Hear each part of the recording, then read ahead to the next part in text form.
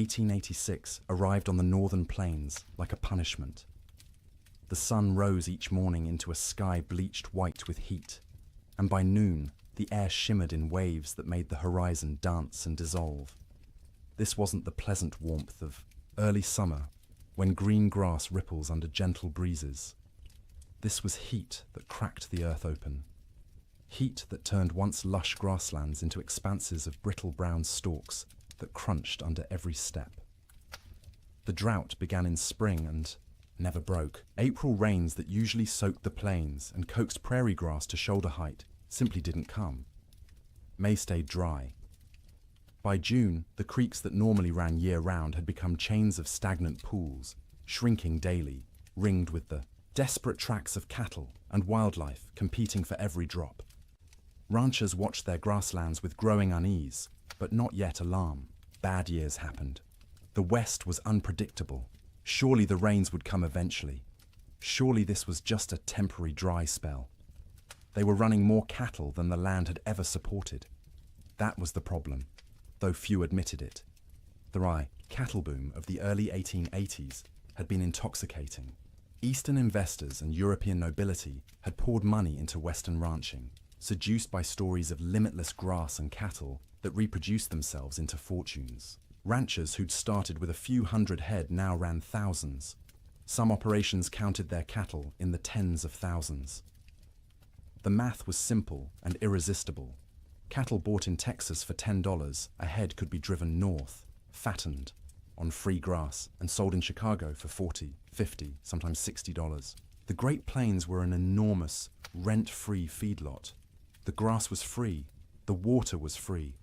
All you needed was cattle and cowboys to watch them, except the grass wasn't limitless, and the water wasn't guaranteed, and running 10 times more cattle than the land could sustainably support worked fine until conditions turned bad. That summer, conditions turned very bad indeed. Prairie fires became constant. The dry grass ignited from lightning strikes, from careless campfires, from sparks off, wagon wheels striking rocks. Once started, fires raced across the plains for miles, sometimes days, consuming what little forage remained. Cowboys fought these fires with wet blankets and desperate prayer, but mostly they just watched the range burn, knowing each acre of blackened stubble meant less food for the cattle that fall in winter. By late summer, water sources that had never gone dry in memory went dry. Springs that had sustained homesteads for years simply stopped flowing. Rivers that normally ran strong became braided trickles through wide, cracked mudflats. Ranchers began to panic, moving herds constantly in search of water and grass, often finding neither. The cattle themselves began to show the strain. They should have been fat and sleek, building reserves for winter. Instead, their ribs became visible.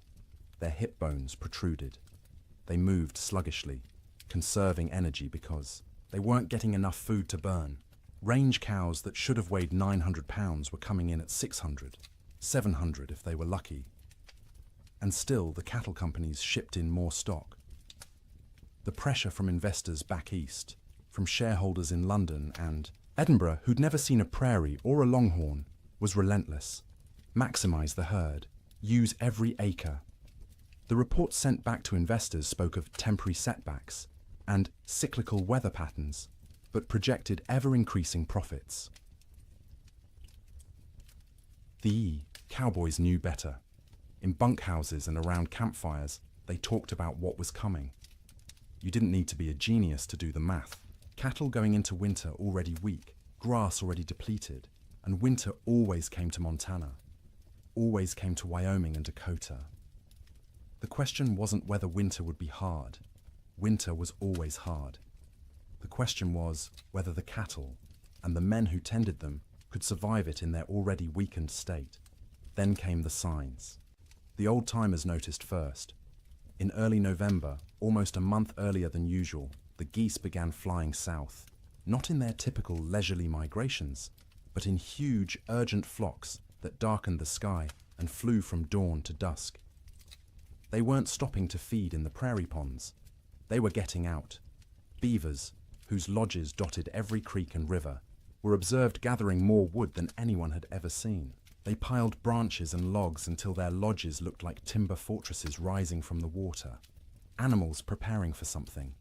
The cattle themselves grew thicker coats, not just the usual winter hair, but shaggy, dense fur that made them look like bison. Ranch hands joked about it nervously. "Looks like the cows know something we don't," they'd say, and try to laugh, but the laughter always sounded forced.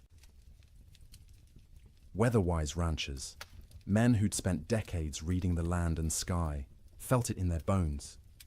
The air pressure fluctuated wildly. The wind patterns shifted strangely. The autumn sunset cast peculiar colors across the clouds, orange and purple and sickly green, like bruises spreading across the horizon. November brought the first snow, not the gentle, melting dustings that sometimes came and went in autumn, but real snow. Serious snow. It fell for 3 days, accumulated to 8 inches in places, and when it finally stopped, the temperature dropped below zero for the first time that season. That snow melted eventually, as November snow often did, but it served as warning. Winter was coming early. Winter was going to be serious. The smart ranchers, the cautious ones, began laying in extra hay, stockpiling firewood, bringing cattle closer to ranch headquarters, where they could be watched and, if necessary, fed through bad stretches. But most didn't. Most couldn't. The scale of operations had grown too large. You couldn't barn 20,000 head of cattle. You couldn't buy enough hay to feed them through a Montana winter even if you wanted to. The entire business model of open-range ranching depended on cattle foraging for themselves, year-round, regardless of weather. This had worked mostly for years. The previous winters had been unusually mild. Cowboys spoke wistfully of the winter of '85, when temperatures barely dropped below freezing and cattle grazed comfortably all season. Or '84, when snow came late and melted early. They'd gotten complacent. The land had been kind, and they'd mistaken kindness for weakness. In December, the unease grew. The air felt wrong, too still, too heavy. The sky stayed overcast for weeks, a low ceiling of grey that pressed down like a lid. Snow fell intermittently, never enough to cause real problems, but enough to dust the brown grass white and make foraging harder for cattle already struggling. Christmas came and went. Cowboys celebrated in bunkhouses with what meager supplies they had. Some ranches managed a turkey or goose. Most made do with beans and bacon and whatever whiskey had survived the year. They sang songs and told stories and pretended everything was normal, but the worry was always there.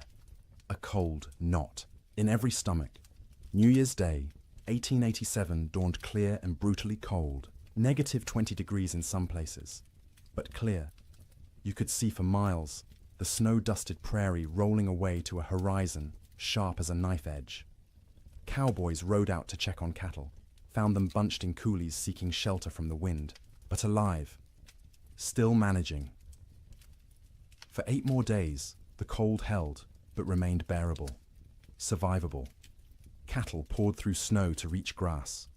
Cowboys kept fires burning in bunkhouses and took turns on night watch. Ranchers' wives cooked enormous meals, knowing their men needed calories to stay warm. And then came January 9th. The morning started deceptively calm. The killing wind from the north that had blown for days suddenly stopped. The temperature rose, slightly enough that men went out without their heaviest coats. There was even talk of a Chinook coming, one of those warm winds that could raise temperatures 40 degrees in an hour and melt snow in a day. But this wasn't a Chinook coming. This was something else entirely. The calm before the storm isn't just a saying. It's meteorological reality. The stillness that morning was the pressure dropping, the atmospheric conditions realigning, the sky gathering its strength to unleash something that would be remembered for generations. By mid-morning, the first flakes fell. By noon, the world had disappeared into white, and the temperature, instead of rising, began to fall and fall and fall, until cold became something no one on the northern plains had experienced before. until winter stopped being a season and became an enemy that wanted everything dead. The autumn of warnings was over. The winter of death had arrived. The bunkhouse sat low against the prairie, a squat rectangle of rough-hewn logs chinked with mud and moss that had dried and cracked over successive seasons. It wasn't designed for comfort. It was designed to be built quickly and cheaply to house as many men as possible in the smallest space and to provide just enough shelter to keep those men alive through winter so they could work come spring. Most bunkhouses were single rooms, maybe 30 feet long and 15 wide, with a ceiling, so low a tall man had to duck under the support beams. The logs were never properly squared, so gaps showed between them, filled haphazardly with whatever materials were at hand. Clay, newspaper, old rags, horsehair mixed with mud. In winter, you could stand in the middle of the room and see daylight, through a dozen cracks, and where light came through, so did wind. The door was thick plank, hung on leather hinges because metal hinges were expensive and had to be freighted in from distant towns. It never quite fit the frame, so a gap at the bottom let in a constant stream of cold air that flowed across the floor like invisible water. Cowboys stuffed rags under it every night. By morning, frost would have formed on those rags, turning them stiff as boards. There was usually one window, if you could call it that, a square cut in the logs, covered with oiled paper stretched over a wooden frame. Or if the ranch had any money, actual glass brought in at considerable expense and constantly at risk of cracking in the cold. Most bunkhouses just had the oiled paper, which let in a murky amber light during the day and absolutely nothing at night. The bunks lined both long walls, stacked 2 or 3 high depending on how many men the ranch employed. Each bunk was nothing more than a wooden frame, rope webbing stretched across it in a grid. And on top of that, if you were lucky, a thin mattress stuffed with prairie hay. If you weren't lucky, just the rope webbing and whatever blankets you owned. The hierarchy of bunks was established and rigid. New men got the worst spots. Bottom bunks on the end nearest the door, where the cold draft flowed constantly and you'd be stepped on every time someone went outside to piss in the middle of the night.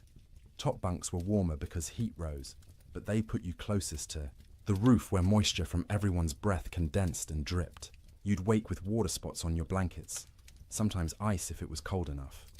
Middle bunks away from the door were prime real estate, warmer than the bottom, drier than the top, away from traffic. Senior cowboys claimed these spots and defended them jealously. If you wanted one, you either waited years or fought for it, and fighting in a bunkhouse full of armed men rarely ended well for anyone. At the center of the room stood the stove, a cast-iron barrel stove or, in better bunkhouses, an actual manufactured stove with a proper firebox and damper. The stovepipe ran up through the roof, and where it pierced the ceiling, there was supposed to be a metal collar to prevent fires. There often wasn't. More than one bunkhouse had burned down from a too-hot stovepipe, igniting dried wood and old bird nests lodged in the rafters. The stove was life. When it was burning hot, the men closest could almost be comfortable. 5 feet away, you could still be cold. 10 feet away, in a corner bunk, you might as well be outside. The stove created a temperature gradient so steep that men on one side of the room would be sweating, while men on the other shivered under piled blankets. Feeding the stove was a constant concern. Firewood was precious. Trees were scarce on the open plains, and what wood existed had to be hauled in by wagon from river bottoms or mountainsides miles away. Some ranches burned coal shipped in by rail, but coal cost money, and ranchers were notoriously cheap about anything that didn't directly increase cattle numbers. More often, cowboys burned whatever they could find: dried cow chips, sagebrush, buffalo bones, of which there were still plenty scattered across the plains from the great slaughter of a decade earlier. None of these burned hot or long. You had to feed the stove constantly to maintain any heat at all. At night, someone had to take responsibility for the fire. Usually, this rotated among the men, with each taking a shift to wake periodically and add fuel. Miss your shift, let the fire go out, and you'd wake to find 20 angry cowboys ready to throw you outside in your underwear to see how you liked the cold. Even with the stove going, the bunkhouse was never truly warm in winter. It was less cold than outside, which was the best that could be hoped for. Your face would be hot from the stove, while your back was cold from the draft. Your feet would be numb while sweat trickled down your spine. Comfort wasn't the goal. Survival, was the goal. Make it to morning alive and functional. That was success. Cowboys slept in their clothes. The idea of changing into night clothes, or worse, sleeping naked, was absurd. You slept in your wool shirt, your long underwear, your thick socks. On the coldest nights, you kept your pants on. Your hat stayed on your head or under it as a pillow, because hats were expensive, and you didn't want someone stealing yours while you slept. Boots were the exception. You took off your boots because sleeping in boots was miserable, and because boots needed to dry. They'd sit by the stove all night, the leather slowly warming and releasing the accumulated moisture of the day. The smell of drying leather mixed with the smell of unwashed men, wet wool, tobacco smoke, and the acrid tang of burning sage or cow chips. The smell of a bunkhouse was indescribable to anyone who hasn't experienced it. 40 men living in close quarters, bathing rarely because hauling and heating water was labor-intensive and rarely worth the effort. Clothes worn for weeks or months without washing, because washing meant they'd be wet and might not dry in winter, and wet clothes could kill you. The privy was outside, so men used a bucket in the corner at night rather than brave the cold, and that bucket added its own special contribution to the atmosphere. Tobacco smoke hung in layers because every cowboy who could afford it smoked too, passed the time. Some chewed and spit into cans or just onto the floor because the floor was already a mess of tracked-in mud, snow, manure, and spilled food. Mice lived in the walls and came out at night to scavenge. You could hear them scratching and squeaking, see them dart across the floor in the stove light. Some cowboys tried to kill them. Most gave up. There were always more mice, as long as they didn't chew holes in your blankets or get into the food. Stores, you learned to coexist. The sounds of a bunkhouse at night were particular. The wind outside, constant, varying from low moan to sharp whistle, depending on its strength and the gaps it found. The stove ticking as metal expanded and contracted with temperature changes. The creak of rope webbing as men shifted in there. Bunks, the thump of boots being pulled off and dropped on the floor. Snoring. Dear God, the snoring. 40 men in one room meant you'd have at least 10 serious snorers. Deep, rattling snores that shook the bunks. High, whistling snores that pierced through any attempt at sleep. Snores that stopped and started, until you'd lie there waiting for the next one, unable to relax. Sometimes men would throw boots at particularly bad snorers. Sometimes it helped. Usually it just made everyone else laugh and the snorer angry. Coughing was constant. The cold, the dust, the smoke, the close quarters meant everyone had some kind of lung affliction. Dry, hacking coughs that went on for minutes. Wet, rattling coughs that made you wonder if the man would survive the night. Cowboys coughed themselves, awake, coughed themselves back to sleep, coughed their way through the entire winter. Conversations happened in the dark. Men talked about home, about women, about cattle, about anything but the cold pressing in from all sides. Some conversations were quiet, just between neighbors in adjacent bunks. Others involved the whole room, stories being told and retold, jokes that weren't funny but made everyone laugh because laughter was warmth of a different kind. Letters were read and reread by stovelight. A letter from home was precious, and a cowboy might read the same letter 100 times through a winter, memorizing every word, every loop of handwriting, every piece of news from a world that felt impossibly far away. Some men prayed. You'd hear whispered prayers in the darkness, usually from the younger cowboys, the ones still new enough to the work that death seemed like a possibility rather than an inevitability. Older hands didn't pray much. They'd made their peace with whatever was coming, or they'd stopped believing anything was listening. The bedding itself deserves attention. Each cowboy owned his own bedroll, a collection of blankets, and maybe a quilt that he'd rolled up and carried with him from job to job. These blankets were wool, heavy and scratchy, and they accumulated the smell of their owner, along with the smell of horses, cattle, campfire smoke, and prairie dirt. In the bunkhouse, you'd unroll your bedding onto the rope webbing, which sagged under your weight and provided almost no cushioning. The ropes left permanent patterns pressed into your back and legs. After a few weeks, you stopped noticing. Your body just accepted that sleep meant discomfort and adjusted expectations accordingly. On the coldest nights, men piled every blanket they owned on top of themselves. 3 blankets, 4, 5 if they had them. The weight was crushing, but weight meant warmth, and warmth meant survival. Some cowboys, the poorest ones or the newest, didn't have enough blankets. They'd sleep in their coats, under their coats, wrapped in saddle blankets that smelled of horse sweat and mold. The truly desperate would share bunks, 2 men pressed together for body heat, which was awkward and carried implications, but was better than freezing. You'd see this more in the deepest cold, when propriety mattered less than waking up with all your fingers and toes. Getting into bed was a shock every night. The blankets had been sitting in the ambient temperature of the bunkhouse all day, which meant they were cold. Not frozen, but cold enough that sliding under them made you gasp. Your body heat would eventually warm the space between blankets, but it took 20 minutes, half an hour, of shivering and curling into yourself before that happened. Some cowboys heated rocks in the fire and wrapped them in cloth to put in their bunks. This worked for about an hour, providing a spot of genuine warmth for your feet or your hands. After that, the rocks were just heavy, cooling lumps taking up space, and you'd have to decide whether the effort of getting up and throwing them out was worth the loss of heat from opening your blanket cocoon. Sleep, when it finally came, was never restful. You were always partially aware of the cold trying to find you, aware of the fire and whether it was still burning, aware of the other men around you, their sounds and movements, aware that if something went wrong, a fire, a medical emergency, a blizzard bad enough that the whole bunkhouse might collapse, you needed to be able to wake and move. Cowboys learned to sleep light, a skill born of necessity. In summer, you slept light because you might need to deal with stampeding cattle or approaching storms. In winter, you slept light because the alternative was dying without noticing.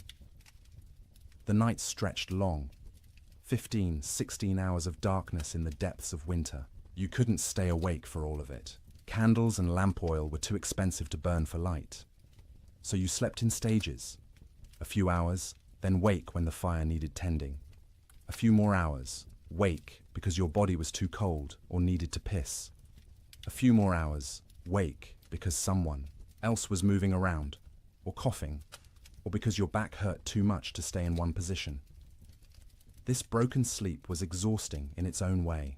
You'd wake in the morning having technically slept for hours but feeling like you'd barely rested at all. That was winter sleep in a bunkhouse. Not the deep, renewing sleep of comfortable beds in warm rooms, but the fitful, survival-focused sleep of men living on the edge of catastrophe. Every single night, for months on end. And when the great die-up came, when the temperature dropped to 60 below, and the wind tried to tear the roof off, and the cattle began dying by the thousands, that inadequate sleep became nearly impossible. Because how do you sleep when the world outside is ending? How do you close your eyes when you know morning might reveal losses beyond comprehension? You learn because you have no choice. You sleep because your body demands it. Brief, shallow, troubled sleep punctuated by periods of lying awake in the dark, listening to the wind scream, and wondering if you'll live to see spring. Morning came late on January 9th, the sun rising somewhere behind thick grey clouds that had settled over the plains like a lid. Cowboys rolled out of their bunks around 6, the usual time, groaning and stiff from another night on rope webbing and thin mattresses. The bunkhouse was cold, but not impossibly so. Maybe 20 degrees inside, which meant the fire had held through the night. That was a victory. They pulled on boots that had spent the night by the stove, the leather still warm to the touch, stomped their feet to get blood flowing, stretched arms and backs that ached from the perpetual cold. Someone got the coffee going, pouring water from buckets that had a thin skim of ice on top despite being inside. The foreman, A weathered man named Jack Thompson, on one particular ranch in Montana, stuck his head out the door to check conditions. The wind that had been blowing hard from the north for days had stopped completely, dead calm. The air felt heavy, thick, like you could almost chew it. Temperature had risen slightly overnight, maybe up to freezing, or close to it. "Might be a Chinook coming," Jack said, and a few of the men perked up. A Chinook, that warm wind that could raise temperatures 40 degrees in an hour, would be salvation, would give the cattle a break, would let everyone breathe a little easier. But the old-timers in the room, men who'd spent 20-30 winters on the northern plains, exchanged glances and said nothing. The calm felt wrong. The air pressure made their joints ache more than usual. This wasn't a Chinook. This was something else. Breakfast was the usual. Beans warmed up from the night before. Fried salt pork. Biscuits if the cook had bothered to make them, which he usually didn't. Coffee, hot and bitter and strong enough to dissolve the spoon. The men ate quickly, not talking much. Mornings were for eating and getting warm before heading out into the workday. By 8 o'clock, men were saddling horses, checking cattle in nearby pastures, hauling water from the creek, which involved breaking through ice that had gotten thicker each day. The world was grey and still. Snow covered everything in a lumpy white blanket, but it was old snow, crusted and dirty. Nothing new falling yet. Around mid-morning, maybe 10 or 10:30, someone noticed the first flakes. Tiny things, falling straight down. No wind to push them sideways. They accumulated on coat sleeves, on hat brims, on the backs of cattle who stood motionless, already conserving energy. Within 30 minutes, the flakes had gotten larger and were falling more densely. The grey sky seemed to lower, pressing down, until it felt like you could reach up and touch it. Visibility, which had been miles, dropped to maybe a quarter mile, then less. Cowboys on the range started heading back to the bunkhouse. This was going to be a storm, and you didn't want to be caught out in a storm. The foreman sent riders to gather men from distant line camps to make sure everyone got back to the main ranch before conditions got bad. But conditions got bad faster than anyone expected. By noon, the wind returned. Not gradually building, but suddenly, like someone had opened a door. It came from the north, from Canada, from the Arctic, and it came with a howl that made horses shy and men grab for their hat brims. The temperature, which had been hovering near freezing, began to fall. 1 degree, 2 degrees, 5. The wind picked up the falling snow and threw it horizontally. Visibility dropped to 50 feet, then 20. Within an hour of the wind starting, you couldn't see your hand held at arm's length. The world became a screaming white chaos, where direction lost all meaning. Cowboys who'd been a mile from the bunkhouse when the wind started faced a terrible choice. Try to make it back and risk getting lost and dying, or try to find any shelter at all and hole up until it passed. Some made it back, stumbling into the bunkhouse half frozen, faces covered in ice where their breath had condensed and frozen, in their scarves. Others weren't so lucky. A young cowboy named Billy Henderson, 18 years old, had been checking on a small herd in a draw maybe 2 miles from the main ranch. When the storm hit, he tried to make it back. His horse refused. To face into the wind, kept trying to turn and run south. Billy fought the horse, knowing that south led away from shelter, from life. The horse won the fight, turned, and ran with the storm. Billy's body was found 3 weeks later, 15 miles south of the ranch, frozen solid, still in the saddle. The horse had died beneath him, also frozen, its legs locked in a final stride. Billy had tied himself to the saddle with his lariat so he wouldn't fall off. It hadn't saved him, but that tragedy was still in the future. At noon on January 9th, Billy was just missing, and everyone assumed he'd found shelter somewhere and would show up when the storm passed. People didn't yet understand that this storm wasn't going to pass. Not in hours, not in days. The temperature kept falling. By 2 in the afternoon, it was 0. By 4, it was 20 below. The wind, instead of slacking, grew stronger. It found every crack in every wall, every gap in every window frame. In the bunkhouse, men stuffed blankets against the door, hung canvas over the oiled paper window, and fed the stove constantly. But the cold still invaded. Snow didn't just fall. It flew sideways, driven by wind that hit 50, 60 miles per hour in gusts. The snow was fine and dry, almost like dust, and it found its way through impossibly small openings. It drifted through the cracks between logs. It sifted around the doorframe despite the blankets stuffed there. It even seemed to come down the stovepipe, hissing when it hit the hot metal. Inside the bunkhouse, men watched drifts form along the walls. Inside the building, snow accumulated in the corners, under the bunks, anywhere the wind could push it. They swept it out, but it just came back. Eventually, they gave up and let it pile. The sound was overwhelming. The wind screamed. There's no other word for it. A constant, piercing shriek that vibrated in your bones and made thought difficult. It rose and fell in waves, sometimes dropping to a mere roar before surging back to that terrible scream. Men had to shout to be heard 3 feet away. Between the wind's screams came other sounds. The building itself groaning under the assault. The roof lifting and settling, as wind tried to peel it off. The sharp crack of wood contracting in the cold. The rattle of the stovepipe shaking in its collar. And from outside, distant but unmistakable, the sound of cattle, bawling, calling, the sound of thousands of animals confused and frightened and beginning to suffer. The cowboys listened to that sound and knew they were helpless. You couldn't go out in this. Going out meant dying. The cattle were on their own. The temperature hit 40 below by midnight. Inside the bunkhouse, with the stove glowing red hot, the temperature near the stove was maybe 50 degrees. 10 feet away, it was freezing. 20 feet away, in the corner bunks, water left in cups froze solid. Men piled on every piece of clothing they owned.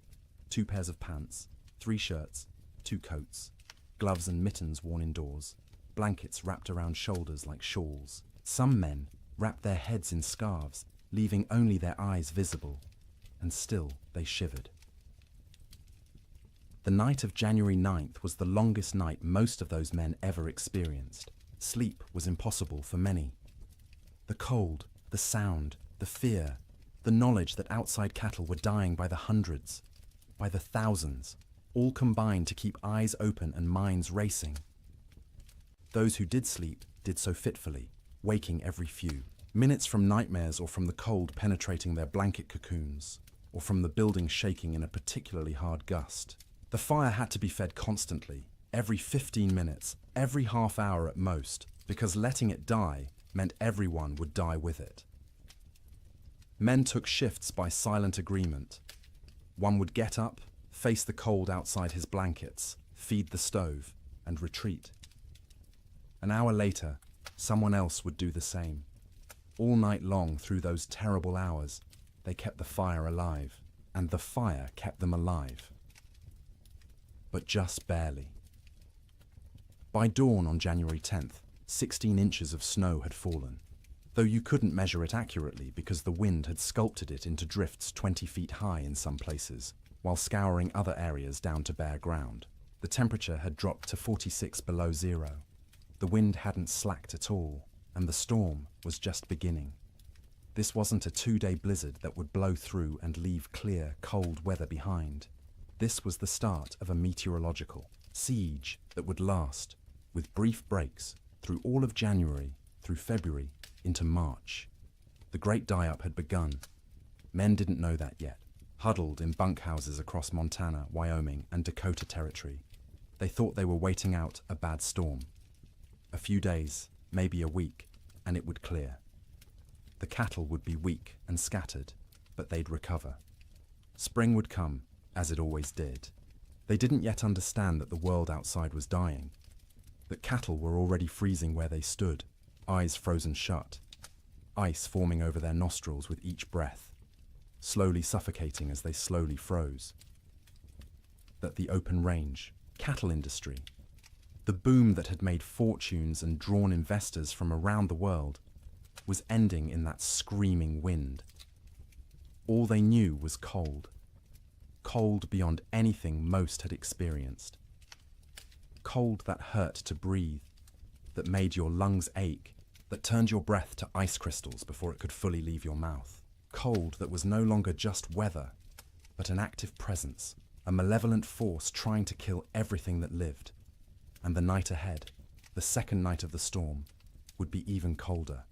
-50, -60 in some locations. Cold that would crack trees. Cold that would freeze cattle solid while they stood. Cold that would seep through every wall, every blanket, every layer of clothing, searching for the warmth of human bodies and slowly, inexorably, draining it away.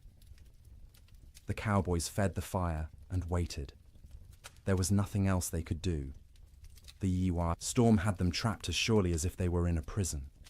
All they could do was feed the fire, wrap themselves in blankets, and try to survive until morning, and then survive the morning after that, and the one after that, day after day, night after night, as the storm continued and the temperature stayed brutally, impossibly cold. The great die-up was no longer coming. It was here. Sleep. During the storm wasn't sleep as most people understand it. It was something closer to losing consciousness in brief intervals, the body shutting down, not because it felt safe, but because it couldn't maintain full awareness any longer. The exhaustion of constant vigilance, of shivering, of fighting the cold that pressed in from all sides, eventually overwhelmed even the most determined wakefulness. In the ranch houses scattered across the frozen plains, families faced the storm with a different kind of terror than the cowboys in their bunkhouses. Ranch houses were sturdier than bunkhouses, built to last generations rather than just seasons. They had proper foundations, real windows with glass, doors that fit their frames. But they were also larger, harder to heat, and filled with children who didn't fully understand why the wind screamed so loudly, or why Papa looked so worried. The Ferguson family lived in a 2-room cabin near the Musselshell River in Montana. William Ferguson, his wife Martha, and their 4 children, ranging in age from 3 to 11. When the storm hit that afternoon of January 9th, William had been out checking on a small herd they kept close to the house. He barely made it back, stumbling through the door with ice caked in his beard and eyebrows, his face raw and bleeding from wind-driven snow. Martha had already pulled all the children into the main room, the one with the fireplace. The second room, the bedroom, was abandoned for the duration. You couldn't heat both rooms. You had to choose, and you chose the one with the fire. The children helped drag mattresses and blankets from the bedroom, piling them on the floor near the hearth. By nightfall, the temperature inside that bedroom, separated from the main room by just a thin wooden door, had dropped below freezing. Frost formed on the inside walls. The wash basin Martha had left on the dresser froze solid, expanding and cracking the ceramic bowl with a sharp report that made everyone jump. In the main room, the family arranged themselves for a siege. William stacked firewood within arm's reach of the fireplace, more wood than he'd normally burn in a week. Martha filled every pot and pan with water, knowing that if the storm lasted, they wouldn't be able to get to the well. The pump would freeze. The well itself might freeze. Water was survival. The children sensed their parents' fear and grew quiet, subdued in a way children rarely are. They huddled together on the mattresses, watching the fireplace with wide eyes as their father fed it log after log. The fire roared, consuming wood at an alarming rate, but even standing directly in front of it, you could feel the cold at your back. That first night, nobody truly slept. The children dozed fitfully, waking every time the wind hit a particularly violent gust, every time the house shook, every time their father got up to add wood to the fire. Martha sat up through most of the night, mending by firelight, her hands moving automatically through familiar motions, while her mind worried at the problem of how long their supplies would last. William dozed in his chair, the rifle across his lap, though what good a rifle would do against a blizzard he couldn't have, said. It was simply habit, the frontier habit of being armed, of being ready. When you couldn't do anything useful, you could at least maintain the posture of readiness. The second night was worse. By then, the storm had been blowing for 30 hours straight. The temperature had dropped to 50 below outside, which meant maybe 30 below in the unheated bedroom. And even with the fire blazing in the main room, it was barely freezing where they slept. They'd pulled every blanket in the house onto the mattresses on the floor. Wool blankets, quilts made from scraps of fabric, buffalo robes William had traded for years ago. The family slept together, all 6 of them in a pile, sharing body heat like animals in a den. The children in the middle, where it was warmest, the parents on the outside, taking the brunt of the cold that radiated from the walls despite the fire. Martha sang to the children before sleep, or what passed for sleep. Old songs her mother had taught her, lullabies in German that the children didn't understand, but found comforting anyway. Her voice was soft, almost lost under the shriek of the wind, but the children pressed close and listened. William lay on, his back staring at the ceiling, listening to the roof creak and groan. Every gust of wind made him tense, waiting for the moment when the roof would tear free and expose them all to the killing cold. It never did, but the fear never left either.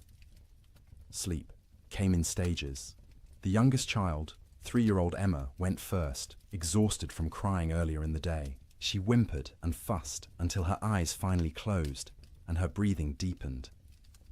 Her 7-year-old brother James followed, fighting sleep as long as he could, determined to be brave, to stay awake like the adults. But his eyes drooped, opened, drooped again, and finally stayed closed. The 2 older children, 11-year-old Sarah and 9-year-old Thomas, took longer. They understood more, worried more, and their minds wouldn't quiet. Sarah kept asking when the storm would end. Thomas asked if the cattle were all right, if Papa's horse had made it to the barn, if the chickens in the coop behind the house had frozen yet. Martha answered in soothing murmurs, not really answering at all, just making comforting sounds until the children's questions trailed off and their breathing slowed. She waited until she was sure they were deeply asleep before she allowed herself to close her own eyes. But closing her eyes wasn't sleeping. It was resting with her ears still alert, still tracking every sound. The fire crackling, William shifting position, the wind pounding against the walls, the house settling with creaks and groans. Her mind catalogued each sound, assessed whether it meant danger, and only when satisfied the house still stood did she allow herself to drift towards something like sleep. William didn't sleep at all that second night. He dozed for minutes at a time, jerking awake at every sound, every change in the wind's pitch. Twice he got up to add wood to the fire, moving carefully to avoid stepping on children. Each time he stood, the cold away from the fire hit him like a physical blow. The air near the ceiling was noticeably colder than the air near the floor. Heat rose but couldn't escape fast enough through the gaps in the roof, so it pooled up there, wasted, while down where they slept, it was barely enough. Around midnight, by William's pocket watch, Emma woke crying. She was cold, she said, her teeth chattering. Martha pulled the child against her chest, wrapping her arms around her, trying to share warmth. Emma's feet were like ice, even though she wore wool socks and was buried under blankets. Martha rubbed the small feet between her hands, trying to restore circulation, terrified of frostbite. The child eventually quieted and fell back into restless sleep. But Martha stayed awake, feeling those cold little feet pressed against her stomach, wondering how much longer the storm could possibly last. The third night, exhaustion had set in so deeply that sleep came easier, even though conditions had gotten worse. The temperature outside bottomed out at 63 below zero. Inside, with the fire consuming wood at a frightening rate, they'd managed to keep the room at maybe 15 degrees, cold enough to see your breath, cold enough that the water in the pots near the fire had a skim of ice if you didn't stir it regularly, but not cold enough to kill. Not yet. The family had learned the rhythm of storm sleep. The children slept piled in the center, a tangle of arms and legs and shared warmth. The parents took turns in short shifts. Martha sleeping for 2 hours while William tended the fire and watched. Then William sleeping for 2 hours while Martha kept vigil. During her watch, Martha would sit close to the fire, feeding it, listening to her children breathe, and praying silently. She'd been raised Lutheran, not given to emotional displays, of faith, but now she prayed with desperate intensity. For the storm to end, for the wood to last, for her children to wake warm in the morning, for spring to come, impossible as that seemed in the howling dark. During his watch, William planned how to ration the wood, where to find more if it ran out, though going outside was suicide in these conditions. What they'd do when the food ran low. They had beans, flour, salt pork, and cornmeal. Enough for maybe 2 weeks if they were careful. But what if the storm lasted longer? What if they couldn't get to town when it ended because the snow was too deep?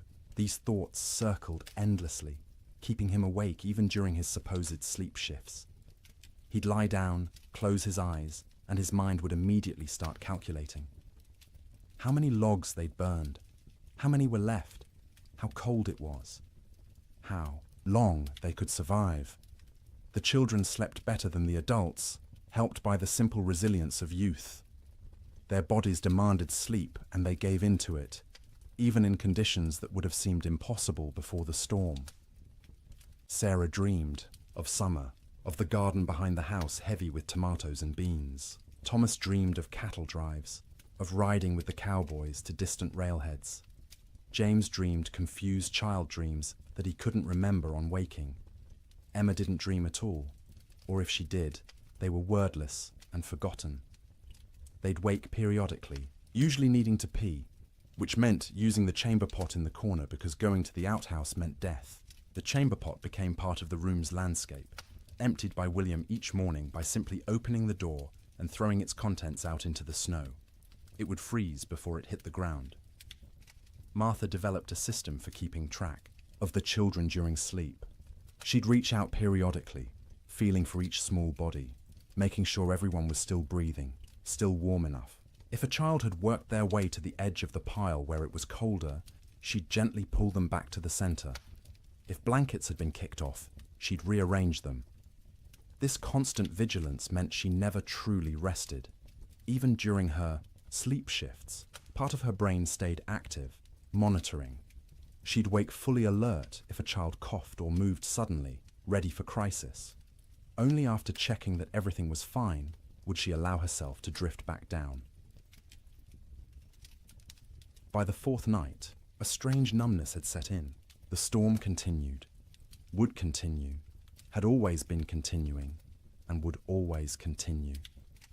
It became hard to remember a time before the storm, hard to imagine a time after. The world had narrowed to this room, this fire, this pile of blankets, these bodies pressed together against the cold. Sleep became deeper out of sheer exhaustion. The body can't maintain high alert indefinitely. At some point it simply gives up and crashes, regardless of external conditions. The children slept hard, twitching occasionally, making small sounds, but not fully waking.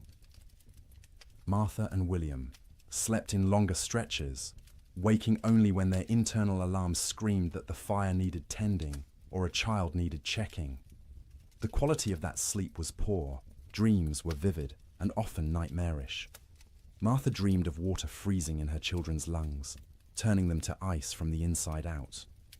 William dreamed of the roof tearing away and snow pouring in, burying them all in a white tomb.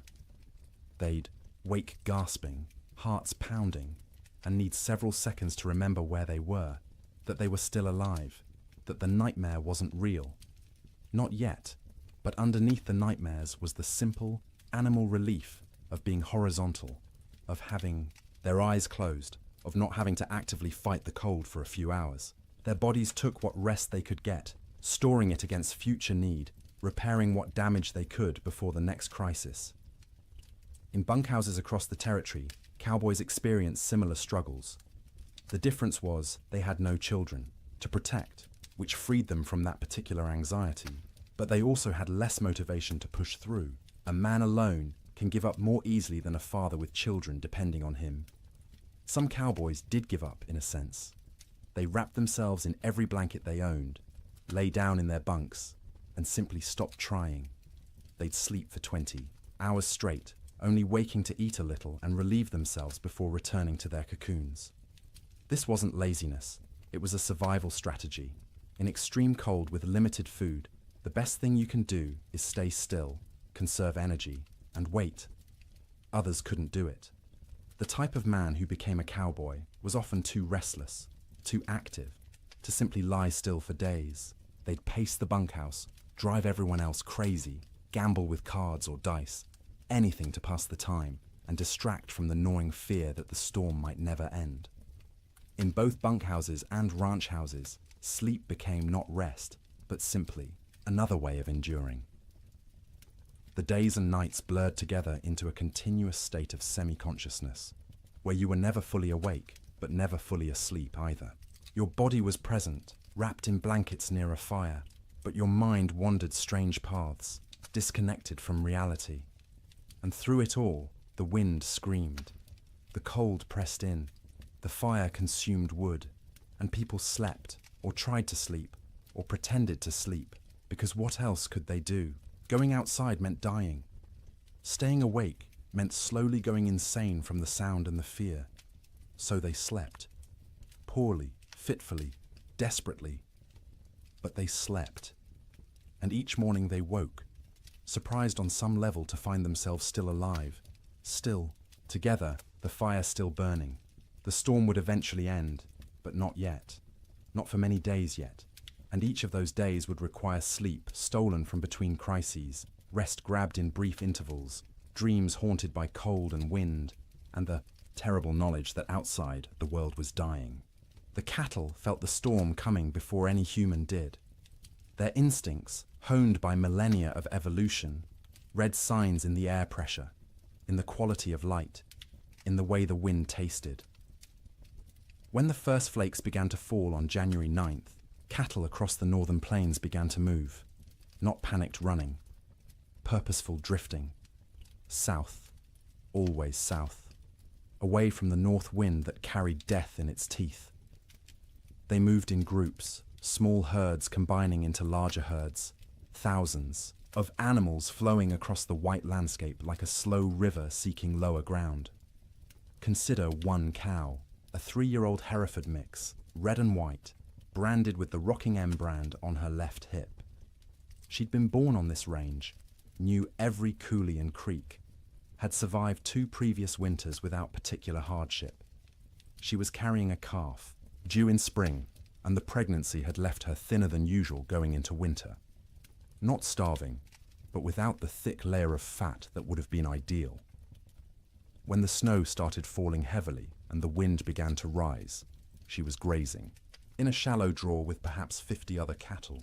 They'd been pouring through existing snow to reach the dried grass beneath, working methodically, conserving energy.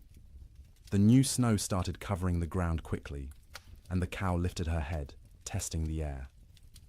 The wind came from the north with a sound like tearing fabric.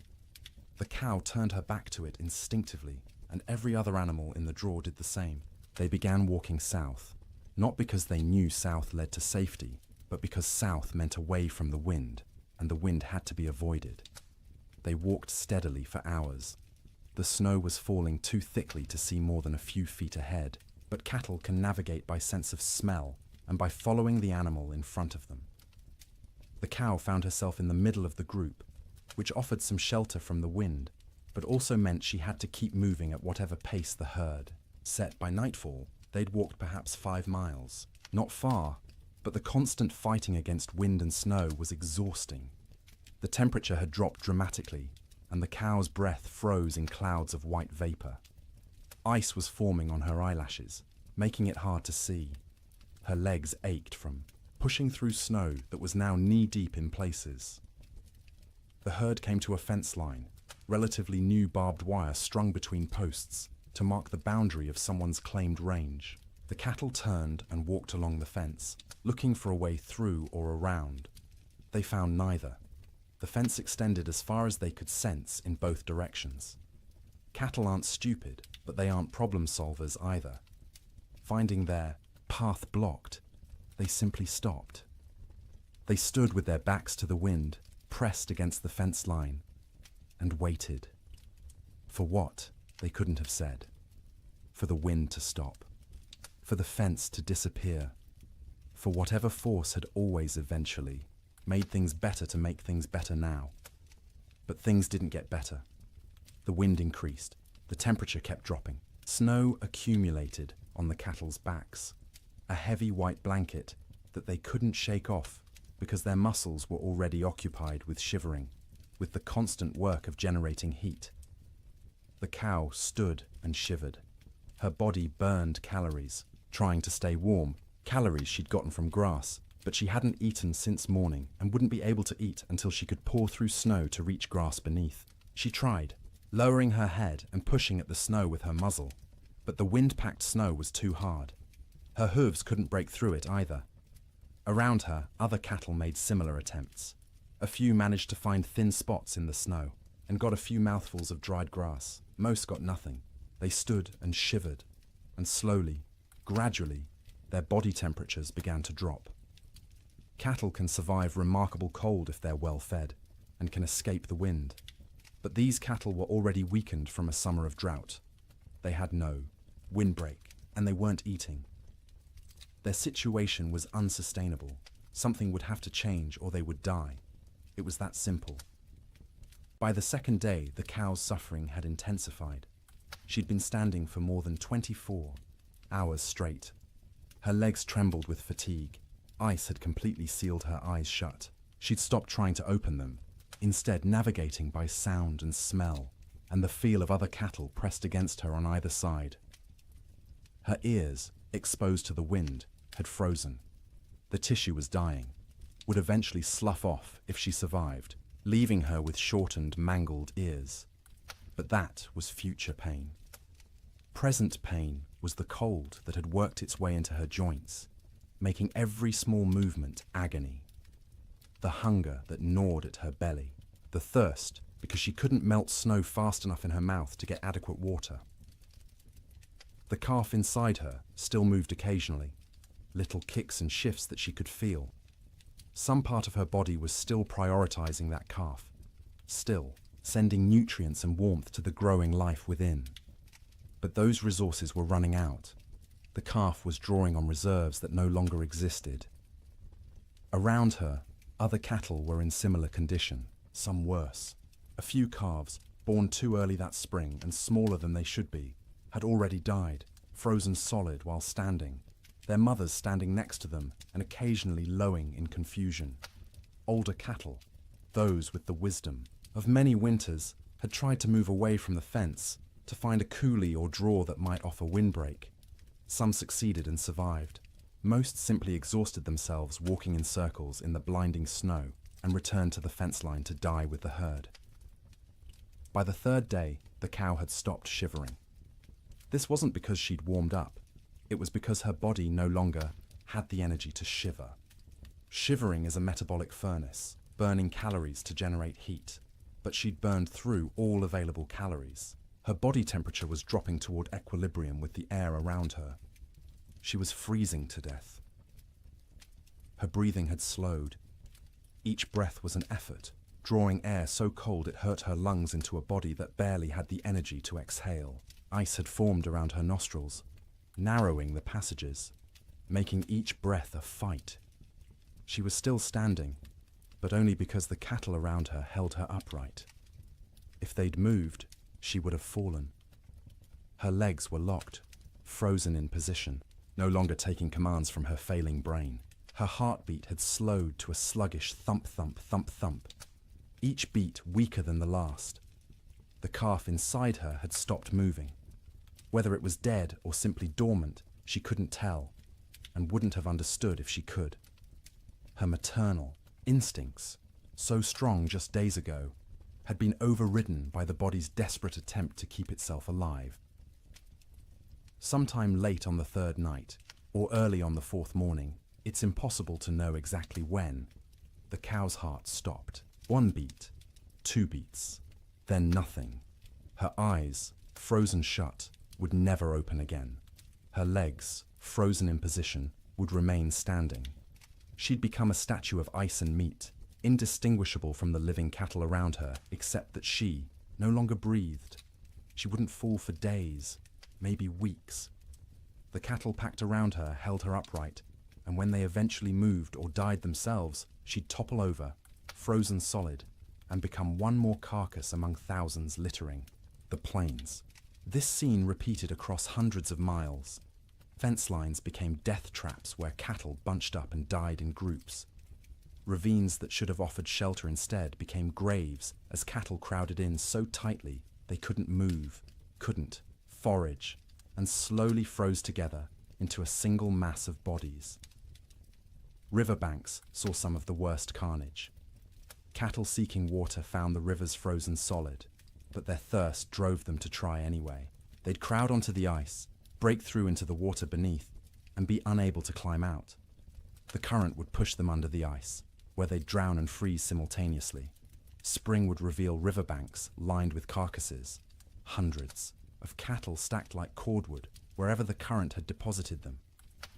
Some cattle, driven by the wind and their own southward instinct, walked until they literally couldn't take another step. They'd collapse in open prairie, curl into a ball, as best their frozen legs allowed, and die where they fell. Snow would cover them within hours, creating smooth white mounds that looked like natural drifts until spring melt revealed the truth beneath. The death toll was staggering in ways that are hard to comprehend. A single large ranch might lose 10,000 head. Smaller operations lost everything. The Chicago stockyards, which normally received thousands of cattle per week from the northern plains, received almost none for months. The market for beef collapsed because there were no cattle left to sell. But numbers don't capture the reality. Numbers are abstract. The reality was hundreds of thousands of individual animals, each experiencing their own version of the cow's suffering. Each one cold, each one hungry, each one slowly freezing while standing in a wind that wouldn't stop screaming. Cowboys, safe in bunkhouses, could do nothing but listen to the cattle bawl. That sound, the massed calling of thousands of distressed animals, carried even over the wind. It rose and fell through the days and nights of the storm, a soundtrack of suffering that haunted the men who heard it. Some cowboys tried to help. They'd bundle up in every piece of clothing they owned, tie ropes around their waists, and venture out into the storm, with the other end of the rope tied to the bunkhouse door so they could find their way back. They'd struggle to where they thought. Cattle were usually unable to see them even when standing next to them, and try to herd them towards some shelter. It never worked. The cattle wouldn't move, or couldn't move, and the cowboys would burn through their body heat in minutes. Barely, enough time to stumble back to the bunkhouse before frostbite claimed fingers and toes. They'd collapse inside, gasping and shaking, and lie near the stove for hours trying to warm up while listening to the cattle continue to bawl outside. Eventually, the bawling stopped. Not all at once, but gradually over days. Fewer and fewer, voices as more and more cattle died. By the end of January, the prairie was silent except for the wind. Silent because there was almost nothing left alive to make sound. The cattle of the open range, those millions of animals that had made fortunes for ranchers and fed the growing cities of America, were gone. The survivors, scattered and traumatized, would take years to recover. Most would never be found, lost in coulees and ravines where their carcasses would feed wolves and coyotes through the remainder of winter. The Great Die-Up earned its name from the cattle. They died in numbers beyond counting, in suffering beyond imagining. And every single death was quiet, private. The animal alone in the storm, except for other dying animals.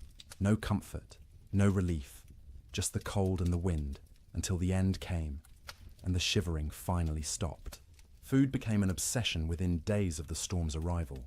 Not because people were starving, not yet, but because every meal consumed was one fewer meal in reserve, and no one knew how long the storm would last or when resupply would be possible.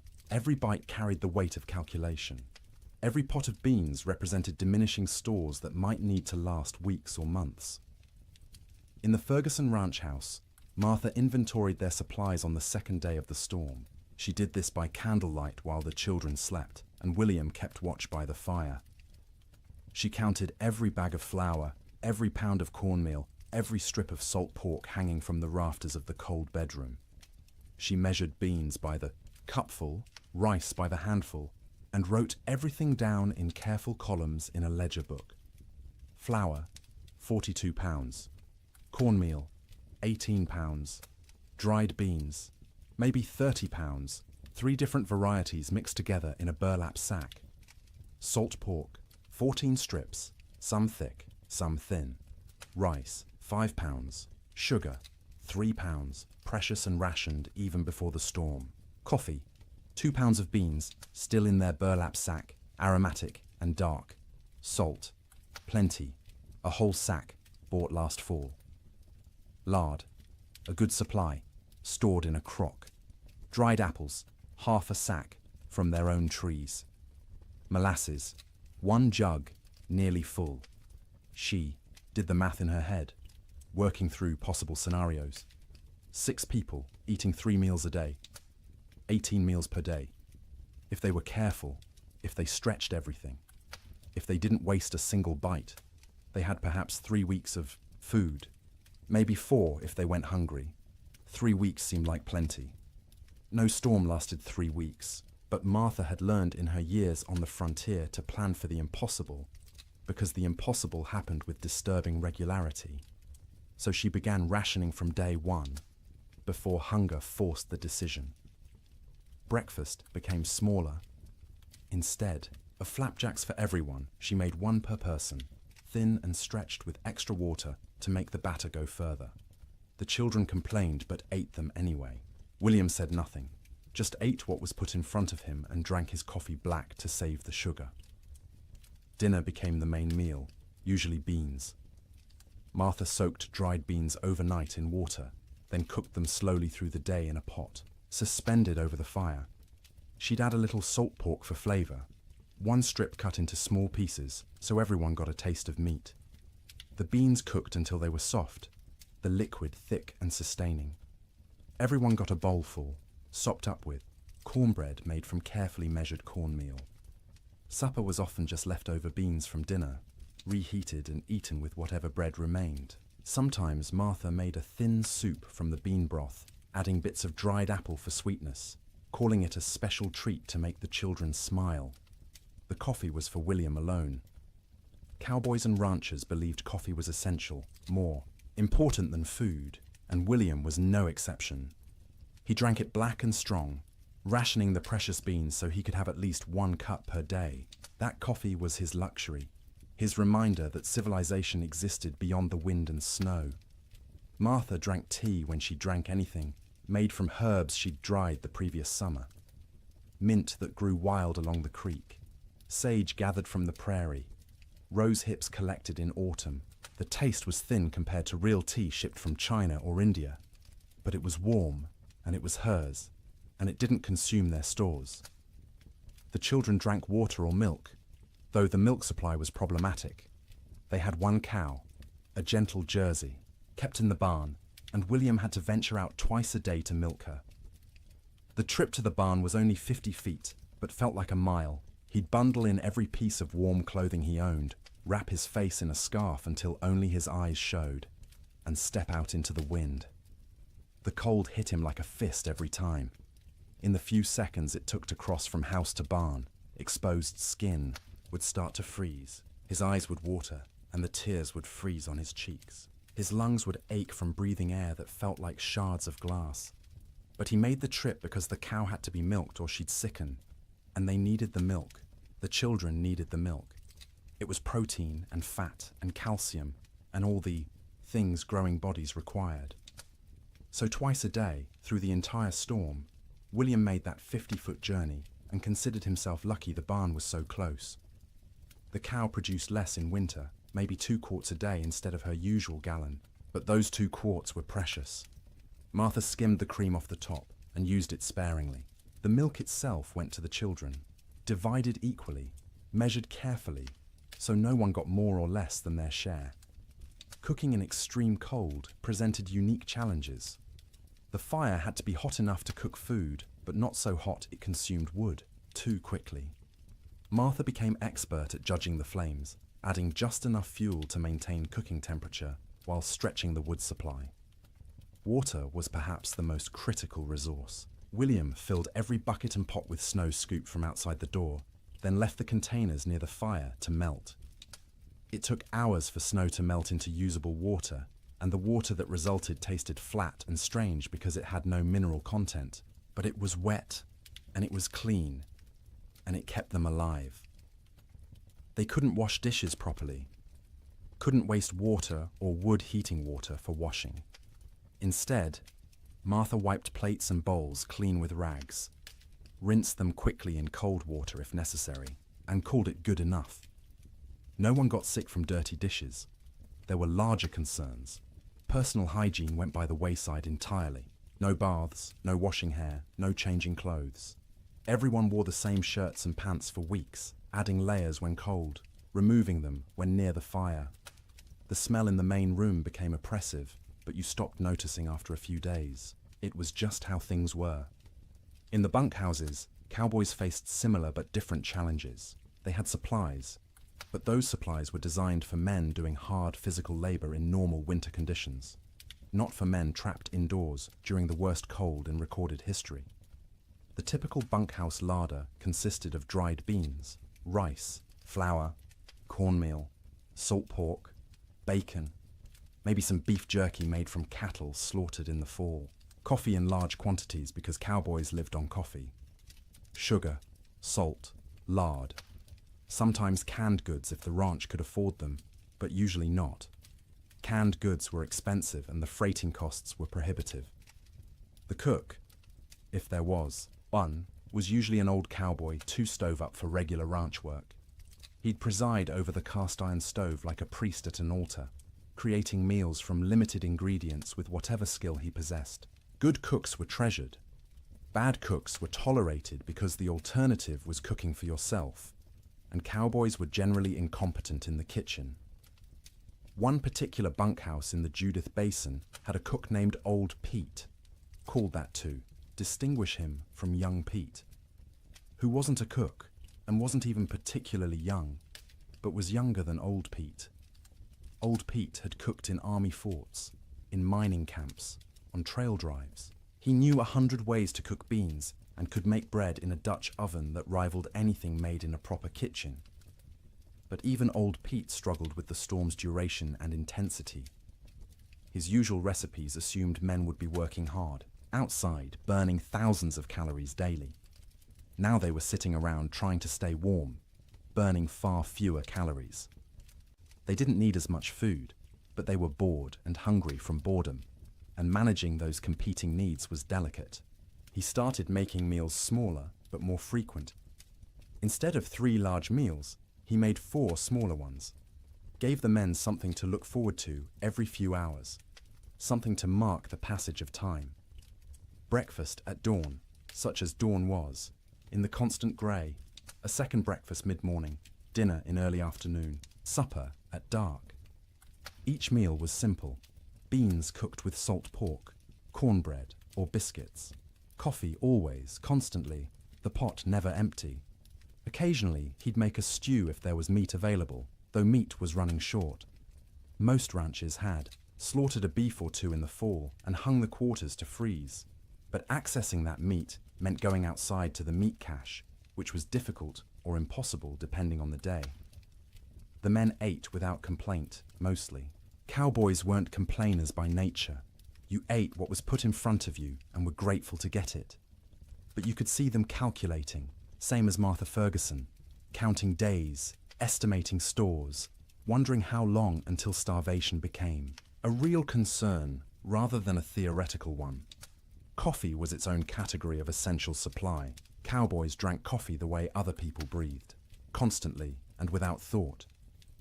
A pot of coffee sat on the stove at all times, thick and black and strong enough to float a horseshoe. Men would pour themselves cups throughout the day and night, warming their hands on the tin cups, savouring the bitter heat. Old Pete guarded the coffee supply jealously. He knew exactly how many pounds they had, how much they consumed daily. how long it would last. When supplies began running low, he started stretching the coffee by reusing grounds. First brew was strong for the morning pot. Those same grounds would be used again for the afternoon pot, weaker but still coffee. Sometimes he'd use them a third time, creating a thin brown liquid that was more idea than substance, but the ritual of drinking it was as important as the caffeine. Sugar went into coffee for those who used it, though most cowboys drank it black. Sugar was also used sparingly in baking, a spoonful in a batch of biscuits to help them rise and add a hint of sweetness. But sugar was running low everywhere, and by the end of January, most outfits were out entirely. Salt, at least, was plentiful. Salt preserved meat, flavored food, and was cheap enough that even poor ranches had plenty. Cowboys ate salt with everything, needed it to replace what they lost sweating despite the cold. Their bodies burned hot from shivering, from the constant work of staying warm, and salt was essential. The mental aspect of food during the storm was almost as important as the physical nutrition. Mealtimes provided structure to otherwise formless days. They were events to anticipate, rituals that reassured everyone that civilization persisted despite the chaos outside. Children needed this structure especially. The Ferguson children learned to recognize mealtimes by the smells from the fire, by their mother's movements, by the rattle of bowls and spoons. They'd gather without being called, eager not just for food, but for the routine. Martha would serve, each child personally, making a small ceremony of it. Sarah first, as the oldest, then Thomas, then James, then Emma. Each child received their portion with their name spoken, a moment of individual attention that said, "You are seen, you are valued, you matter." Then William, then finally herself, always last, always the smallest portion, though no one noticed because she was skilled at hiding it. They'd eat together, mostly in silence because food was serious business, but afterward there might be stories or songs. William would tell tales of his own childhood in Ohio, of winters there which had seemed hard at the time, but were nothing compared to this. Martha would sing in her soft voice, German lullabies or hymns. The children would listen and feel for a moment that everything might be all right. After eating came the work of making food last. Crumbs were gathered and saved for thickening, soup. Grease from cooking was poured into a jar and used again. Bones from salt pork were boiled to extract every bit of flavor and nutrition, then boiled again, then fed to the dog who lived outside the door in a snow shelter William had built. Nothing was wasted. Waste was sin in the arithmetic of survival. Every scrap had value, potential use, future purpose. Martha became a miser of food, hoarding and parceling it out with grim determination, knowing that running out meant death, and death was not an option while her children lived. The storm continued. January crawled past, each day a battle against cold and hunger and despair. Food supplies dwindled steadily. By the end of the month, the Ferguson household was eating 2 small meals per day instead of 3. The children's eyes developed the hollow look of inadequate nutrition. Martha's dresses hung loose where they'd once fit snugly. William's belt had to be tightened 2 notches, then 3, but they ate something every day, and they were all still alive. And the cow still gave milk, though less each week, and the fire still burned, and that was enough. It had to be enough, because spring would come eventually. It always came. The question was whether they'd survive long enough to see it, and whether there would be anything left of their lives when it finally arrived. Theodore Roosevelt was not in Dakota Territory when the blizzard struck. He was in New York, warm and comfortable in his sister's house, living the life of an Eastern gentleman which he'd tried so hard to leave behind. But his money was in Dakota. His dreams were in Dakota. And when the reports began filtering east about the catastrophic winter destroying the northern plains, Roosevelt's future was being written in frozen cattle and bankrupt dreams. He'd come to Dakota Territory in 1883, a wealthy young man fleeing personal tragedy. His mother and his wife had died on the same day, in the same house, within hours of each other. The grief had been unbearable, suffocating, And Roosevelt did what men of means often did when Eastern life became too painful. He went west. He invested heavily in cattle ranching, buying into two operations: the Maltese Cross Ranch and the Elkhorn Ranch, both along the Little Missouri River in what would become North Dakota. He'd thrown himself into the work with characteristic energy, trying to become a real Westerner, a real cattleman. He'd learned to ride, to rope, to shoot. He'd earned grudging respect from cowboys who initially mocked his Eastern accent and glasses. Roosevelt loved the West with the passion of a convert. He loved the vast emptiness, the physical challenges, the sense of building something in a hard land. He wrote about it constantly in letters and journals, painting romantic pictures of cowboy life that had more to do with his ideals than reality. His ranches ran cattle on the open range like everyone else. Thousands of head, bought with Eastern money, fattened on free grass, and expected to multiply into a fortune. His partners and employees assured him the investment was sound. Cattle prices were strong. The range could support far more animals than they were running. Winter mortality was minimal in recent years. Roosevelt believed them because he wanted to believe.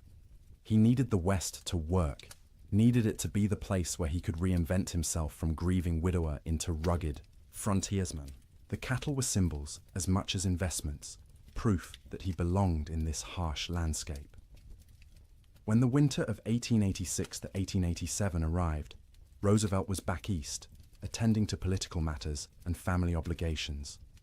He was aware of the early reports, of harsh weather, but not overly concerned. Winter was always hard in Dakota. His men were experienced.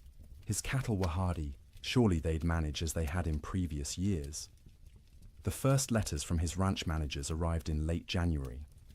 They were careful, measured, not wanting to alarm their employer prematurely. The weather had been severe, yes. Cattle were, suffering, certainly. But it was too early to assess the full damage. They'd know more in spring when they could ride out and conduct a proper tally. Roosevelt wrote back with questions. How severe? How many cattle were in danger? What measures were being taken to protect the herds? The responses, when they came weeks later, letters delayed by closed roads and disrupted mail service, were progressively more concerning. His ranch, manager at the Maltese Cross, a practical man named Sylvain Ferris, tried to be honest without being devastating. The storms had been worse than anything he'd seen in 20 years on the plains. The cold had been extreme, sustained, deadly, many. Cattle were certainly lost. The exact number wouldn't be known until spring roundup. But Ferris estimated at least 30% mortality. Maybe more, 30%. Roosevelt did the math in his study in New York, sitting in a comfortable chair by a warm fire, trying to comprehend what those numbers meant. He owned roughly 5,000 head between his two ranches. 30% meant 1,500 dead cattle. At $40 a head, that was $60,000 lost, more than many men earned in a lifetime. But it was worse than the money. It was the failure of his Western dream. The revelation that the land he'd romanticized could be cruel, that nature didn't care about his needs or desires, that the West wasn't the frontier of opportunity he'd imagined, but a hard country that broke more men than it made. The letters continued through February and into March. Each one was grimmer than the last. 50% losses now estimated, maybe 60. Entire line camps reporting no surviving cattle at all. Fences lined with dead animals piled 3 deep. The Little Missouri River, when it thawed, clogged with carcasses that had to be dynamited free to restore flow. Roosevelt read these letters with growing horror and despair. He'd been so confident, so certain of success. He'd borrowed money, encouraged friends to invest, staked his reputation on the cattle business. And now it was all dying in a winter he wasn't even present to witness. In March, when travel became possible again, Roosevelt received a telegram from Ferris. Brief, direct, devastating. "Come west, you need to see this." Roosevelt went. He took the train to Medora, the small town near his ranches, arriving in early April to a world transformed by death. The snow was melting, revealing what had been hidden. And what it revealed was carnage beyond anything he'd prepared himself for. He rode out with Ferris and other ranch hands to assess the damage. Everywhere they looked, cattle. Dead cattle. Frozen cattle. Cattle that had been dead so long the coyotes and wolves had already been at them. Cattle piled against fences. Cattle in ravines. Cattle scattered across the prairie like obscene statues. The smell was overwhelming. Thousands of rotting carcasses perfuming the air with decay. Roosevelt, who'd prided himself on his toughness, on his ability to handle frontier hardships, had to dismount and vomit. He wasn't alone. Even hardened cowboys were sickened by the scale of death. They rode for days, making tally, trying to determine what remained of the herds. Of Roosevelt's 5,000 head, fewer than 2,000 could be found alive. 60% losses. Some of those survivors were in such poor condition they'd likely die anyway. His investment, his dream, reduced by 2/3 in a single winter. The financial blow was severe.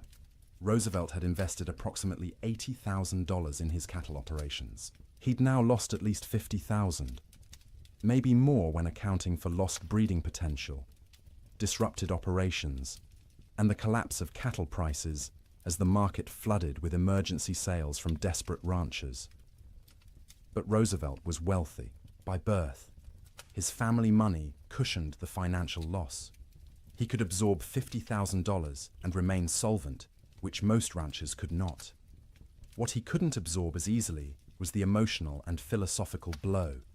He'd come west believing in self-reliance, in the nobility of honest labor, in the frontier as a proving ground for American character. The Great Die-Up revealed those beliefs as naive. Self-reliance meant nothing when nature decided to kill everything. Honest labor couldn't prevent disaster driven by forces beyond human control. The frontier proved nothing except that it could kill you regardless of your character. Roosevelt spent several weeks at his ranches that spring, helping with the cleanup, the salvage operations, the grim work of trying to build something from the ruins. He participated in roundups, searching for surviving cattle, trying to assess what could be rebuilt. At night, he slept in the cabin at the Maltese Cross Ranch, the same cabin where his cowboys had weathered the storm. The bunks were still there, the stove, the smoke-stained walls. He'd slept here before on previous visits, treating it as an adventure, roughing it among the men. Now he slept in those bunks, knowing what they'd endured, what this room had protected them from. The cabin was small, cramped, cold even in April. Roosevelt lay on a rope bunk under wool blankets that smelled of smoke and men, and tried to imagine what January had been like. The wind screaming outside, the cold pressing in from all sides, the sound of cattle dying in the darkness, the knowledge that your livelihood, your future, everything you'd worked for was ending, and there was nothing you could do. He couldn't fully imagine it. He'd missed the actual storm, been warm and safe in New York while his employees fought for survival. That distance, that absence, haunted him. He'd been the investor, the gentleman rancher playing at being a cowboy. When it mattered, when the real test came, he hadn't been there. This realization changed him. Not immediately, not in one dramatic moment, but gradually over the following months and years. The West was no longer a romantic escape. It was a hard place where hard things happened, where nature was indifferent to human suffering, where the rules that governed Eastern society didn't apply. This understanding would shape his later conservation work. As president, Roosevelt would set aside millions of acres as national forests and parks, would push for scientific management of natural resources, would argue that the West's resources weren't infinite and needed protection. The cattle disaster of 1887 was the seed of that understanding. But in the spring of 1887, Roosevelt was just a wealthy young man surveying the wreckage of his dreams. He walked among the dead cattle, rode across ranges that should have been covered with livestock but were eerily empty, and made calculations about what could be salvaged. His ranch managers were exhausted, traumatized by the winter they'd survived. Roosevelt listened to their stories with growing respect. These men had faced conditions he'd only read about and emerged alive, if not unscathed. Ferris told him about nights when they weren't sure the bunkhouse would stand, about mornings when they'd wake to find new snow drifted inside through the cracks, about the constant work of keeping fires burning, of rationing food, of listening to cattle die and being unable to help. Roosevelt paid his men bonuses, unexpected and generous, acknowledging what they'd endured. It was the least he could do, given that he'd been warm and safe while they'd nearly frozen. He also made a decision. He would not abandon his Dakota ranches entirely, but he would not rebuild to previous scale. The open range era was over. The land couldn't support the numbers they'd run. The climate was too unpredictable, the investment too risky. He kept the Elkhorn Ranch as a retreat, a place he could visit and remember why he'd come west in the first place. But the cattle operation was downsized dramatically. A few hundred head, manageable, with hay put up for winter feeding. A sensible operation rather than a grand adventure. The Maltese Cross was eventually sold. Too many bad memories. Too much money lost. Roosevelt needed to move forward, and that meant leaving behind the ranch that had represented such hope and ended in such disaster. In his autobiography, written years later, Roosevelt would describe the winter of 1886 to 1887 as a necessary education. The romantic had been burned away, leaving behind a more realistic understanding of nature and human limitations. The winter had killed his cattle and his illusions simultaneously, but he rarely spoke about what his employees endured. Their stories weren't his to tell, and he knew his own experience, arriving after the worst had passed, was nothing compared to theirs. He'd lost money. They'd nearly lost their lives. One story stayed with him, though, told by a cowboy at the Maltese Cross. During the worst of the storm, this cowboy had volunteered to check on a nearby line camp, worried about the two men stationed there. He'd ridden out with a rope tied around his waist, the other end tied to the bunkhouse, planning to follow the rope back if he got disoriented. The temperature was 50 below with howling wind. He'd made it half a mile before he couldn't feel his hands or feet, before the cold had penetrated so deeply he knew he was in danger of freezing. He'd turned back, following the rope, barely making it to the bunkhouse before collapsing. The two men at the line camp were found dead when spring came. They'd tried to wait out the storm, ran out of firewood, and froze in their bunks. The cowboy who'd tried to reach them carried guilt about that for the rest of his life, even though there was nothing he could have done. Roosevelt listened to this story and understood, perhaps for the first time, what winter on the frontier really meant. Sleep in Dakota, he realized, was a gift not to be taken for granted. Every night his men had survived was a victory against odds that should have killed them, and every morning they'd woken was a reminder that survival wasn't guaranteed, that warmth and shelter and life itself were temporary conditions that could end at any moment. Roosevelt returned east that spring, his Western adventure permanently altered. He would continue to love the West, would continue to visit and hunt and write about it. But he would never again be naive about its harshness. The winter of 1887 had taught him that nature didn't care about your dreams, your money, or your character. It simply existed, indifferent, and you survived or you didn't. His cattle were mostly dead. His investment was lost, but he was alive, and his employees were alive, and that had to be enough. January ended, but the storm did not. February arrived with no fanfare, no change, just another day of grey sky and screaming wind and cold that wouldn't break. People stopped marking days on calendars. Time lost meaning when every day was identical. An endless repetition of surviving until dark, surviving through dark, waking to survive again.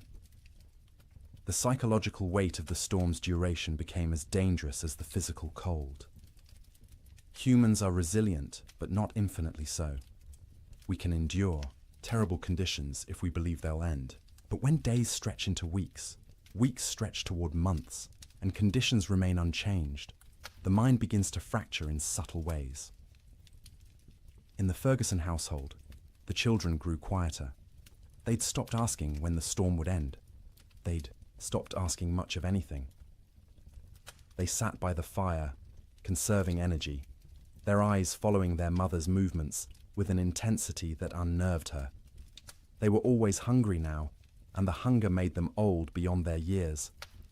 Martha found herself forgetting things. She'd go to the cold bedroom to fetch something and stand there, shivering, unable to remember what she'd come for. She'd start sentences and lose the thread midway, words dissolving like snow on her tongue. William said her name sometimes, and she wouldn't hear him, lost in thoughts that circled endlessly around food, fire, survival. William stopped shaving. There was no point. No one to see him except his family, and vanity seemed absurd when survival was uncertain. His beard grew thick and unkempt, ice forming in it every time he went outside to milk the cow or fetch wood. He'd come back in looking, like a wild man, and the children would stare at him until Martha made them look away. The cow's milk production had dropped to less than a quart per day. The animal was suffering from cold and inadequate feed, standing in the barn with her ribs visible through her hide. William knew they should slaughter her, use the meat, but the milk was too precious. As long as she gave any milk at all, he'd keep making that twice-daily journey to the barn. Sleep patterns disintegrated completely. There was no day or night anymore, just periods of lighter grey and darker grey outside the oiled paper window. People slept when exhaustion overwhelmed them, woke when cold or hunger or nightmares forced consciousness. The family's sleeping pile shifted constantly as people moved, trying to find warmth, trying to escape dreams. Martha's dreams were always about food, elaborate meals from her childhood in Wisconsin. Her mother's kitchen, warm and fragrant, tables loaded with roasted chicken and potatoes and fresh bread and butter. She'd wake with saliva flooding her mouth, stomach cramping with want, the disappointment of reality crushing. They had beans, always beans, the same beans cooked the same way, day after day, until the thought of eating another spoonful made her gag. William dreamed about summer, riding across green ranges, cattle fat and healthy, sun warm on his shoulders. He'd wake disoriented, expecting heat, finding only cold. The contrast between dream and reality was so sharp it hurt physically. His chest would ache, his throat would close. He'd lie there fighting tears while his family slept around him. The children's dreams were less specific, but more unsettling. They'd whimper in their sleep, reach out for comfort, wake crying without being able to say why. Emma, the youngest, stopped sleeping deeply at all. She'd doze in fits and starts, never truly relaxing, her small body tense even in sleep. The storm broke briefly in early February. For 3 days the wind dropped to a whisper, the snow stopped falling, and temperature rose to just below freezing. Clouds remained, but didn't seem as oppressive. The change felt miraculous after weeks of unrelenting assault. William ventured outside beyond the barn for the first time since January. The landscape was unrecognizable. Snow had sculpted itself into bizarre formations, drifts 20 feet high in some places, bare ground in others. The fence line he'd built 2 summers ago was completely buried. Only the tops of fence posts showed, wooden fingers pointing at the grey sky. He walked out across what had been their pasture, breaking through crusted snow with each step. The snow held his weight for a moment, then collapsed, dropping him thigh-deep into soft powder beneath. It was exhausting to move, each step a battle, but he kept going, desperate for space, for distance from the cabin that had become their prison. He found a dead cow half buried in a drift. One of their small herd, frozen solid, the hide pulled, tight over protruding bones. He stood looking at it for a long time, feeling nothing. He was too tired for grief. The cow was dead. More would be dead. Everything might be dead. These were just facts now, beyond emotion. When he returned to the cabin, Martha and the children were standing in the doorway, watching him. They looked like ghosts in the grey light, pale and thin and insubstantial. He realized he probably looked the same to them. That night the Chinook wind arrived, warm wind from the southwest, carrying temperature up 30 degrees in 2 hours. It felt like a gift from God, a promise that winter could end, that warmth still existed somewhere in the world. People opened doors and windows despite the waste, of heat from their fires, desperate for fresh air, for the feeling of movement, for anything different. The warm wind melted the top layer of snow. Water dripped from roofs, ran in small streams across frozen ground, pooled in low spots. For brief hours, it seemed like spring might actually come, that the nightmare might be ending, but the Chinook betrayed them. After 2 days of relative warmth, the wind shifted back to the north. Temperature plummeted. The water that had melted froze instantly, creating a thick crust of ice over everything. The snow that had softened turned to concrete, and when more snow fell on top of that ice, it created a prison for any surviving cattle. Before the Chinook, cattle could at least paw through snow to reach grass beneath. After the ice crust formed, this became impossible. Their hooves couldn't break through. They stood on top of their food, separated from it by inches of ice, and slowly starved, while the grass they needed lay tantalizingly close. Cowboys trapped in bunkhouses understood what this meant. Any cattle that had survived. January were now doomed. The Chinook hadn't been salvation. It had been a final cruelty, raising hope before delivering death more certainly than the cold alone could have. In the bunkhouses, men stopped talking about spring. They stopped talking much at all. Conversation required energy they didn't have. They lay in their bunks, wrapped in blankets, emerging only to eat the meager meals old Pete still managed to prepare, or to take their turns feeding the stove. The silence was worse than the earlier noise of men talking and joking and trying to maintain morale. Silence meant defeat. Silence meant they'd accepted that this was how things were now, that normal life was so far away it might as well not exist. Some men slept 20 hours a day. Their bodies had adapted to scarcity by shutting down, reducing all functions to bare minimum. They moved slowly when they moved at all, speaking in monosyllables, their eyes dull and unfocused. They weren't sick, exactly. They were hibernating, human versions of bears in dens, waiting for conditions to improve. Others couldn't sleep at all, too anxious, too frightened, too aware of their situation.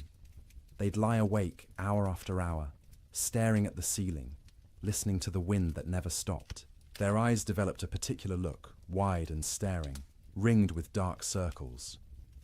Their hands shook constantly. They jumped at sudden sounds. Old Pete worried about these wakeful men more than the sleeping ones. The sleepers were conserving energy, doing what their bodies told them to do. But the wakeful men were burning through resources they couldn't afford to lose. Their minds were eating themselves from the inside, consuming sanity the way their bodies were consuming stored fat. He tried to help in small ways. Extra coffee for the wakeful ones, bitter and hot, and something to focus on besides fear. Stories told quietly in the dark, anything to distract. Sometimes just sitting with them, 2 men awake in a room full of sleeping men, sharing the burden of consciousness. The nights were hardest. 15, 16 hours of darkness in February's depth. The stove provided light as well as heat, flames visible through gaps in the iron, but it was barely enough to see by. Men moved through darkness, feeling their way, bumping into bunks and each other. Without clocks, without daylight, time became abstract. You'd wake, if you could call it waking when you'd only been half asleep, and have no idea if you'd been unconscious for 10 minutes or 10 hours. The disorientation was profound. Some men stopped trying to track time at all. They ate when food appeared, slept when they couldn't stay awake, existed in a perpetual present with no past or future. The concept of sleep itself changed. It wasn't restful anymore. You didn't sleep to feel refreshed. You slept because consciousness was too expensive to maintain. Sleep was a small death you practiced nightly, preparing for the real death that might come if the storm continued much longer. Dreams during this period took on a hallucinatory quality. Men dreamed they were awake, walking around the bunkhouse, having conversations with others, only to actually wake and realize none of it had been real. Or they'd dream they were outside in the storm, freezing, struggling towards shelter, and wake to find themselves wrapped in blankets by the stove. The boundary between sleeping and waking blurred. Some men experienced what would now be called dissociation. They'd observe themselves from outside their bodies, watching a stranger wear their clothes and speak with their voice. This disconnection was protective, a way the mind created distance from unbearable circumstances. But it was also terrifying to lose even the certainty of being yourself. In the ranch houses, children handled the extended ordeal better than adults in some ways. They adapted, accepting the new reality more easily than their parents who remembered how things should be. To the children, this was simply how life was now, cold, hungry, confined, but normal within its own context. But they also suffered in ways adults didn't. Their growing bodies needed more food than they were getting. Their development was being stunted by malnutrition. Sarah Ferguson, 11 years old, stopped growing taller. Her monthly bleeding, which had just started that fall, stopped entirely. Her body shut down non-essential functions to preserve life. Thomas developed a cough that wouldn't go away, a deep rattling in his chest that scared Martha. She'd give him extra portions of the thin soup she made, sacrificing from her own bowl, but it didn't help much. The cough persisted, worsening at night, keeping him and everyone else awake. James, 7 years old, stopped talking almost entirely. He'd answer questions with nods or shakes of his head, but volunteered nothing. He'd sit for hours staring at the fire, his face expressionless. Martha worried about him most of all, this strange, silent child who'd been so vibrant just months. Emma, the baby, clung to her mother constantly. She'd scream if Martha tried to put her down, terrified of separation. Martha learned to do everything one-handed, cooking, cleaning, even sleeping with the child attached to her like a growth. It was exhausting, but she understood. Emma was reverting to infancy, seeking the safety of the womb in a world that had become too frightening. February crawled past with the weight of years. Each day was a week long. Each week felt like a month. People stopped believing in spring. Spring was a myth, a story told by liars. There was only winter, eternal winter, and the question was no longer when it would end, but whether you'd survive it. And still the wind blew, and still the cold pressed in, and still people slept fitfully in their prisons of wood and hope, waiting for deliverance that seemed less likely with each passing day. Children experienced the great die-up through a lens of confusion and adaptation that was both heartbreaking and remarkable. They didn't fully understand what was happening or why, but they adjusted to impossibility with a flexibility adults had lost. To them, the storm wasn't an economic disaster or a failure of planning. It was simply the way the world had become, and they learned to live in it. Sarah Ferguson, at 11, was old enough to sense her parents' fear, even when they tried to hide it. She watched her mother's hands shake when portioning out food. She noticed her father's long silences, the way he'd stare at the fire without seeing it. She understood, in a way her younger siblings didn't, that something was terribly wrong. This knowledge was a burden. She couldn't share it with Thomas or James or Emma because they were too young to understand, and speaking it aloud would make it more real. So she carried it silently, trying to help without being asked, watching for ways to ease the tension that filled the cabin like smoke. She learned to anticipate her mother's needs. When Martha reached for the water bucket, Sarah was already moving, to refill it with snow. When the fire burned low, Sarah added wood before being told. She took charge of Emma when the toddler grew fussy, singing to her, telling her stories, anything to give Martha a few minutes of peace. At night, Sarah lay awake, listening to her siblings breathe, counting breaths, making sure everyone was still, alive. She'd developed an irrational fear that someone would simply stop breathing in the dark and no one would notice. So she stayed vigilant, even when her own body screamed for sleep. She dreamed about school, which seemed like something from another life. the one-room schoolhouse 3 miles from their ranch, where Miss Peterson taught reading and arithmetic to a dozen farm children. Sarah had loved school, loved learning, loved having somewhere to go that wasn't the ranch. The storm had started during Christmas break, and school hadn't reopened. Might never reopen if families didn't survive the winter. She wondered about her classmates. Were they trapped in their homes too? Were they hungry? Were they scared? Or had some of them already died, frozen in cabins that couldn't keep them warm, and she'd never know because news didn't travel through blizzards? These thoughts circled in her head at night, keeping her awake even when exhaustion made her bones ache. She was becoming an adult too quickly, forced to carry worries that children shouldn't have to carry. But she had no choice. The storm didn't care about childhood innocence. Thomas, at 9, dealt with the storm differently. He grew angry. Not explosive anger, not tantrums, but a cold, sullen fury that he directed at everything and nothing. He was angry at the wind for not stopping, angry at his father for not fixing things, angry at God for letting this happen, angry at himself for being trapped and helpless. He'd punch his thin straw mattress when no one was looking, imagining it was the storm, hitting it until his knuckles hurt. He'd kick at the wall, leaving small scuff marks that his mother saw but didn't comment on. He needed to fight something, but there was nothing to fight except weather, and weather was beyond fighting. At night, Thomas didn't sleep so much as surrender. He'd fight consciousness until his body simply shut down, crashing into sleep so deep it was almost like fainting.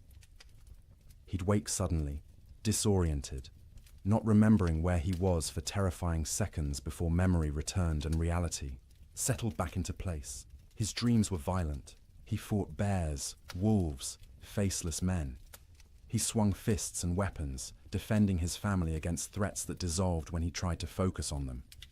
He'd wake with his heart pounding, sweat soaking his collar despite the cold, and lie there, trying to calm down before he disturbed everyone else. He was hungry all the time, a gnawing, constant hunger that made him think about food obsessively. He'd remember meals from before the storm, special occasions when they'd had roasted chicken, or beef, or his mother's apple pie. The memories were so vivid he could taste them, and the disappointment when he opened his eyes to find only reality was crushing. His mother noticed his anger, but didn't know how to help. She'd try to hug him, and he'd tolerate it stiffly, uncomfortable, with comfort, needing to be tough. He was the man of the house when his father was outside. He had to be strong. He couldn't let himself be a child, even though he was desperately, urgently still a child who needed reassurance that everything would be all right. James, at 7, retreated into silence and fantasy. He created elaborate stories in his head, imagining himself as a hero who could control weather, who could make the sun come out and melt all the snow. In his fantasies, he'd save his family, save the cattle, save everyone. People would thank him. His father would be proud. These daydreams occupied hours. He'd sit by the fire, face blank, living entirely in his imagination where he was powerful instead of helpless. His mother worried about his silence, not understanding it was protection. If he didn't talk, he didn't have to acknowledge reality. He could stay in his head where things made sense and he had control. At night, James slept deeply but unrestfully. He'd thrash and kick, fighting battles in his dreams, sometimes crying out words no one could understand. His siblings had learned to sleep away from his feet because he'd kick without waking. Martha would sometimes reach over and touch his forehead, checking for fever, but he was just hot from the exertion of his dreams. When he did talk, it was often about summer.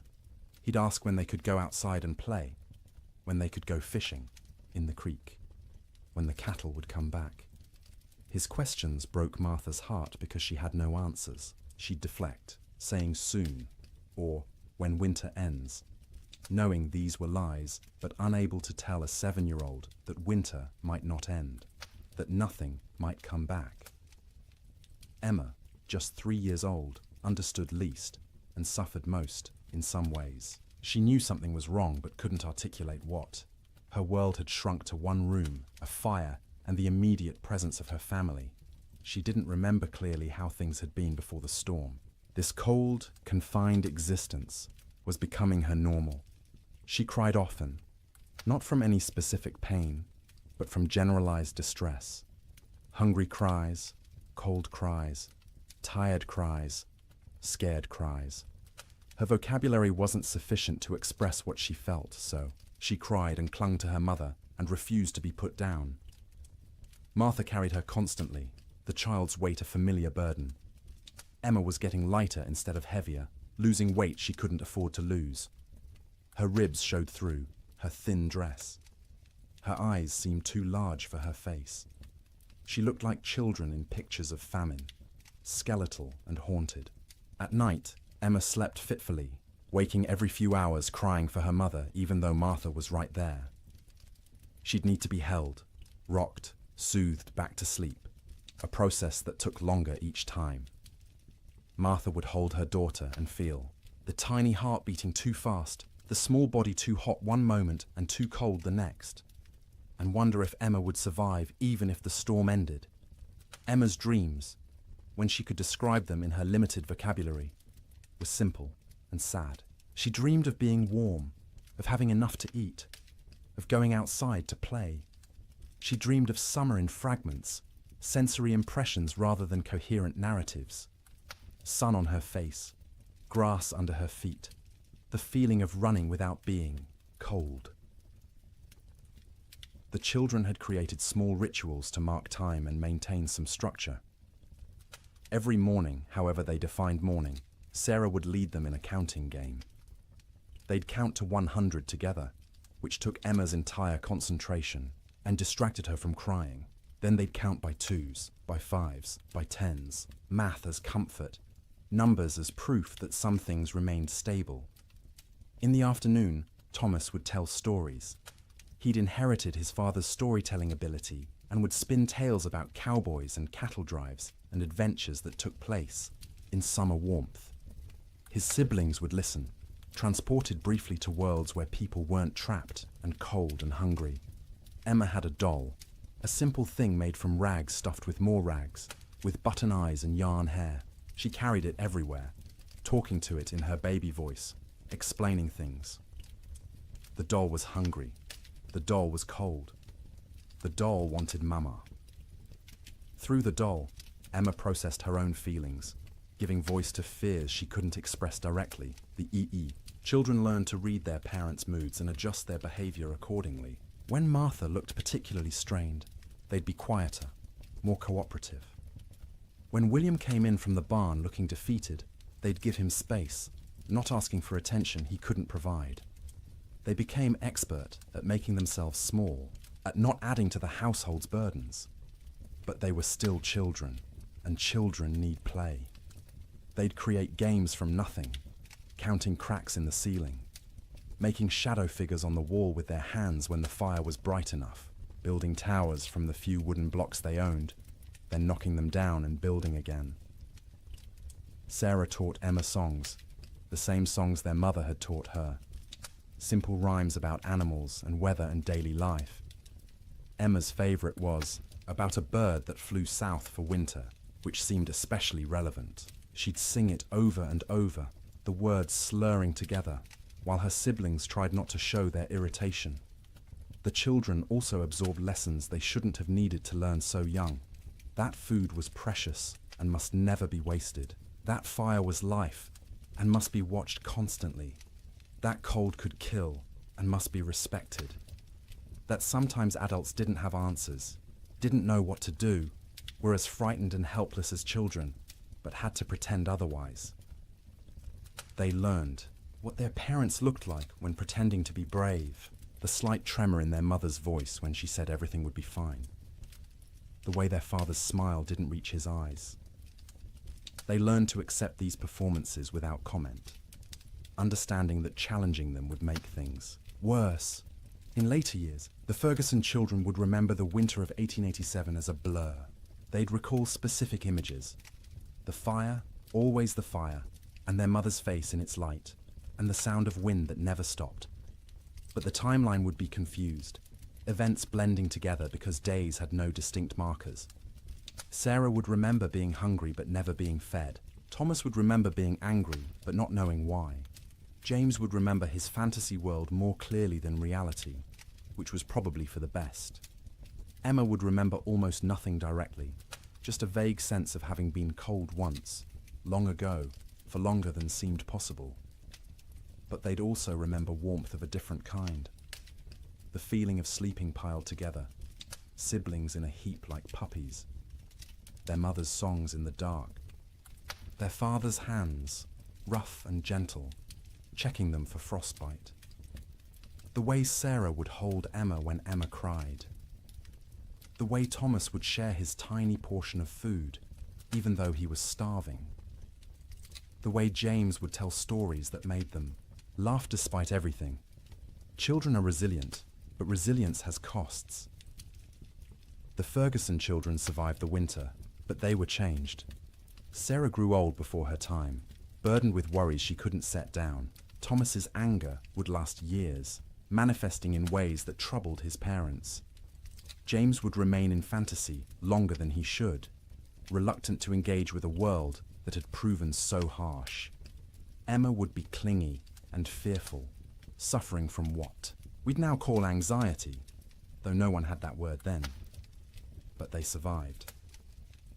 All 4 Ferguson children made it through the winter alive, which many children didn't. In the spring, when Sarah returned to school, half her classmates were missing, died in the storm, or their families had moved away, or they were too weak to attend. The teacher never spoke about them, and Sarah never asked, but she noticed the empty desks and understood what they meant. The children's winter was its own story within the larger tragedy.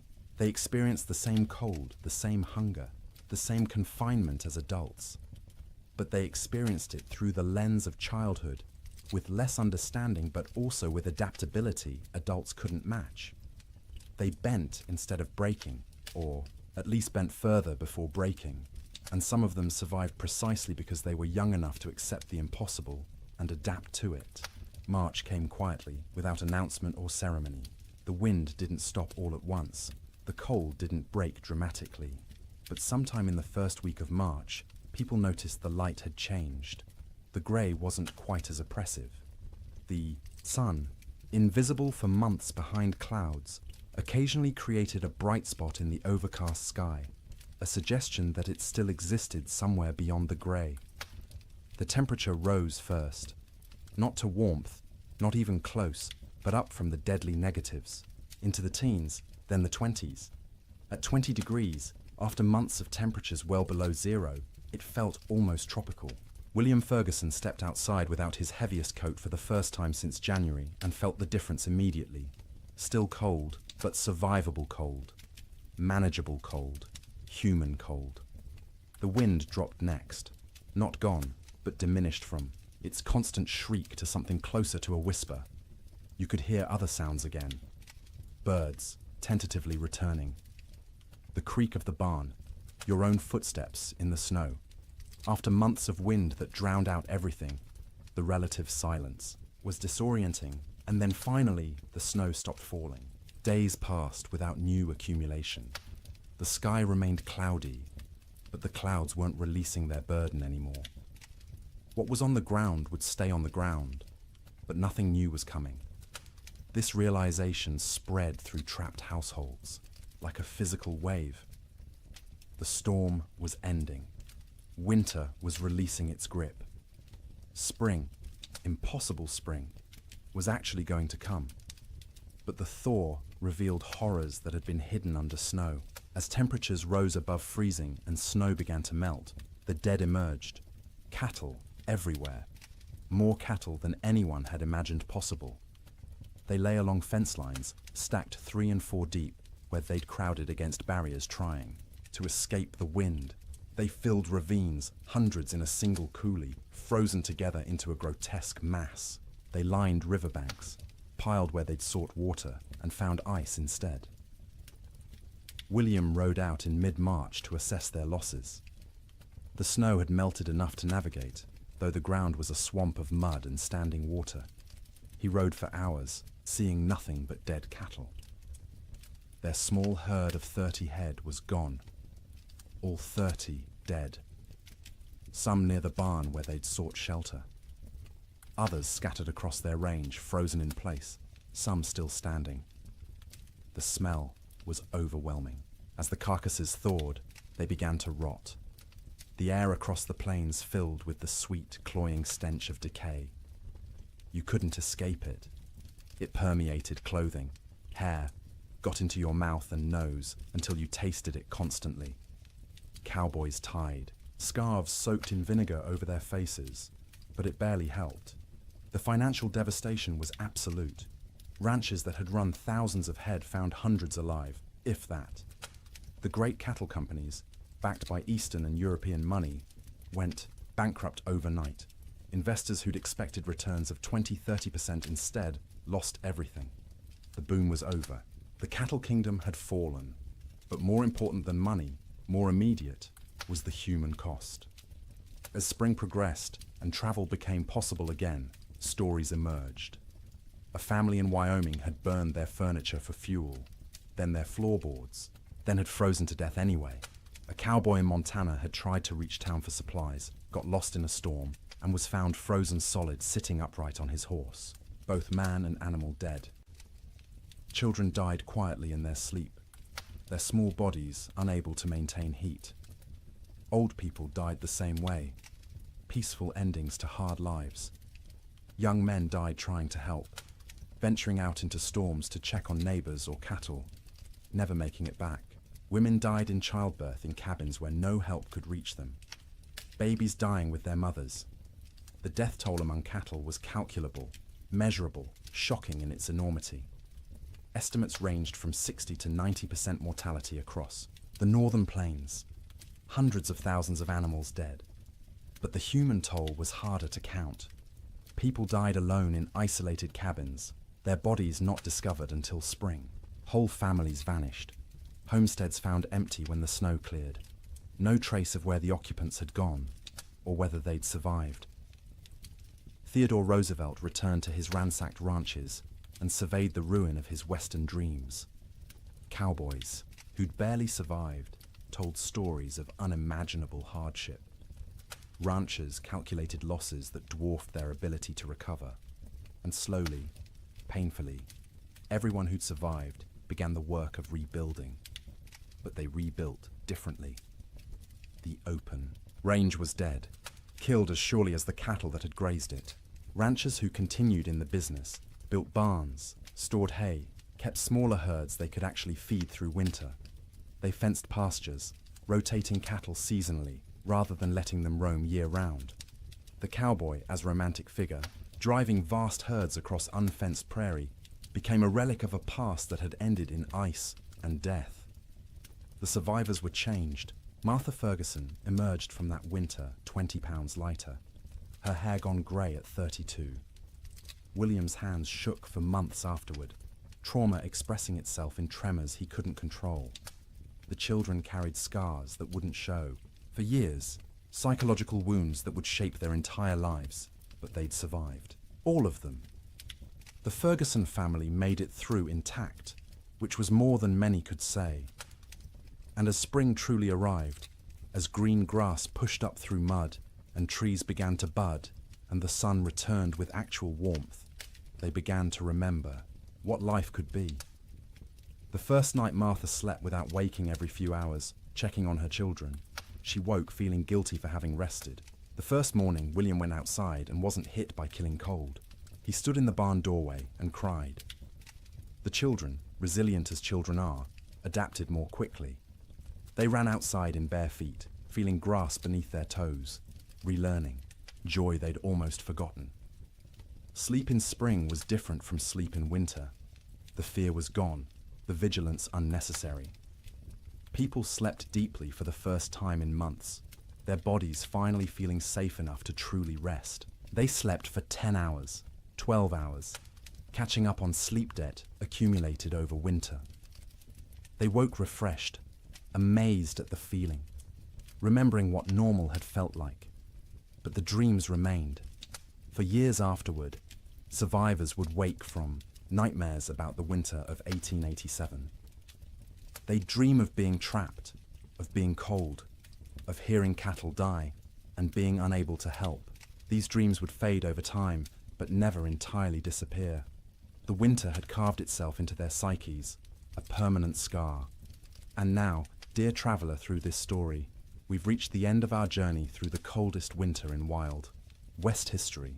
We've walked with cowboys in their bunkhouses, huddled with families around failing fires, witnessed the death of cattle and dreams, and an entire way of life. The Great Die-Up of 1887 was catastrophic.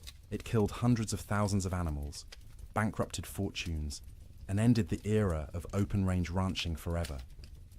But more than that, it tested human endurance in ways few events ever have. It asked people to survive the unsurvivable, to sleep, in conditions where sleep seemed impossible, to maintain hope when hope was absurd, and they did. Not all of them, not even most of them without terrible cost, but enough survived to tell the story, to rebuild, to ensure that the lessons learned would protect future generations. As you lie in your warm bed tonight, safe from cold and storm, let yourself feel the profound gift of that warmth. The pioneers of the Wild West would have considered your comfort miraculous, impossible luxury beyond imagining. Central heating, insulated walls, blankets made in factories rather than woven by hand. You live in the future they could only dream of, the safety they fought to reach. Their struggle made this possible. Every improvement in building techniques, every advance in weather prediction, every system we have now to survive winter grew from lessons learned in disasters like the Great Die-Up. They suffered so that eventually people wouldn't have to suffer, so that sleep could be restful rather than survival, so that winter could be endured without terror. Let their memory settle over you gently now. Let the wind that screamed across the Montana plains become the whisper of your fan. Let the cold that killed become the pleasant coolness of your air conditioning. Let the hunger that gnawed at them become the satisfaction of knowing you can eat when you wake. You are safe, you are warm, you are comfortable in ways they couldn't have imagined. And as you drift towards sleep, carry with you gratitude for that safety. Honor their endurance by appreciating what you have. Remember their suffering by cherishing your comfort. The winter of 1887 is over. It has been over for more than a century, but its story remains, a testament to human resilience and the terrible power of nature. The cowboys and ranchers and children who lived through it are long gone, but their experience echoes forward to us, teaching us about survival, about courage, about the precious gift of a warm place to sleep. So sleep now, deeply and peacefully. Let the weight of blankets comfort rather than burden you. Let the darkness be restful rather than fearful. Let your dreams be gentle rather than haunted. The storm has passed. Spring has come. The long winter night is over, and you, in your warm bed, in your safe room, can rest without fear, can close your eyes without vigilance, can surrender to sleep, knowing you'll wake to warmth and safety. The Great Die-Up claimed so much, so many cattle, so many dreams, so much hope. But it couldn't claim everything. It couldn't kill the human capacity to endure, to adapt, to survive impossible conditions, and emerge, if not unscathed, then at least alive. Still capable of love, still capable of rebuilding, still capable of hope. That resilience lives in you too. You carry it in your genes, inherited from ancestors who survived winters and storms and hardships we can barely imagine. Their strength is your strength. Their determination is your determination. Their ability to close their eyes in terrible circumstances and wait to face another day is yours as well. You don't need it tonight. Tonight, you can simply rest. Let the story of the Great Die-Up fade like snow melting in spring sun. Let the cold recede. Let warmth embrace you completely. Sleep well, knowing that winter always ends, that spring always comes, that the coldest night eventually gives way to dawn. The pioneers of 1887 learned this truth at terrible cost. But they learned it, and they survived. And because of them, you live in a world where winter is manageable, where cold is temporary, where sleep is safe. Close your eyes now. Let your breathing slow. Feel the weight of your body sink into your mattress, supported and comfortable. You've traveled a long way tonight, through a winter that ended before you were born. You've witnessed suffering and endurance and the slow arrival of relief. Now it's time to find your own relief, your own rest, your own peaceful surrender to sleep. The wind has stopped screaming. The cold has lost its teeth. The cattle are grazing on green grass in valleys where snow once piled 20 feet deep.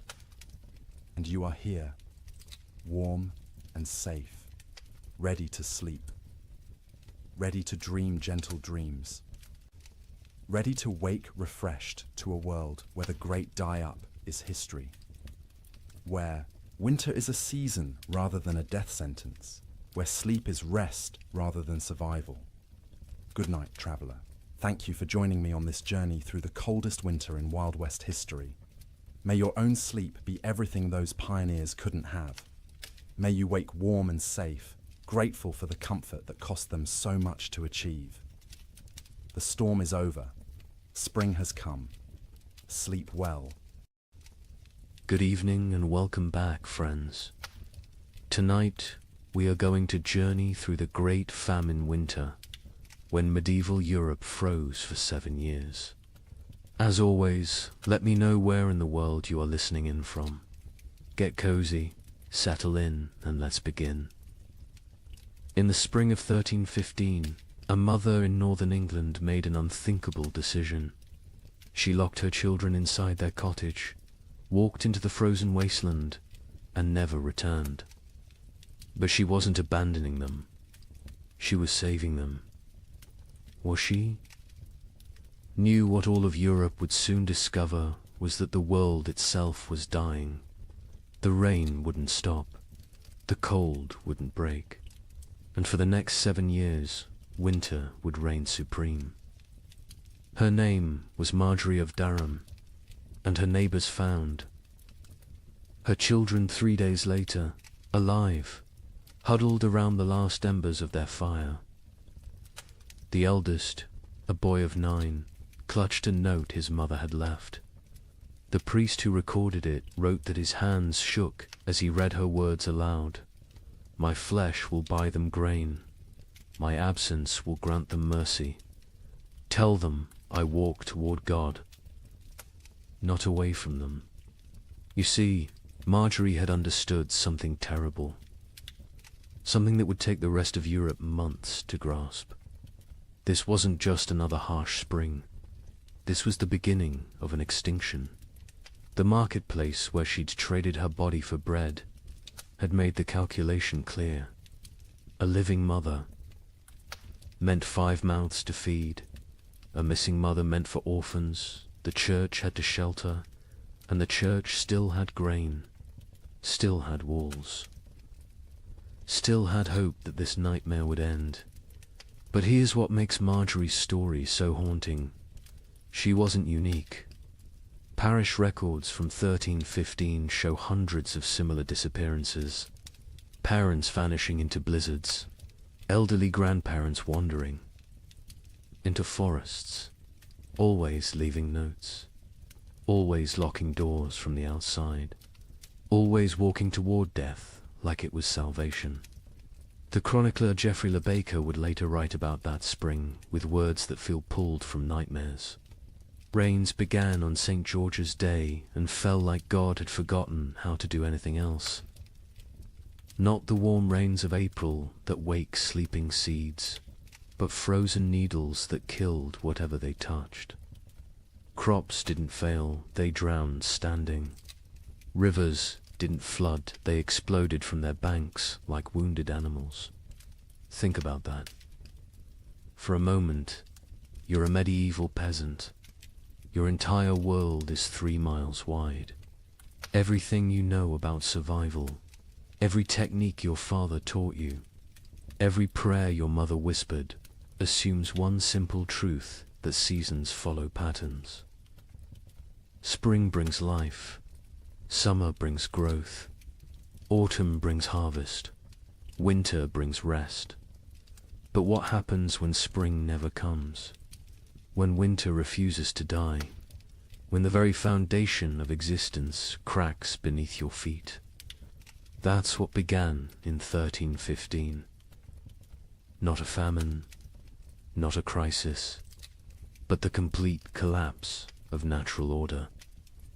And Marjorie of Durham, walking into that frozen dawn, leaving her children behind to live, was just the first character in a story that would consume 15 million souls.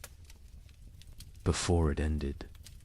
The question isn't how Europe survived, it's what Europe became to survive it. Picture yourself waking up on Easter morning, 1315, in a small village outside Paris. Your neighbor Johannes jokes about yesterday's rain ruining his seedlings. His wife laughs, saying one wet spring never hurt anyone. Within 6 months, Johannes will trade his youngest daughter for a bag of moldy grain. His wife will disappear one night, and the village will pretend not to notice the fresh meat at the butcher's stall. But this morning, they're still laughing. The peculiar thing about catastrophe is how quietly it arrives. No trumpets, no divine warnings, just rain. Endless, crushing, biblical rain that began falling across Europe in May 1315 and simply didn't stop. That Easter morning in Kratzy-le-Chapelle, 20 miles from Paris, felt like any other. The baker Michel had risen at cockscrow to fire his ovens. His wife Agnes counted their silver, planning to buy young pigs at the summer fair. Their son Pierre played with wooden knights, recreating battles he'd never fight because there wouldn't be a world left to fight for. The church bells summoned them to Mass. Father Bernard, still young enough to believe suffering had meaning, delivered a sermon about resurrection, about new life, about God's promise that seed time and harvest would never cease. The congregation nodded along, comfortable in their certainty. Why wouldn't they be? Their grandfathers had survived wars. Their fathers had survived plagues. Surely they could survive a little rain. But if you'd looked carefully that morning really, Latude have seen the signs. The sparrows that usually nested in the church eaves were gone. Not dead, gone. The cats had stopped hunting, instead huddling in doorways with their fur perpetually damp. And the old women, the ones who remembered the harsh winter of 1258, had started hoarding soldat. Johannes, the man who joked about his seedlings, was a cloth merchant. Successful enough to own 2 cows and rent 3 strips of land. His wife Marie had borne him 7 children, 4 still living, which made them lucky by medieval standards. Their youngest, Isabel, had just turned 6, hair like spun gold. Her father would say, worth its weight in gold, someone else would say 6 months later, weighing her against a sack of spoiled wheat. The rain that Easter was unusual only in its persistence. It had fallen for 3 days straight, turning the roads to mud, keeping the holiday merchants away. But rain in April wasn't catastrophe, it was inconvenience. The real terror wouldn't begin until May 15th, the feast of St. Dymphna, when the rain turned cold. Brother Francis of the Abbey St. Denis recorded it first. He'd been copying manuscripts when he noticed his breath misting in the scriptorium. In May, at midday, the ink froze on his quill. He thought perhaps illness had taken him. Fever turned backward into chills. Then he saw the other monks rubbing their hands, saw the frost forming on the inside of the windows. By June, That cold rain had become something medieval Europeans had no word for. We might call it freezing rain, but they called it devil spit. Water that fell as liquid but froze on contact. Entire fields became sheets of ice in summer. Roses bloomed and died in the same hour, encased in crystal tombs. The wheat, which should have been knee-high and green, stood stunted and yellow.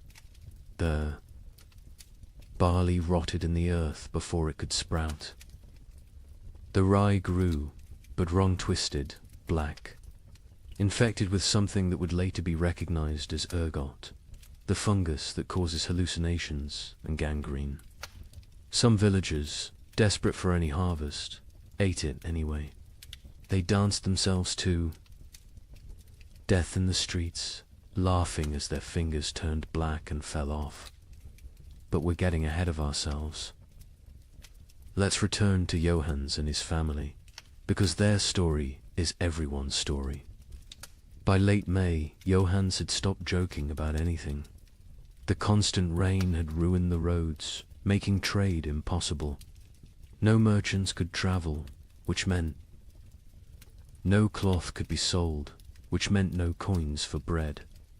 Not that there was bread to buy. The baker Michel had closed his ovens now. Grain meant no flour, meant no purpose to the fire. June brought the first death in Crassy-la-Chapelle. Not from starvation, not yet. Old Catherine, who'd survived 70 winters, simply gave up. She announced at Sunday Mass that God had abandoned them, walked home, lay down in her bed, and willed herself to die. The priest called it despair, a mortal sin. But privately, he envied her escape. The real horror began in July, when the rain briefly stopped. For 3 days, the sun appeared, weak and watery but present. The villagers rushed to salvage what they could, to plant anything that might grow before autumn. They worked day and night, hands bloody from tearing at the muddy earth, planting beans, turnips, anything fast-growing. On the 4th day, the hail began. Not regular hail. Chunks of ice the size of fists, driven sideways by winds that shouldn't exist in summer. They shattered shutters, killed chickens, knocked full-grown men unconscious. When it stopped, nothing remained of those desperate plantings.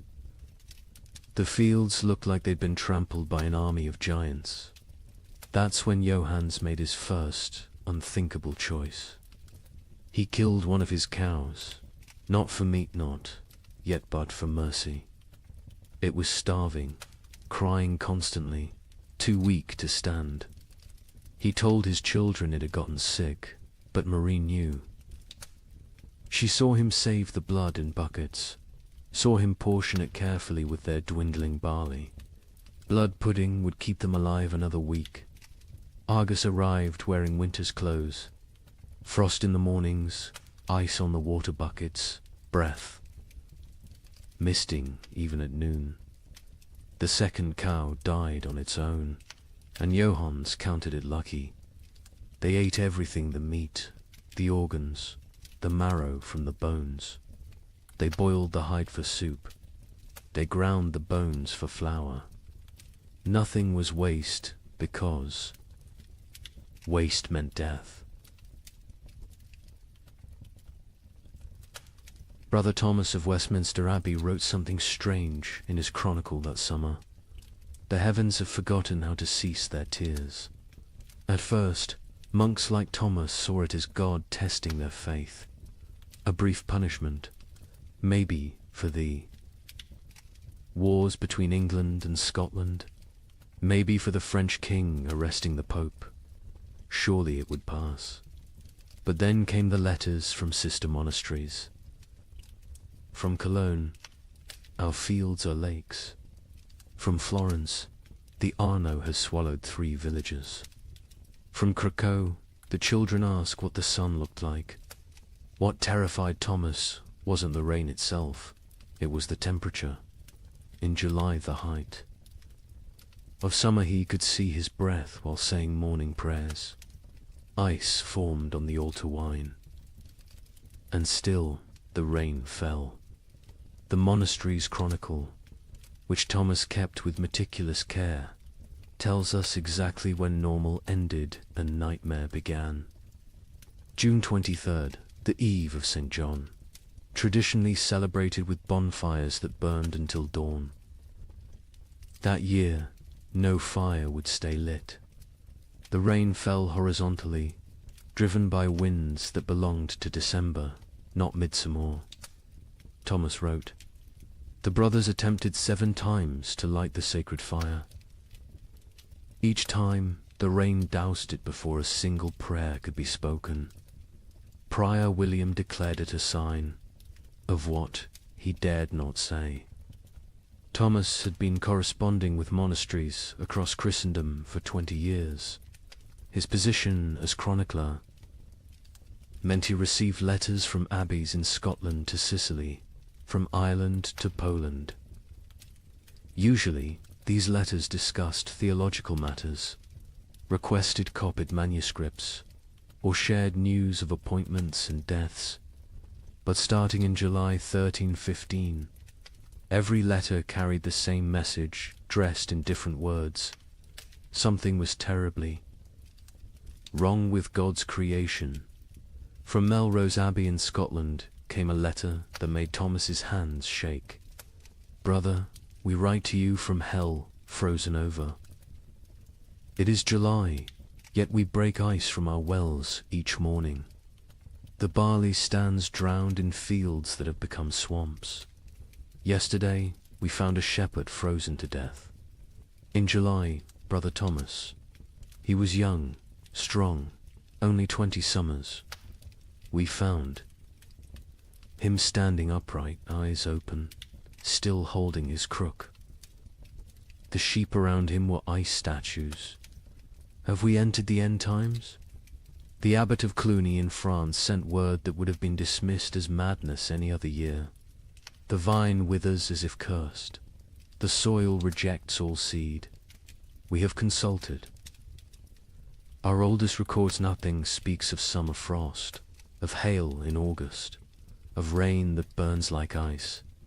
Our farmers weep in the fields, beating the mud with their fists, begging it to remember its purpose. From the German monasteries came increasingly frantic reports. The prior of Reichenau wrote, "Lake Constance rises daily. Entire villages now exist only as church bells tolling beneath the waves. We ring our own bells in answer, but God remains deaf. The rain tastes of sulphur. Birds fall from the sky mid-flight, frozen solid. What sin has mankind committed to earn such wrath?" But it was a letter from an Italian monastery that contained the most chilling observation. Brother Antonio of Monte Cassino, a learned man who'd studied both scripture and natural philosophy, wrote, "This is not divine punishment. Brother Thomas, I have read the ancient texts, Greek and Roman both. This happened before. They called it the years without summer. Crops failed, empires fell, and mankind retreated to caves. We are not being punished. We are being erased." Thomas himself had begun keeping detailed records of the weather, something unprecedented for the time. His entries from July 1315 read, "Like fever dreams. July 4th, Feast of St. Ulrich. Rain for 16 straight hours. Temperature cold enough that we wore winter robes to matins. 2 brothers collapsed during prayers, their lips blue. July 11th. The rain has not ceased for 40 hours. We cannot light fires.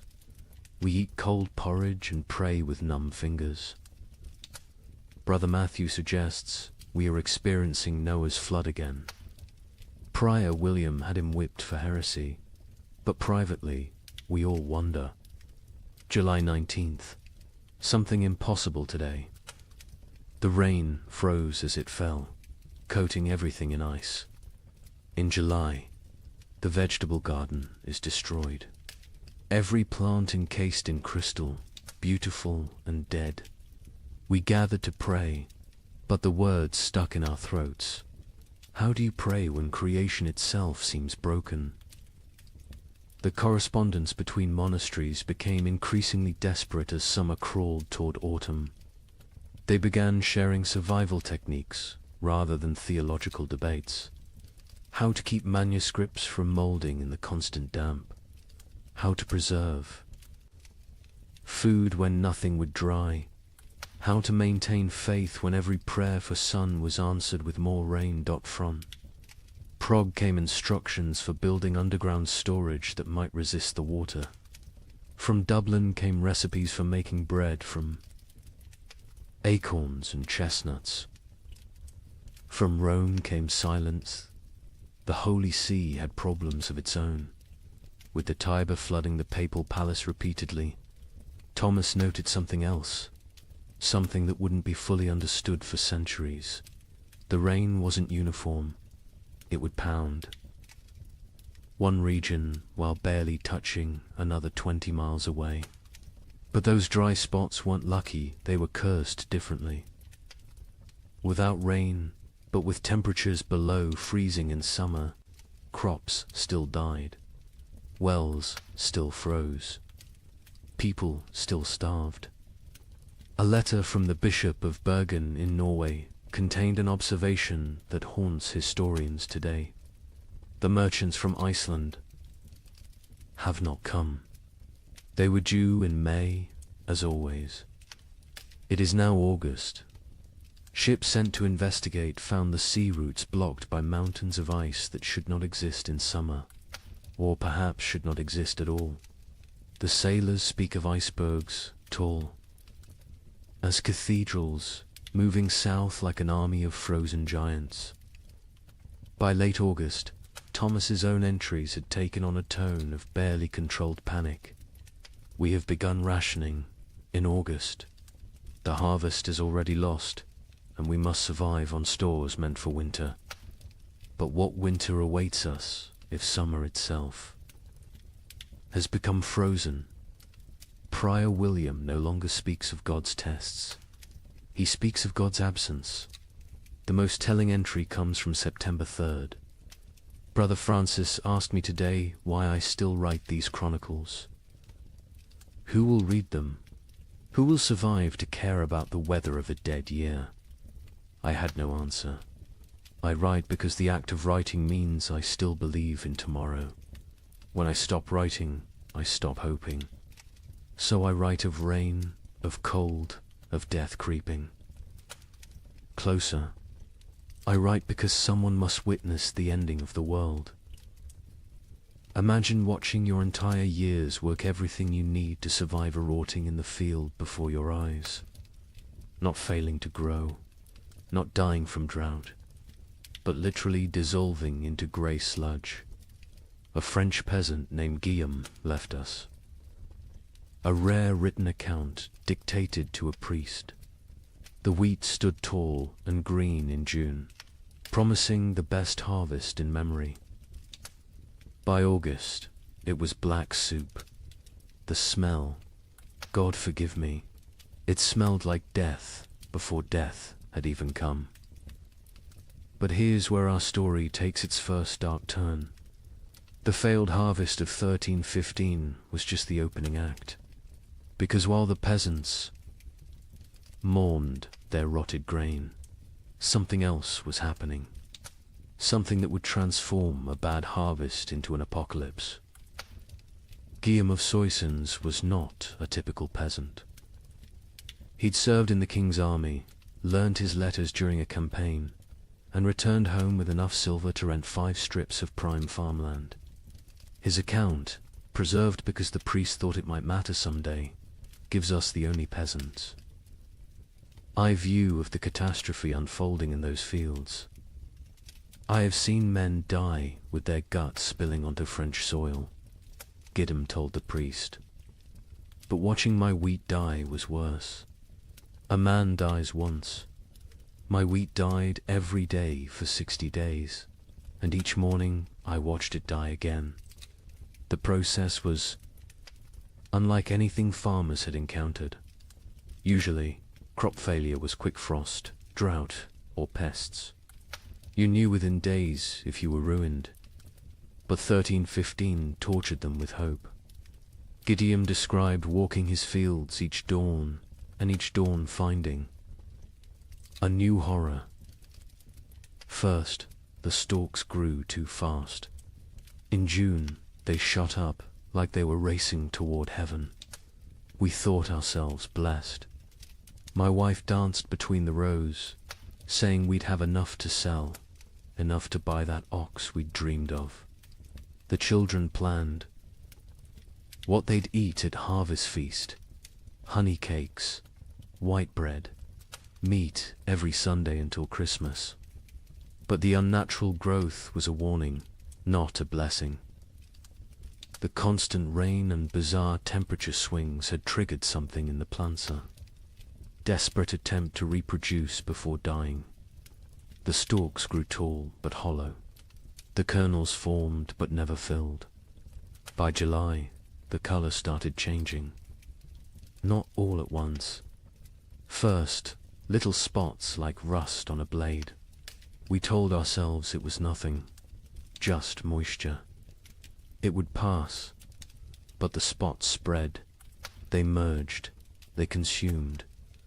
A field that was green at sunrise would be brown by sunset. What Gideon was describing, though he couldn't know it, was a perfect storm of plant diseases. The cold, wet conditions had created ideal breeding grounds for multiple fungi. Stem rust, leaf blight, and ergot attacked simultaneously. But ergot was the cruelest. It didn't just destroy the grain, it transformed it into poison. The heads of wheat turned black and swollen, like fingers left too long in water. When you touched them, they burst, releasing clouds of black dust that made you cough blood. My neighbor Henry, trying to save something, anything, gathered these black kernels. His family ate bread made from them. Within 3 days, his children were screaming about devils in the walls. His wife's fingers turned black and fell off. Henry himself danced naked in the square until his heart burst. The aristocracy, watching from their castles, initially felt secure. They had stores from previous years, contracts with merchants, the ability to import grain. The Lord of Soissons, Robert de Courtenay, even rode through the failing fields in July, telling the peasants not to despair, that he would reduce their taxes, that no one would starve. But Lord Robert didn't understand what Gideon understood. This wasn't one bad harvest. This was the end of agriculture itself. The ground changed. Gillam explained. It wasn't soil anymore. The rain had been falling so long, so hard, that all the good earth washed away. What remained was grey clay. That wouldn't hold seed, wouldn't grow weeds, wouldn't even grow the grass. It was like God had salted the earth, but with water instead of salt. By August, desperation drove innovation. Farmers tried everything their ancestors had never dreamed of. They built fires in the fields, trying to dry the soil. They dug drainage ditches that filled faster than they could empty them. They brought their livestock to sleep among the crops, hoping animal warmth might save something. An educated monk observing these efforts wrote, "They perform rituals that border on paganism, dancing naked under the full moon, burying live cats at field corners, bleeding themselves onto the soil. They have forgotten Christ and remembered older, darker gods, yet still the crops fail. The nobility began to panic when they realized the Implications. No harvests meant no taxes. No taxes meant no armies. No armies meant no power. The entire feudal system depended on agricultural surplus. Without it, civilization itself would collapse. The Bishop of Reims recorded a meeting of local lords in August 1315. Lord Thibaut suggested we take what grain remains by force, store it in our castles, and let God sort the living from the dead. Lord Gautier proposed we sell our lands to Italian merchants who don't yet know of our catastrophe. Lord Felipe said nothing, just sharpened his sword throughout the meeting. We all knew what he was thinking. When the starving masses come, sharp steel might buy us more time than prayer. But it was Gwellam's final observation that proved most prophetic. The worst part wasn't the hunger we knew was coming. It was what hunger would make us become. I saw my neighbor Marcel looking at his plump daughter differently. Not with fathers. Love with a butcher's calculation. I saw wives eyeing husbands who'd grown too weak to work. I saw children forming packs, like wolf cubs learning to hunt. The priest asks me what I think God wants from us. I tell him God is done wanting. Now he's taking, and he's going to keep taking until there's nothing left but rain and mud and sigh. And mud and sigh. The memory of what men used to be before they became animals again. The failed harvest of 1315 wasn't measured in bushels of lost grain. It was measured in the systematic destruction of hope. Every rural community in Europe had lived with the same rhythm for 1,000 years. Plant in spring, tend in summer, harvest in autumn, survive on stores through winter. That cycle was civilization. And in 1315, the cycle broke. By September, even the weeds had given up. Fields that should have been golden with wheat or barley were instead grey seas of mud, punctuated by the black skeletons of dead trees. The only things that grew were fungous, bulbous things that appeared overnight in colors nature had never intended. Purple, electric blue, sick yellow. Children who ate them died laughing. Adults who ate them died screaming. The recording. Priest added his own note to Gwillim's testimony. This man speaks truth. I have seen the fields myself. They look like God's own graveyard, waiting for the corpses that will soon fill them. We are not facing a famine. We are facing an extinction. May whoever finds this record pray for our souls, for by the time you read this, we will surely be past praying for ourselves. In September 1315, a strange sickness appeared among the cattle of Norfolk. Within days, it spread to sheep, then pigs, then horses. The animals didn't just die, they died screaming. A contemporary account describes cattle crying like humans. In their agony, their tongues swollen black, their eyes weeping blood. Modern historians call it marin, but medieval Europeans had another name for it. Devil's touch. Because healthy animals would drop dead mid-step. A cow giving milk at dawn would be a corpse by noon, and the speed of transmission defied Logicantia herds gone in hours. But I haven't told you the worst part yet. The animals that survived. They changed. Horses began eating meat. Pigs turned. Feral, forming packs that hunted. And the rats. The rats disappeared entirely. Where did they go? That mystery wouldn't be solved for another 30 years, when they returned, carrying something far worse than hunger. The first recorded death was a prize bull named Samson, owned by the Earl of Norwich, worth more than most villagers earned. In a year, Samson was protected like royalty-sheltered stable imported feed, 3 stable boys attending him constantly. On September 8th, he was healthy enough to breed. By September 9th, he was dead, his massive body twisted in angles that bones shouldn't allow. Foam tinged pink with blood dried around his mouth. The Earl's stable master, a methodical man named Walter, documented what happened next with the precision of someone who knew he was witnessing something unprecedented. The sickness jumped from Samson to the cows without touch, without sharing water, without even sharing air. They were in separate barns, yet by sunset, 17 were dead. Their deaths were not peaceful. They bellowed with voices that sounded human. They thrashed until their bones broke through their hides. They died with their eyes open, staring at something we could not see. Within a week, every cow in Norfolk was either dead or dying. But the disease didn't respect species boundaries. Sheep began falling next, their wool turning grey overnight before they collapsed.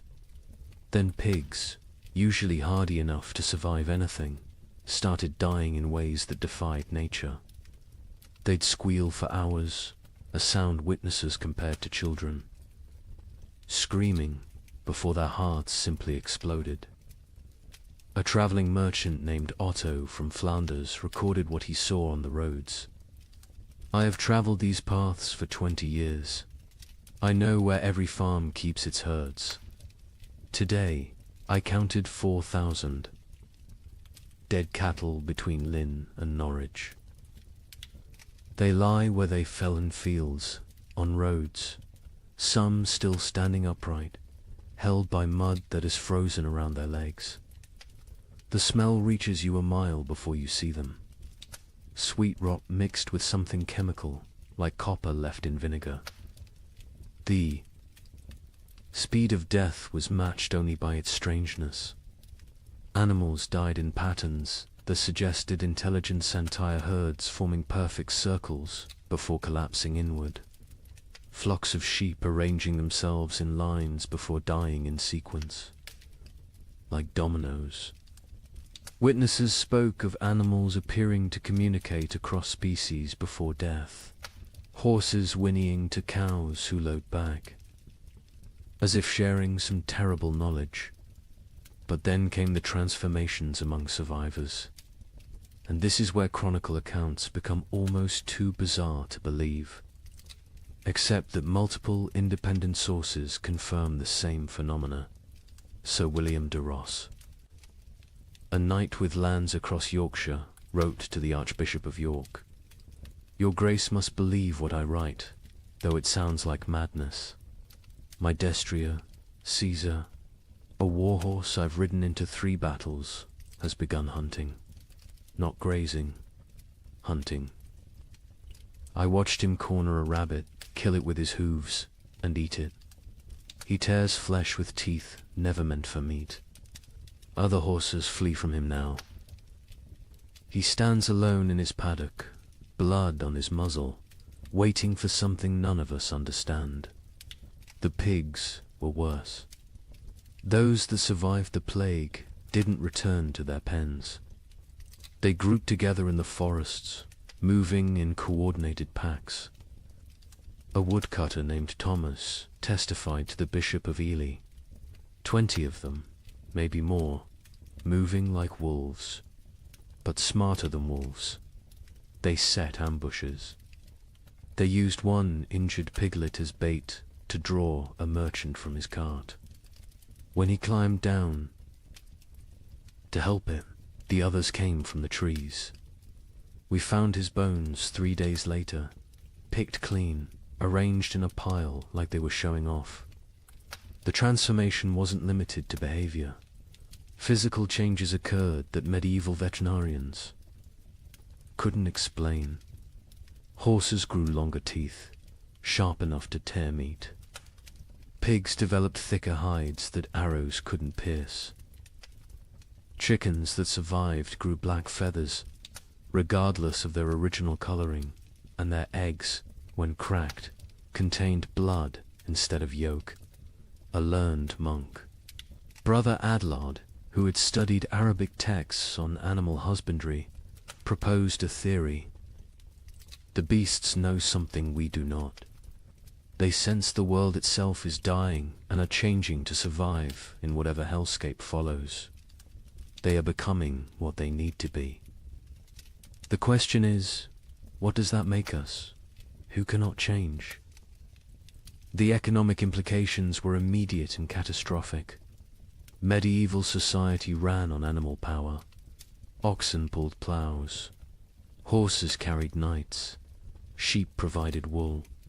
Cattle gave milk and meat. Without them, agriculture collapsed entirely. You couldn't plant without oxen. You couldn't travel without horses. You couldn't stay warm without wool. The reeve of a manor in Lincolnshire left records showing the speed of collapse. September 1st, 200 cattle, 500 sheep, 60 pigs, 20 horses. October 1st, 3 cattle, 12 sheep, 0 pigs, 2 horses. The 2 horses that remain will not accept saddle or bridle. They watch us with eyes that show too much white. We dare not approach them. Desperate attempts at prevention failed spectacularly. Some communities tried isolating healthy animals, only to watch them die faster in confinement. Others attempted ancient remedies, hanging holly over stable doors, painting crosses in lamb's blood on barns, burying horse skulls at crossroads. The Bishop of Winchester ordered all animals blessed with holy water. They died mid-blessing, falling dead at the priest's feet. The most disturbing account comes from a monastery in Somerset, where Brother Francis observed something that shouldn't have been possible. The rats are gone. All of them. Not dead, we've found no bodies, simply vanished. The cats who hunted them sit in empty granaries, mewing at shadows. The barn owls have stopped hunting, stopped calling. Some have been found dead with full bellies, as if they ate something that killed them from within. But there are no rats. Where did they go? Into the walls, under the earth, or somewhere else entirely, somewhere they can wait out what's coming. This observation would prove prophetic. The rats had indeed gone somewhere deep into Eastern European forests, into cave systems, into places where they could breed and change and feast on the endless supply of corpses the famine would provide. When they returned in the 1340s, they brought the Black Death with them, as if they'd been preparing their revenge for 30 years. But in September 1315, all anyone knew was that the animals were dying or changing, and without them, human survival became nearly impossible. The social contract that had existed between human and beast for millennia, we feed you, you serve us, shattered completely. Nature itself had declared war on civilization, and the animals were its first casualties. In London, December 1315, something unprecedented happened. A wealthy merchant named Richard de Barkin tried to buy bread with a gold coin worth more than most people saw in a lifetime. The baker laughed in his face. "Can your gold fill my children's bellies? Can it bring back the grain?" This is the moment medieval Europe's entire economic system shattered. For the first time in recorded history, food became more valuable than gold. The price of wheat increased 800% in 6 months. But those are just numbers. Let me tell you what that really meant. Richard de Barkin wasn't just any merchant. He controlled the wine trade from Bordeaux to London, owned 3 ships, and held contracts with the royal household. His wealth was legendary. He'd once bought an entire street in London just to evict a rival. On that December morning, he walked into Thomas Baker's shop on Bread Street carrying a gold noble, a coin worth 80 silver pence, enough to buy a horse. Thomas Baker, his hands still dusted with the last of his flour, looked at the coin like it was a stone. "I have one loaf left," he said, "my last flour. When it's gone, I close my doors forever. That loaf goes to my children. Your gold cannot create grain from nothing." Richard, accustomed to gold opening every door, placed 2 more nobles on the counter. Thomas swept them onto the floor. "Take your metal to the Thames and see if the fish will trade bread for it. I'll keep my loaf." The story spread through London within hours, not because a rich man was refused bread, but because everyone suddenly understood. The fundamental assumption of civilization that money could buy necessities had died. The keeper of the Royal Exchange, Simon de Canterbury, recorded the complete collapse of monetary meaning. December 1st, 1 penny buys a loaf. December 15th, 1 shilling buys a loaf. December 30th, 1 pound buys a loaf. January 13, 16, no amount buys a loaf, for there are no loaves to buy. But the breakdown went deeper than inflation. The very concept of value imploded. A manuscript from Guildhall records an exchange that would have been incomprehensible months earlier. Margaret Carpenter traded her wedding ring, passed down 5 generations, for 2 turnips. John Smithson offered his house for a ham. The hams. Owner refused. The guild system, which had regulated trade for centuries, collapsed overnight. The worshipful company of bakers, once among London's most powerful guilds, disbanded when 8 of 12 members died trying to defend their shops from crowds. Their final record, dated January 3rd, 1316, states, "We dissolve this fellowship, as there is nothing left to fellow over. May God forgive what we have become." In Paris, the situation grew even more surreal. The provost of merchants, attempting to maintain order, issued daily price controls. Every morning, he'd announce the maximum legal price for bread. Every evening, bakers would ignore it entirely. One baker, hauled before the provost for charging 30 times the legal rate, responded, "Hang me if you wish. My corpse will bake no bread. Pay my price or starve legally, those are your choices." The relationship between social classes inverted overnight. A peasant with a hidden store of grain wielded more power than a duke with chests of gold. The Chronicle of St. Denis's records, the Count of Champagne, among the realm's richest men, was seen begging at a farmer's door. The farmer, who once would have been flogged for looking the Count in the eye, kept him waiting 3 hours before trading a sack of mouldy oats for the Count's sword, armor, and signet ring. Venice, Europe's commercial heart, tried to maintain normalcy through imports. The Doge sent ships to Egypt, to Constantinople, to anywhere grain might exist. Most never returned. Those that did brought news that shattered hope. The catastrophe wasn't regional. From Ireland to Poland, from Scotland to Sicily, the earth had stopped providing. A Venetian merchant's letter to his partner survives. "I have 40,000 ducats in gold. Yesterday, I tried to buy bread with it all.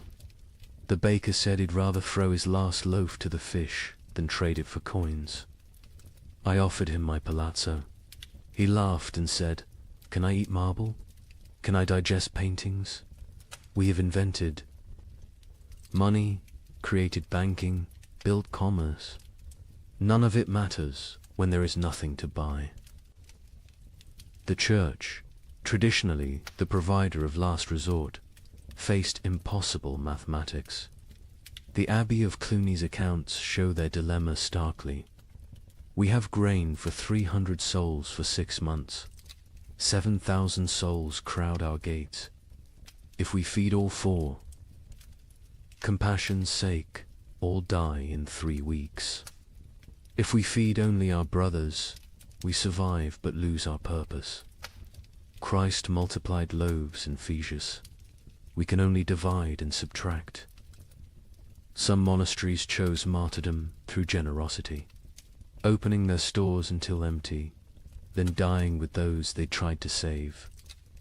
Others became fortresses, monks armed with clubs, defending walls, while starving crowds pleaded outside.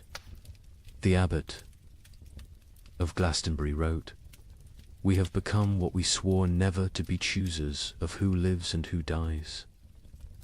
Each grain of wheat is a decision, each meal is a judgment.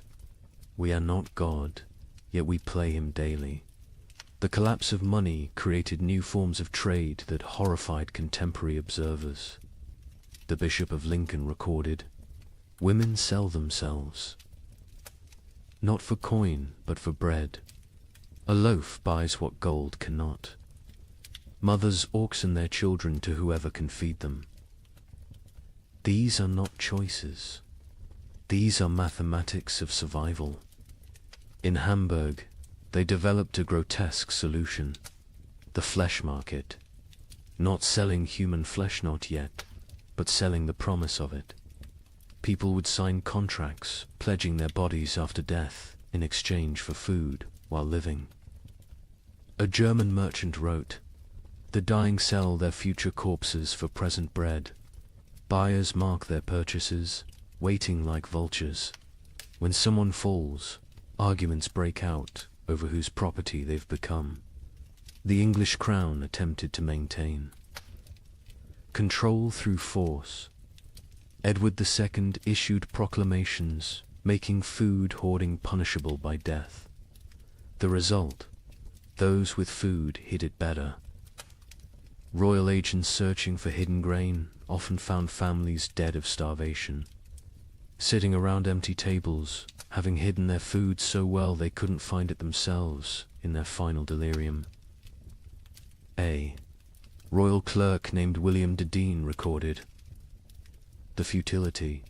We hanged a man for hiding grain.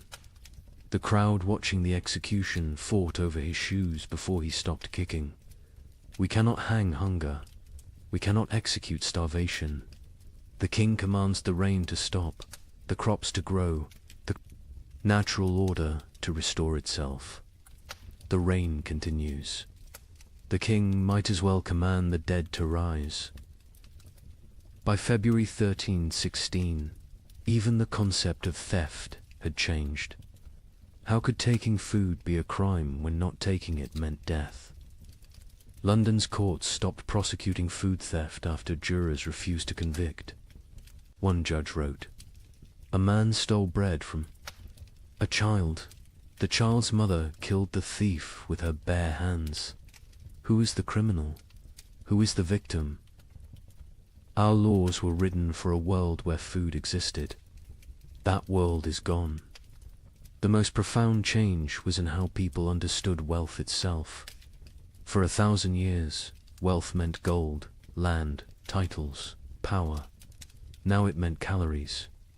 The Archbishop of Canterbury observed, "A beggar with a hidden turnip is richer than a lord with a castle." We spent centuries accumulating treasures that now mean nothing. We should have been stockpiling grain. But who could imagine a world where gold couldn't buy bread? Who could conceive of money itself becoming worthless? This economic collapse wasn't temporary.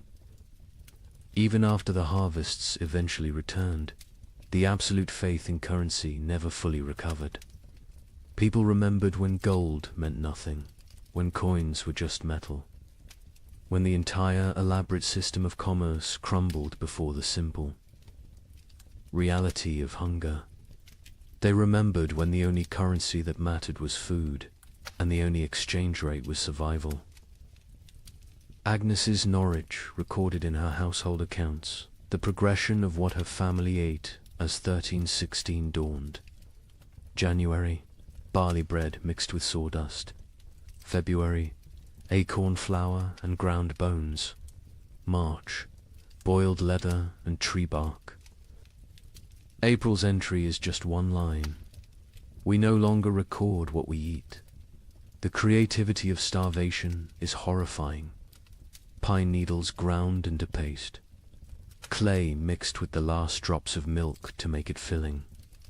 Parents secretly bleeding themselves at night to mix blood into their children's gruel for protein. But in the city of Erfurt, they discovered something that would haunt Europe's collective memory forever. The local tanner, a man who had grown mysteriously fat while others starved, was found to have a peculiar source of leather. The city records state only, he was burned alive by common consent, and none would speak of what was found in his cellar. Agnes of Norwich was a merchant's widow who'd kept meticulous household accounts for 20 years. Her ledger, preserved in Norwich Cathedral, transforms from mundane records into a descent through hell. Her husband had died in late 1315, leaving her with 4 children and what seemed like adequate stores. She'd managed households through hard times before. But this was different. January 1316. Mix true barley with sawdust from Thomas Carpenter's shop. 1 part grain to 1 part wood. The children notice but do not complain. The sawdust fills their bellies even if it provides no sustenance. We tell ourselves it is fibre, like bran. We pretend not to see the splinters in their stall. The recipe sections of her ledger became increasingly elaborate as real ingredients vanished. Acorn bread. Gather acorns before the pigs find them. Boil. 7 times to remove bitterness, the water turns black as sign. Dry what remains. Grind with stone's mill wheels are too precious for such base material. Mix with water and anything that binds egg. If God provides, blood if he doesn't. Bake until it stops smelling of forest rot.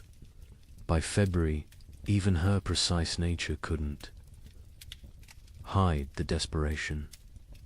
Bone meal from the butcher, he claims it's sheep, but the fragments look human-sized. I do not ask. Mix with the last acorn flour.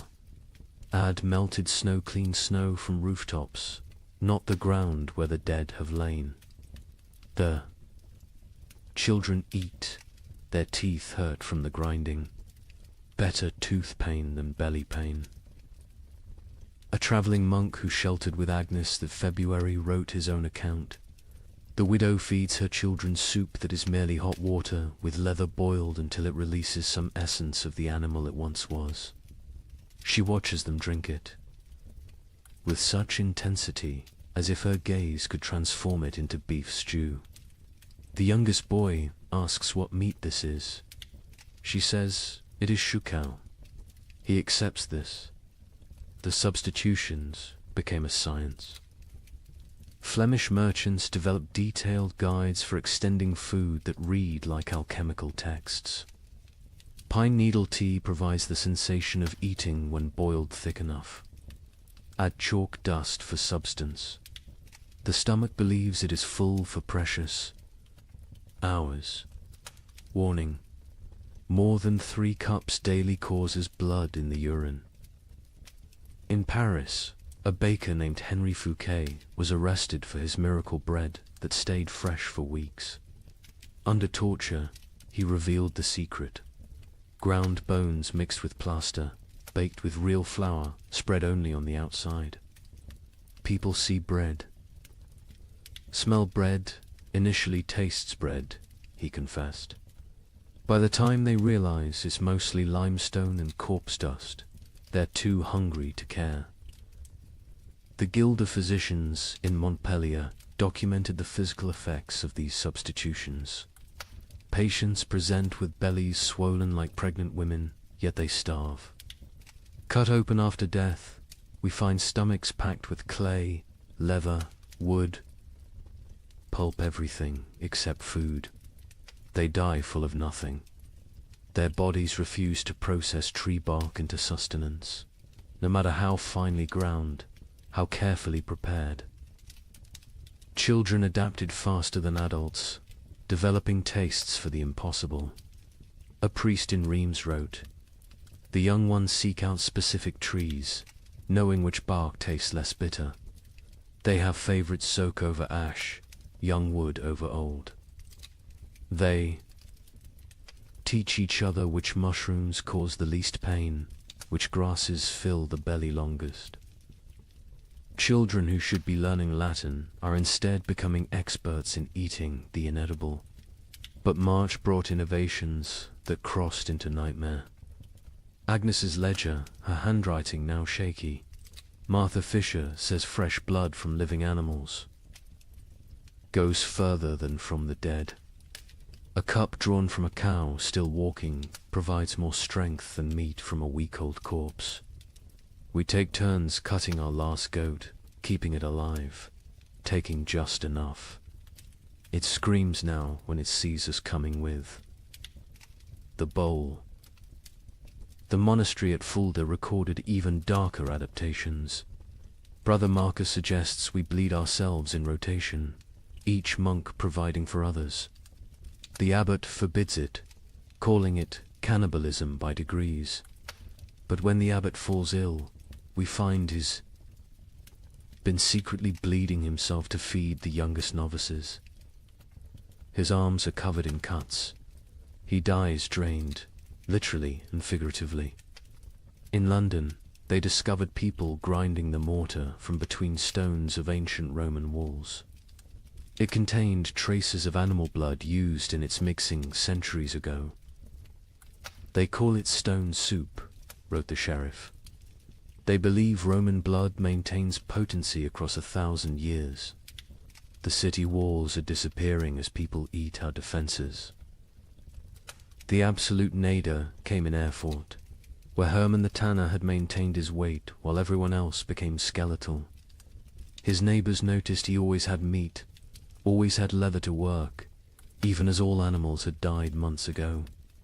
They noticed, too, that missing persons' clothes appeared in his shop, cleaned and folded. The investigation began when a mother recognized her missing daughter's distinctive birthmark on a piece of leather. The city records are deliberately vague.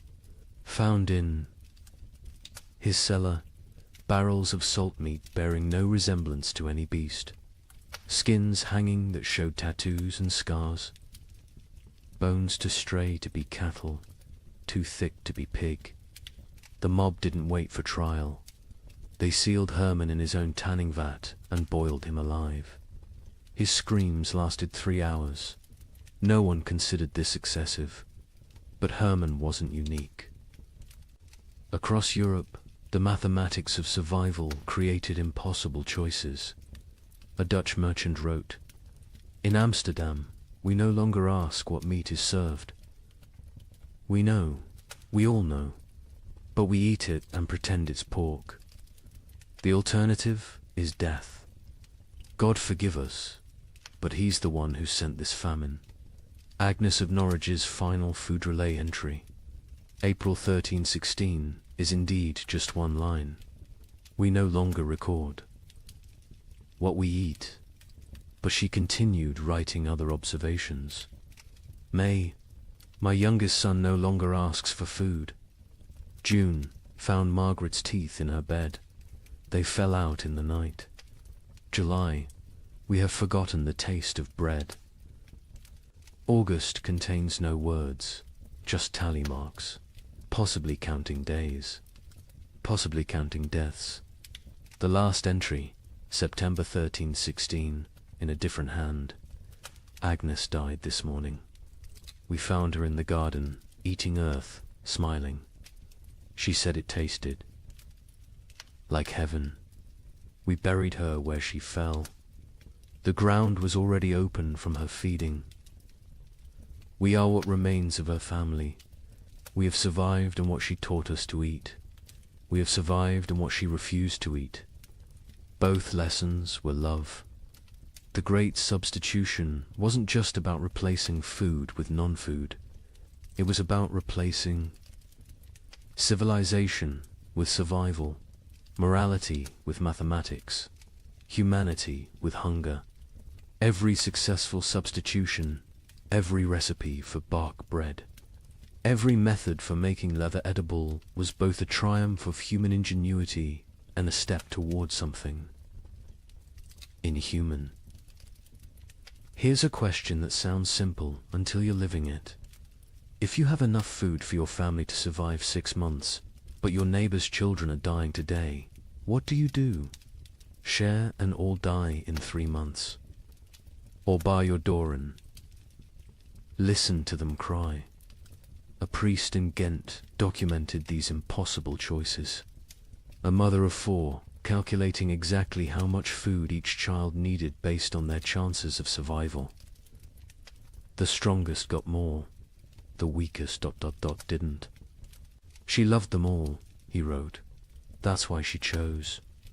Father Benedict of Ghent had been a priest for 30 years when the famine came. His parish records, instead of births and deaths, became a chronicle of moral arithmetic that would haunt him until his own death. He wrote not in Latin, but in common Flemish, wanting everyone to understand what survival really cost. Elizabeth van Meer, mother of 4, widow, has grain hidden beneath her floor enough for 6 months if one person eats, 3 months if to eat, 6 weeks if all 5 eat. She came to confession not for absolution, but for mathematics. Father, she said, tell me God's formula for choosing which children live. Elizabeth's children ranged from 14 to 3. The eldest, Jan, strong enough to work if work existed. The twins, Marie and Catherine, 9 years old, clever but frail. The youngest, Peter, barely walked but consumed as much as the others. Father Benedict recorded her terrible calculus. She weighs them each week on the merchant scale. Charts their decline. Jan loses weight, slowest his body large enough to consume itself gradually.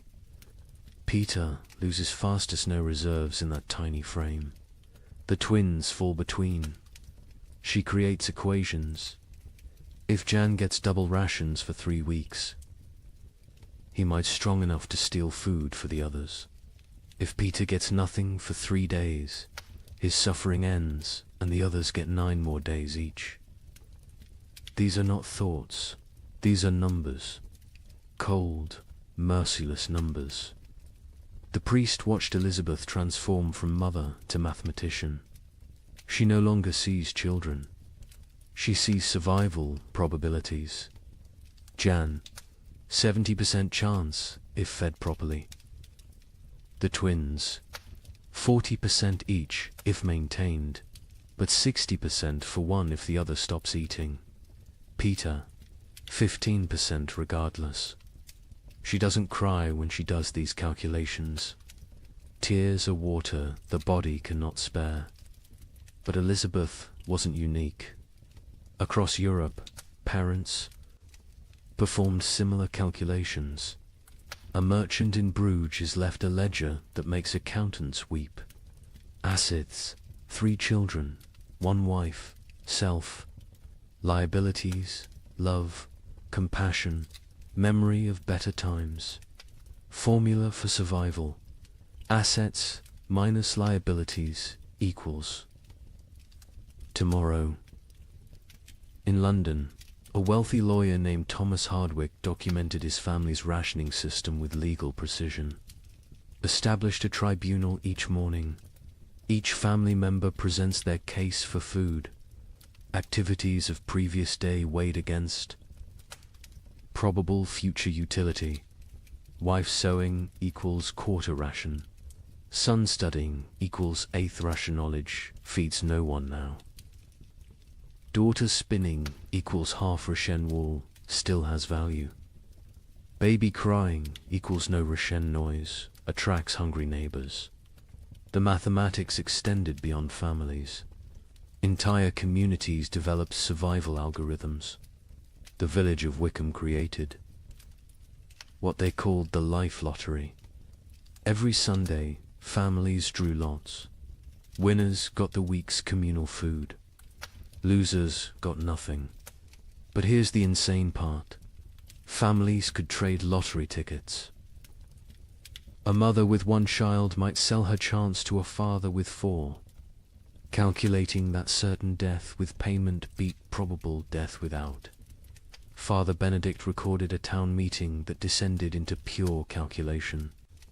The baker proposed we stop feeding anyone over 50, they've lived their lives.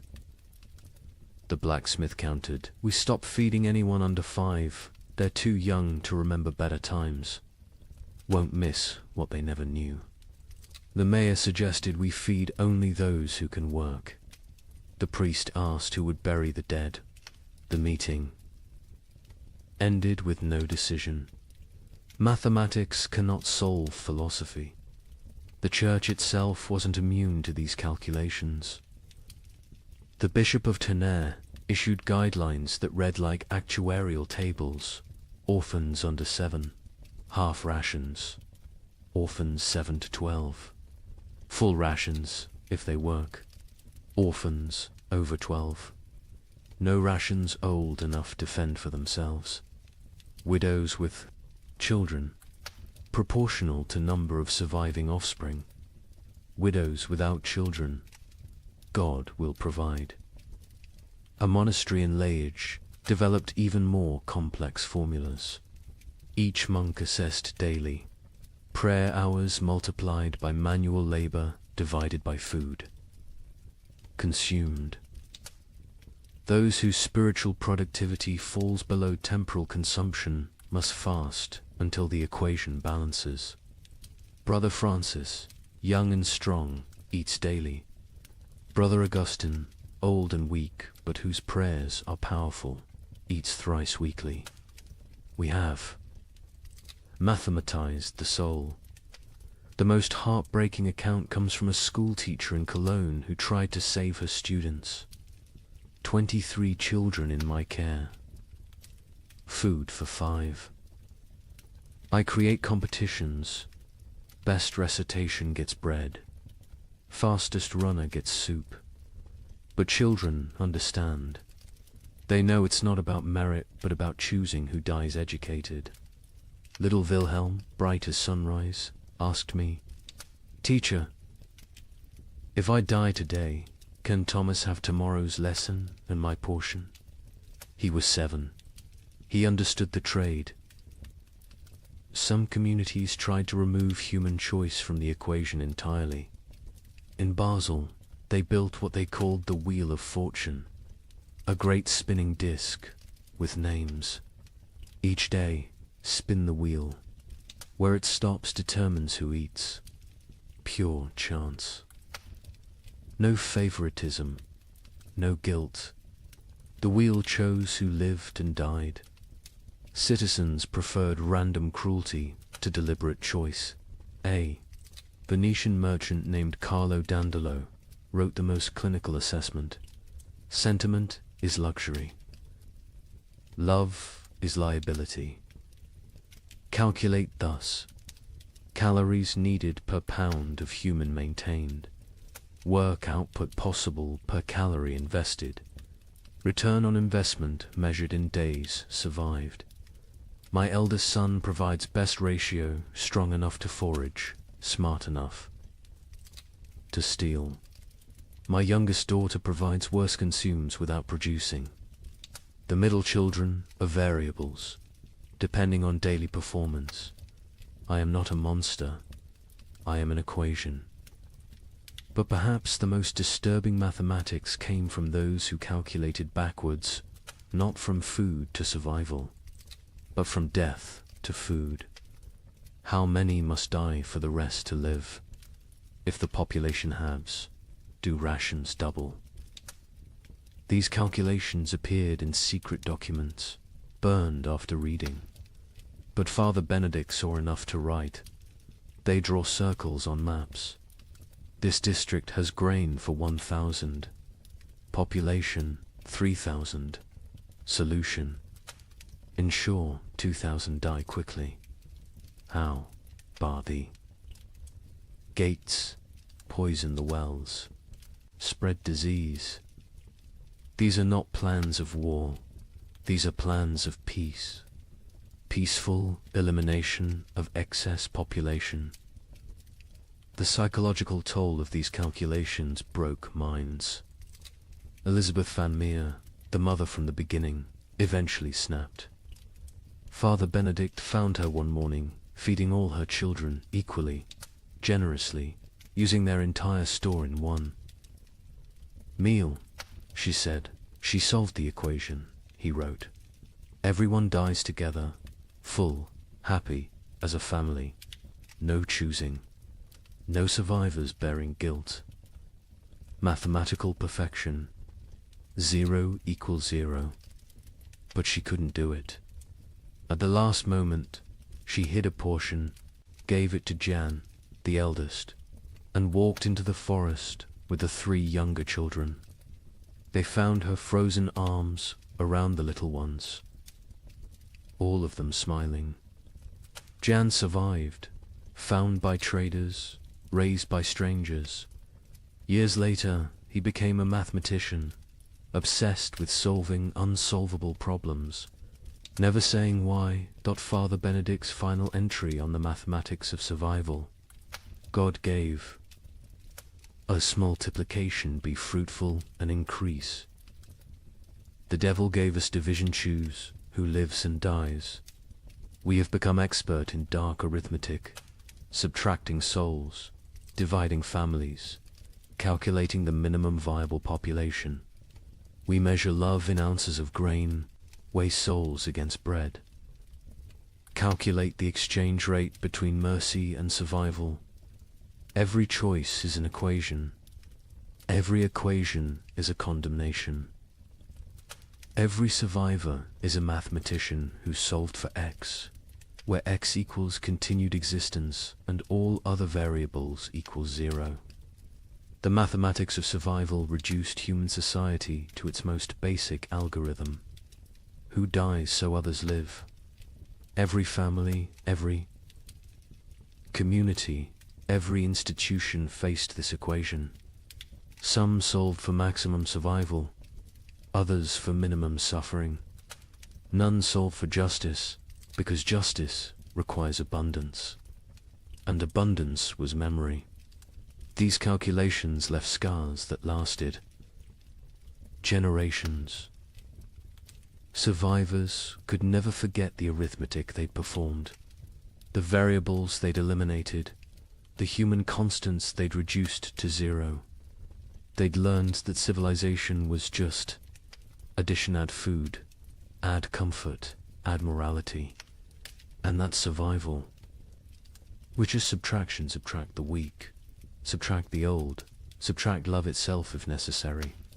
In the end, the only sum that mattered was greater than 0. In the summer of 1316, something extraordinary happened.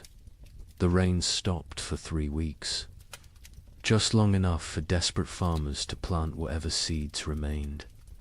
The chroniclers called it God's mercy.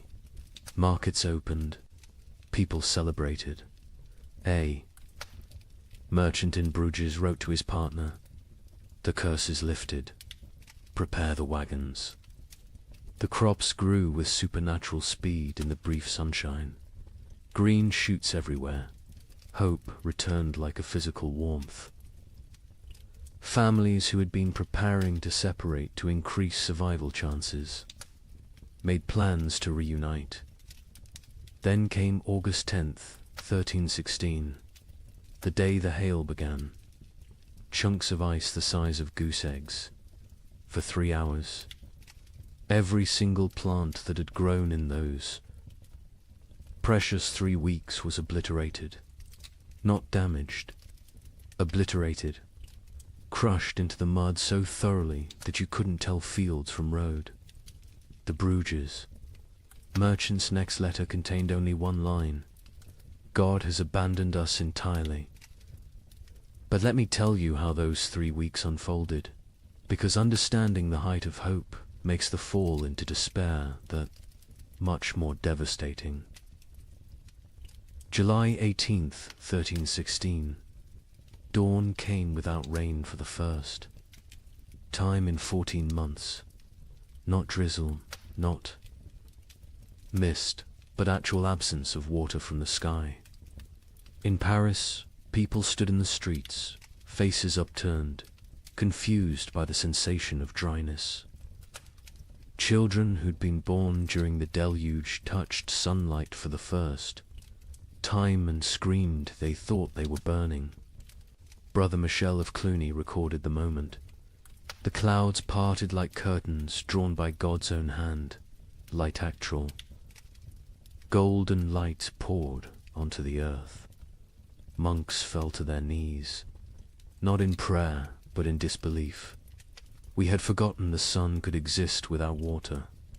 Word spread faster than plague. Church bells rang continuously, not for death this time, but for resurrection.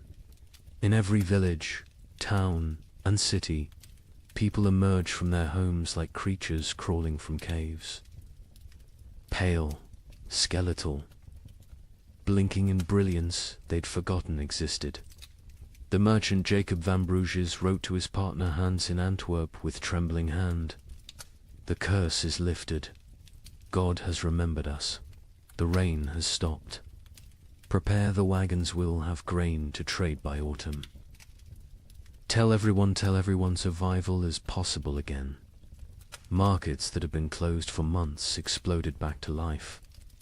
Not with food, there was still no food, but with hope transformed into commerce. People traded promises, futures, possibilities. A farmer would pledge his upcoming harvest for tools. A baker would promise future bread for present shelter.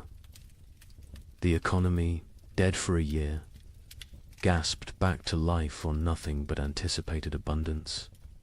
The seeds came from everywhere and nowhere, hidden in walls, buried in yards, hoarded in attics. Every kernel that had been saved, just in case, was brought into the light. Some families had protected seed grain while their children starved, betting everything on this exact moment. They'd been called monsters. Now they were visionaries. The planting was religious ecstasy mixed with desperate efficiency. In Normandy, the entire surviving population, nobles, merchants, priests, children, went into the fields. The Duke of Normandy himself, who hadn't touched soil in his lifetime, was seen on his knees, pressing seeds into earth with tears streaming down his face. A young girl named Marguerite wrote in her diary, "Papa says we're planting hope. Mama says we're planting survival. I think we're planting prayers and watching to see if God makes them grow." And grow they did. The crops erupted from the soil with impossible vigor. Wheat that should take weeks to sprout appeared in 3 days. Barley shot up overnight. Beans climbed their poles so fast you could watch them move. The chroniclers, usually skeptical men, wrote of agricultural miracle. It is as if the earth, starved for so long of its purpose, is making up for lost time, wrote the Bishop of Rouen. The crops grow with such speed that farmers sleep in their fields, afraid to miss the harvest moment. Green spreads across the land like God painting with life itself. The markets transformed overnight. The champagne fairs, dead for 2 years, announced their return. Merchants who'd hidden through the catastrophe emerged with old contracts, ready to trade. Ships that had rotted in harbors were hastily repaired. Trade routes, abandoned to bandits and nature, were cleared by communities working together for the first time in months. In Florence, they held an impromptu festival. Not planned, just spontaneous explosion of joy. Musicians who'd sold their instruments, played drums, made from barrels. Dancers who'd forgotten how to smile, laughed until they cried. Children who'd never known celebration invented it on the spot. An Italian chronicler wrote, "We feast on nothing but hope, and it fills us better than bread ever did." Families made reunion plans. Fathers who'd sent sons away to increase survival odds sent word to return. Mothers who'd placed daughters in convents prepared to bring them home. Communities that had fractured into hostile fragments began to speak of reconciliation. The 3 weeks of sun didn't just grow crops, they grew possibility. A priest in Ghent gave a sermon that captured the moment. "We have walked through the valley of death's shadow. But see, the shadow lifts. The valley blooms. We are Job, tested and found faithful. We are Noah, watching the waters recede. We are Lazarus, called from the tomb." Even the nobility, who'd maintained distance from their starving subjects, joined. The collective delusion. The Count of Flanders announced a harvest festival for September, promising wine from reserves nobody knew existed. The King of France declared that all debts incurred during the unfortunate rain would be forgiven once. The harvest was complete. The Pope issued a bull declaring the famine officially ended by divine intervention. The crops grew so fast that some whispered of dark magic. In Germany, rumors spread that the plants were unnatural, fed by the corpses of the million dead, growing on human fertilizer. But even these whispers were dismissed. Who cared if the wheat grew from graves? The living needed bread. By August 9th, the fields were green carpets of promise. The wheat stood tall, the barley swayed golden, the beans hung heavy on their vines. Another week, maybe 2, and harvest could begin. Calculations were made not of who would die, but of who would live. All of them. All would live. The night of August 9th, strange clouds gathered. Not rain clouds, something else. They glowed with an odd green light. Lightning without thunder. Wind without direction. Animals, the few that remained, became restless. Horses screamed. Dogs howled. Cats vanished entirely. August 10th, 1316. 2:47 in the afternoon. The exact time is known because the clock tower in Bruges stopped when the first hailstone hit it. They fell like God's own artillery. Ice chunks the size of goose eggs, driven by winds that shouldn't exist in August. But these weren't normal hailstones. Witnesses described them as sharp, angular, some shaped like pyramids, others like daggers. They didn't just fall, they attacked in. The fields of Flanders, farmers tried to shield their crops with their own bodies. The hail broke their backs, shattered their skulls, left them dead atop the plants they'd tried to protect. Children sent to bring in animals were found hours later, beaten to death by ice from the sky. But the crops suffered worse. The hail didn't just flatten them, pulverized them, drove them so deep into the mud that archaeologists still find compressed plant matter at that geological layer. 3 weeks of growth erased in 3 hours. Not damage deleted. The fields looked like they'd been scraped clean by God's own hand. When it stopped, silence fell across Europe. Not peaceful silence, the silence of complete despair. People stood in their obliterated fields, unable to speak, unable to cry, unable to comprehend. The hope hadn't been gradually eroded, had been murdered in a single afternoon. Jacob van Vey. Bruges, the merchant who'd written so joyfully to his partner, sent one final letter. Not even a letter, just 8 words on a torn piece of parchment. God has abandoned us entirely. Do not come. The suicides began that evening. Not the slow suicide of starvation, but immediate, decisive ending. Entire families walking hand in hand into rivers. Farmers hanging themselves from trees that overlooked their destroyed fields. Bakers closing themselves in their ovens. The Diocese of Reims recorded 300 suicides in 3 days. Those were just the ones found. A chronicler in Paris wrote, "The cruelty was not in taking the crops. It was in letting them grow first, in letting us believe, in letting us hope. This was not God testing faith. This was God showing us faith is mockery. We are not Job. Job was loved enough to be tested. We are nothing." The 3 weeks of sun had been crueler than 14 months of rain. The rain had killed slowly, allowing adjustment, acceptance. The false hope killed instantly, crushing spirits that had just dared to unfold. Those who'd shared their last seeds, believing in tomorrow, now faced starvation with nothing. Those who'd emerged from hiding, trusting in recovery, were now exposed with nowhere to return. The miracle markets closed forever. When archaeologists excavate medieval marketplaces, they find a distinct layer dated to August 13th.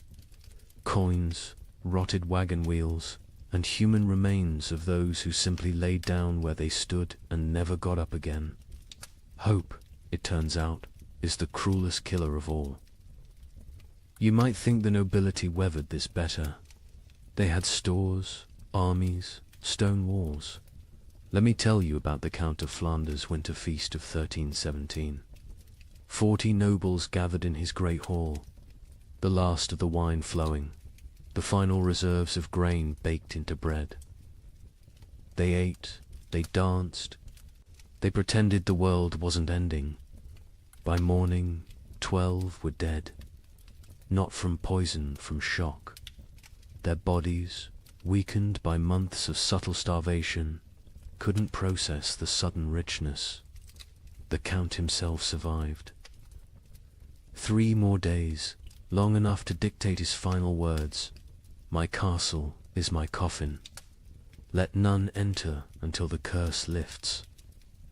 They found his body 4 years later. He had burned his furniture, his tapestries, even his books for warmth. The richest man in Flanders died gnawing on leather straps. The feast itself had been an act of delusion dressed as defiance. Count Louis of Nevers had sent invitations in December 1316, written on vellum worth more than food. "Let us gather as nobility ought, to demonstrate that breeding conquers nature." The guests who arrived on January 6th, the feast of the Epiphany, looked like spectres playing at being lords. The Duchess of Brabant arrived in a carriage pulled by servants her horses had been eaten months ago. The Duke of Luxembourg wore armor that hung loose on his shrunken frame, clanking with every movement like bones in a box. The Bishop of Liege blessed the meal with hands that shook from more than cold, his episcopal ring sliding off fingers made skeletal by hunger. But they maintained the facade. They spoke of hunting parties that would never happen, of spring tournaments already impossible, of marriages between children who were likely dead. The Count's chamberlain, Robert de Bethune, later wrote in his secret diary, we dressed corpses. In silken made them dance. We were already dead. The feast was merely our funeral performed by the deceased. The meal itself was madness. After months of eating ground acorns and boiled leather, they faced actual bread, real meat, wine that wasn't mixed with water and prayers. The Count had emptied his entire reserve, deciding either everyone would survive together or die with dignity. He chose wrong. They died with neither survival nor dignity. The Countess of Hainault was the first to fall, her stomach rupturing from the sudden expansion. She died vomiting blood onto her ermine cloak, apologizing for the mess. The young Baron of Chimay collapsed with wine running from his nose, his body unable to remember how to process alcohol. One by one, they fell like dominoes, their starved systems overwhelmed by abundance. The survivors watched their friends die from eating. The cruelest irony in a world already drowning in cruel ironies. The Count himself ate carefully, sparingly, but even he couldn't escape. His physician, one of 3 nobles who survived the night, recorded, his lordship's body shook as if possessed. He sweated ice in January. His eyes bled. He knew death was coming and used his remaining strength to bar the castle doors from inside, condemning himself to die alone rather than risk others entering for the remaining food. Across Europe, similar scenes played out in every castle. These fortresses, built to withstand armies, couldn't withstand hunger. Stone walls kept enemies out, but kept starvation in. Moats that protected against invasion became barriers preventing. Foraging. Height advantage meant nothing when there was nothing below worth taking. The Duke of Burgundy's castle at Dijon became infamous for what chroniclers called the vertical graveyard. As servants and knights died, they were stacked in the towers, frozen by winter, preserved in their positions of death. By spring 1317, visitors could climb the tower stairs and pass through layers of the dead, each floor representing a different week of mortality. The Duke himself was found at the top, seated on his throne, frozen mid-gesture, as if still issuing commands to the dead below. In England, the situation was equally dire. Edward II's own court at Westminster ran out of food in February 1317. The King of England, ruler of territories from Scotland to Gascony, was reduced to sending knights to rob his own subjects' gardens for turnips. A chronicle records, His Majesty was seen gnawing a candle made of tallow, declaring it tasted better than nothing, which was the alternative. The nobility's suffering was different from the peasants, not worse, but uniquely horrible. They had never learned to survive without excess. A peasant knew how to stretch grain, how to forage, how to make something from nothing. Nobles knew only how to command others to provide. When there were no others left, or nothing to provide, they were helpless. Lady Margaret de Clare, one of England's wealthiest women, left a diary that captures this helplessness. I own 17 manors, but cannot eat earth. I have chests of gold, but gold provides no sustenance. I have titles and right and privileges, all worthless as the parchment they're written on. My servants are dead or fled. I, who never dress myself, now cannot light a fire. I will die. Not from hunger, but from ignorance of survival. The castle hierarchies collapsed in ways that would have been unthinkable before. The Earl of Warwick's chronicle describes finding his cook a commoner sitting in the Earl's chair, eating the last food while the Earl's children begged for scraps. When confronted, The cook simply said, "I know how to prepare food. You know how to eat it. Which skill matters now?" The Earl had no answer. Some nobles attempted to maintain order through increasingly desperate measures. The Count of Toulouse issued edicts from his castle requiring peasants to deliver food that didn't exist. When they didn't comply, he sent knights to punish them. The knights found empty villages, just wind and bones. They returned to find the Count dead, his final edict still clutched in his hand. Let them eat loyalty. The collapse of noble authority was physical as well as social. Castles required constant maintenance, roofs needed patching, walls needed pointing, fires needed feeding. Without servants, these monuments to power became tombs of privilege. Rain poured through unrepaired roofs.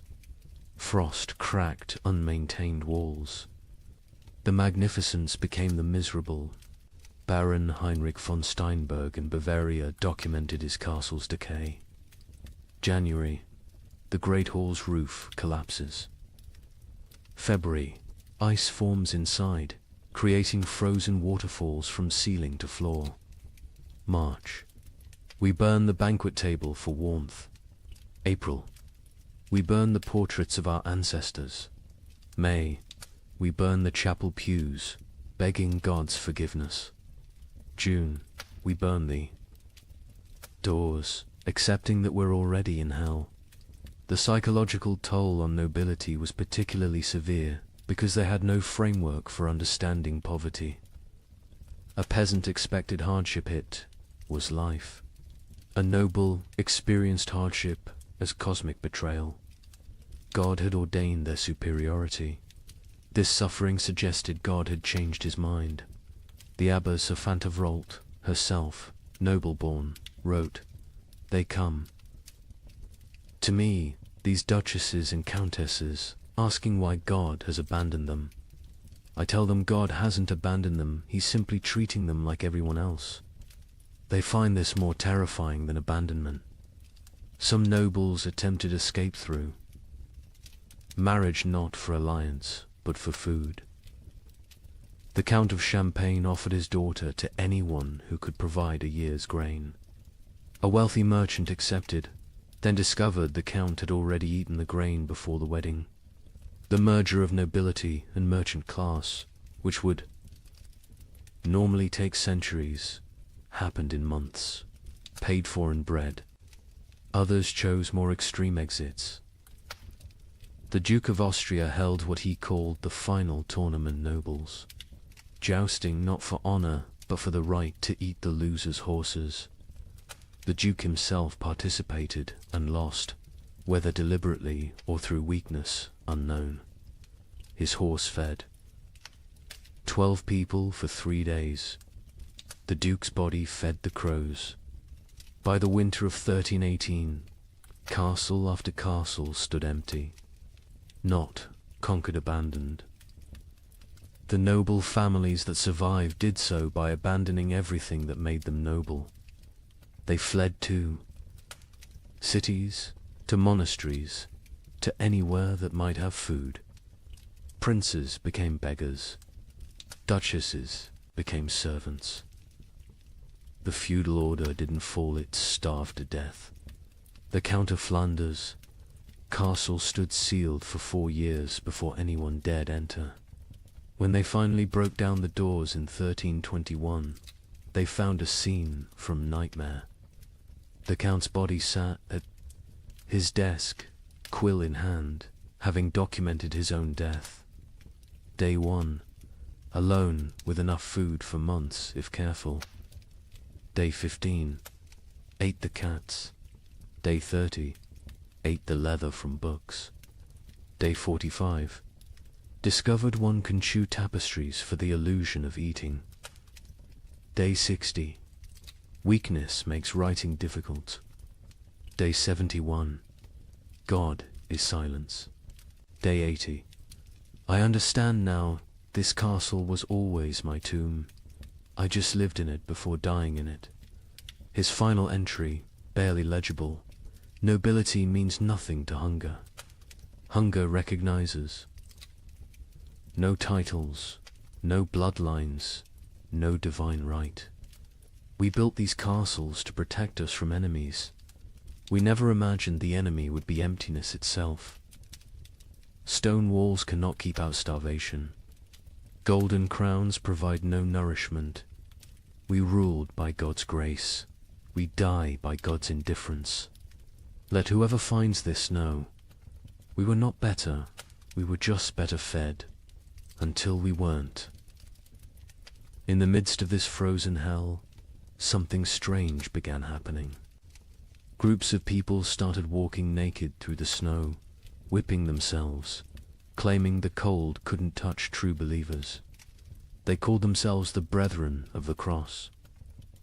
But locals had another name: Ice Apostles. Their leader, a former monk named Heinrich, preached that the famine wasn't God's punishment, it was God's gift.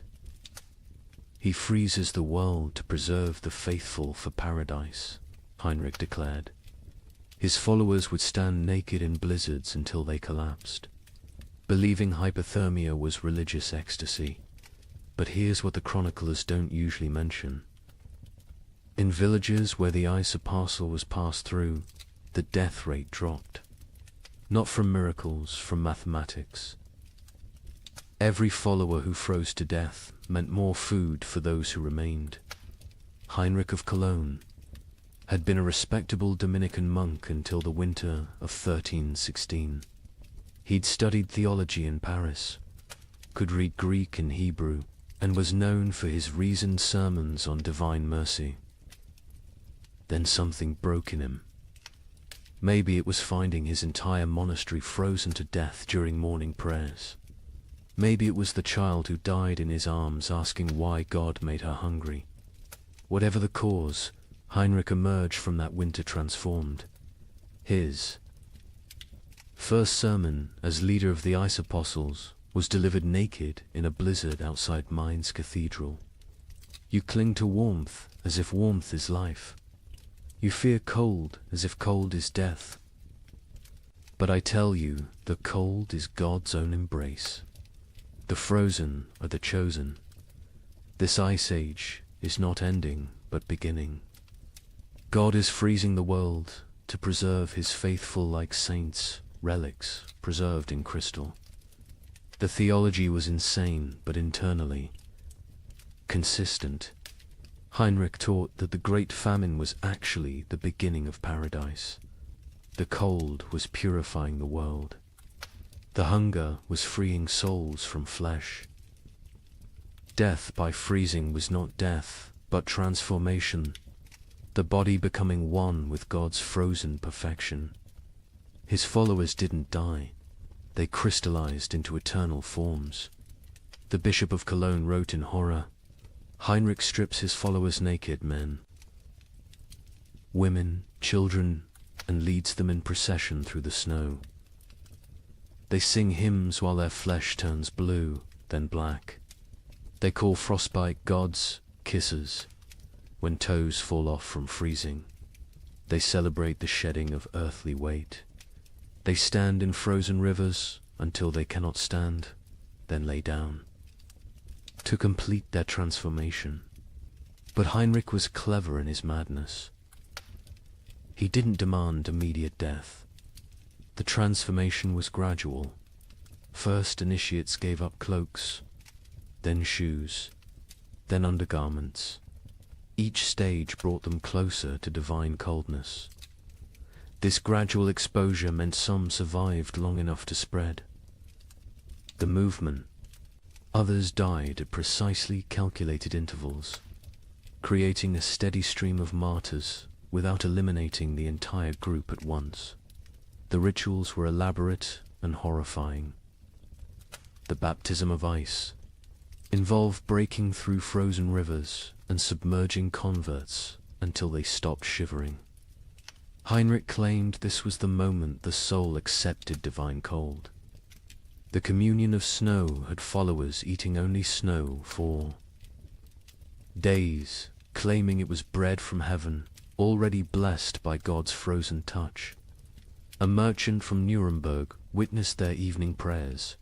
Hundreds of naked bodies kneeling in snow, their skins so blue it looked painted. They whipped themselves. With branches frozen into ice clubs, each strike shattering skin like broken pottery. Blood froze before it could flow. They called it red ice prayer beads. Children among them, babies even, held up by dying mothers, all singing about the warmth of freezing. The movement spread with terrifying speed. By spring 1317, ice apostle groups appeared from Poland to England. Each had their own variation of Heinrich's teachings, but all shared the core belief. The cold was sacred, survival was sin, and freezing to death was the highest form of worship. In France, they called themselves Les Jelly Saints, the frozen saints. They would stand motionless in town squares during blizzards, human statues gradually covered in snow until they died standing. Townspeople would find them in the morning, frozen mid-prayer, and debate whether to move bodies that looked more like ice sculptures than corpses. The English variant. The Frost Brothers added self-cannibalism to their practices. As members froze to death, others would eat their frozen flesh, claiming it was purified by God's cold, and therefore not cannibalism, but communion. The Archbishop of Canterbury banned the movement, but enforcement was impossible for authorities who tried to arrest Frost. Brothers found only frozen corpses arranged in disturbing tableaus. But here's what made the ice apostles truly insidious. They targeted the most vulnerable. Heinrich actively recruited the elderly, the sick, the starving, those already near death. He offered them meaning for their suffering. Instead of dying forgotten in some hovel, they could die as martyrs in public spectacles. A widow named Agnes wrote before joining them, "My children are dead. My husband is dead. I will die within days regardless. Heinrich offers me the choice to die for something instead of from something. Is joining madness worse than dying sane but meaningless?" The mathematics of their deaths were coldly practical. A village of 100 people with food for 50 had a problem. If 30 ice apostles achieved transformation, suddenly there was enough for the remaining 70. The movement solved starvation through voluntary mass suicide disguised as religious ecstasy. Some villagers actively encouraged the ice apostles. The mayor of Strasbourg secretly provided Heinrich with lists of the dying poor, suggesting them as ready for transformation. The town council of Basel offered the ice apostles free passage but required them to perform their freezing rituals outside town walls. They wanted the benefits of fewer mouths without the spectacle of public death. Heinrich himself seemed aware of this dynamic. In a letter to a former colleague, he wrote, "They think I'm mad, perhaps, but my madness feeds their children. Every follower who freezes is one less competitor for grain. We are solving the famine through faith. Is it not better to die believing you're achieving paradise than to die knowing you're just starving?" The church struggled to respond. Declaring the movement heretical was easy. Stopping it was impossible. How do you prevent people from freezing themselves to death when they're going to freeze to death anyway? The Pope issued bulls condemning the ice apostles. But papal authority meant little to people who believed the Pope himself was too warm to understand God's frozen truth. Some priests tried infiltrating the movement to redirect it. Father Johannes of Worms joined a group, gradually convincing them that true freezing required surviving winter to freeze again next year. He saved dozens through this theological manipulation. But Heinrich heard of this and declared that any apostle who survived winter had failed their transformation and must try harder next time. The movement produced disturbing art. Ice. Apostles would arrange dying members into religious scenes, frozen nativity displays using real dying people, crucifixion tableaus with followers frozen to wooden crosses, recreations of the Last Supper with participants dying at table. These displays would remain until spring thaw revealed the horror underneath the snow. Children raised in the movement knew no other reality. A boy named Wilhelm, rescued at age 7, couldn't understand warmth. He would scream when brought near. Fires, tear off clothes, stand outside during blizzards, begging to return to God's cold.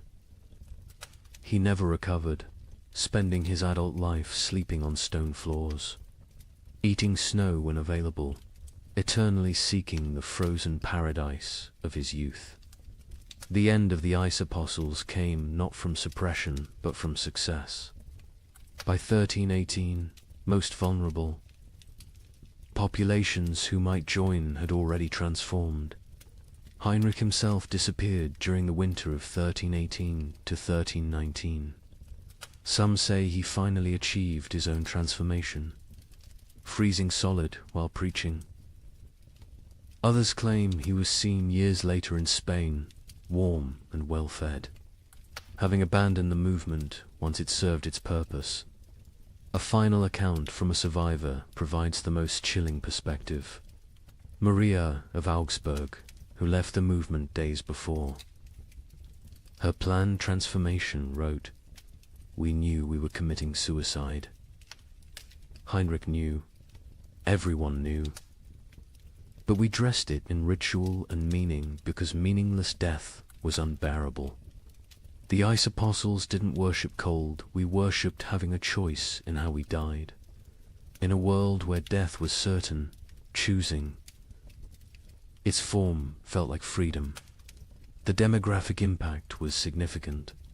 Historians estimate the ice apostles removed between 50,000 and 100,000 people from the population, voluntary deaths that paradoxically helped others survive.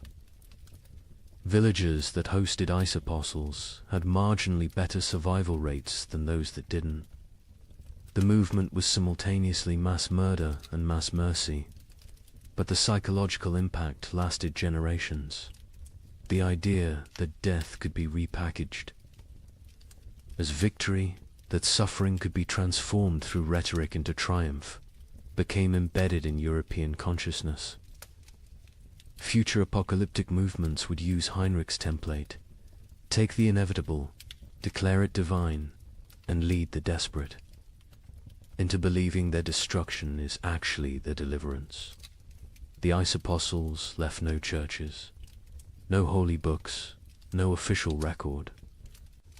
Only frozen bodies in strange positions, mass graves of the willingly dead, and the disturbing realization that when survival becomes impossible, humans will invent religions that make death a sacrament. They proved that in extreme conditions. The line between martyrdom and mass suicide disappears, and that sometimes, perhaps most terrifyingly, they serve the same mathematical function: fewer mouths to feed in a world that has forgotten how to provide food. By 1318, the concept of nations began to dissolve. The King of England couldn't feed his army. The French crown controlled only Paris. The Holy Roman Emperor ruled nothing but his own hunger. But local warlords thrived. A minor knight with a sword. Grain supplies suddenly commanded more power than dukes. These frost lords, as they were called, built tiny kingdoms that lasted weeks or months. Their reigns ended predictably. When the food ran out, their followers ate them. The Bishop of Strasbourg recorded one such ending. Lord Wilhelm's men roasted him over his own hearth. They claimed he had grown fat on their suffering, so it was only just. His screams echoed across the frozen Rhine. When questioned, his captain said simply, he tasted of betrayal. The traditional structure of medieval war for kings commanding. Lords commanding knights, commanding soldiers collapsed when soldiers realized their commanders had no food to offer. A knight's oath of fealty meant nothing to an empty stomach. By early 1318, Europe had fractured into thousands of micro-kingdoms, each centered around whoever controlled food. Sir Roderick of Ghent, a minor knight with no title beyond his sword, became more powerful than the Duke of Burgundy simply because he had discovered a monastery's hidden grain store. With 40 bushels of wheat, he recruited an army of 300 starving men. They called him the Wheat King, and for 6 weeks, he ruled a territory spanning 3 villages. His reign followed a pattern that would become horrifyingly common. Week 1. Triumphant distribution of food to followers. Week 2. Strict rationing. As reality set in. Week 3. Increasingly desperate raids on neighboring territories. Week 4. Internal conflicts over dwindling supplies. Week 5. The mathematics becoming clear. Week 6. The inevitable conclusion. A surviving member of Roderick's band, Thomas the Miller, testified, "We knew by week 5 that the grain would run out." Roderick knew too. He stopped eating, said he was fasting for victory. Really, he was trying to stretch supplies. But you can't lead starving men if you look fed. When the last grain was gone, we looked at him still healthier than us, despite his fasting, and made the only logical decision. He'd fed us for 6 weeks with wheat. He'd fed us for 3 more days with himself. These frost lords emerged everywhere, their tiny kingdoms rising and falling like waves. A tax collector with a hidden cache became Lord of Calais for 11 days. A merchant who'd hoarded salt pork ruled Antwerp for a month. A priest who'd discovered Roman-era grain stores in ancient ruins declared himself Pope King of Regensburg and lasted 2 months before his congregation ate him during what they called the True Communion. The Bishop of Strasbourg's account of Lord Wilhelm provides the most detailed description of how these micro-kingdoms operated. Wilhelm had been nobody, a 3rd son of a minor lord, trained for priesthood but turned soldier. When the famine began, he was guarding a river crossing that nobody used anymore. But beneath that crossing, in caves known only to smugglers, lay tons of preserved food from decades of illegal trade. Wilhelm emerged from obscurity like a demon from ice, the bishop wrote. One day unknown, the next commanding 500. Men who called him Caesar. He built a frozen empire on dried fish and pickled cabbage, demanding absolute obedience in exchange for daily rations.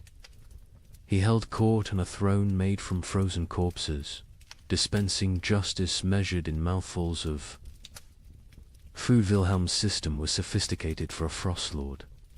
He created a complex hierarchy based on usefulness. Soldiers who brought back food from raids received double rations.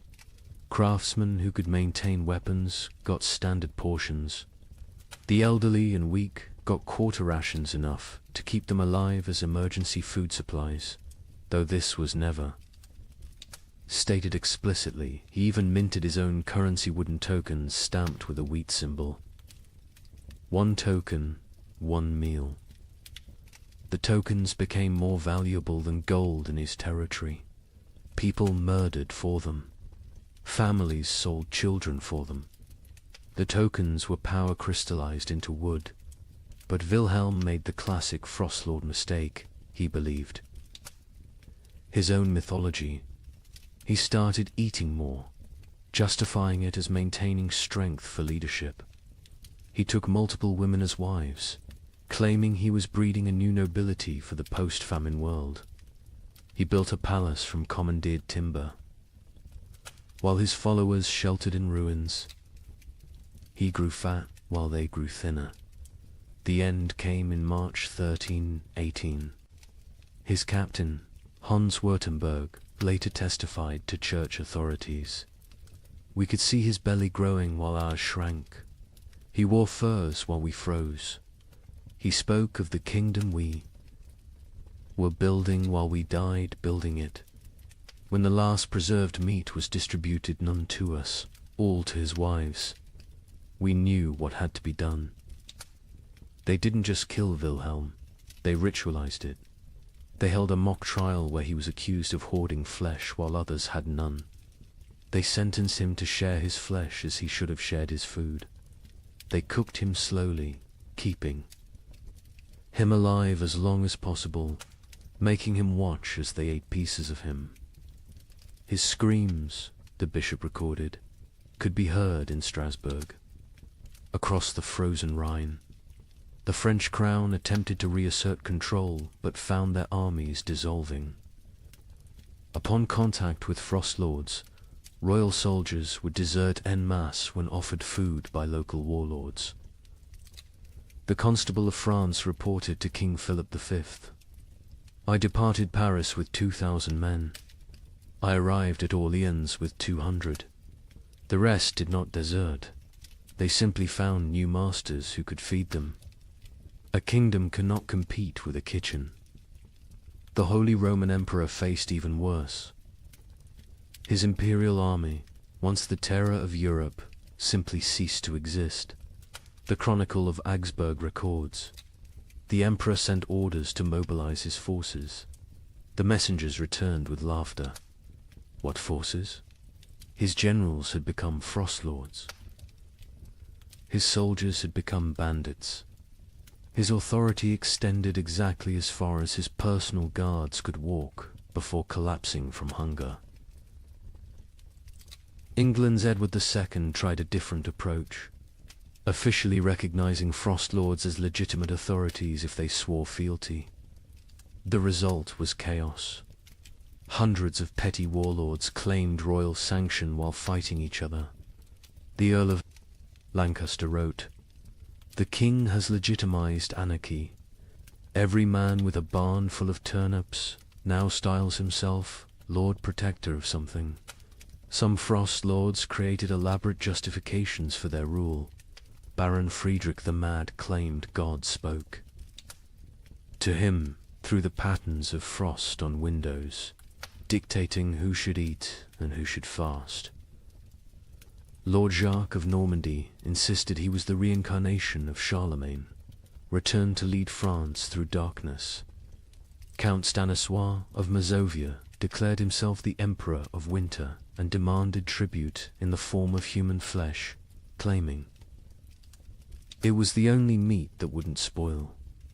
The battles between frost lords were unlike traditional warfare. They fought not for territory but for carries. Sieges were impossible. The besiegers would starve before the besieged. Cavalry charges were fanticide the horses had been eaten. Battles were brief, vicious affairs where starving men fought over rumors of food. A typical battle might involve 100 men fighting to the death over a storehouse. That turned out to contain only rotted turnips. The Chronicle of Cologne describes one such conflict. Lord Henrik's men met Lord Dietrich's at the frozen mill. They fought for 6 hours in the snow, men dying from cold as much as combat. The winners found 3 sacks of mouldy barely enough to feed them for the march home. 43 died for perhaps 43 meals. This is the mathematics of the winter wars. Naval warfare ceased entirely. Ships required crews, crews required food, and any ship with food became a target for its own sailors. The entire English fleet in Portsmouth was found in spring 1318 with the officers eaten and the common sailors gone, having sailed to wherever they imagined food might exist. Most likely, they ate each other at sea. The mercenary companies that had plagued Europe for decades transformed into something worse. No longer fighting for pay, they fought for food itself. The Free Company of the Wolf, led by a former priest called Father Fang, became notorious for their practice of recruitment. They would attack villages, eat the weak, and force the strong to join them. Their ranks swelled with the desperate and depleted with the digested. The most successful frost lord was arguably Margaret the Terrible, a former abbess who controlled grain stores across 3 monasteries. She ruled for 8 months in eternity in frost lord terms by being utterly ruthless. She fed her followers just enough to keep them loyal, but not enough to make them strong. She rotated guards constantly so none could organize rebellion. She had tasters for her food, but the tasters were different each meal. Chosen by lottery, her end came not from rebellion, but from mathematics. She calculated she could survive another month on remaining stores. Her followers calculated she was the only remaining store. They didn't kill her quickly like Wilhelm. They kept her alive, locked in her own granary, taking small pieces when needed. She lived for 3 weeks as a conscious larder, her brilliant mind intact enough to appreciate the irony. By summer 1318, most frost lords were dead. They're tiny. Kingdoms dissolved into memory and meat, but they had served a horrific purpose. They had organized the chaos of starvation into structured systems of consumption. They had turned random death into regulated death.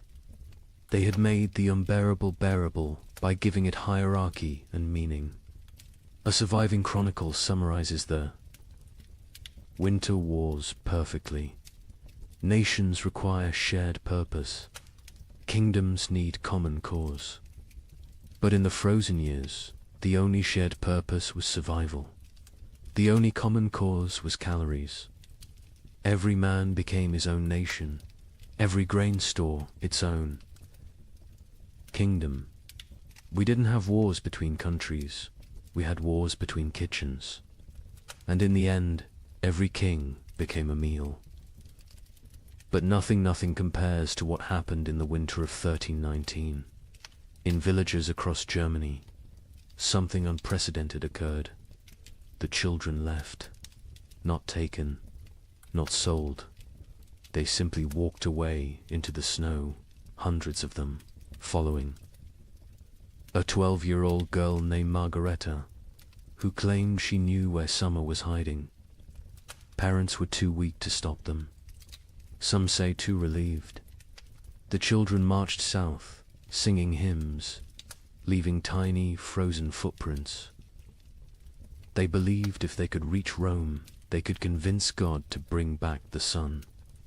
A merchant traveling to Venice reported seeing them, a line of small shadows against the white, moving like sleepwalkers. I offered them bread.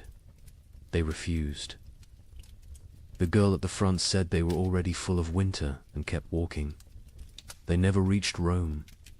A woodcutter found them in an alpine pass the following spring. Hundreds of small bodies perfectly preserved in ice, still holding hands. Still walking formation. Still heading south toward a summer that would never come. Margareta of Hamelin. Was nobody special before the winter of 1319? The baker's daughter? Middle child of 7, known only for her strange habit of speaking to sparrows that no longer existed. But in January 1319, something changed. She began telling other children about dreams where summer lived in a golden palace beyond the mountains, imprisoned by winter demons, waiting for children pure enough to free it. The priest of Hamelin, Father Ernst, recorded the beginning. The girl stands in the square each dawn, speaking of summer as if it were a person. She describes the taste of strawberries to children who have never seen fruit. She tells them about flowers, what colors they were, how they smelled. Children who were born during the famine, who know only grey and white and cold, listen to her like she's describing paradise. At first, adults dismissed it as childhood fantasy, a coping mechanism for horror. Let the children dream of summer while they starved in winter. But Margaretta's stories grew more elaborate, more specific. She claims summer sent her messages through ice patterns on windows. She said she could hear summer crying, trapped behind the wall of winter, begging to be freed. Summer is not gone. She preached to growing crowds of children. Summer is captured. The adults are too heavy with sin to rescue it. But we, children, light with innocence, can slip through winter's fingers and bring summer home. The theology was childish but compelling. Adults had caused the famine through their wars, their greed, their sins. Children were innocent victims. Therefore, children could be innocent saviors. The logic of a 12-year-old mind, but to other 12-year-olds it was revelation. By February, Margaretta had hundreds of followers, all children between the ages of 4 and 14. They met in secret, practicing for their journey. They would walk to Rome, she said, where God's representative lived. They would demand, not ask, demand that the Pope release summer from its prison. If he refused, they would find summer themselves. The preparation was heartbreaking in its innocence. Children stole their parents' shoes, too large for tiny feet, stuffing them with straw. They made summer cloaks from stolen blankets, decorated with charcoal drawings of flowers they'd never seen. They practiced walking in formation, the older children carrying the younger, believing that unity would protect them from winter's grasp. Hans Müller, a traveling merchant, encountered them preparing. They train like an army of ghosts. 80-year-olds teaching 4-year-olds how to walk through snow. They share imaginary food, practicing for when they'll have real food again. The girl Margaretta watches them with eyes too old for her face. She knows, I think. She knows where this leads. But she continues anyway. Parents were paralyzed by impossible mathematics. Stop your children from leaving and watch them starve slowly at home.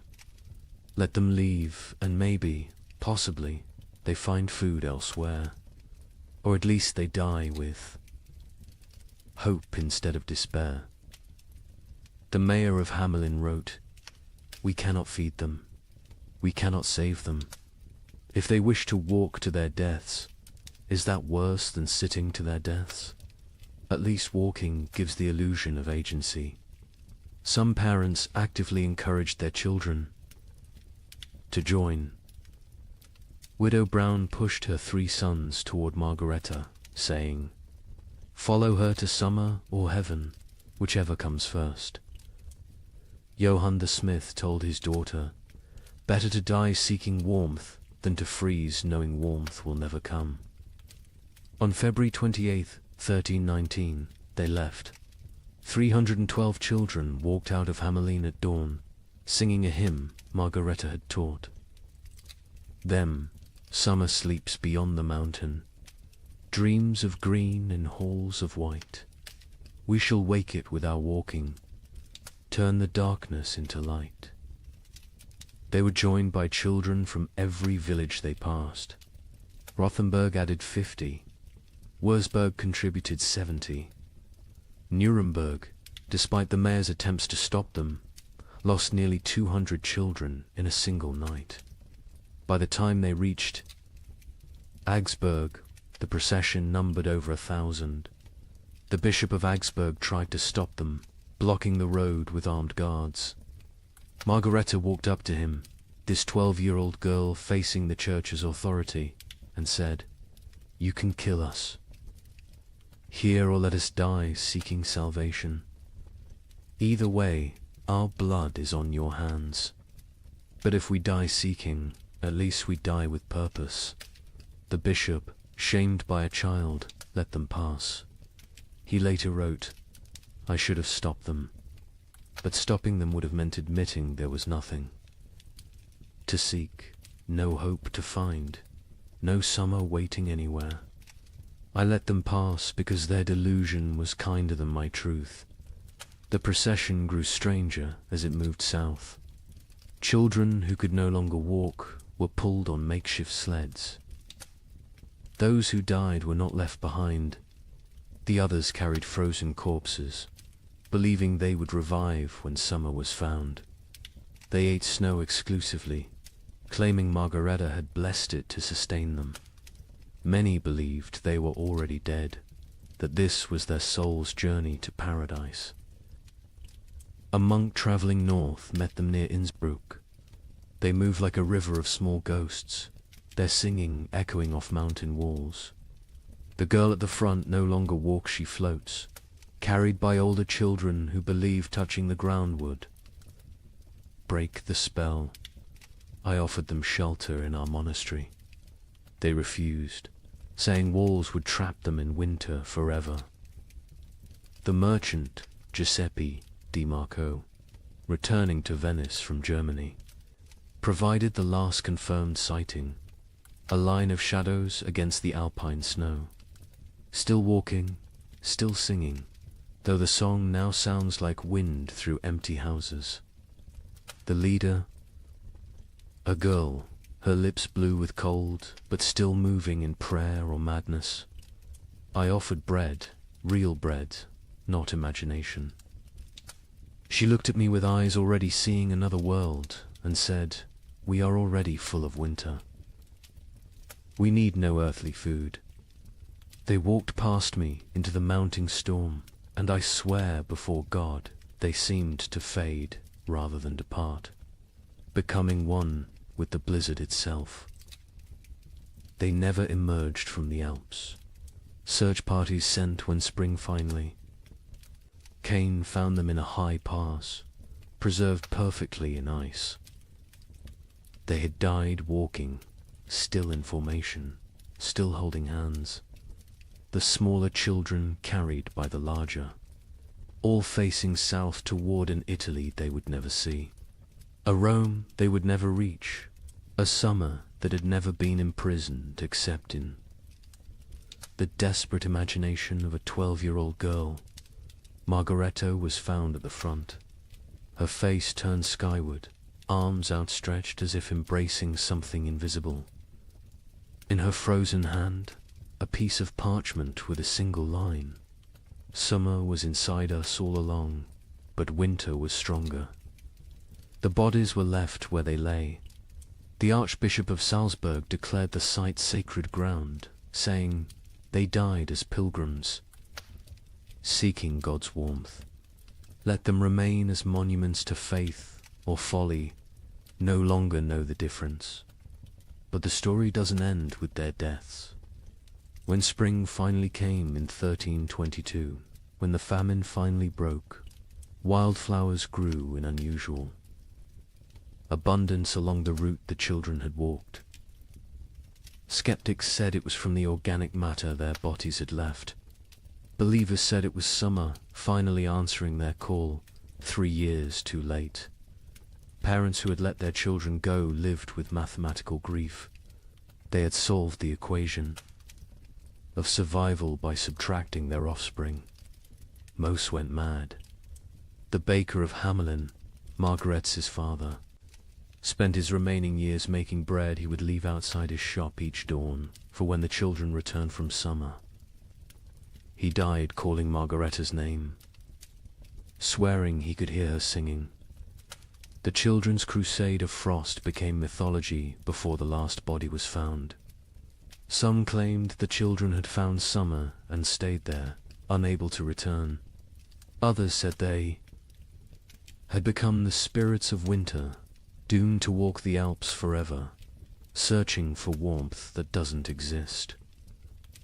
A few insisted they had seen the children in dreams, playing in fields of grain, finally warm, finally fed, finally free. A chronicler in Vienna wrote the definitive epitaph. They were children who had never known spring, following a child who dreamed of summer, seeking a warmth that had died before they were born. They walked to their deaths with more purpose than most live their lives. They failed to find summer, but they succeeded in escaping winter, which may have been the only success possible. The children's crusade of frost represents the absolute, nadir of the great famine, not the death of hope, but hope itself becoming death's agent. When children abandon their parents to seek impossible dreams, when parents let them go knowing the truth, when entire societies watch their future walk away into frozen oblivion and do nothing because nothing can be done, that is when civilization doesn't just collapse but voluntarily dissolves.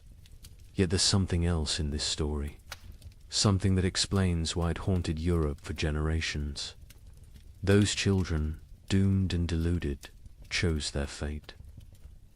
In a world where death was certain, they chose to die seeking rather than waiting. They wrote their own ending rather than having it written for them. They failed, but they failed attempting the impossible, which is perhaps the most human thing one can do. The last word belongs to a nameless child, one of hundreds found in that alpine pass, who had carved into a frozen tree trunk. We came to find summer. We found each other. That is enough. By 1320, something unprecedented was happening across Europe. Entire villages were disappearing, not dying, disappearing. A tax collector would arrive to find homes standing empty, fires still warm, food still on tables, but not a soul in sight. Bishop of Lincoln investigated 17 such villages. His report contains a chilling observation. In each dwelling we found the same thing, a single word carved into the main beam. Forgiven. We know not if they sought forgiveness or granted it. Modern archaeologists have found evidence these villagers walked en masse into forests, bogs, or the sea. Mass suicide? Mass migration to nowhere? We'll never know. But the pattern was always identical. They left everything behind except their children. The children, it seems, they took with them to whatever end they chose. The first documented vanishing was Thornwick, a village of 200 souls in Yorkshire. The king's tax collector, William de Vere, arrived on March 15, 1320, to find smoke still rising from chimneys, but no one to tend the fires. His report to the crown reads like a ghost story.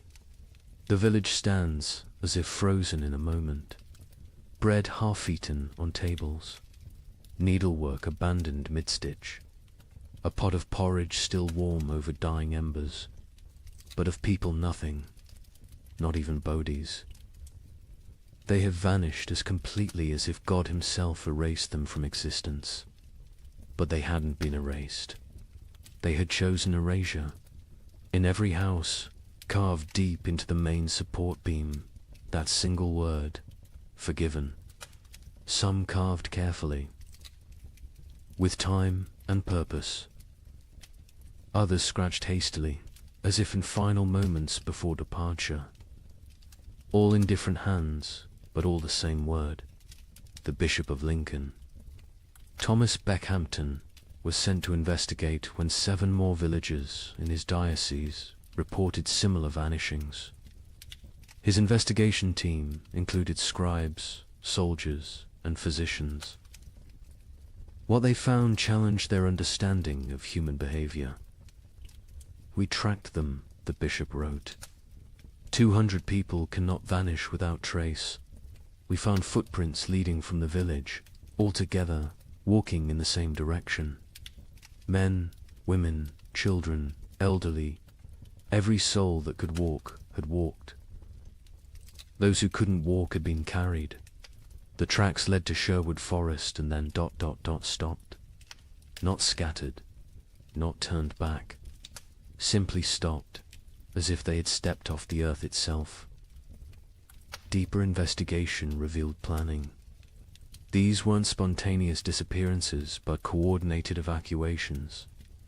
In Thornwick, they found evidence of a final feast. Everyone had eaten together one last time, using the last of their stores. In Grimsby, they discovered that villagers had released all livestock, opened all gates, freed all caged birds. They had systematically undone civilization before walking away from it. The physician, Master Hugh of Salerno, noted something disturbing. No signs of violence, no evidence of force. These people chose to leave.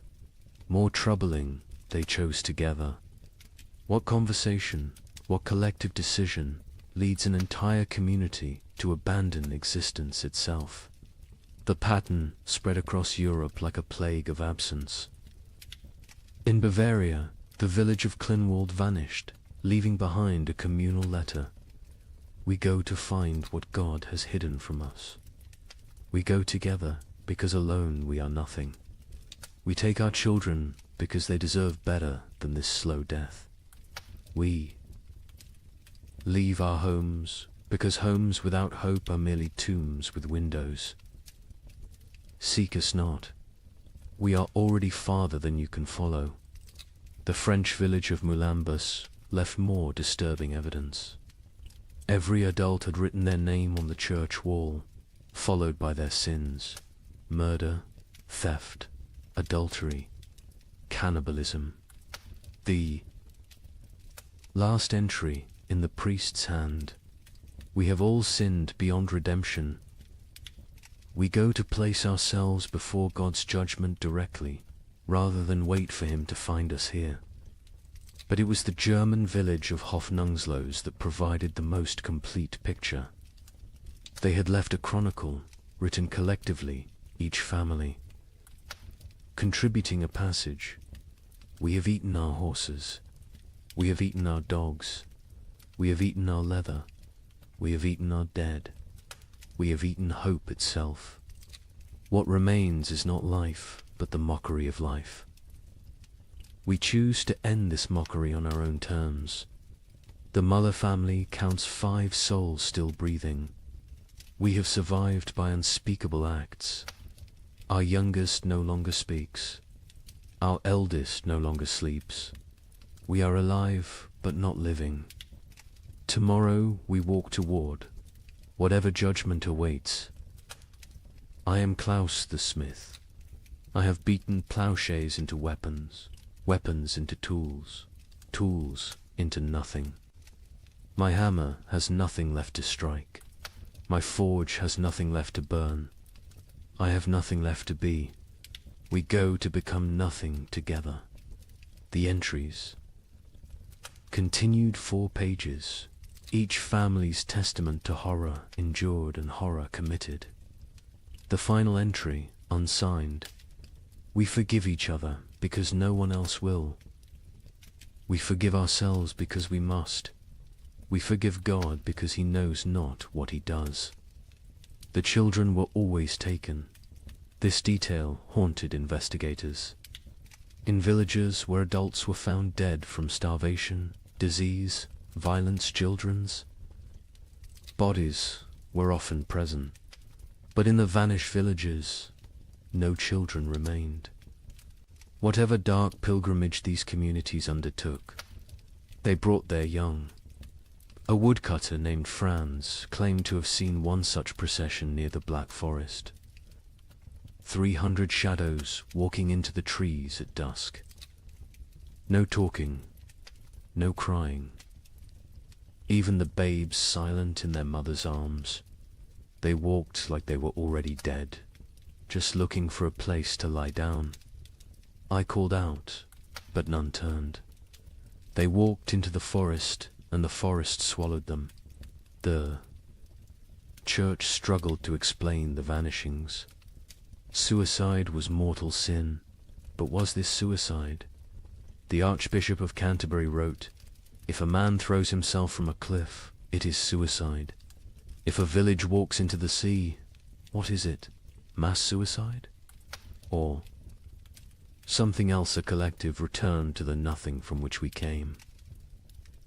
In Paris, 1321, while peasants gnawed bark, the nobility held what historians call the most disturbing party in medieval history, the Feast of Fools. Organized by Count Robert of Artois, it was meant as defiance against death. Here's what happened. Nobles dressed as peasants, peasants dressed as nobles. They served courses of elaborately prepared nothing, empty plates dressed with garnishes of straw. They held mock executions where the condemned gave recipes for cooking leather. They crowned a skeleton as May Queen, but the climax was the last. Supper 13 nobles drew lots. The one who drew the black stone would provide the feast. Count Robert drew it himself. He laughed, opened his veins into wine cups, and served his blood to his guests while making toasts. He bled to death, standing, cup raised, still smiling. The chronicle states, "None stopped drinking until the cup was empty." The invitation had arrived on vellum worth more than most Parisians would see in a lifetime, written in gold ink that could have been traded for bread. Count Robert of Artois requests your presence at the Feast of Fools, where we shall dine. On reality and drink deep of truth. Come as you are not. Leave as you never were. April 1st, year of our absent Lord 1321. Count Robert had survived the famine through typical noble privileged hoarded grain, fortified walls, the ability to take from those who couldn't resist. But something had broken in him when his youngest daughter died not from starvation, but from abundance. She'd found his hidden honey store, eaten herself to rupture, died vomiting sweetness while Paris starved. He'd laughed when they found her body, and hadn't stopped laughing since. The feast's preparation was elaborate insanity. Robert spent the last of his wealth on decorations for serving nothing. He commissioned golden plates for emptiness, silver, chalices for air, elaborate centerpieces celebrating absence. The great hall of his chateau was transformed into what witnesses called a cathedral of mockery. Lady Isabelle de Valois, who survived the feast, left the most complete account. We arrived to find reality inverted. Servants sat at the high. Tableware in our clothes rob had demanded we exchange garments at the door. We nobles served them, dressed in rags that stank of death. But the servants were more disturbed than we. They knew this game could only end badly for them. First course was soup of memories. Empty bowls filled only with steam from heated stones. Guests were required to describe what they tasted. Duke Philippe claimed he tasted his mother's fish stew. Countess Marie swore she could taste strawberries. Baron Henry said he tasted his own death and was asked to be more specific about the flavoring. Robert presided over this madness dressed as Death himself, black robes, skull mask, scythe resting against his chair. But he'd modified the costume. Death wore a crown of bread loaves, molded and painted gold, technically edible but deliberately withheld. Death is the only one eating well these days, he announced, so I dressed appropriately. The second course was meat of mathematics, elaborately garnished platters containing nothing but written equations. If one person eats for 3 days, 3 people eat for 1 day, or 9 people eat for 4 hours. Solve for X, where X equals survival. Guests were required to eat the paper, chewing their calculations, swallowing their arithmetic.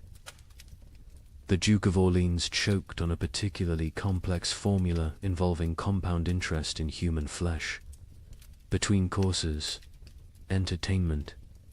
A troupe of starving actors performed the tragedy of abundance, a play where King Midas starved surrounded by golden food.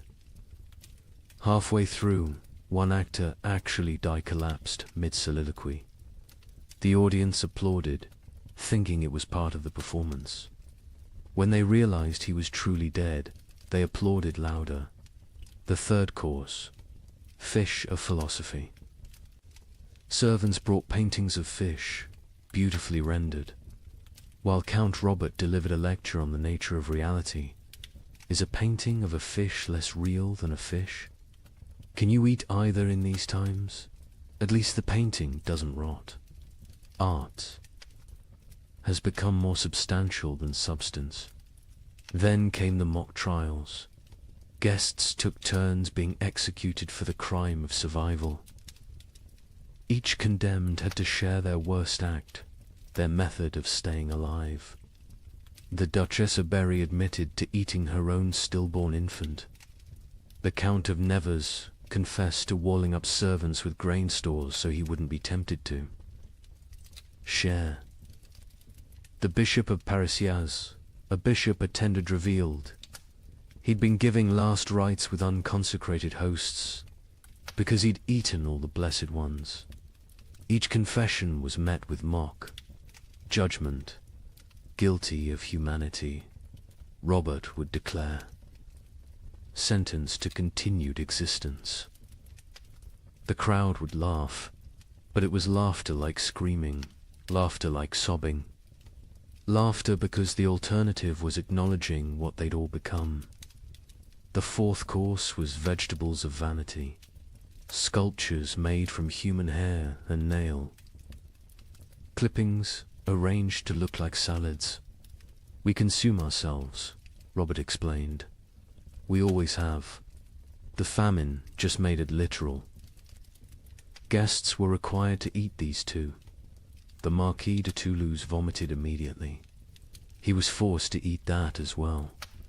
Nothing wasted, Robert insisted. That's the new nobility. The entertainment grew darker.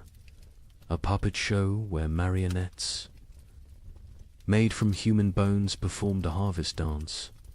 A choir of orphans singing recipes for preparing leather. A juggler tossing skulls who revealed, mid-performance, that they were his own children's skulls. The audience couldn't tell what was performance and what was confession. The fifth course, bread of betrayal. Actual bread appeared, one small loaf. The room went silent. Real food, after hours of elaborate nothing. Roberts explained the game. Tell us who you killed for food. The best story wins the bread. What followed was an auction of atrocity. The Baron of Anjou described smothering his elderly mother to inherit her hidden grain. The Countess of Blois explained how she'd poisoned her husband when she discovered he'd been secretly eating while she starved. The Duke of Normandy won with his tale of hosting a dinner party, serving his guests his own son, then revealing the truth after they'd eaten. He took one bite of the bread and vomited blood. The bread was made from sawdust and painted to look real. The sixth course, wine of wisdom.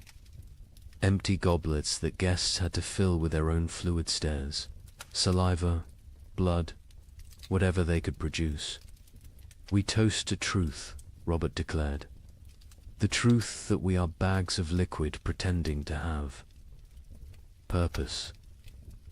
They drank their own essences while Robert laughed and laughed and laughed. Then came the moment that would define the feast in history. Robert announced the Last Supper, 13 volunteers to recreate Christ's final meal. but with a twist. They would draw lots. 12 would feast. 1 would be the feast. The volunteers came forward, 12 nobles, so broken by horror they'd embrace any ending. Robert himself was the 13th. They drew carved bones from a jeweled box. Robert palmed the black bone, ensuring he drew it. Everyone knew. No one spoke. "I am the feast," he announced with genuine joy. "I am bread and wine. I am flesh and blood. I am the only honest noble lefty. Give myself to be consumed." He opened his veins with ceremonial precision, not to die quickly, but to fill 13 cups. He made toasts as his blood flowed, to abundance. Nervous laughter to the feast that never ends. Desperate drinking to the truth that we're all already dead. Silence, except for swallowing. He conducted himself like a summer lay describing vintages. Note the iron undertones, the hint of despair, the full body of wasted life. He grew paler with each toast, but never stopped smiling. Drink deep, friends. I'm a vintage that won't be repeated.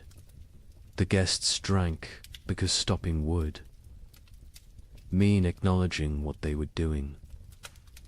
They drank because Robert was watching, still standing, still bleeding, still insisting this was all a grand joke.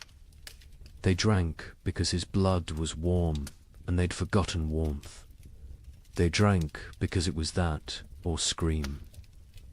Robert's final toast, as his knees began to buckle, to the feast of fools, where fools feast on fools, where wisdom is folly and folly is survival.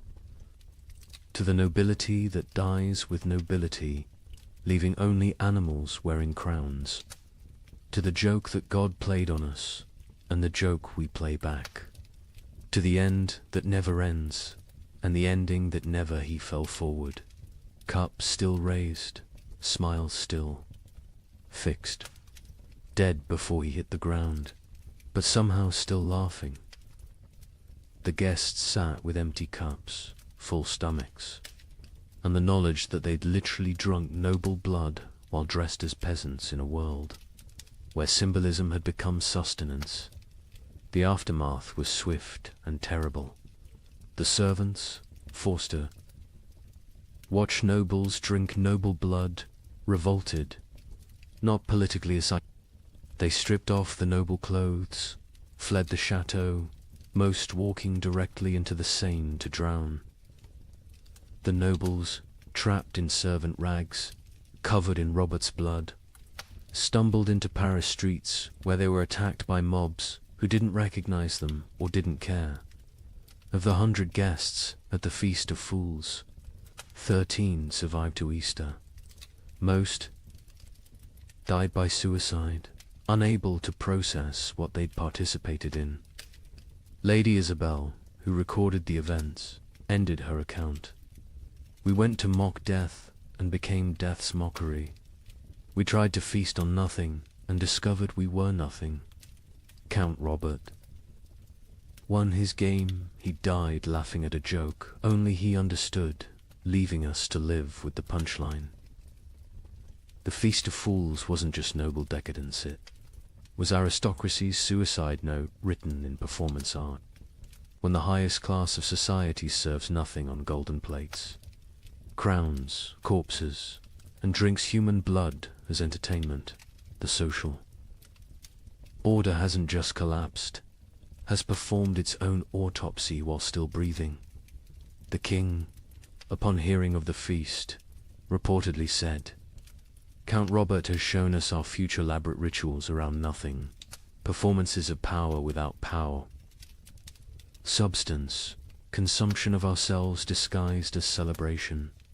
He then ordered all records of the feast destroyed. They survived because Lady Isabel hid her account inside a Bible, writing, "Let future generations know that when the world ended, the nobility threw a party.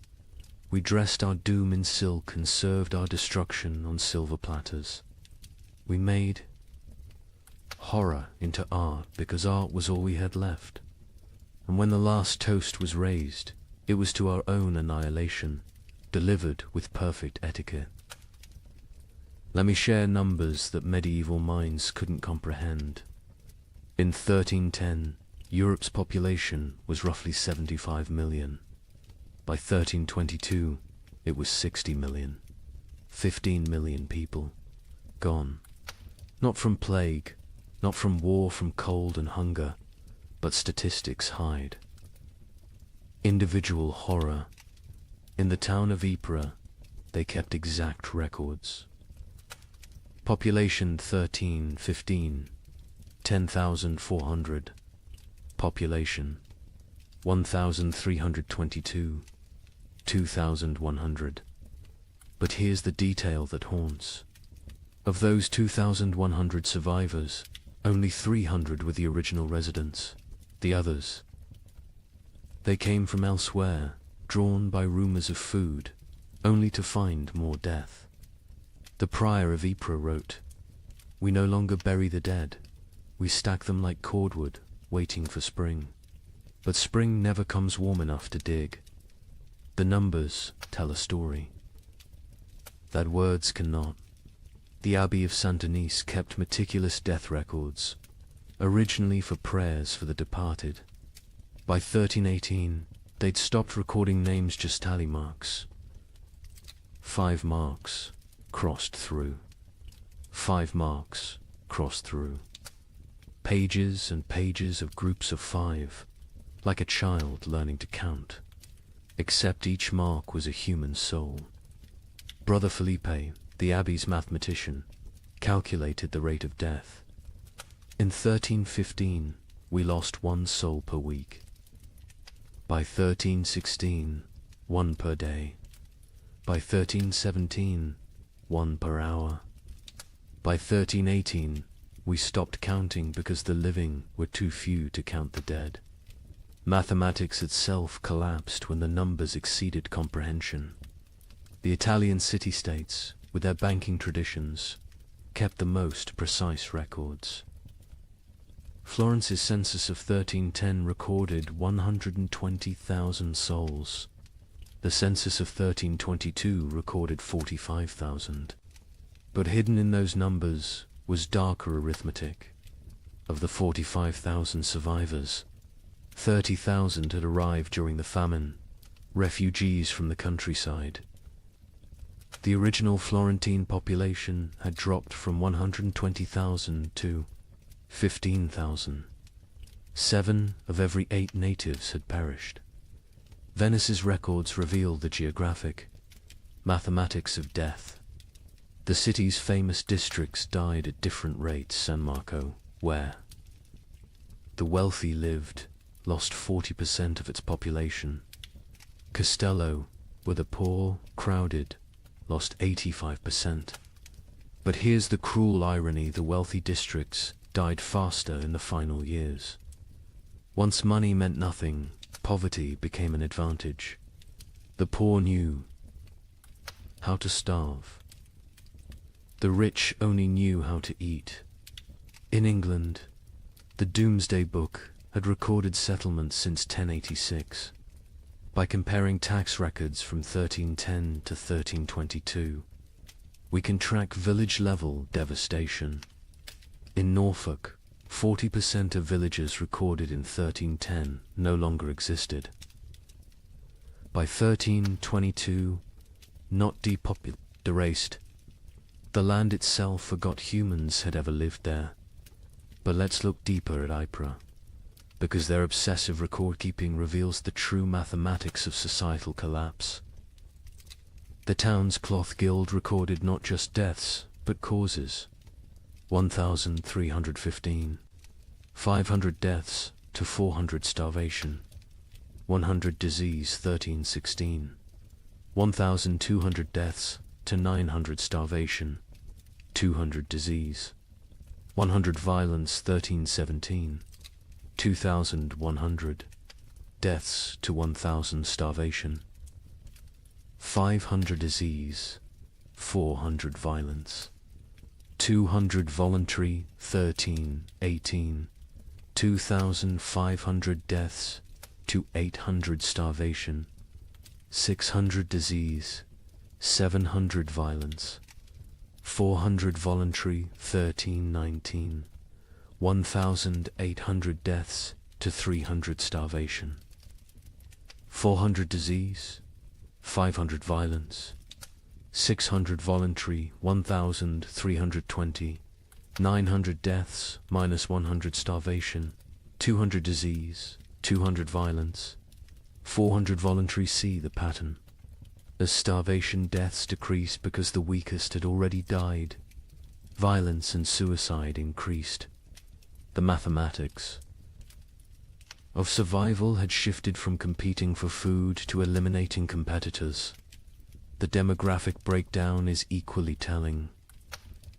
By age, infants 0 to 2, 95% mortality children 3 to 12, 80% mortality young adults 13 to 25, 60% mortality adults 26 to 45, 70% mortality elderly 46 plus, 90% mortality.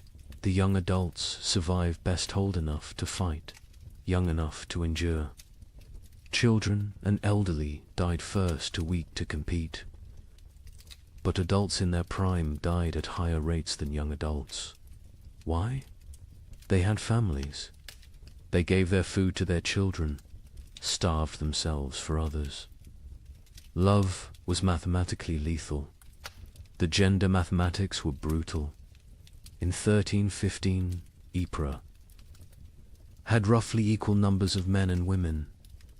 By 1322, there were 3 men for every woman. Not because women were weaker, because women fed their children first, their husbands second, themselves last. Maternal sacrifice showed clearly in the survival statistics. The social class mathematics defied expectations. Nobility, 60% mortality clergy, 50% mortality merchants, 70% mortality craftsmen, 75% mortality peasants, 80% mortality beggars, 40% mortality beggars. Survived best. They already knew how to live on nothing. The nobility, despite their resources, died from inability to adapt. Merchants died because their profession became meaningless. But beggars, they thrived in a world that had become universal beggary. The geographic distribution created what scholars called death shadows. Cities drew refugees from the countryside, creating rings of escalating mortality. Paris, with a 1310 population of 200,000, had 80,000 survivors in 1322. But the villagers within a day's walk of Paris, complete annihilation. They'd all walked to the city seeking food, died in the streets, their homes becoming ghost towns. The monastery of Cluny mapped deaths across their network of abbeys. They discovered death followed trade routes not because trade spread disease, but because rumors of food traveled along merchant paths. Entire populations would migrate toward imagined abundance, creating waves of mobile starvation that crashed against city walls. The seasonal mathematics were predictable yet horrifying. Spring, highest death rates, bodies hidden by snow revealed. Last stores exhausted summer, moderate deaths, some forage available. But disease spread autumn. Lowest deaths, whatever harvest existed, plus weakest already dead winter. Rising deaths, cold, multiplying hungers, lethality, but within those seasons. Specific dates showed spikes. Christmas saw mass suicides. The contrast between religious celebration and reality broke minds. Easter saw violence spiked, the promise of resurrection mocked by death's omnipresence. Harvest festivals became killing fields as communities fought over failed crops. The birth rate mathematics were perhaps most tragic. In 1310, Ypres recorded 400 births. In 1316 to 200 births. In 1318, 50 births. In 1320, 12 births. By 1321, 0. Not 0, recorded 0, occurred. Women stopped conceiving, bodies too starved to support pregnancy. Those who did conceive miscarried, or gave birth to stillborn children. An entire generation unborn. The marriage mathematics inverted. In 1310, Ypres recorded 200 marriages. In 1320, they recorded 400. Why the increase during horror? Survival partnerships. Widows with food, marrying widowers with shelter. Children married to combine family resources. Marriage became merger. Love replaced by mathematics. The death-to-burial ratio reveals societal collapses. Progression to 1,315. 1 death equals 1 burial, 1316. 2 deaths equals 1 burial, 1317. 5 deaths equals 1 burial, 1318. 10 deaths equals 1 burial, 1319. 20 deaths equals 1 burial, 1320. Burial ceased. Bodies stacked or burned. The prior of Ypres wrote, "We have built pyramids of the dead, frozen corpses stacked like masonry, mortared with ice. Come spring, they will thaw and collapse, but by then, who will remain to care?" The economic mathematics were absurd. The price of wheat increased 2,000% between 1315 and 1320, but expressing it as percentage obscures the reality. In 1315, a penny bought a loaf. In 1320, a year's wages couldn't buy a crumb. Money became meaningless. The only currency was calories. Distance mathematics changed. In 1310, a healthy person could walk 20 miles per day. By 1320, survivors could manage perhaps 2 miles. The world shrank as human capability decreased. Villages 10 miles apart became unreachable foreign lands. Geography expanded as humans contracted. The theft mathematics reveal moral collapse. 1,315. 100 thefts. Mostly grain, 1316. 500 thefts. Anything. Edible, 1317. 1,000 thefts. Including clothing and fuel, 1318. 2,000 thefts. Including children, 1319. Theft became meaningless. Nothing left to steal. The murder mathematics followed similar patterns, but with a crucial difference. Murders peaked in 1318, then declined not from returning morality, but from lack of strength. By 1319, people were too weak to kill. Violence required carries nobody could spare. The migration mathematics created empty zones and death clusters. Rural areas emptied as survivors walked to cities. Cities became graveyards as refugees died in streets. The population didn't just decline, it concentrated, then collapsed.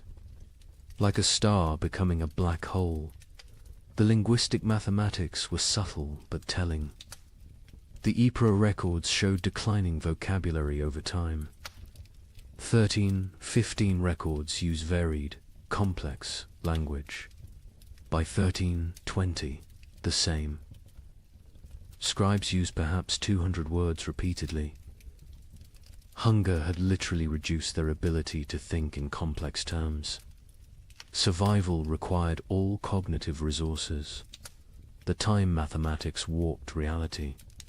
Survivors reported years feeling like decades, days feeling like minutes. The prior wrote, "We have lived 7 years that feel like 70. I am 40 but feel 400. Time itself has starved, moving slowly like everything else dying." The children's mathematics were most heartbreaking. In 1315, Ypres had 3,000 children under 12. By 1322, 45. Of those 45, only 3 were from Ypres. The others were orphans who'd wandered in from elsewhere, their origins unknown, their parents dead, their futures non-existent. An entire generation deleted. Here's the mathematical truth medieval minds couldn't grasp. Exponential death. When food production drops 50%, population doesn't drop 50%, drops 80%. Because that 50% reduction creates competition, disease, violence, and suicide that multiply mortality beyond the initial cause. Famine doesn't just kill through starvation, kills through the mathematics of social collapse. The final statistic, the one that captures the true horror of the 15 million who died. Historians estimate only 5 million died directly from starvation. The other 10 million died from what starvation created: disease, violence, suicide, exposure, accidents caused by weakness, childbirth without resources, infections without medicine. 2/3 of deaths weren't from famine, but from famine's mathematics. The prior of Ypres' final entry, dated March 1322. I have kept these records for 7 years. I have reduced human souls to marks on parchment, lives to numbers, horror to mathematics. But mathematics cannot capture the sound of children crying for food that doesn't exist. Cannot calculate the weight of watching your family die by degrees. Cannot solve for why God allows such equations. The numbers say 2,100 remain from 10,400. But numbers lie. None remain. We 2,100 are not survivors, we are the not yet dead. Walking statistics waiting for our final tally. Mathematics has proven that hell is not fire and brimstone. Hell is subtraction without end, division without remainder, the null set of human hope. In 1321, as the worst seemed to be passing, something strange happened. The rats returned, but they were different, larger, bolder, moving in coordinated swarms. A chronicler in Milan wrote, "They fear neither cat nor dog nor man. They walk in daylight like they own the earth." Where had they been for 7 years? Some scholars believe they survived in the vast granaries of Eastern Europe, growing fat while the West starved. Others think they evolved, adapted to the cold. But everyone agrees on one thing: they brought something back with them. A Venetian merchant noted, "The rats are sick. They dance in circles before dying, black swellings on their necks." Those swellings would have a name soon enough. But in 1321, as Europe began to believe, the worst was over. Nobody knew they were witnessing the overture to the Black Death. The first documented sighting was in Prague, March 1321. A baker named Joseph, one of the few whose ovens still functioned, reported to the city guard. They came at dawn, hundreds of them, moving like water through the streets. But wrong. Rats don't move together like soldiers. These did. They ignored the few cats left alive. The cats ran from them. Within days, similar reports flooded in from across Europe. But these weren't the timid creatures that had vanished in 1315. The merchant Giovanni di Marco, traveling from Venice to Vienna, documented what he saw. Rats the size of rabbits, some larger, grey-black fur so thick arrows bounce off, eyes that reflect light like demons. They don't scatter when approached. They stand their ground, studying you, calculating. The Archbishop of Mainz received disturbing reports from his parishes. The rats show intelligence beyond nature. They work in teams, some distract while others steal. They've learned to open latches, untie knots, even use simple tools. A priest in Worms saw one using a stick to knock bread from a high shelf. This is not natural. This is diabolic. But where had they been?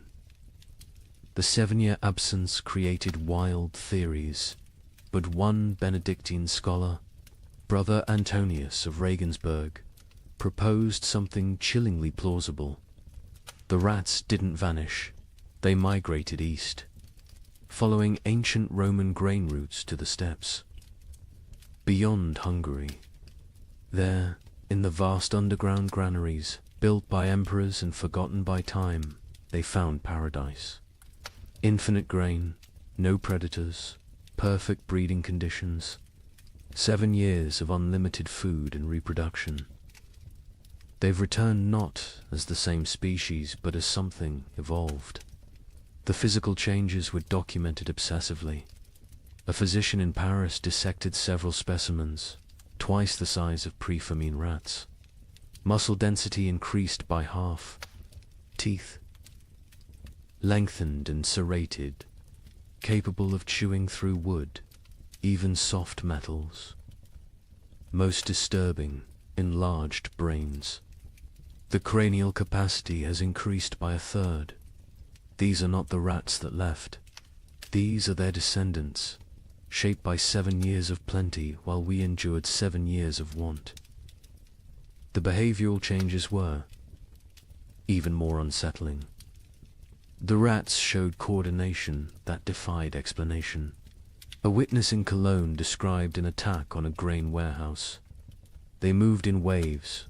First wave gnawed the doors, while others waited. When guards appeared, they retreated. In perfect synchronization, they returned at night with more numbers, attacking from multiple points simultaneously.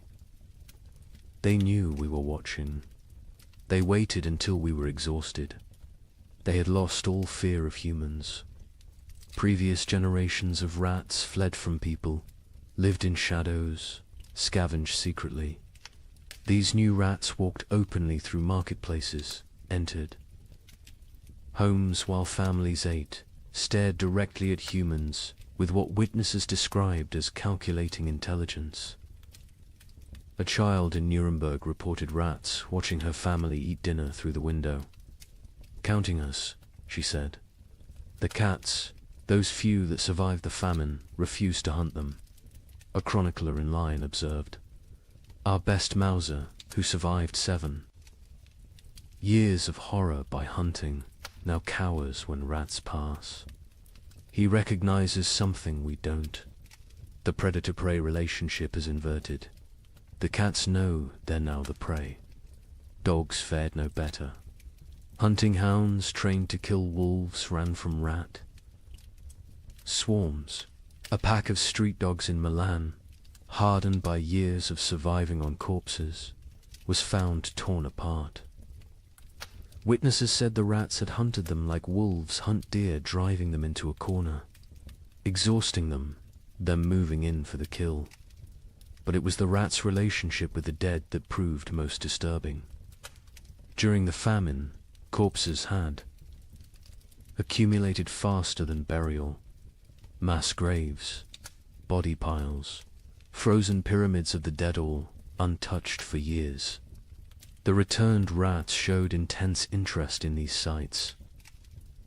Not to feed, they seemed well fed, but to investigate. A gravedigger in Bordeaux reported. They dig into the mass graves, not eating, just ... examining. They spend hours among the bones, touching them with their paws, almost like they're reading something. Then they emerge and dance, spinning, leaping, falling over, getting up, spinning again, like they're drunk or mad. The dancing disease appeared first in the rats, then in the animals they bit, finally in humans. But in 1321, people thought it was just strange behavior. They didn't connect it to disease. Why would they? The rats looked healthy, even robust. Larger, stronger, more vital than any rats in memory. An Italian merchant named Carlo Benedetti made the crucial observation that historians would later recognize as prophetic. The rats congregate at trade routes, ports, and crossroads. There. Not seeking food, food exists everywhere now, that so few remain to eat it. They're positioning themselves along human movement patterns, waiting, but for what? The rats showed particular interest in the remaining churches and monasteries. Brother Francis of Assisi documented their behavior. They enter during services, completely unafraid of the congregation. They sit in neat rows as if listening to the sermon. When we sing hymns, they sway. When we pray, they bow their heads. Mockery, mimicry, or something else. They seem to be waiting for something, some signal we cannot perceive. The first human deaths directly attributable to the returned. Rats came in summer 1321, not from attack from disease. A family in Bruges who'd been bitten while defending their grain store fell ill within days. The symptoms were unlike anything seen during the famine. High fever, delirium, and most distinctively, black swellings in the neck, armpits and groin. The family died within a week, but not before describing their hallucinations. The rats speak to us in dreams. They show us cities of the dead, kingdoms built in grave earth, empires of bone and plague. They promise us citizenship and then Acropolis if we stop fighting and accept the gift they bring. Medical professionals were baffled. A physician in Prague wrote, "The disease is nothing like the starvation, sickness, or winter plague. It burns through bodies like fire through dry wood. The black swellings appear where the body fights hardest, lymph nodes swelling with failed resistance.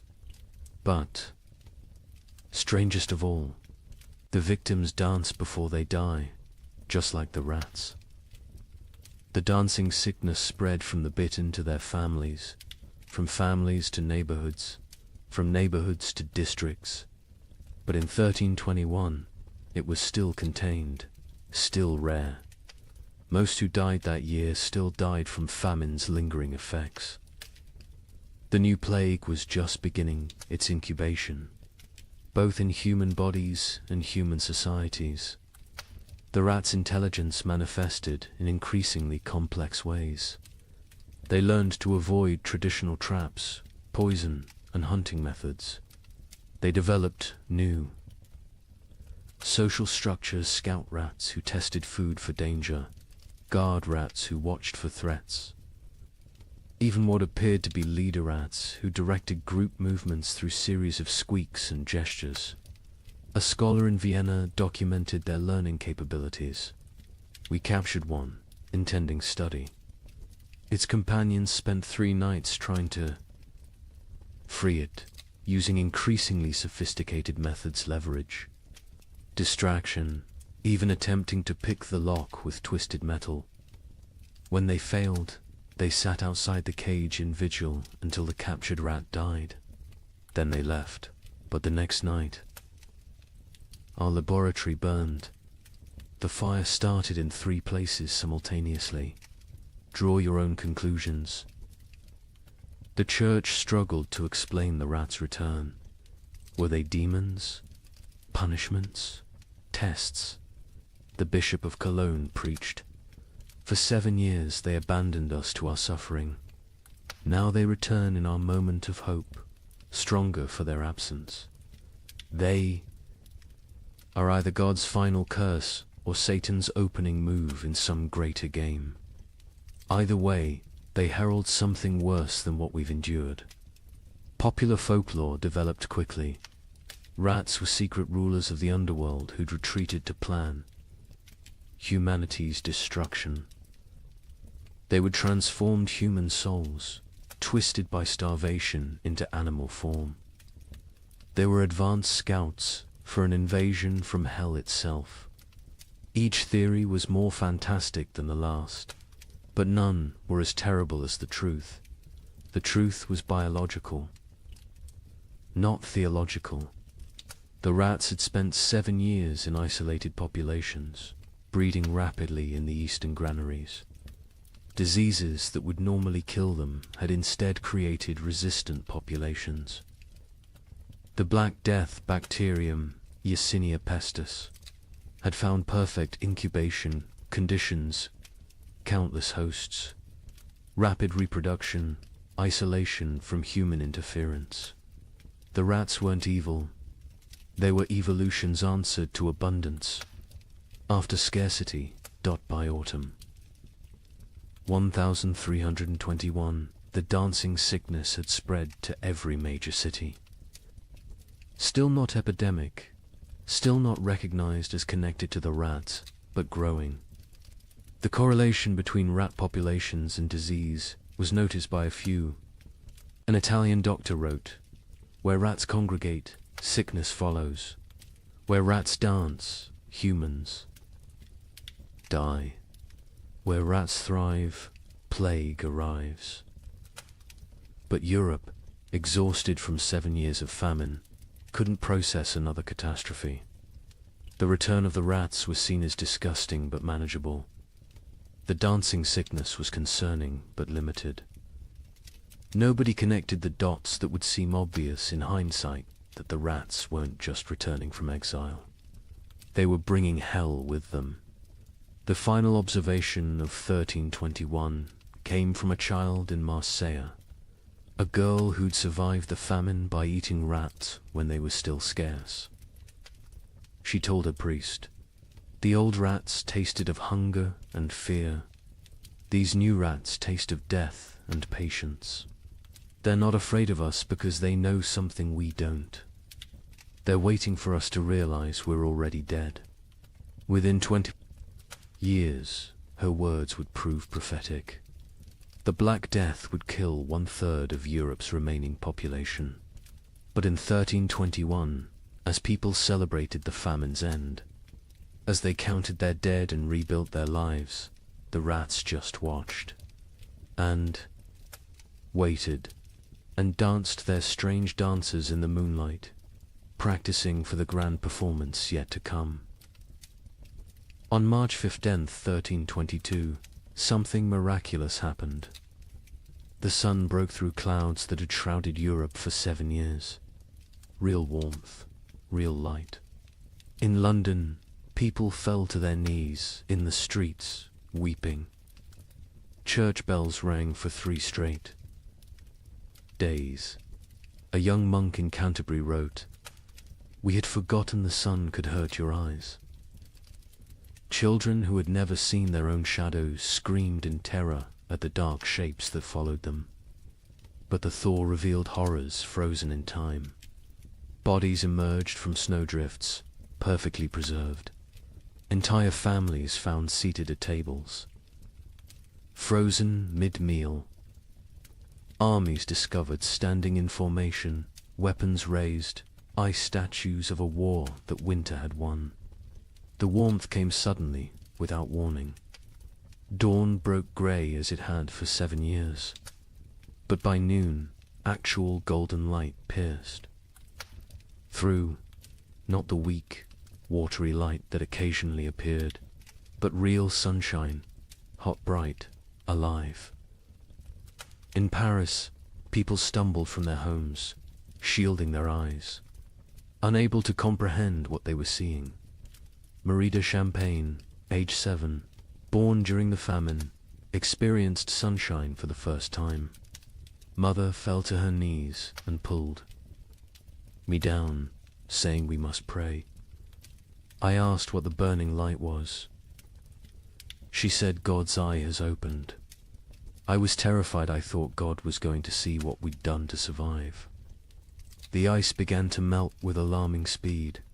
Winter's archives, 7 years of frozen death, began to reveal themselves. In Cologne, the Rhine's thaw exposed a grotesque gallery, hundreds of bodies that had fallen through ice over the years, preserved perfectly, now floating downstream like a parade of the damned. Citizens lined the banks, searching for relatives lost years ago, finding them looking exactly as they had at death. Brother Thomas of Westminster, who'd chronicled the disaster from beginning, wrote with shaking hand, "The earth gives up its dead, but not for resurrection. They return only to show us what we've done." A mother and child, frozen in embrace, so perfectly preserved I could count the tears frozen on their cheeks. Soldiers who died defending grain stores, still standing at their posts, ice guardians of nothing. God has kept perfect record of our failures, but with the thaw came something worse than revealed corpse, truth-field truth. The ice had hidden the full scope of devastation. Entire districts thought to be empty were found to contain hundreds of frozen dead. Mass graves, hastily covered with snow, began to melt and shift, creating mudslides of human remains. The spring of 1322 didn't bring renewal. It brought archaeology of horror in the Alps. The thaw revealed the children's crusade of frost, perfectly preserved. A merchant reported, "They stand like an army of small angels, ice blue and beautiful. In their death, still holding hands, still facing south, still seeking summer that has finally come too late. Pilgrims are already calling it holy ground. I call it the world's guilt made manifest. Europe that emerged from the Great Famine was unrecognizable. Languages had changed, words for hunger had multiplied, while words for joy had been forgotten. Children born during the 7 years were stunted, marked forever by starvation. They would be called the famine generation, shorter, weaker, but survivors of the impossible. The social order had shattered. Peasants who survived owned land, for the first time inherited from the dead. The church's authority collapsed where was God during the freeze.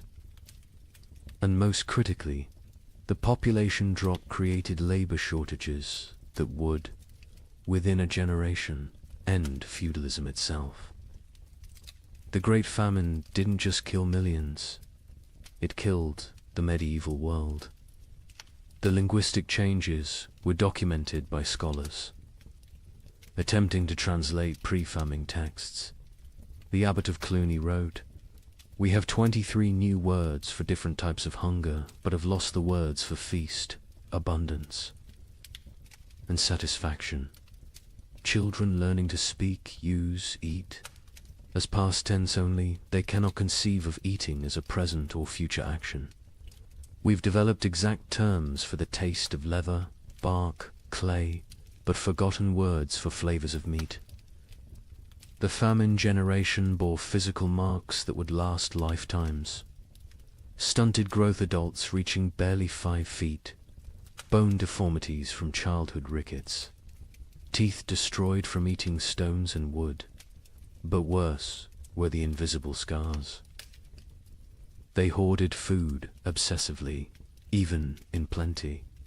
They ate alone in darkness, unable to share meals. They counted every grain, weighed every crumb. A physician in Paris noted, "They survived famine, but remain imprisoned by it. Their bodies live in 1322, but their minds remain in 1318. The social revolution was immediate and irreversible. A third of Europe's nobility had perished, entire bloodlines extinct. Peasants squatted in abandoned castles, worked lordless lands, claimed ownership through occupation. The survivorship created overnight social mobility, a serf who'd hidden. Grain became a merchant. A baker's assistant who'd outlived his master became a guild leader. A prostitute who'd hoarded food became a property owner. The church's authority evaporated like morning frost. 7 years of unanswered prayers had broken faith's monopoly. New sects emerged, some worshipping nature, others embracing nihilism. The Pope's call for renewed devotion was met with laughter. A graffiti in Rome read, "God starved. We survived. Who then is stronger?" Priests found congregations unwilling to tithe, unable to trust divine providence that had provided only suffering. But most revolutionary was the labor shortage. With 15 million dead, every survivor became valuable. Peasants demanded wages. Instead of feudal obligations, serfs simply walked away from their lords, knowing they'd find better conditions elsewhere. The statute of laborers, attempting to freeze wages at pre-famine levels, was universally ignored. A blacksmith could demand noble prices. A farmer could negotiate like a merchant. The medieval world built on hierarchy. Faith and agricultural abundance had been murdered by weather. What emerged was proto-modern, mobile, skeptical, calculating. The Great Famine didn't just kill people. It killed the very idea of divinely ordered society. The survivors knew now that God could forget them, that nobles could starve, that civilization was only 3 meals deep. Europe would rebuild, but never recover. The medieval dream was frozen in those 7 years, preserved like the corpses in ice, beautiful and dead forever. In 1323, an anonymous scribe in Bavaria wrote what might be the most important document of the entire famine. Not a chronicle of events, but a warning. To those who come after, know this. We thought ourselves masters of the earth. We built castles against enemies, churches against damnation, walls against nature itself. But when the sky turned against us, when the very air became our enemy, we learned that civilization is only 3 mills deep.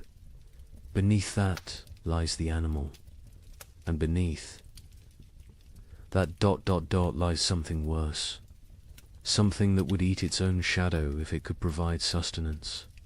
We survived. That is not the same as living. Some costs can never be repaid. Some hungers never leave you, no matter how much you eat. We measured time in deaths. We measured love in shared suffering. We measured God in his absence. If the cold comes again, and it will come again, remember that the greatest danger is not the freeze.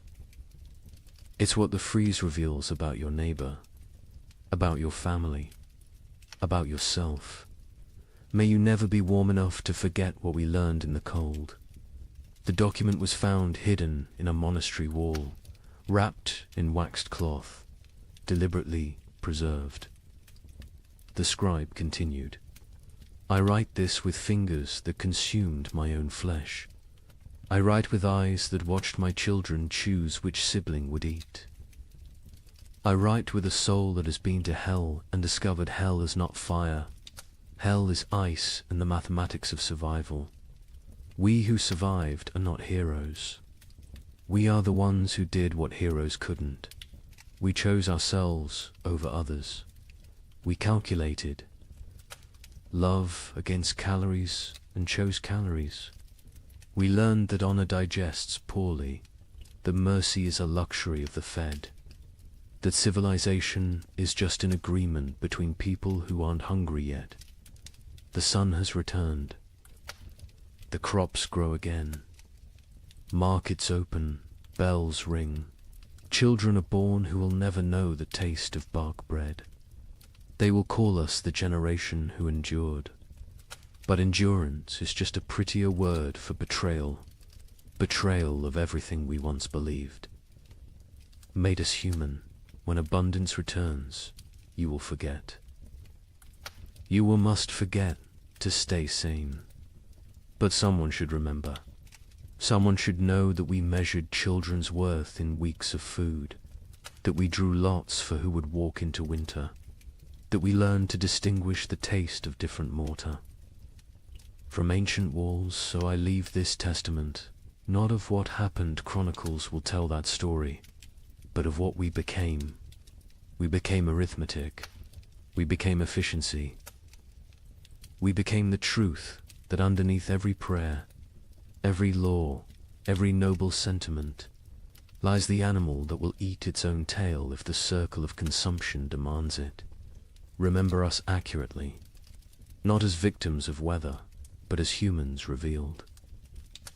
The cold didn't change us, it showed us, and what it showed can never be fully hidden again. The thaw has come. Summer returns. But we who survived carry winter inside us forever, a frozen seed that whispers, "This is what you really are. Everything. Else is just the dream of well-fed men." In the spring of 1315, a mother in northern England made an unthinkable decision. She locked her children inside their cottage, walked into the frozen wasteland, and never returned. But she wasn't abandoning them. She was saving them. What, she knew what all of Europe would soon discover was that the world itself was dying. The rain wouldn't stop. The cold wouldn't break. And for the next 7 years, winter would reign supreme. Her name was Marjorie of Dereham, and her neighbours found. Her children, 3 days later, alive, huddled around the last embers of their fire. The eldest, a boy of 9, clutched a note his mother had left. The priest who recorded it wrote that his hands shook as he read her words aloud. "My flesh will buy them grain. My absence will grant them mercy. Tell them I walk toward God." Not away from them. You see, Marjorie had understood something terrible. Something that would take the rest of Europe months to grasp. This wasn't just another harsh spring. This was the beginning of an extinction. The marketplace where she'd traded her body for bread had made the calculation clear. A living mother meant 5 mouths to feed. A missing mother meant 4 orphans the church had to shelter, and the church still had grain. Still had walls, still had hope that this nightmare would end. But here's what makes Marjorie's story so haunting. She wasn't unique. Parish records from 1315 show hundreds of similar disappearances. Parents vanishing into blizzards, elderly grandparents wandering, into forests, always leaving notes, always locking doors from the outside, always walking toward death like it was salvation. The chronicler Geoffrey Le Baker would later write about that spring with words that feel pulled from nightmares. The rains began on St. George's Day and fell like God had forgotten how to do anything else. Not the warm rains of April that wakes sleeping seeds, but frozen needles that killed whatever they touched. Crops didn't fail, they drowned standing. Rivers didn't flood, they exploded from their banks like wounded animals. Think about that. For a moment, you're a medieval peasant. Your entire world is 3 miles wide. Everything you know about survival, every technique your father taught you, every prayer your mother whispered, assumes one simple truth, that seasons follow patterns. Spring brings life. Summer brings growth. Autumn brings harvest. Winter brings rest. But what happens when spring never comes? When winter refuses to die? When the very foundation of existence cracks beneath your feet? That's what began in 1315. Not a famine, not a crisis, but the complete collapse of natural order. And Marjorie of Durham, walking into that frozen dawn, leaving her children behind to live, was just the first character in a story that would consume 15 million souls. Before it ended. The question isn't how Europe survived, it's what Europe became to survive it.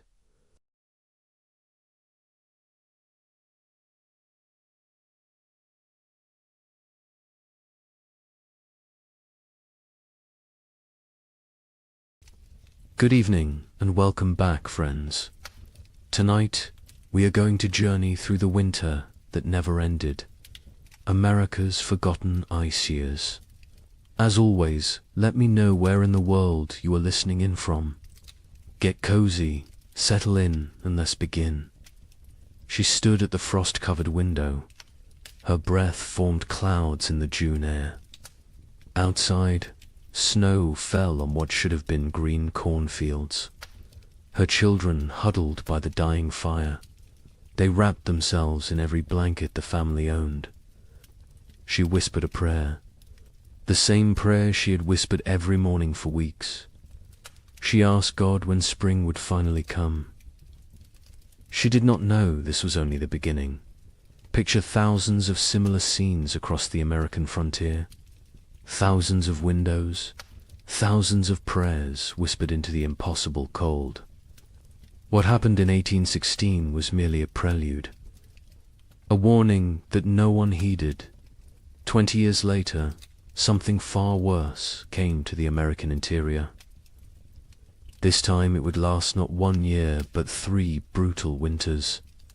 They bled into each other without mercy, without explanation, without end. Between 1836 and 1838, a climate catastrophe struck North America. It has been nearly erased from popular memory. Historians debate the causes today. Solar minimums, volcanic eruptions half a world away, or a deadly combination of forces beyond human understanding. The pioneers who lived through it had no such explanations. They had only survival.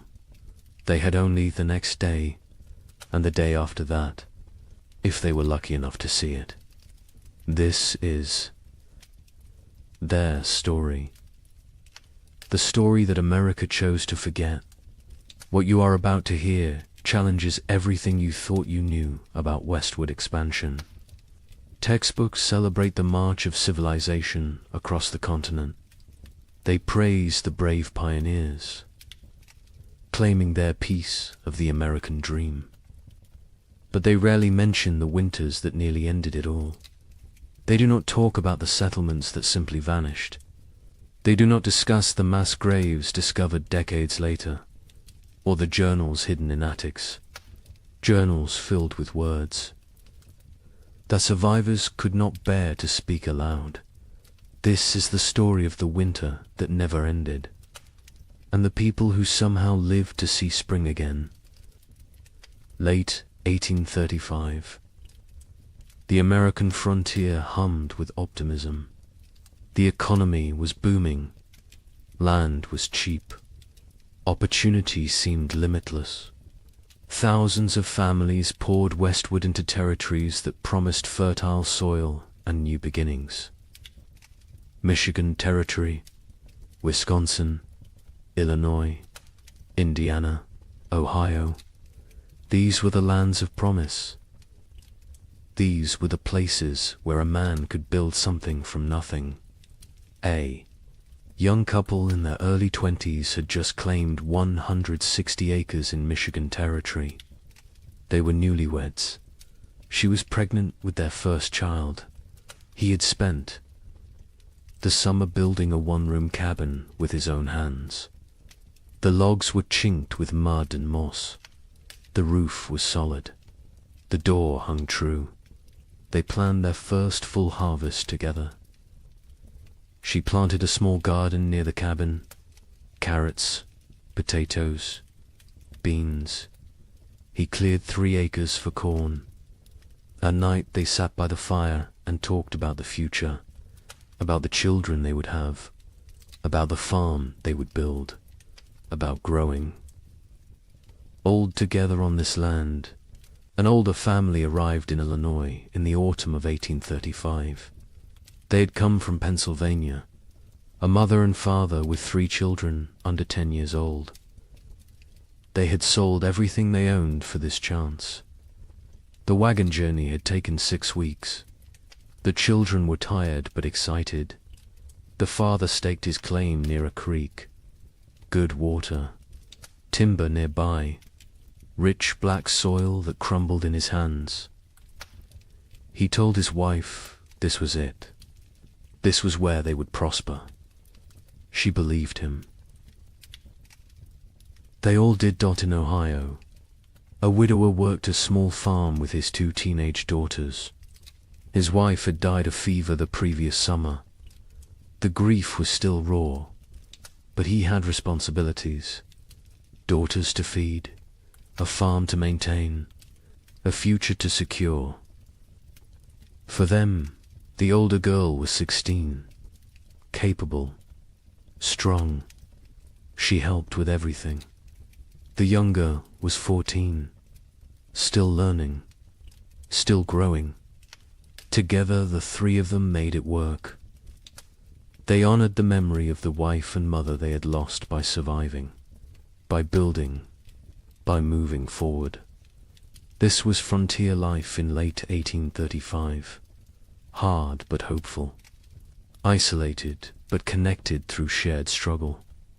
Communities were small but tight-knit. Neighbors helped neighbors. Barn raisings brought everyone together. Churches served as social centers. Sunday services were as much about community as worship. People traded labor, traded goods, traded gossip and news from back east. The isolation was real. Some homesteads were miles from the nearest neighbor, but people found ways to stay connected, to remain human in the wilderness. Daily routines followed the sun. Wake before dawn. Tend the livestock. Milk the cows. Feed the chickens. Collect eggs. Breakfast was simple. Cornmeal mush. Salt pork if you had it. Then the work began. Men cleared land, ploughed fields, mended fences, chopped endless cords of firewood. Women tended gardens, preserved food, made soap, sewed clothes, raised children. Everyone worked. Even the smallest children had chores, gathering kindling, feeding chickens, watching younger siblings. There was no such thing as idle time on the frontier. As autumn 1835 arrived, families began their winter preparations. These were routines they knew well. They had survived winters before. They salted meat, packed pork and beef in barrels with salt and brine. The meat would keep all winter this way. They filled root cellars with potatoes, turnips, carrots, squash, onions. They dried beans, preserved fruits, made apple butter, rendered lard. Every scrap of food was precious. Nothing was wasted. Firewood was crucial. Men spent weeks cutting and stacking wood, cord after cord after cord. A family could burn through several cords in a hard winter. The stacks grew higher, oak for long burning, maple for cooking, pine for quick heat. The wood had to dry, green. Would wood smoke and not burn hot? So they cut wood a season ahead when they could. The wood piles near cabins stood taller than a man. They looked like enough. They always had been enough before. The young couple in Michigan worked together on their preparations. He hunted, brought home deer and wild turkey. She preserved the meat. They worked side by side. Her belly grew with the pregnancy. He worried about her working too hard. She laughed and told him women had been having babies since the beginning of time. She would be fine. The baby would come in May, spring, when everything was green and growing. It seemed perfect.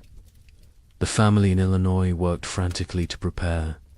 They had arrived late in the season. They had less time. The father pushed himself. Hard. Too hard. His wife worried. But they got it done. Meat preserved, vegetables stored, firewood stacked. The cabin was small but well built. They had purchased it from a family moving back east. The previous owners had said they missed civilization, missed family. The father thought they were foolish. This land was too good to abandon. His wife was not so sure, but she kept her doubts to herself. The widower and his daughters prepared. Methodically, they had done this before.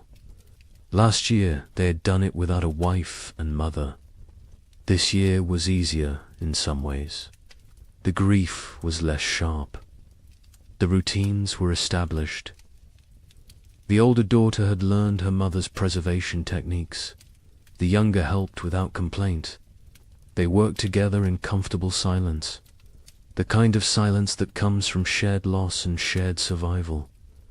They would make it through another winter. They had to. December 1835 arrived cold and early. The first snows came before Thanksgiving, heavier than usual. The temperatures dropped fast. Old-timers mentioned it reminded them of 1816, the year without a summer. But the younger settlers dismissed the comparison. Every old-timer thought their memories were the worst. This was just a hard winter, nothing more. They had food, they had shelter, they had firewood. They would be fine. By January 1836, something felt different. The cold had a quality that went beyond mere temperature. It was bone-penetrating, relentless, aggressive, the kind of cold that found every crack in a cabin wall, every gap around a door, every weakness in your clothing. People wore layers, wool on wool on wool. They stayed close to fires. They moved less, conserved energy, conserved heat, conserved everything. Animals behaved strangely. Livestock refused to leave their barns. Horses stood in corners, unmoving. Even when offered food, cows produced less milk. Chickens stopped laying. The wildlife disappeared. Deer vanished from the forests. Rabbits seemed to evaporate. Tracks in the snow became rare, then non-existent. Hunters returned empty-handed day after day. Where had everything gone? The young man in Michigan noticed the silence first. The forest was always noisy. Birds, squirrels, the rustle of small animals, whined through leaves. But now there was nothing. just silence and wind. The wind never stopped. It howled around the cabin at night. His wife pressed close to him for warmth, for comfort. She was 7 months pregnant now. He felt the baby kick against his back sometimes when they slept. He wondered what kind of world this child would be born into. In Illinois, the children asked their father why it was so cold. He told them God was testing them, testing their faith, their strength, their family. The mother said nothing. She watched. Their food stores. She calculated in her head. If winter ended in March like it should, they would be fine. But something in her gut told her March might not bring spring this year. The widower in Ohio kept a journal. He had started it after his wife died, a way to process grief, to feel less alone.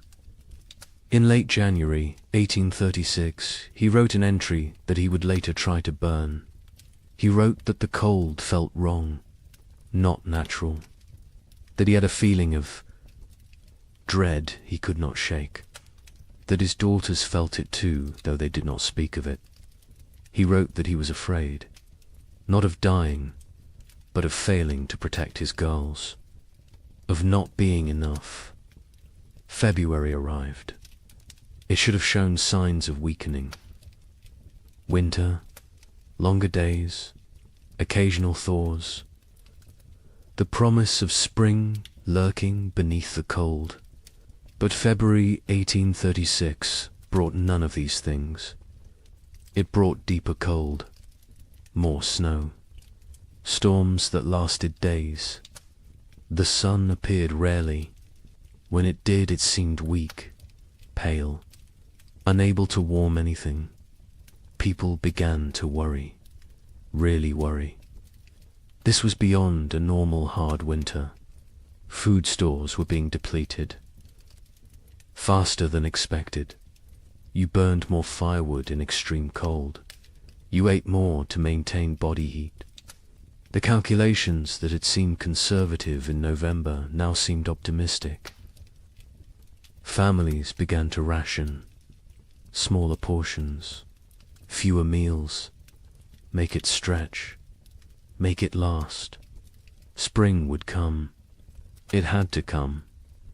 But as February turned to March, and March brought no relief, only more snow and more cold, a new emotion crept into Fronte. Cavern's fear, real fear, the kind that sits in your stomach and grows, the kind that wakes you at night, the kind that makes you count your remaining potatoes and feel panic rising in your chest, because spring should be here, and it was not. Coming, March 1836. The month that should bring thaw and birdsong and the first signs of life returning. Instead, it brought blizzards, heavy wet snow that collapsed roofs, winds that tore at cabin walls, temperatures that dropped so low that water froze solid inside homes, despite the fires burning constantly. People began to understand. This was not a normal winter. This was something else entirely. The young wife in Michigan went into labor on March 15th, 3 weeks early. Her husband rode through a blizzard to fetch the nearest midwife. She lived 4 miles away. He almost did. Not make it. The horse struggled through chest-deep drifts. The wind cut through every layer he wore. He found the midwife. She came. They rode back together. The journey that should have taken an hour took 3. The baby came that night. A girl, small but healthy, she cried strong. The mother wept with relief and exhaustion and fear. The midwife stayed 2 days until the storm broke. When she left, she told them the baby would need extra warmth, extra care. The mother already knew. She held the infant against her skin constantly, shared her body heat, prayed the cold would break before her milk ran thin. In Illinois, the family made a decision. They would send the eldest boy to the nearest town, 12 miles south, to buy supplies, if any could be had, extra flour, salt, anything. The boy was 8 years old, small for his age, but tough. His father gave him careful instructions. Follow the creek, stay near cover. If a storm comes, find shelter and wait it out. The mother packed him food for 2 days. She kissed his forehead, told him to be safe. He left before dawn. He returned 4 days later, frostbitten, exhausted, empty-handed. The town had nothing to sell. Their stores were depleted too. Everyone was rationing.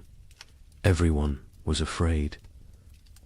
He had slept in a barn the first night, a chicken coop the second. A family had taken him in on the third night, fed him soup, let him warm by their fire. They had children his age, thin children with hollow eyes. He came home and told his parents what he had seen. His father nodded, said nothing. His mother turned away so the children would not see her cry. The widower in Ohio made an inventory in mid-March. He wrote down every item of food they had left. 2 bushels of potatoes, some sprouting, half a barrel of salt pork, 1 small sack of cornmeal, dried beans, maybe 20 pounds, some preserved apples, not many, he calculated. If they were very careful, if they ate little, if spring came in April, they might make it. Might, he gathered his daughters, sat them down, told them the truth. They were running low on food. They would need to ration carefully. The older daughter asked if they would starve. He could not lie to her. He said he did not know, but they would do everything possible to survive. They would hunt, they would trap, they would make every scrap. Count, she nodded. The younger daughter started to cry. The older put her arm around her sister, told her they would be all right. The widower was not sure which of them she was trying to convince. April came. April that should burst with life and warmth and renewal. April that should mean planting time and spring rain and hope. This April brought none of those things. The ground remained frozen solid, 18 inches deep, 2 feet in some places. No plough could break it. No seed could be planted. Even if they tried, nothing would grow in this cold. Families faced a terrible realization. Even if spring came tomorrow, the growing season was too short now. Crops planted in late April might not mature before full frost. And full frost in this new reality might come in August, or July, or never. Leave it all?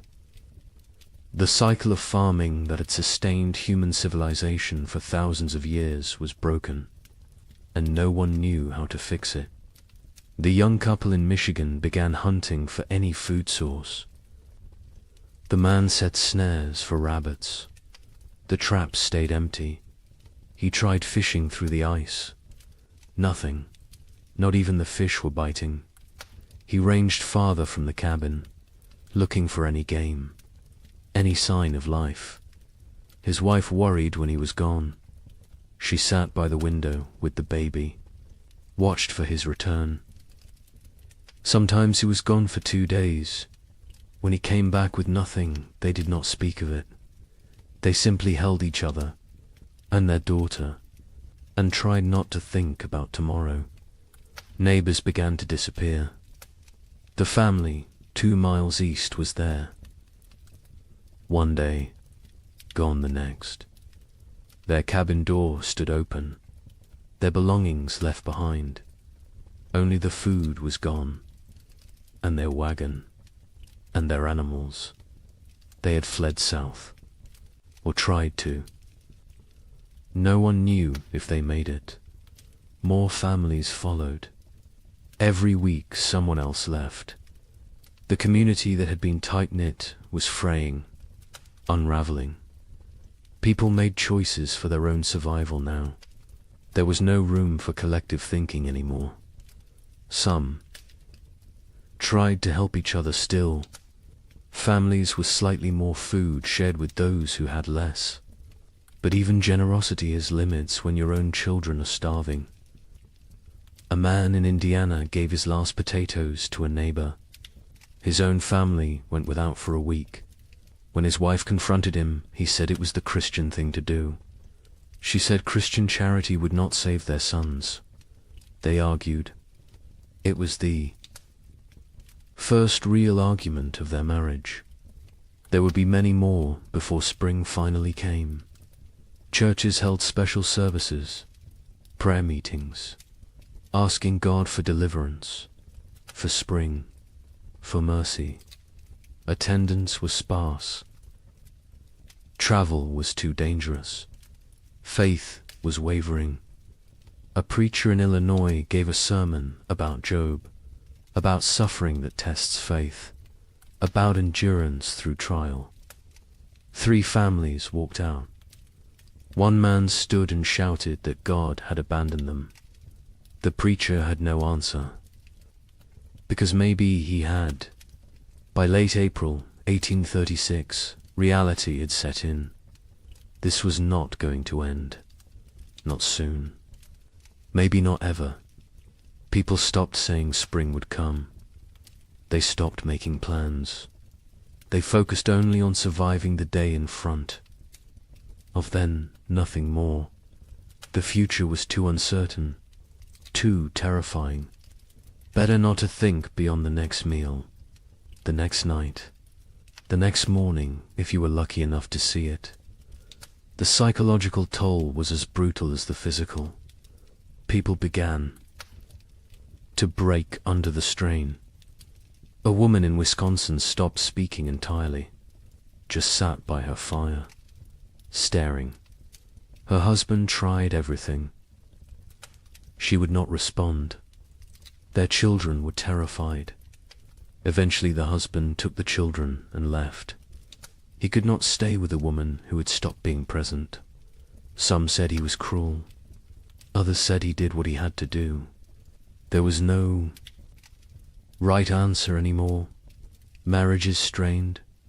Parents fought. Children grew silent and withdrawn. The pressure of constant survival wore away at human connections, at love, at compassion, at everything that made life worth living.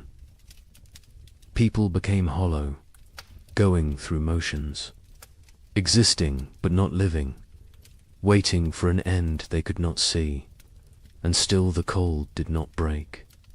May arrive, May that should be warm and green, May that should mean gardens growing and livestock grazing. This May was grey and frozen. Snow fell on the 10th, again on the 18th, again on the 23rd. People stopped being surprised. They just accepted. This was the world now. Cold and dead and endless. But something else was coming. Something worse. Because as terrible as this first winter had been, it was only a prelude. The summer of 1836 would bring brief hope. Just enough to make people believe the worst was over. Just enough to make them vulnerable. And then winter would return. Colder, longer, more deadly. Wait until you hear what happens next. Spring refused to come. That is the simplest way to describe what happened in 1836. Spring simply refused to arrive. March became April. April became May, and still the ground stayed frozen. Still the snow fell. Still the temperatures remained far below what any living person had. Experience. The young mother in Michigan Territory held her baby and watched the window. Every day she looked for signs. A bird, a patch of bare ground, anything that suggested winter was weakening. She saw nothing but white, endless white. Her husband ventured out less now. The cold was too dangerous.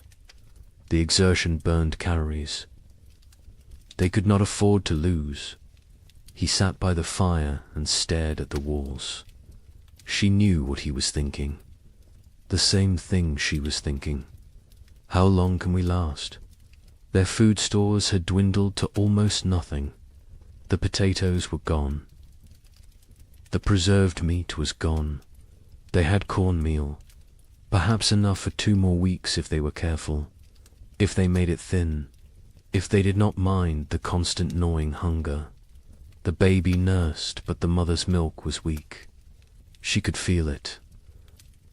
Not enough fat, not enough nutrition. The baby cried, more now. A thin, desperate sound that cut through the cabin's silence like a knife. In Illinois, the family faced their own crisis. They had 5 mouths to feed, 3 children, 2 adults. The mathematics were brutal. They cut their portions again. And again. The children stopped asking for more. They understood somehow, even the youngest. She was only 4, but she had learned not to complain, learned that complaining changed nothing. The mother watched her children grow thinner. Their faces became angular, their eyes too large, their movements slower.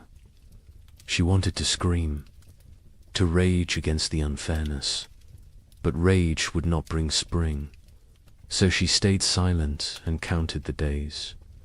The father went hunting every few days. He never found anything, but he went anyway, because sitting in the cabin watching his family starve was worse than freezing in the forest. At least in the forest he was trying. At least he was doing something. He set traps. He checked them religiously. They stayed empty. He tried fishing through ice on the creek. Nothing. The fish had gone dormant or died. He did not know which. He returned empty-handed every time. His wife would look at him. He would shake his head. No words necessary. They both knew. The widower in Ohio and his daughters had become experts at survival. They burned furniture for warmth when the firewood ran out.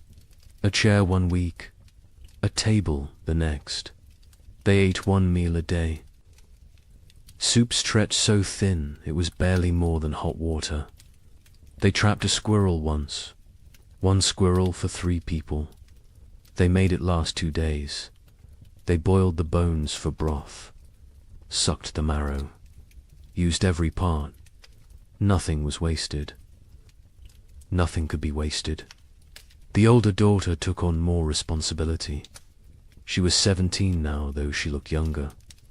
Malnutrition had stunted her growth, hollowed her cheeks, but her mind was sharp. She kept track of their supplies, rationed, carefully, made decisions about what to eat and when. Her father let her. He trusted her judgment. She had her mother's practical nature, her mother's strength. Sometimes he looked at her and saw his dead wife. It was comforting and heartbreaking in equal measure. The younger daughter was 15. She spoke less than before. The cold and hunger had made her withdrawn. She did her chores without complaint, helped where she could. But there was a distance. In her eyes, a remove. Her father worried about her, about what this experience was doing to her mind. To her spirit, He tried to engage her in conversation. She would answer in single words. Yes, no, maybe, then return to silence. He did not know how to reach her anymore. Communities that had held together through the winter began to fracture. Trust eroded. A family in Michigan discovered their hidden food cache had been raided. Someone had broken in while they slept, taken half their remaining supplies. They suspected a neighbor, a man they had helped the previous autumn, but they could not prove it, and confrontation seemed pointless. Everyone was desperate. Everyone was capable of terrible things when survival was at stake. Theft became common. People took what they needed to live. A chicken here, a bag of grain there, tools, blankets, firewood, anything that might help them survive another day. Some felt guilt, others felt nothing. Morality becomes flexible when you are watching your children starve. The social contract that held frontier communities together was dissolving, replaced by something more primal, more brutal. Every family for themselves. Churches tried to maintain order, to provide spiritual comfort, but attendance dropped. People could not afford the calories to walk to services, could not spare the time away from survival, could not reconcile a loving God with this endless cold.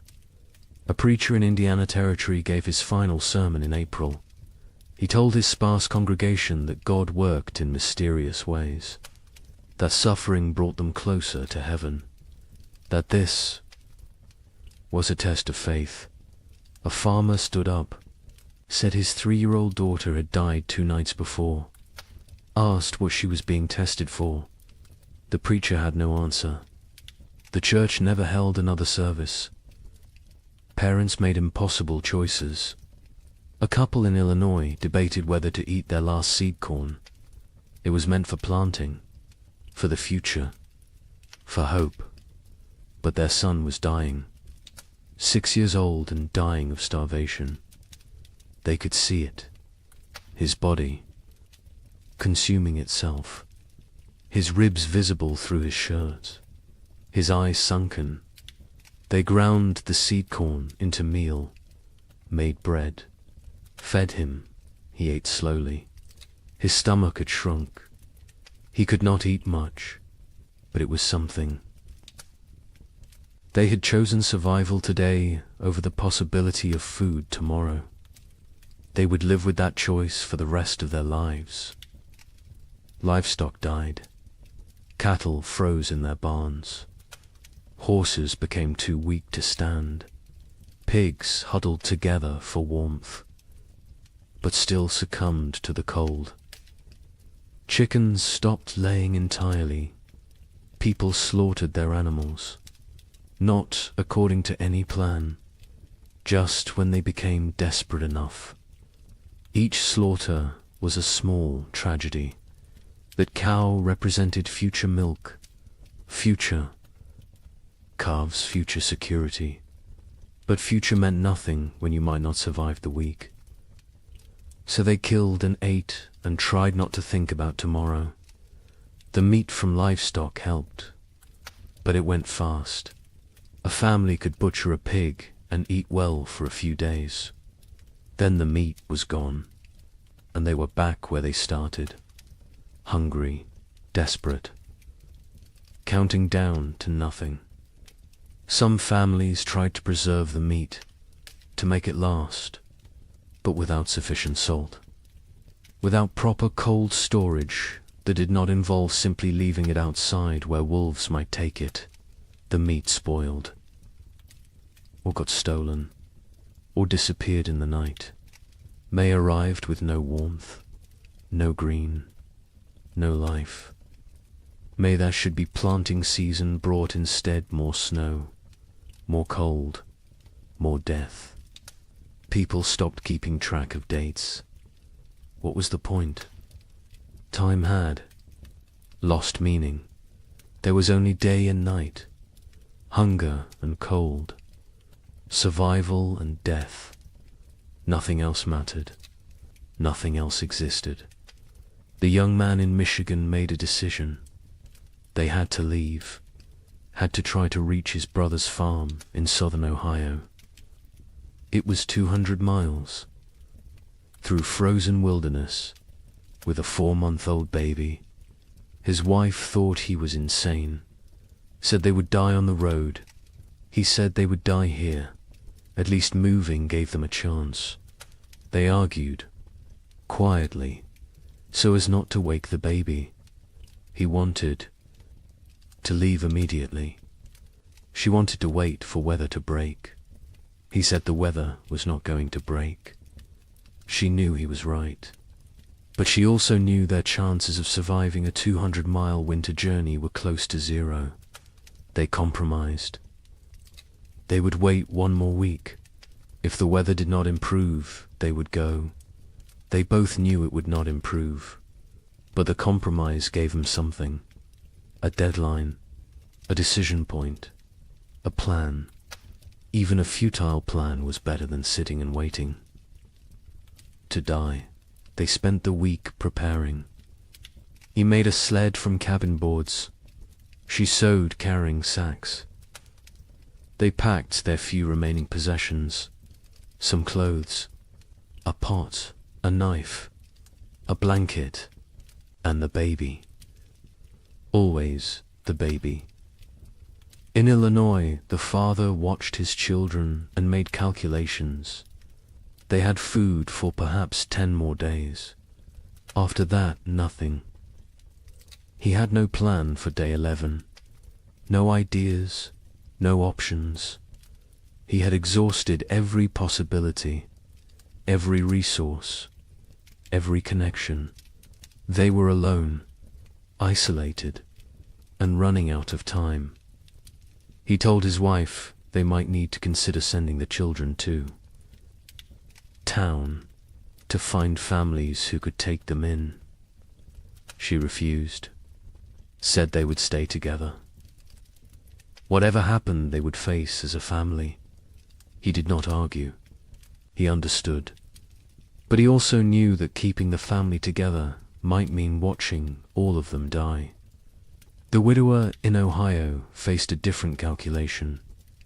His daughters were old enough to understand, old enough to participate in decisions. He sat them both down, told them they had food for maybe 2 weeks, asked them what they thought they should do.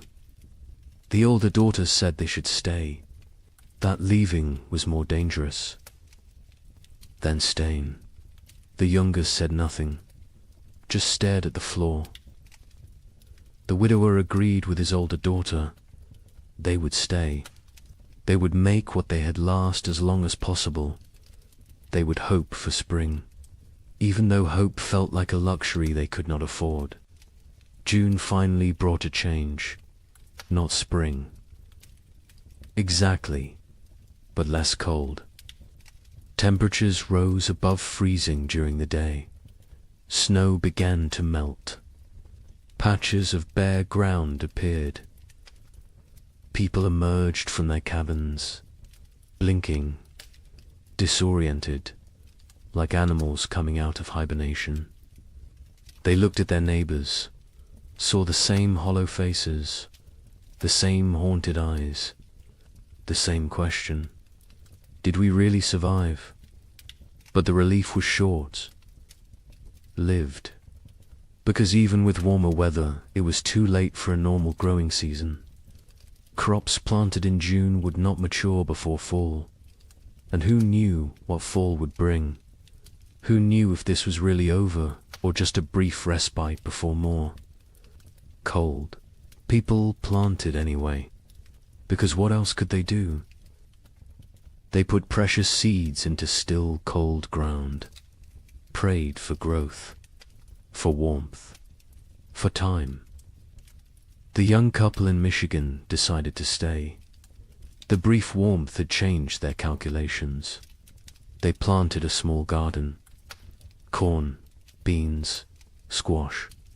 The baby was stronger now. The mother's milk had improved slightly with less stress. They felt cautiously optimistic. Maybe the worst was over. Maybe they had survived. They tried not to think about all the families who had not, about the empty cabins they had passed, about the graves marked with simple wooden crosses. They focused on their own survival, on the tiny shoots of green emerging from the soil, on small reasons to hope. In Illinois, the family planted everything they had, every remaining seed. It was a gamble. If the crops failed, they would have nothing. No seeds. For next year, no backup plan. But they could not eat seeds, and they could not wait another year. So they planted and prayed and watched the sky nervously, expecting frost, expecting snow, expecting disappointment, because this year had taught them to expect nothing good.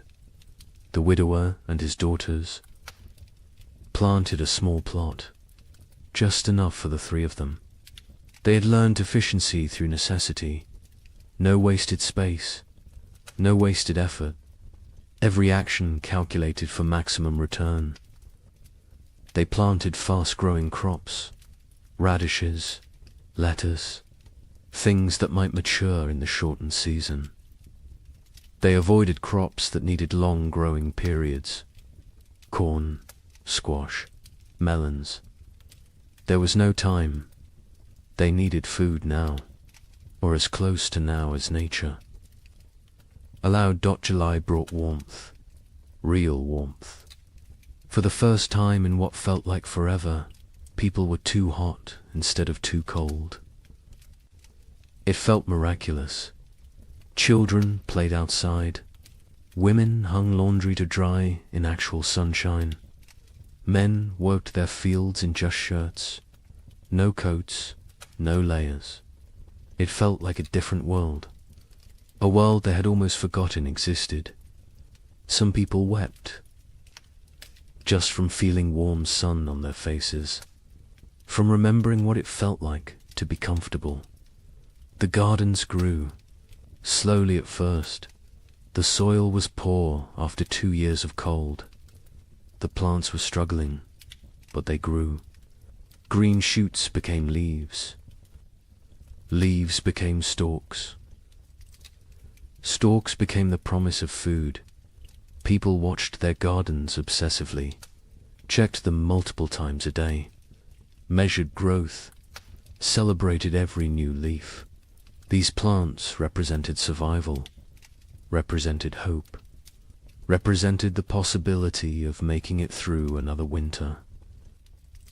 But nature was not finished with them. On July 18th, it snowed. Not much, just flurries, but enough. Enough to kill the tender plants, enough to destroy weeks of growth, enough to crush newly formed hope. People walked out to their gardens that morning, saw the white dusting, saw the blackened leaves, saw their food supply dying in front of them. Some fell to their knees, some cursed God, some simply turned around and walked back inside. There was nothing to say, nothing to do. It was happening again. The killing frost was not universal. Some areas escaped, some gardens survived, but many did not. Families who had planted everything watched everything die. They had gambled on summer. Summer had betrayed them. Now they faced another winter with even less than before. The mathematics were impossible. They could not survive another winter like the last one. They simply could not. August brought more temperature swings, warm days, cold nights. Plants that survived the July frost struggled to grow. The growing season was too short, too unstable. Crops that should take 90 days to mature needed 120 now. because cold nights slowed growth, because the plants were stressed, because nothing was normal anymore. People harvested what they could: small potatoes, stunted corn, vegetables that in normal times they would have discarded. But these were not normal times. They harvested everything, used everything, wasted nothing. The young couple in Michigan harvested a small crop, not enough to last a winter, but something. They dried corn, made it last. Dug potatoes. Tiny potatoes the size of walnuts, but potatoes nonetheless. They counted their stores, made calculations, decided they needed to supplement with hunting, with trapping, with anything they could find. The man began ranging farther again, looking for game. The game was returning. Slowly, deer appeared in the forests, rabbits in the fields. He killed a deer in late August, his first successful hunt in months. They celebrated, ate fresh meat, felt strong for the first time in forever. In Illinois, the family harvested almost nothing. Their garden had been hit hardest by the frost. Only a few plants survived. They gathered what they could: a handful of beans, some small squash. It was not enough, not even close. The father knew they could not stay, could not survive another winter here. He told his family they would leave before the snow came, go south, find warmer land, find food, find a way to survive. His wife agreed. The children said nothing. They had learned not to question adult decisions, learned that arguing changed nothing. The widower and his daughters harvested a better crop. Their fast-growing vegetables had matured before the frost. They had radishes, lettuce, some early peas. It was not much, but combined with careful rationing, it might be enough. Might. The older daughter did the calculations, told her father. They would need to find additional food. He nodded, said he would try. She knew what that meant: hunting, trapping, foraging, taking risks. She did not argue. They needed food. Risk was unavoidable. September arrived cold. Too cold for September. People looked at each other with understanding. It was starting again. The brief summer was over. Winter was returning. And this time they knew what to expect. This time there would be no surprise, no shock. Only grim preparation. Only the knowledge that they had barely survived the first time. And now they had to do it again, with less food, less strength, less hope. The psychology of facing a second winter was different from the first. The first winter had carried shock, disbelief, the constant expectation that surely this would end soon. The second winter carried no such illusions. People knew what was coming. They remembered the hunger, the cold, the fear, the losses, and they knew they were weaker now, less prepared, more vulnerable. The knowledge sat heavy on everyone who remained. Many families chose to leave before winter set in. Migration south became a steady stream. Wagons loaded with whatever possessions people could carry. Children wrapped in blankets. Livestock trailing behind. They abandoned cabins. Abandoned land claims. Abandoned dreams. Survival mattered more than property now. More than pride. More than the promise of the frontier. They headed toward Kentucky, Tennessee, places where winter might be survivable. The young couple in Michigan debated leaving daily. Every conversation came back to it. Should they go? Should they stay? He wanted to try one more winter. They had more food this time, more experience, more knowledge of what to expect. She was not convinced. The baby was only 6 months old. Traveling with an infant in winter was suicide. But staying might be too. They went in circles, never deciding, paralyzed by impossible choices. A neighbor stopped by in mid-September, an older man who had lived in Michigan Territory for 10 years. He told them he was leaving, heading to his sister's farm in Kentucky. He offered to take them with him. Safety in numbers, shared resources, shared risk. The young man looked at his wife. She looked at the baby. The neighbor said he was leaving in 3 days, with or without them. Think about it. He left. They thought about it. They thought about nothing else. In the end, they decided to stay. The risks of travel seemed greater than the risks of staying. They had a cabin, firewood, some food, a chance. The journey was hundreds of miles through increasingly hostile weather with a baby. The math did not work, so they stayed. They watched their neighbor's wagon disappear down the trail, wondered if they had made the right choice, knew they would never know until it was too late to change their minds. In Illinois, the family prepared to leave. They sold what they could, traded the rest, packed a wagon with essentials. They left in late September, before the first snow. The father took one last look at their cabin, at the land he had dreamed would make his fortune. His wife put a hand on his arm, told him they would come back someday. He nodded but did not believe her. Neither did she. They climbed onto the wagon.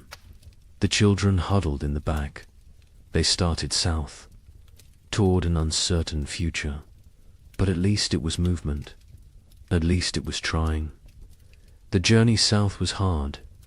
The roads were poor. Mud, ruts, fallen trees.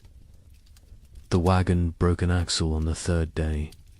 The father spent half a day repairing it. They pushed on. Other families traveled the same roads. Sometimes they camped together, shared fires, shared stories. Everyone had the same tale. Cold, hunger, loss, death. The stories became repetitive, became numbing. After a while, people stopped sharing, just nodded at each other, understanding without words. They reached southern Illinois after 2 weeks. The father inquired about land. Prices had dropped. So many people fleeing south had flooded the market. He found a small farm, 40 acres. The previous owner had died. His widow was selling. The father offered what he had.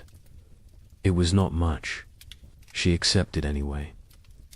She just wanted to go back east, back to family, back to safety. The Illinois family had a new home, farther south, maybe far enough. The widower and his daughters stayed in Ohio. They had discussed leaving, but decided against it.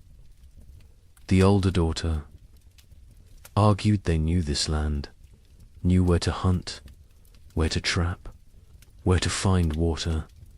Starting over somewhere new meant learning everything again, meant being vulnerable in unfamiliar territory. Better to face the devil you know. Her father agreed. The younger daughter said nothing. She rarely spoke anymore, just existed. Moving through routines mechanically, October brought the first hard freeze, earlier than normal, earlier than even last year. People who had hoped for a longer autumn were disappointed.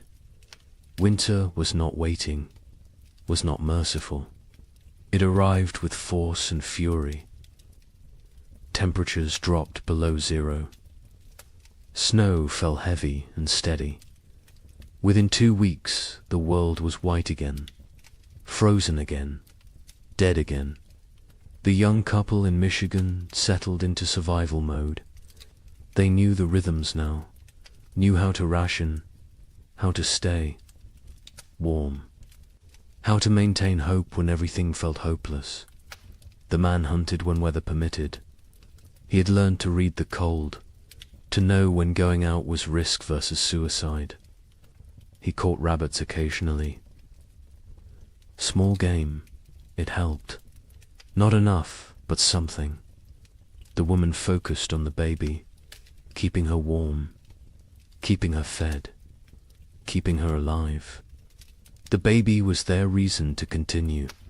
Without her, they might have given up, might have laid down and waited for the end, but she needed them, depended on them, so they kept going, kept trying, kept fighting, even when they were exhausted, even when they wanted to quit. They looked at her face and found strength they did not know they had. Communities that had not already dissolved finished dissolving. People stopped visiting, stopped checking on neighbors. The isolation became total. Each family alone in their cabin, alone in their struggle, alone in the dark. The only sounds were wind and cold and occasionally wolves. The wolves had returned, hungry, desperate, like everyone else. They came close to cabins at night, howling, looking for weakness, looking for opportunity. A family 3 miles from the young couple disappeared in November. The husband went to check on them after not seeing smoke from their chimney for several days. He found the cabin empty, the door hanging open. Snow drifted inside. No signs of struggle, no blood, no bodies, just absence. They had left, or something had taken them. Or they had died and been buried or dragged off. He did not know, would never know. He went home, told his wife. They barred their door that night, and every night after, death became common. Expected.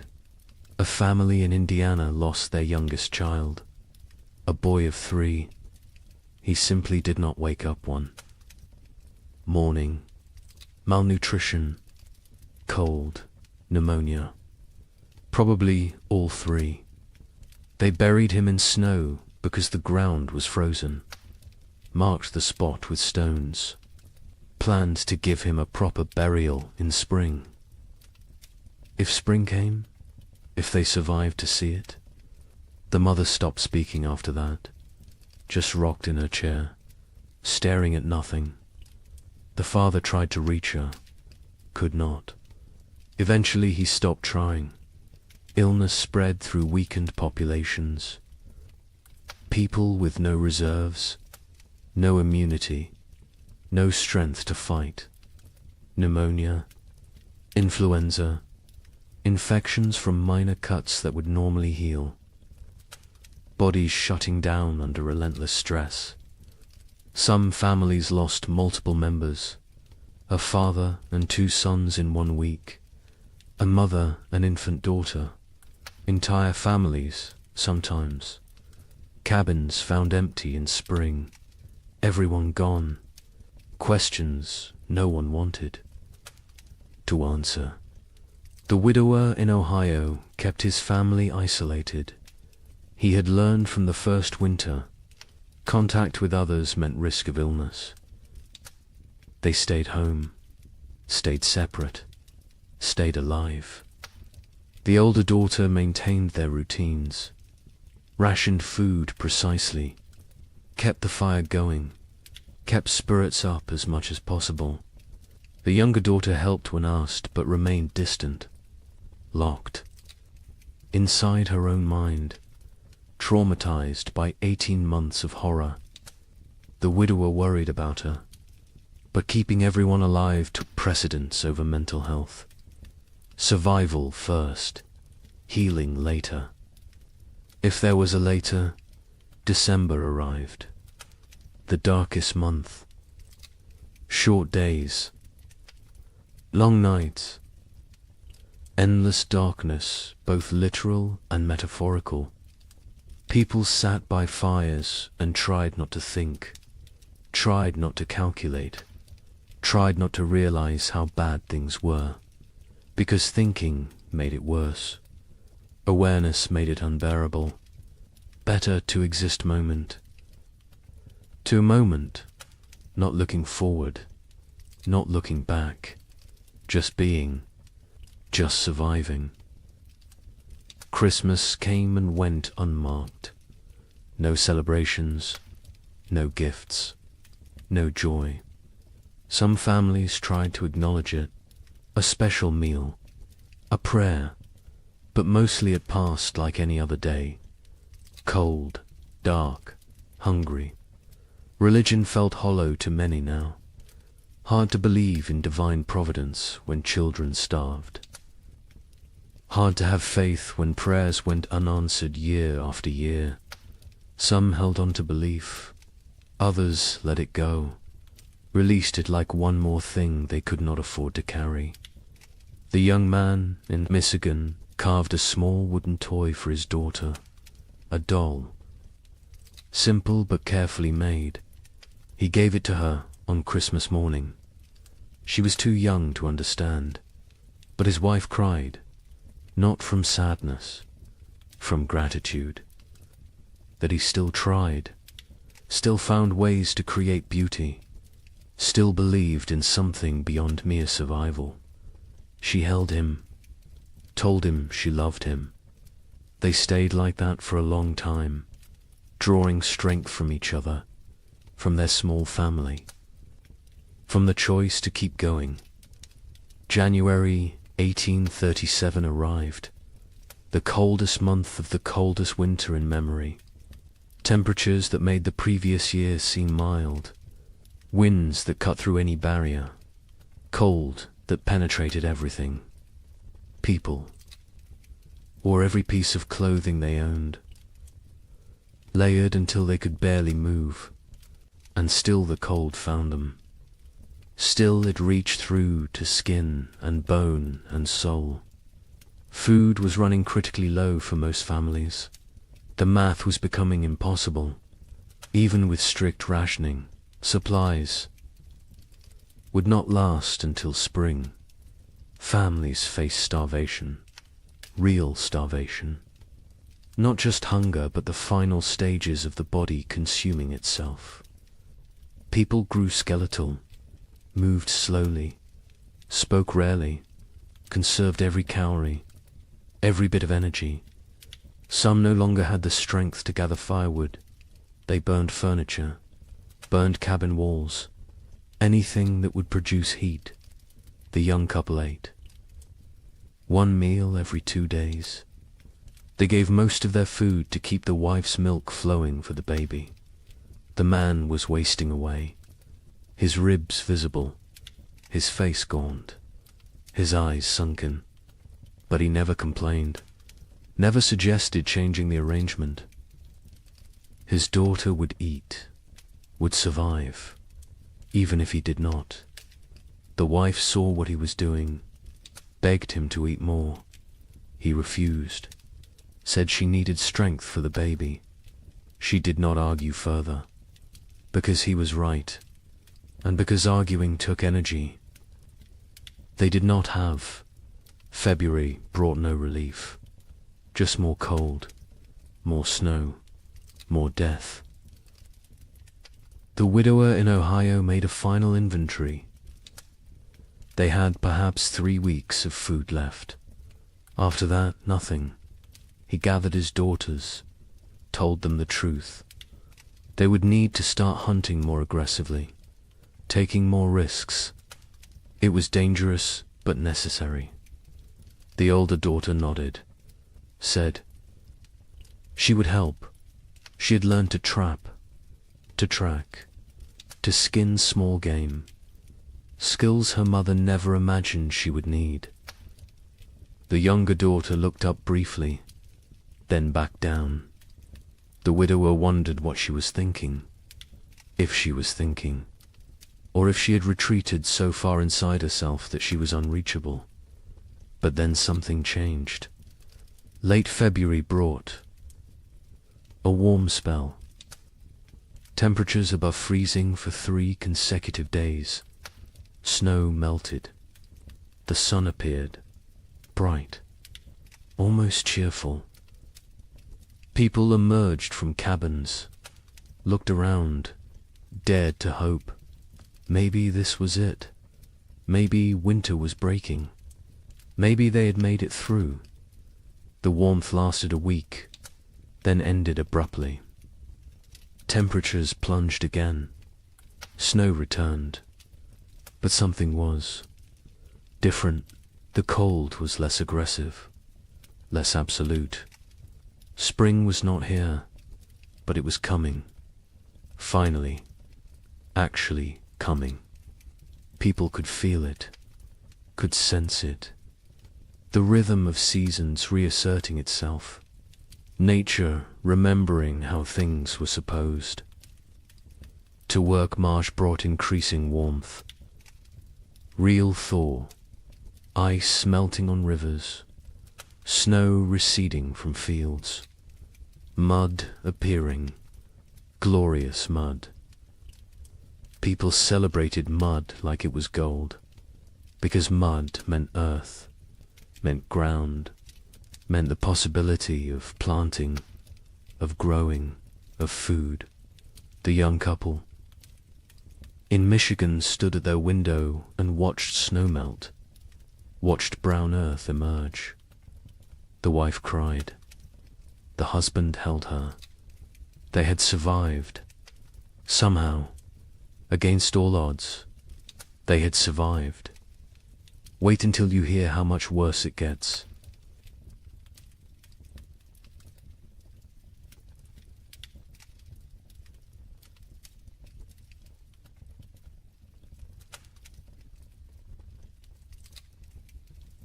The relief of March 1837 was short-lived. Spring arrived tentatively, weakly, like it was unsure of its own existence. Temperatures rose, but not enough, not consistently. Warm days followed by cold nights. Progress followed by setbacks. Nature could not decide what season it wanted to be. People planted anyway, because what choice did they have? They put seeds in cold ground and prayed. The young couple in Michigan planted their entire plot. Every seed they had saved, every seed they had traded for, everything. It was all or nothing now. They could not hold anything back, could not plan for next year. Next year was too far away, too uncertain. They needed food this year, this growing season, or they would not see another. The man worked the field slowly, his body weakened from months of starvation. His wife helped when she could, the baby strapped to her back, growing, thriving somehow despite everything. In their new home in southern Illinois, the family that had fled hoped for better conditions. Warmer weather, longer growing season, better chances. The father plowed fields, planted corn, beans, squash. The soil was good, better than what they had left behind. But the weather was still wrong, still cold, still unpredictable, he realized. with growing horror that they had not escaped, had only delayed the inevitable. The cold had followed them south, or perhaps it was everywhere. Perhaps there was no escape. The widower in Ohio planted with his daughters. They worked together in silence. The older daughter had become the de facto head of household. She made decisions, organized work, kept them functioning. Her father followed her lead, grateful for her strength. The younger daughter worked mechanically, planting seeds, covering them with soil, watering. Her face remained blank, empty. The widower had accepted that she might never fully return, that the person she had been before the cold was gone, replaced by this hollow version. He mourned her even though she still lived at. April brought frost, killing frost. Not as severe as the previous year, but enough to damage crops, to set back growth, to remind everyone that nature was still hostile, still unpredictable, still deadly. People watched their seedlings blacken and die, watched weeks of work destroyed overnight. Some replanted, others gave up, decided to focus on foraging, on hunting, on finding food rather than growing it. Trust in agriculture had eroded. The contract between farmer and earth felt broken. Communities were shadows of what they had been. So many had left. So many had died. The ones who remained were changed, hardened, suspicious. The social bonds that had held frontier life together were gone, replaced by wariness, by self-interest, by the understanding that in crisis every person was ultimately alone. Neighbors who had once helped each other now avoided contact, feared obligation, feared the weakness that came from caring about others. A woman in Michigan Territory knocked on the young couple's door in late April. She was gaunt, desperate. Her husband had died in February. She had 3 children, no food, no options.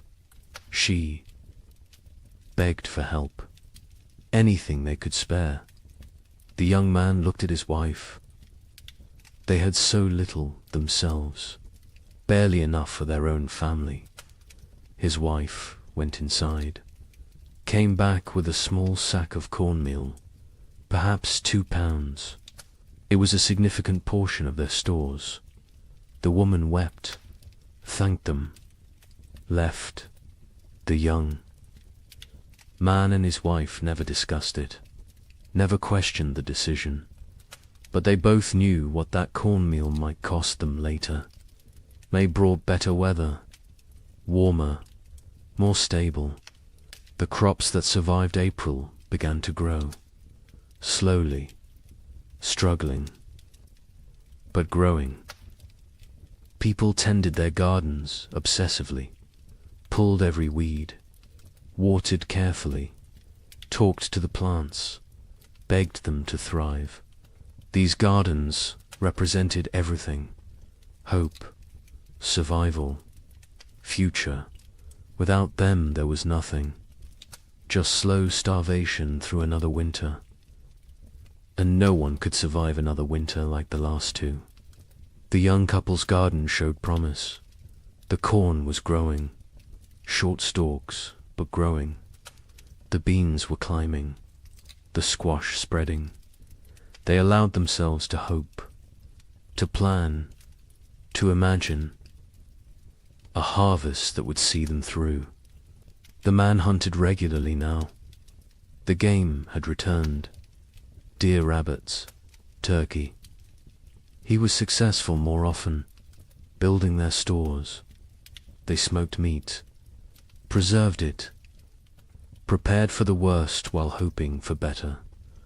In southern Illinois, the family's crops grew better. The warmer climate helped. Their corn reached knee-high by late May. The father felt vindicated. They had made the right choice to move. His wife was less certain. She had learnt not to trust good fortune, not to believe in progress until it was secured. She watched the sky constantly, waited for the next disaster, for the frost or hail or plague of insects that would destroy everything. Optimism felt dangerous, felt like tempting fate. The widower's garden grew adequately, not abundant but adequate. The older daughter managed it efficiently. She had learned to maximize every inch of soil, every drop of water, every moment of sunlight. She was 17 now, an adult in all. But named she had lost her youth to these winters, lost her innocence, lost a chance to be young and carefree. She did not mourn these losses. There was no time, no space, no energy. She simply existed in the present, did what needed doing, survived. June arrived warm. Summer finally asserting itself. People shed layers, felt sun on skin, remembered what warmth felt like. Children played outside, really played, not just huddled for warmth, but ran and laughed, and acted like children. Parents watched them with complicated emotions, joy at seeing childhood return, sorrow for all the childhood lost, fear that this reprieve was temporary, that winter would return too soon. The young couple's baby took her first steps in June, on grass, in sunshine. Her mother cried watching her. This tiny person who had known only cold and hunger and fear was walking, growing, living. It felt miraculous. The man picked up his daughter, spun her in the air. She laughed. The sound was pure joy, untainted by the suffering around her. Too young to understand, too young to remember. They both hoped she would never remember these years, never carry the scars they carried. July was hot, genuinely hot. People complained about heat, then laughed at themselves for complaining. Heat was blessing. Heat was life. Heat meant crops growing, meant long days, meant hope. The gardens flourished. Corn grew tall. Beans produced pods. Squash spread across the ground with heavy fruit. For the first time in 2 years, abundance seemed possible. Not guaranteed, but possible. But nature had taught them not to trust. On July 23rd, a hailstorm struck southern Indiana. Hail the size of eggs. It shredded crops, destroyed gardens, killed livestock. Families who had been preparing for harvest lost everything in 20 minutes. The storm passed, left devastation. People walked through destroyed fields in shock, corn beaten into the ground, beans stripped from vines, squash smashed. Months of work, all their hope, gone.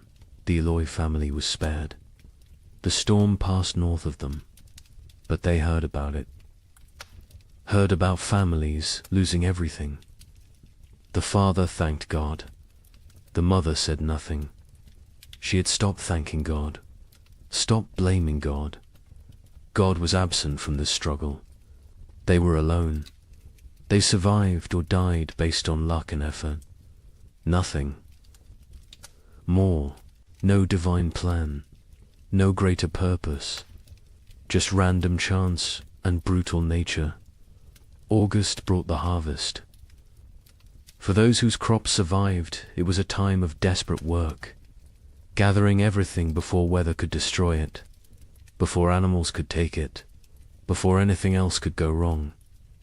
People worked dawn until dark, harvesting, preserving, storing, building supplies for the winter they knew was coming, because winter always came, and it came early, and it stayed late, and it tried to kill you.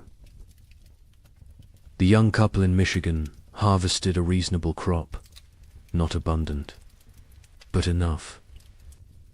Combined with the meat the man had preserved in careful rationing, they might have enough, might make it through.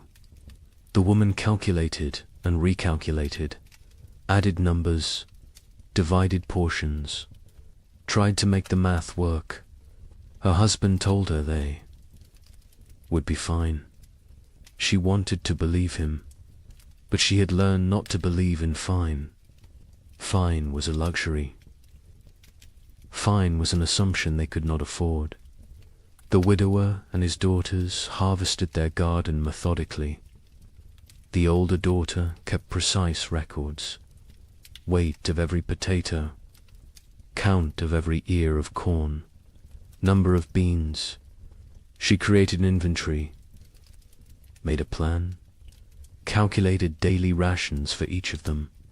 Her father was impressed, told her so. She shrugged, said it was just practical. Someone had to do it. He realized she had become the leader of their family. Somewhere during these terrible years she had taken control. He was grateful and sad. No 17-year-old should have to be this responsible, this hard. This adult September came cool, cooler than it should be. People noticed, worried, hoped. They were imagining it, hoped it was just normal September weather. But they knew better. They had learned to read the signs, to feel the wrongness in the air. Winter was coming early again. The second winter in a row. The third overall in this nightmare cycle. And they were tired. So tired. Tired of fighting. Tired of surviving. Tired of being afraid. October brought the first snow. 6 weeks early. Heavy snow that blanketed everything. Buried the world in white. People watched from windows with dead eyes. They had known it was coming, had prepared as best they could, but knowing did not make it easier, did not make it less terrifying. They settled into their cabins, barred the doors, fed the fires, began the long dark wait. The psychology of the second winter was different from the first. The first had carried shock, disbelief, the hope that surely this would end. The second winter carried resignation, acceptance, the knowledge that this might never end, that they might die in this cold, that survival was not guaranteed no matter how hard they tried. This knowledge was heavier than the cold, heavier than the hunger. It pressed down on souls, crushed spirits, made people hollow. The young couple settled into routines. He maintained the fire. She cared for the baby. They rationed food strictly. 1 meal a day. Small portions. They talked less now. Conversation took energy, took hope. They existed side by side, parallel lives barely touching. The baby was their only connection, their only reason. Without her, they might have drifted apart entirely, might have retreated into individual isolation, but she needed both of them, so they stayed together, functioned as a unit, survived. In Illinois, the family that had fled south discovered that southern winter was still winter. Less severe than Michigan, but severe enough. Cold enough. Dangerous enough. The father realized they would need to go farther south next year. Kentucky, maybe. Tennessee. somewhere winter was mild, somewhere survival did not require such desperate measures, his wife agreed. The children were weakening. The youngest was sick. A cough that would not go away. A fever that came and went. They needed better conditions. Warmer weather, more food, or they would lose her. The widower and his daughters faced the second winter with grim efficiency. They had learned so much. How to ration perfectly. How to maintain minimal fire. How to trap in winter. How to make everything last. The older daughter ran the household. Her father followed orders. The younger daughter existed. That was all. She ate when told, slept when told, worked when told, but there was nothing behind her eyes. No personality, no emotion, no self. She had retreated so far inside that the widower wondered if she would ever come out. November was brutal. Temperatures far below normal. Winds that never stopped. Snow that fell constantly. People burned through firewood faster than anticipated. Started burning furniture again. Cabin walls. Anything wooden.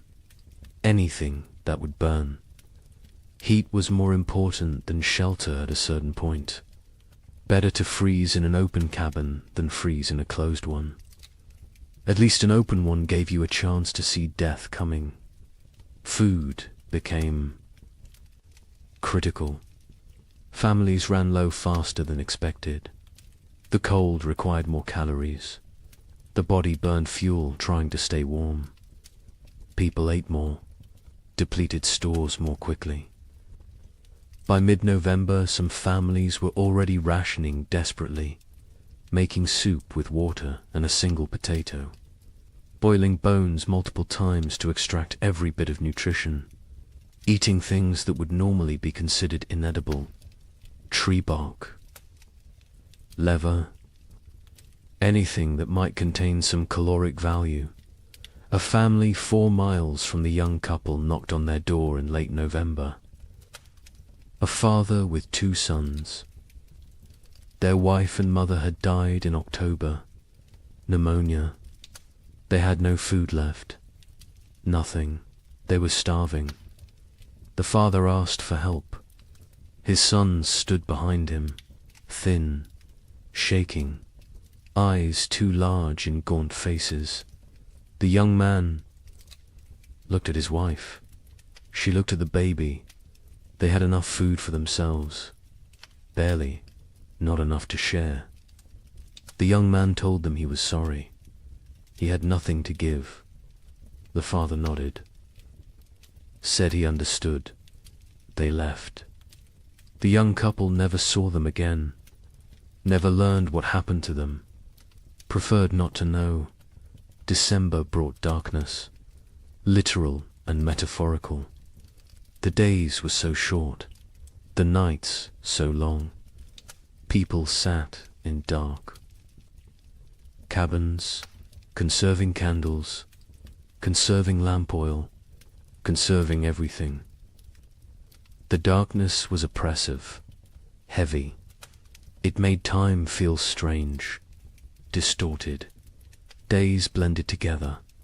You woke, ate a small amount, sat, slept, woke again.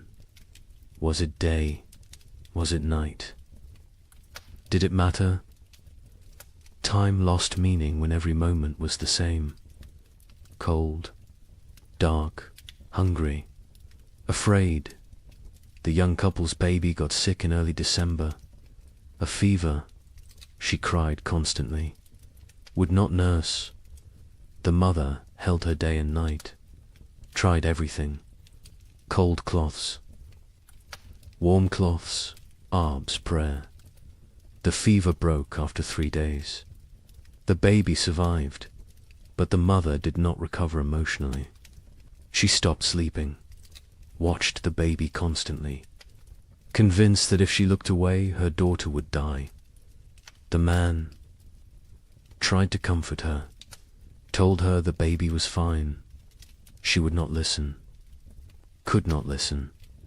Fear had taken hold. Rational thought had fled. Christmas came. No celebration, no acknowledgement. It was just another day. Cold, dark, hungry, the young. Man had carved another toy for his daughter. A small horse. He gave it to her on Christmas morning. She grabbed it, put it in her mouth. Too young to play properly, too young to understand. His wife smiled weakly, told him it was beautiful, then went back to staring at the baby. The man sat by the fire, wondered how much longer they could do this, wondered if survival was worth the cost, then felt guilty for wondering. The Illinois family's youngest child died on December 30th. The cough had gotten worse. The fever never broke. She was 6 years old. They wrapped her in a blanket, laid her in the snow, marked the spot. The mother did not cry. She had no tears left. The father built a small cross. The other children stood silently. They had learned not to show emotion. Emotion was weakness. Weakness was dangerous. The family went back inside. Life continued, because what else could they do? Stop living because one of them had died. Everyone was dying, slowly, quickly, inevitably. January 1837 was the coldest month in living memory. Temperatures dropped to levels that should not be possible, that could not be survived. People huddled by fires, wore every piece of clothing, burned everything that could burn.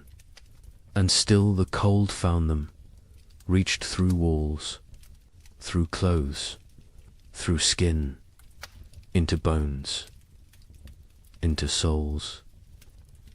Cold that felt sentient, malevolent, actively trying to kill. The widower in Ohio burned his bed in January, then the girl's bed. They slept on the floor near the fire, all three together, sharing body heat, sharing blankets. The older daughter protested burning the beds, said they would need them later. Her father said later did not matter if they froze tonight. She understood, helped him break up the bed frames, fed them to the fire, watched the wood burn, wondered what they would burn next, what they would sacrifice tomorrow. People stopped moving unless necessary. Movement required calories, burned energy. Energy was precious, could not be wasted. Families sat still for hours, days, only moving to tend fire, to prepare food, to use the chamber pot. Everything else was eliminated. Conversation, work, activity, all gone, replaced by stillness, by conservation, by the desperate attempt to make their bodies last until spring. Food was running out everywhere. People were starving, really starving. The body consuming itself, muscle wasting, organs beginning to fail. People became skeletal, their faces gaunt, eyes sunken, teeth loose, hair falling out. The physical signs of advanced starvation. Some went mad. The hunger drove them insane. They talked to people who were not there, saw things that did not exist, lost touch with reality. Others became violent, desperate, dangerous. The young man in Michigan was starving himself to keep his wife and daughter fed. He ate almost nothing, claimed he was not hungry, His wife knew what he was doing, begged him to eat. He refused, said she needed strength to nurse. She needed food to make milk. The baby needed milk to survive. Therefore, the baby and wife ate. He did not. The math was simple, brutal, but simple. He was dying. They both knew it. Neither spoke of it, because speaking made it real, made it unbearable. February brought no relief, just more cold, more hunger, more death. Bodies were found frozen in cabins. Entire families sometimes. They had run out of firewood, run out of food, run out of strength. They had simply stopped, laid down, let the cold take them. It was easier than continuing, easier than fighting every single day with no end in sight. Some people judged them, called them weak. Others understood, envied them even, because at least their suffering was over. The young couple reached their breaking point in late February. They had no food left, nothing. The man was too weak to hunt, too weak to trap, too weak to move. His wife was still nursing, but her milk was almost gone. The baby cried constantly, starving, dying.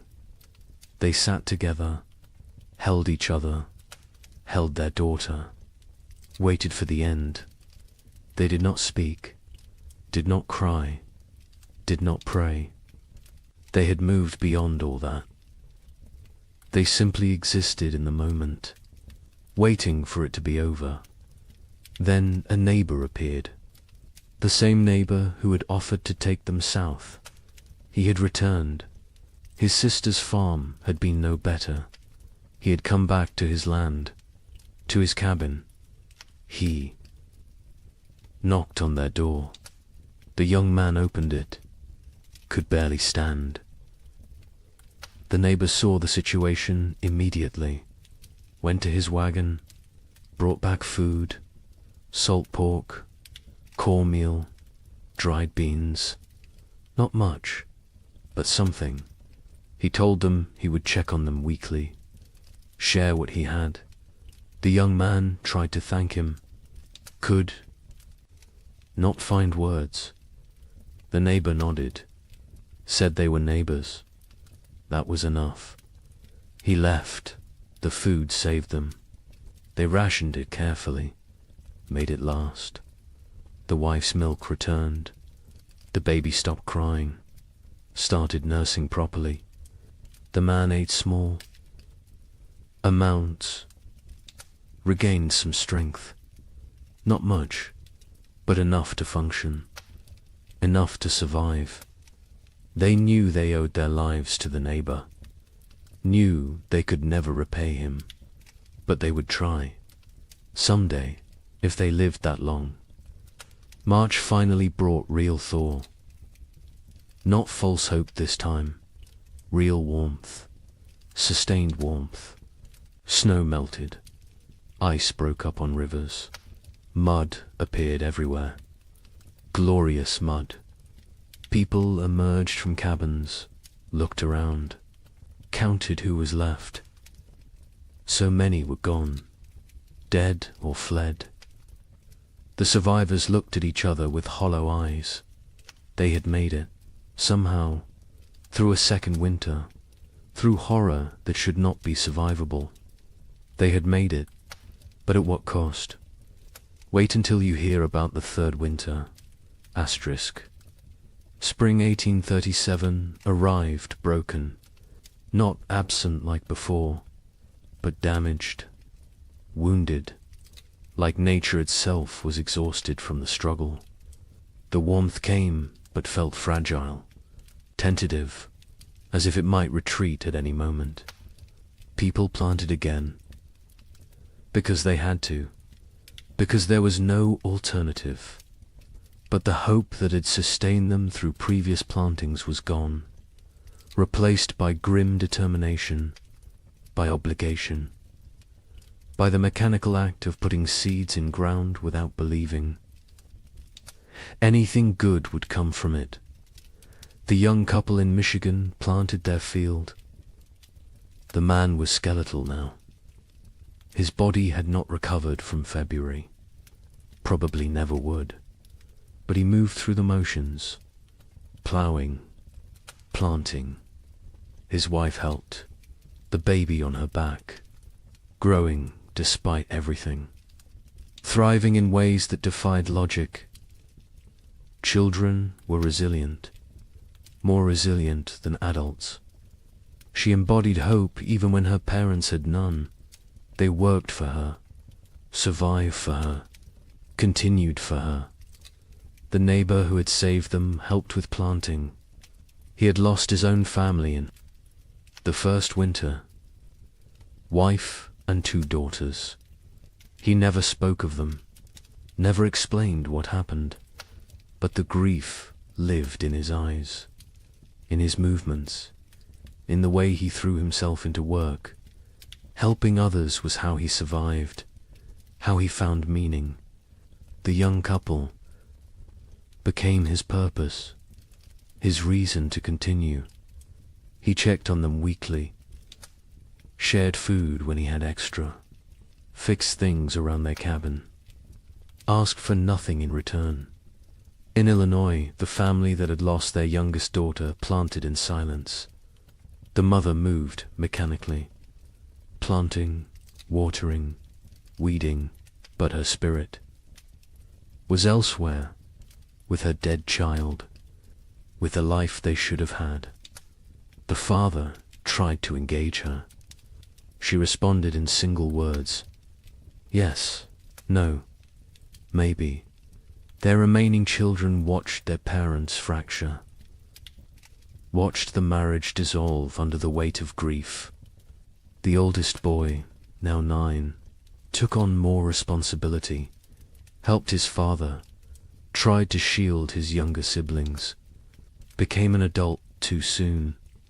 Like everyone else, the widower in Ohio planted, with his older daughter, just the 2 of them. The younger daughter had stopped functioning entirely. She sat in the cabin, stared at walls, did not speak, did not respond, had retreated so far inside herself that she was unreachable. They had tried everything, talking to her, holding her, leaving her alone. Nothing worked. She was alive but not living, present but absent. The older daughter cried about it sometimes, late at night, when she thought no one could hear. Her father heard, said nothing, because what could he say? They were all broken. Some breaks just showed more than others. April brought adequate weather. Not warm, not cold, just neutral. The crops grew slowly, struggling. The soil was depleted after years of abnormal cold. Nutrients locked away.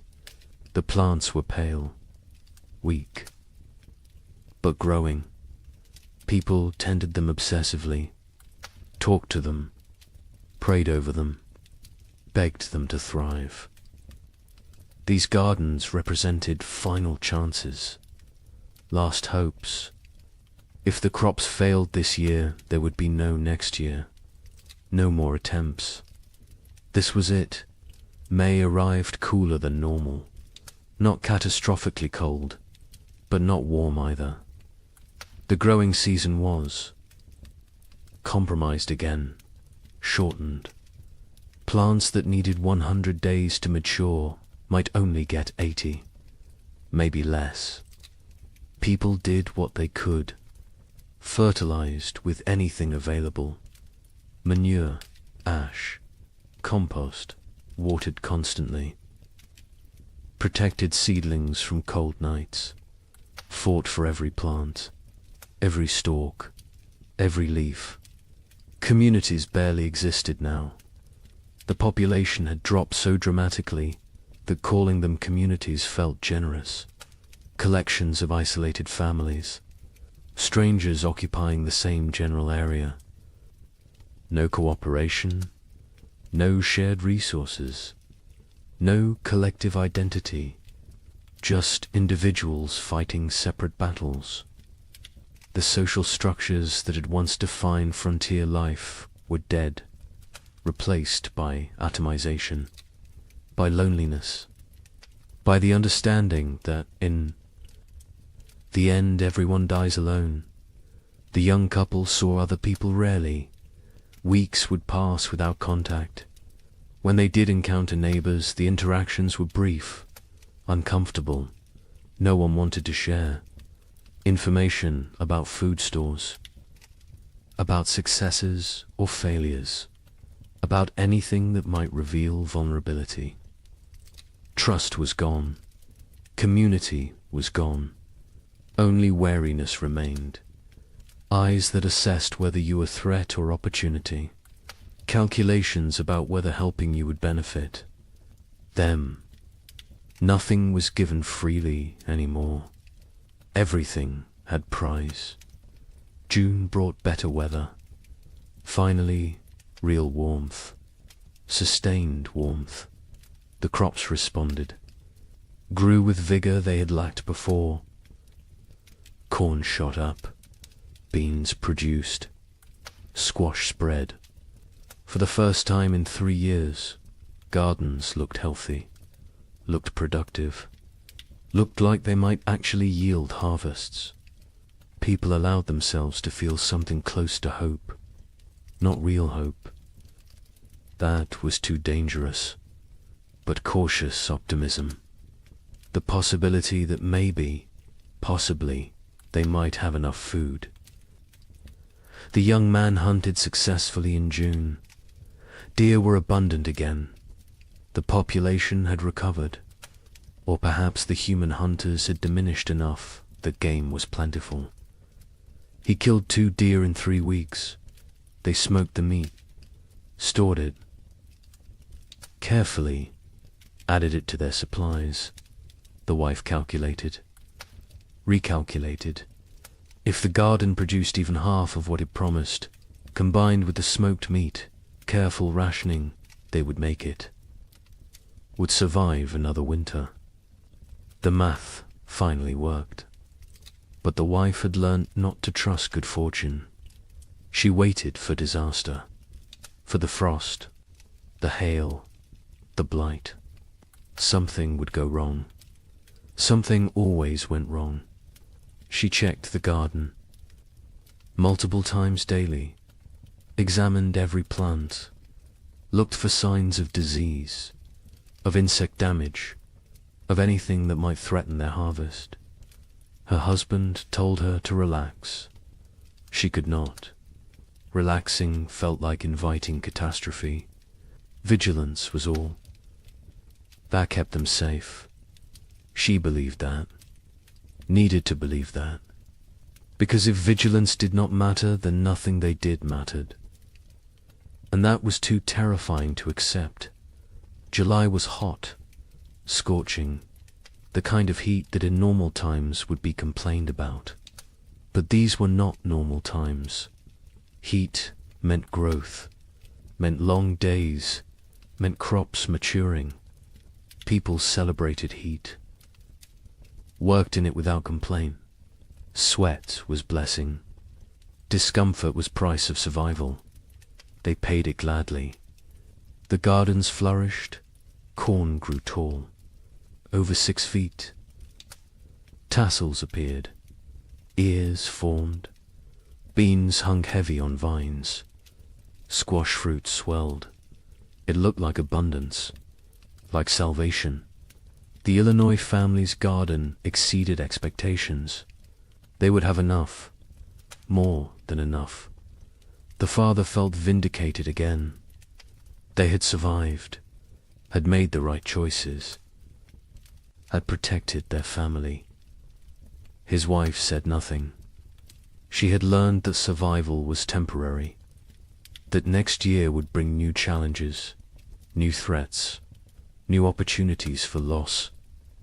The dead daughter haunted her, would always haunt her. Success. Today did not erase yesterday's failures, did not bring back what was lost. The widower and his older daughter harvested the first.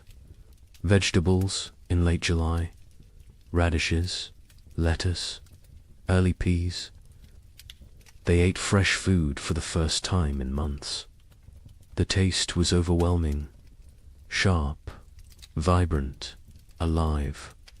The older daughter cried while eating. Her father pretended not to notice. They offered food to the younger daughter. She took it, chewed mechanically, swallowed. No change in expression, no recognition of the gift they were giving her.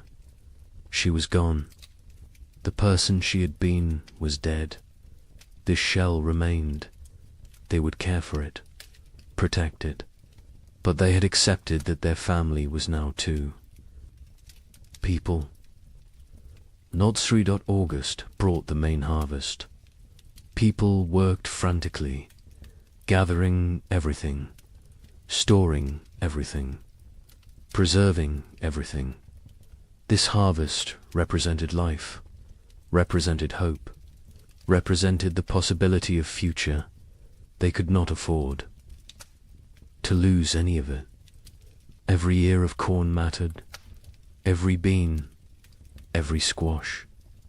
They worked dawn to dusk, exhausting themselves, not caring. This was too important to spare effort. The young couple harvested more food than they had seen in 3 years. Corn beans, squash, combined with the smoked venison, they had enough. Actually enough. Not barely enough. Not maybe enough. But truly. Enough. They stood in their cabin looking at the stores. The wife started laughing, then crying, then laughing again. The man held her. They had made it, had survived, had beaten the odds. Their daughter played at their feet, oblivious, perfect. A miracle they did not deserve, but received anyway. The neighbor helped them preserve food, showed them techniques for long-term storage, how to keep corn dry, how to prevent mold, how to protect against rodents. He had learned so much in his years on the frontier. Before the cold years he had been successful, prosperous even. Now he was just surviving, like everyone else. But he remembered the old knowledge, the techniques that worked. He shared them freely, asked nothing in return. The young couple offered to pay him, with food, with labor. He refused, said neighbors helped. Neighbors, even though neighbors barely existed anymore. Even though community was dead, he held on to the old ways, the old values. It was how he honored his dead family. September arrived cool. People tensed, waited for the cold, for winter to come early again, for the pattern to repeat, but it did not. September stayed temperate, pleasant even. Leaves changed color on schedule. Geese flew south at the normal time. Nature seemed to be remembering how to be normal, how to follow the rhythms that had existed for millennia. People did not trust it, could not trust it, but they noticed, hoped, very carefully hoped. October brought the first frost, right on schedule.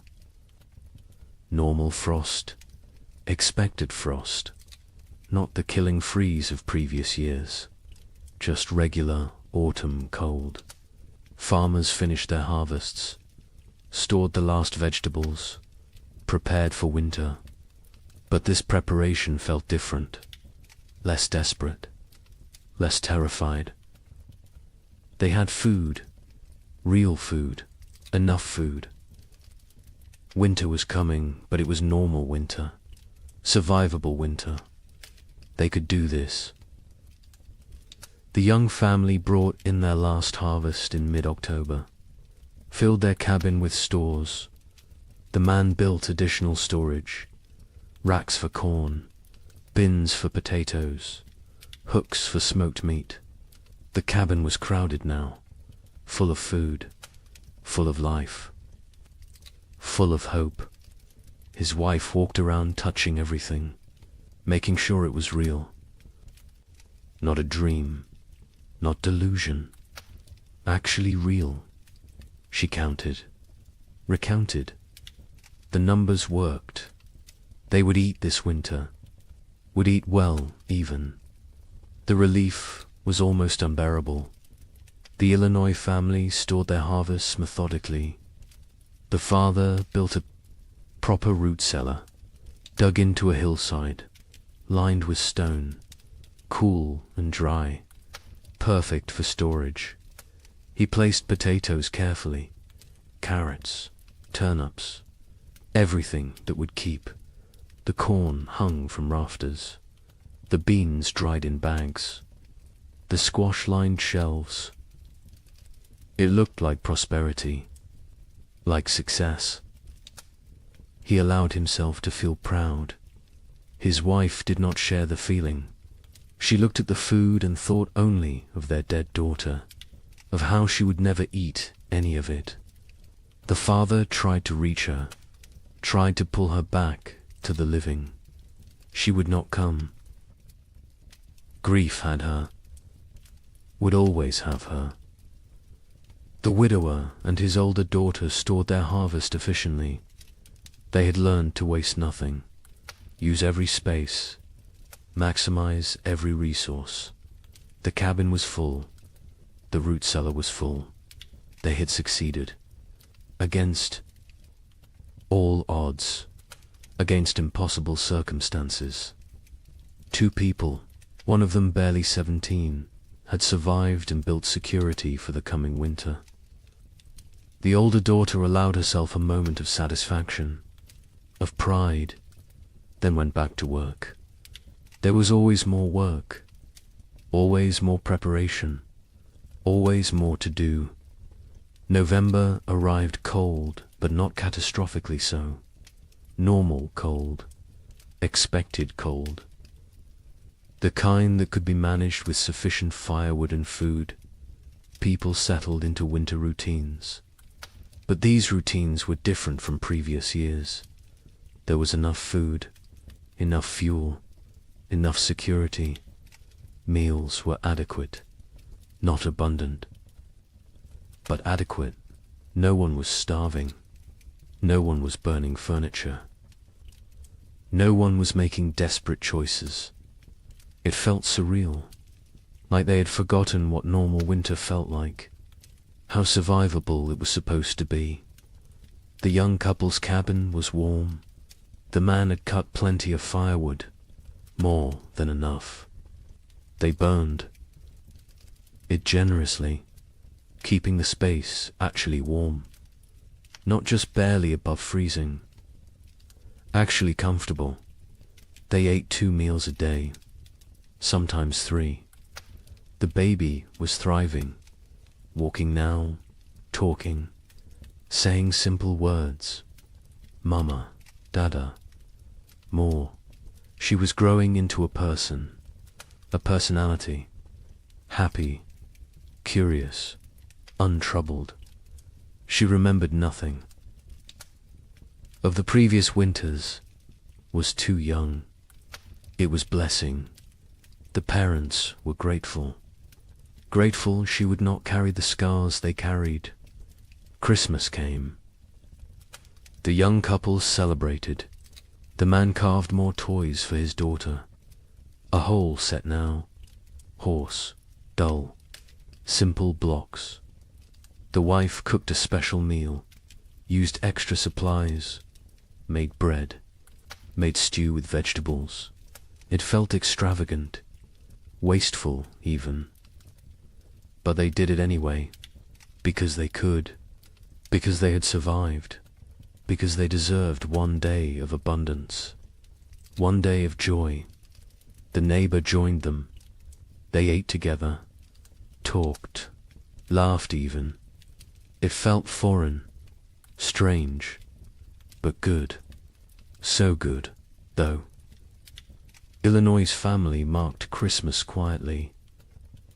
The father suggested they celebrate, make a special meal. The mother refused, said she could not celebrate when her daughter was dead. The father did not push, let it go. The children received no gifts, no special food, no acknowledgement, just another day. They did not complain, did not expect anything different. Childhood joy had died years ago. They were little adults now, serious, pragmatic, damaged. The widower and his older daughter observed Christmas with quiet reflection. They made a slightly larger meal, said prayers, remembered the wife and mother who was gone, remembered the sister and daughter who was gone in a different way. The younger daughter sat with them, ate when prompted, otherwise unresponsive. They had given up trying to reach her, had accepted this was who she was now. They would care for her as long as necessary, forever if needed, but they no longer expected recovery, no longer hoped for her return. She was gone. They mourned her. While she still lived, January 1838 arrived cold, but normal cold, the kind that belonged in January, the kind that was manageable. People burned firewood steadily but not desperately, ate food regularly but not extravagantly, lived, actually lived, not just survived. There was difference. Survival was mechanical, was existing without living. Living was having moments beyond mere existence, moments of comfort, of satisfaction, of something approaching contentment. People had not lived in 3 years. Now they remembered what it felt like. The young man sat by the fire one January evening, his wife beside him, their daughter asleep. Between them, he looked around the cabin, saw the food stores, felt the warmth, heard his family breathing. He started crying. Quietly, his wife took his hand, asked what was wrong. He said nothing was wrong. Everything was right. For the first time in 3 years, everything was actually right. They were warm, fed, together, alive. It felt like miracle, like grace, like something they had not earned, but received anyway. February brought storms, heavy snow, strong winds, but the cabin was warm. The food was adequate. The family was safe. The storms raged outside. Inside there was peace. The baby played with her toys. The mother sewed. The father carved. They existed in domestic tranquility. It felt surreal, impossible, like any moment they would wake up and discover it was dream, that they were actually still in the second winter, still starving, still freezing, still dying. But they did not wake up, because it was real. The nightmare was ending, finally, actually ending. The Illinois family endured February without crisis. They had enough of everything, enough food, enough fuel, enough supplies. The physical needs were met, but the emotional damage remained. The mother barely spoke, spent hours staring at nothing. The father tried to engage her. She would not engage.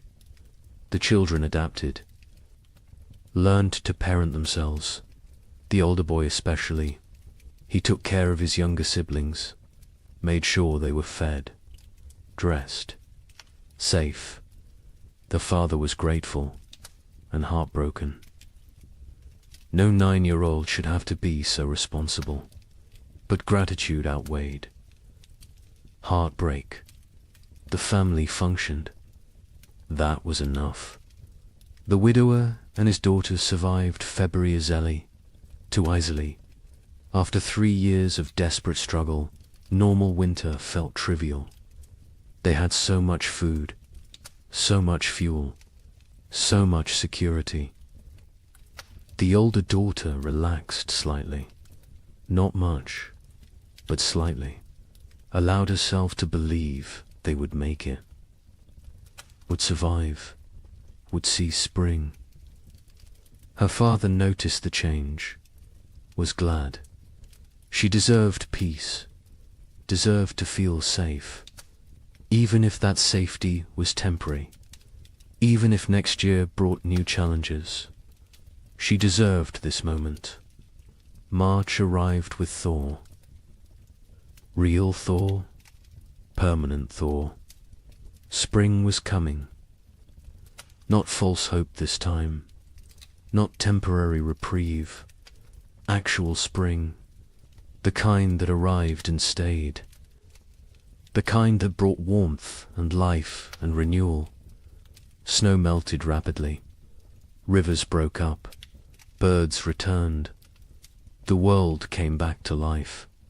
People emerged from cabins, looked around, saw their neighbors, saw who had survived, who had made it through. The numbers were shocking. So few left. So many gone.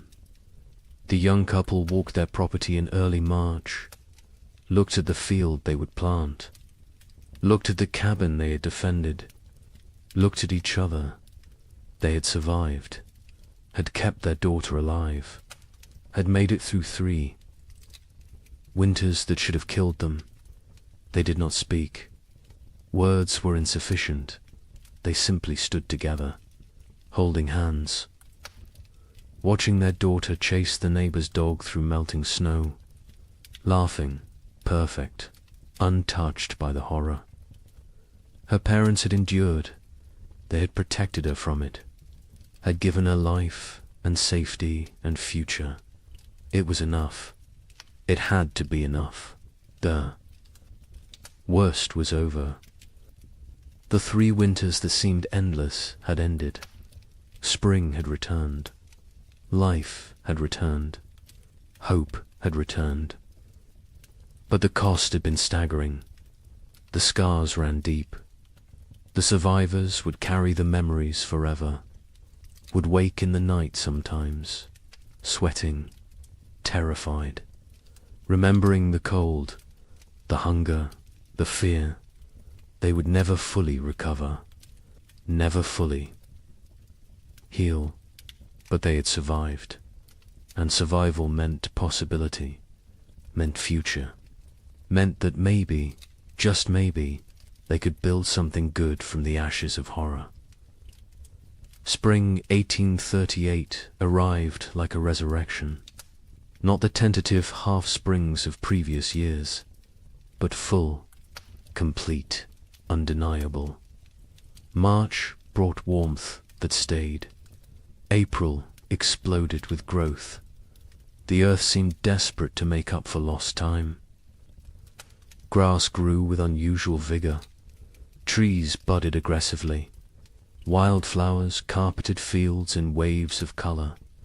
It was as if nature itself was apologizing, compensating, trying to heal the wounds it had inflicted. Survivors emerged from their cabins, slowly, blinking in bright sunlight, disoriented, like people waking from long nightmares. They looked at each other with hollow eyes, eyes that had seen too much, known too much suffering. They were changed, fundamentally, irreversibly. The people who had entered the winter of 1835 were dead. These were different people, harder, older, damaged in ways that would never fully heal. The young couple in Michigan stood in their doorway watching spring arrive. The man was thin still. His body had not recovered the weight lost during the starving times. Probably never would. His hair had gone partially grey. He was 25, but looked 40. His wife was 23. She looked older, lines around her eyes, around her mouth, marks of worry, of fear, of 3 years spent on the edge of death. Their daughter was almost 2 now, perfect, unblemished, the only innocent thing left in their world. They planted their field in April. The work felt different this year. Not desperate, not terrified, just work, normal work, the kind farmers had done for thousands of years. Put seeds in ground, trust earth to do its part. The simplicity was jarring. They had forgotten farming could be simple, could be routine, could be anything other than life or death struggle. The man worked slowly, his body still weak. The neighbor helped. He always helped. It had become part of their family in ways that transcended blood. The field grew beautifully. The corn shut up, strong, healthy, dark green, the kind of growth they had not seen in years. The beans climbed vigorously. The squash spread rapidly.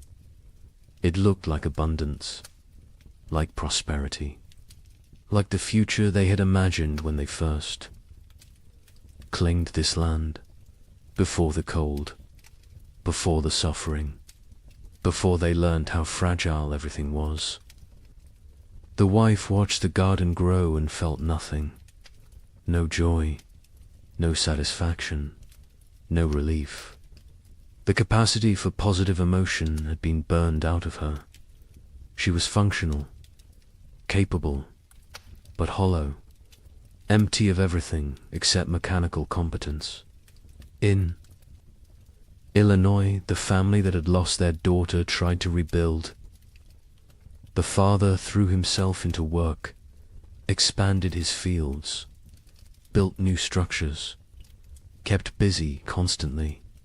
Movement meant not thinking, not remembering, not grieving. His wife did the opposite. She stopped moving, sat for hours, staring at nothing.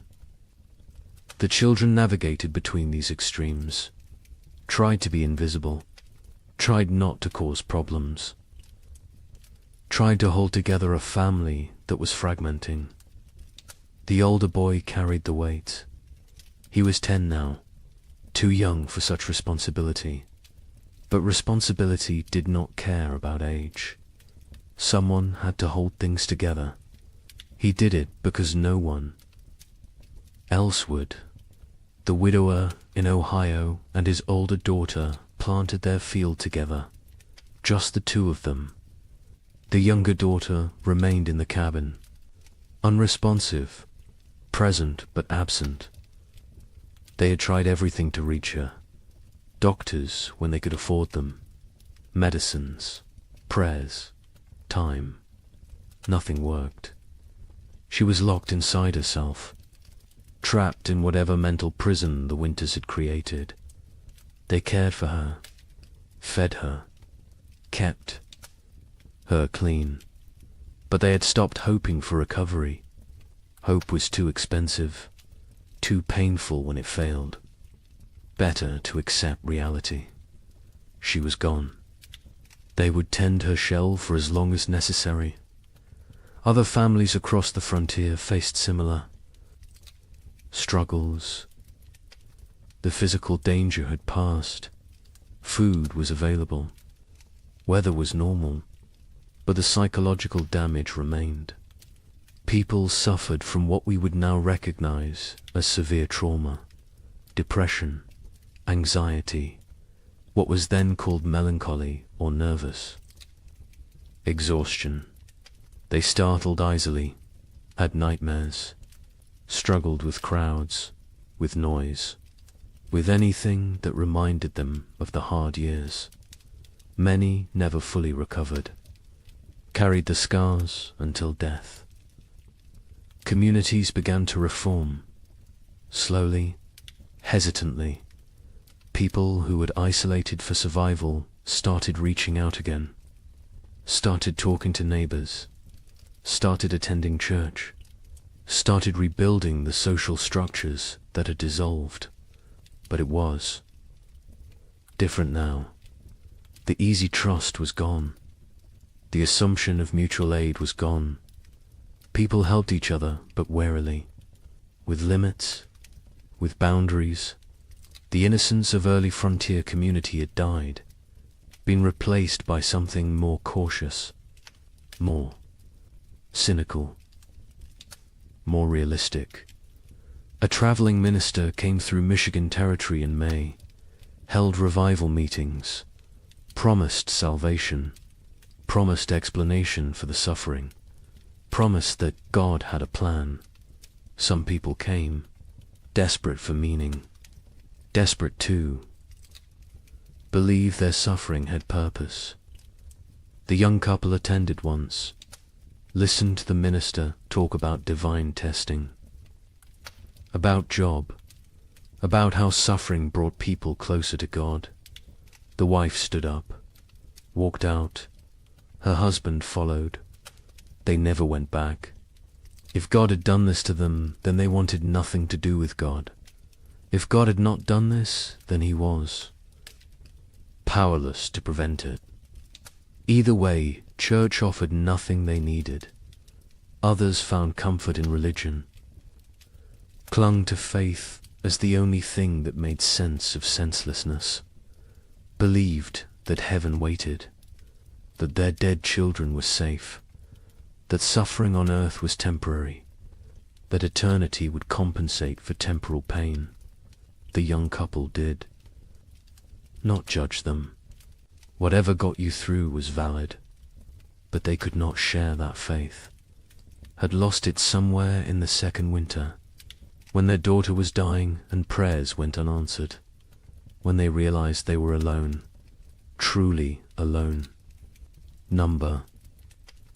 God, no providence. Just luck and effort and random chance. Summer brought abundance. The crops matured perfectly. The harvest was extraordinary. People gathered more food than they had seen in 5 years. Barns filled, root cellars filled, cabins filled. It was almost obscene. This wealth after such poverty, this abundance after such scarcity. Some people hoarded reflexively, stored food they would never eat, could not stop gathering, could not trust that next year would also be good. The trauma of scarcity had rewired their brains, made them incapable of feeling secure no matter how much they had. The young couple harvested their field in August. The yield was massive, more than they could possibly use. They sold some, traded some, gave some away, kept plenty for themselves. Their stores were overflowing. The man built additional storage. The wife watched him work, felt disconnected, like she was observing someone else's life. She went through motions, cared for their daughter, cooked, cleaned, did everything a wife and mother should do, but felt nothing, was numb, had been numb since February of the second winter. She wondered if she would ever feel again, or if this numbness was permanent, the price of survival. In Illinois, the abundant harvest did not heal the broken family. The father worked obsessively, made more money than they needed, bought things, built things, kept moving. The mother remained withdrawn, lost in grief, The children adapted, learned to function without real parenting, became independent too soon. The family existed together but separately. Parallel lives in the same space, not connected, not whole, just adjacent. The widower and his older daughter harvested successfully. Their fields produced well. They had security for the coming winter. The older daughter was 18 now. An adult, she had offers of marriage. Young men who saw her competence, her strength, her capability. She refused them all, said she could not leave her father, could not leave her sister, could not abandon her responsibilities. Her father told her to go, to live her life. She refused. They both knew why. She had lost too much already, could not risk caring about anyone new, could not risk more loss. Better to stay, to maintain, to exist in the known pain rather than risk unknown happiness that might become pain. New settlers began arriving in late 1838. People from the east who had heard land was cheap, who did not know what had happened, who saw opportunity in the depleted population. The survivors looked at them with mixed feelings, part resentment. These newcomers had not suffered, had not earned their place, part relief. New people meant community could rebuild, meant the frontier would not die completely. Part pitied, because the newcomers were so innocent, so hopeful, so unaware of how quickly everything could collapse. A young family moved in near the young couple in September, fresh from Pennsylvania, full of dreams. The man introduced himself, talked about his plans, about the farm he would build, about the future he saw. The young couple listened politely, said nothing about the previous years. What could they say? How could they explain? The newcomers would learn, or they would not. Either way, it was not the survivors' responsibility to shatter their illusions, let them have their hope, while it lasted. The physical scars were obvious. People were thinner, weaker. Many had lost teeth from malnutrition, had hair that had gone white or fallen out, had skin that showed the effects of vitamin deficiency, scurvy, rickets. Conditions that should have been rare were common. Some people recovered physically. Others carried permanent damage, weakened hearts, damaged lungs, bodies that had been pushed beyond sustainable limits and never fully healed. But the psychological scars went deeper. The young wife woke screaming. Sometimes nightmares of her daughter dying, of snow falling in July, of cold that would not end. Her husband held her, said nothing, because what could he say? He had his own nightmares, his own fears. They did not discuss them, did not process them, just carried them, separately, together. The weight never lessened, only became familiar, became part of who they were now. The Illinois mother never recovered.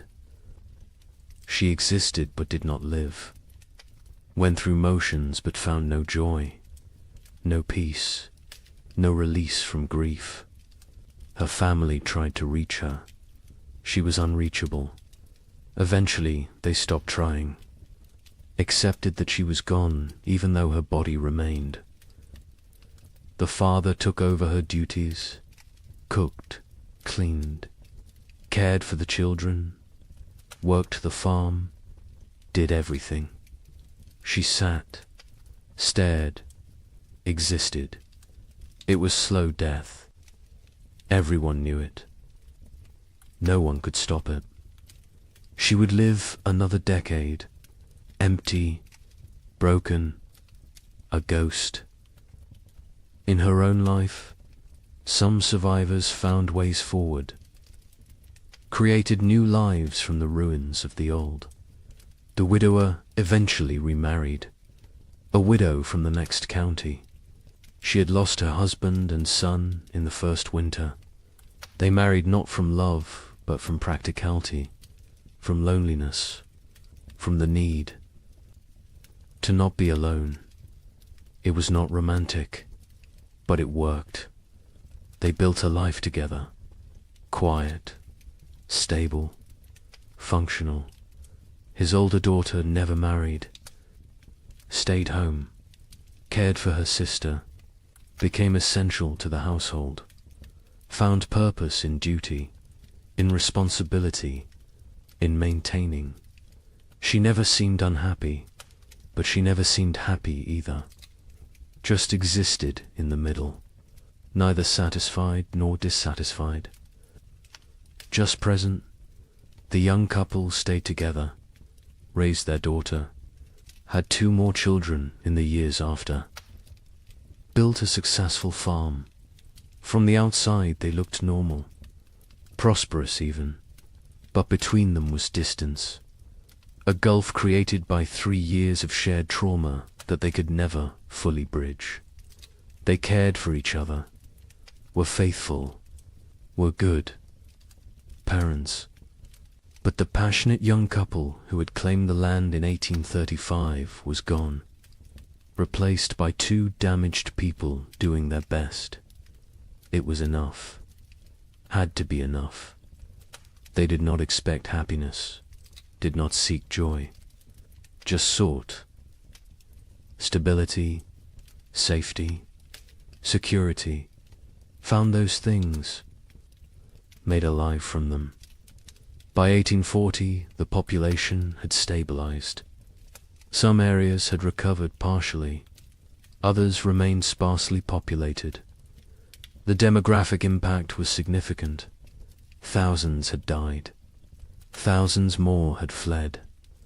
The westward expansion had been set back years.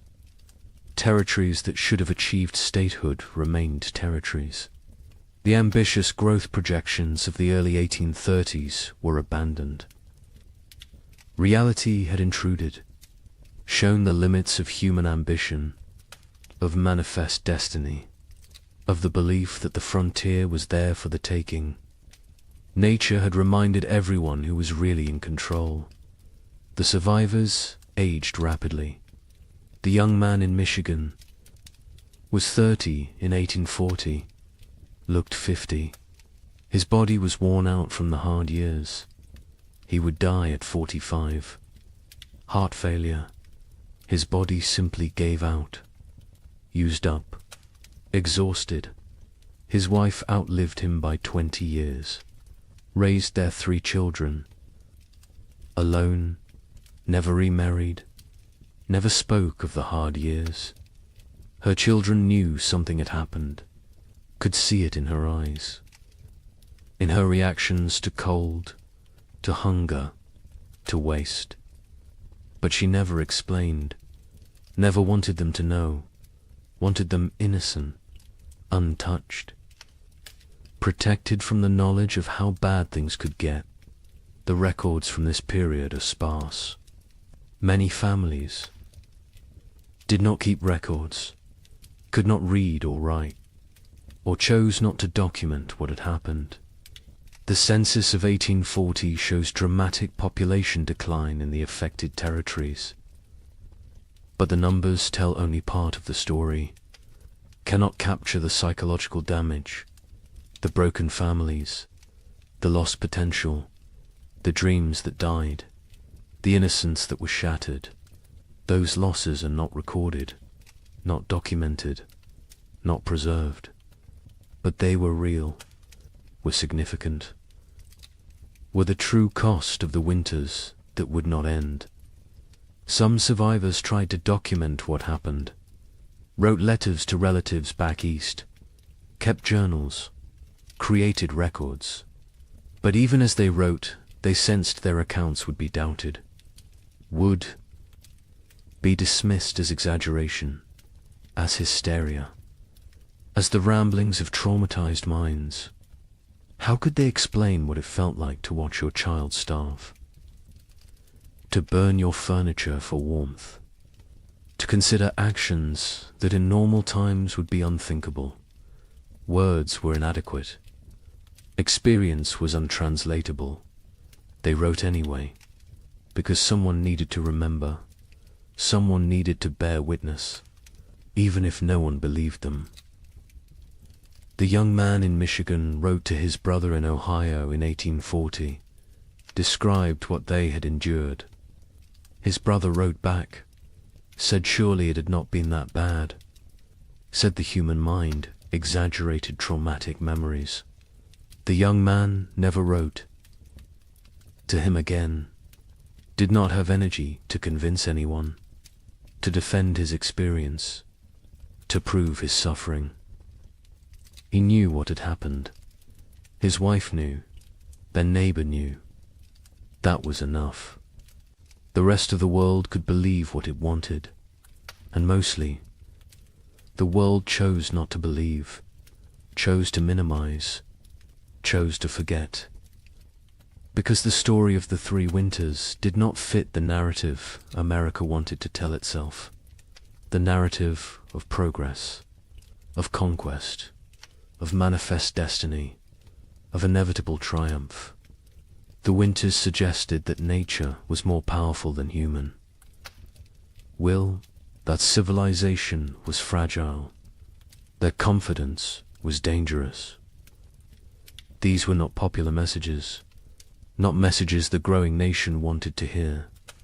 So they were ignored, dismissed, forgotten, buried under more palatable stories of frontier heroism, of triumph over adversity, of the inevitable march of progress. But the survivors remembered, carried the memories until death. Some passed stories to their children. Most did not. Most wanted to protect the next generation, wanted them unburdened. The children sensed something anyway, saw the scars, the fears, the behaviors that made no sense unless you knew what came before. They asked questions, got vague answers, eventually stopped asking. The silence grew. The stories faded. The memories died with those who carried them. Wait until you hear how thoroughly this was erased. The forgetting began almost immediately, even while survivors still lived, even while the scars were fresh. The erasure was not accidental, was not natural memory decay. It was deliberate, systematic, orchestrated by people who had very good reasons to want these winters forgotten. People with money, with power, with futures that depended on frontier land continuing to seem attractive, continuing to seem profitable, continuing to draw settlers and investment. Land speculators had the most to lose. They had purchased millions of acres across the affected territories, paid pennies per acre, expected to sell for dollars.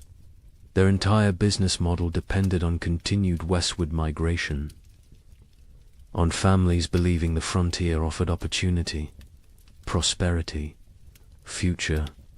Stories of 3 consecutive winters of mass death were bad for business, very bad. So the speculators acted, quickly, decisively, with coordinated purpose. Eastern newspapers began refusing letters from survivors. Editors received instructions, guidance, sometimes bribes. Do not publish accounts from the territories. Do not run stories about crop failures, about deaths, about settlements failing. Focus on success. Stories on prosperity, on opportunity. A newspaper in Philadelphia received a letter in 1839 from a Michigan survivor. detailed account of the 3 winters, the suffering, the deaths, the horror. The editor filed it away, never published it. Years later asked why. He explained simply, no one wanted to read depressing stories. People wanted hope, wanted optimism, wanted to believe in American progress. His job was to give them what they wanted. Territorial governments actively suppressed information. Official reports downplayed casualty numbers, listed families who had disappeared as relocated rather than dead or missing. Death certificates were not issued for people who died isolated on homesteads. If no one reported the death officially, then officially it did not happen. Population records were adjusted, made to show growth rather than decline. The manipulation was not subtle, but it was effective.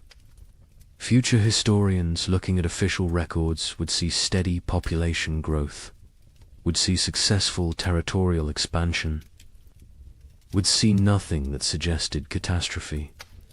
Land companies published promotional materials in 1839 and 1840, glossy brochures, detailed descriptions of fertile soil, mild climate, abundant opportunity. They made no mention of the previous years, no acknowledgement of hardship, no warning of risks.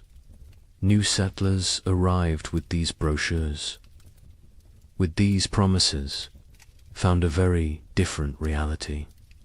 By then, the land companies had their money. The deception had served its purpose. The newcomers were stuck, had to make the best of it, or abandon their investment and flee. Most stayed, tried to succeed.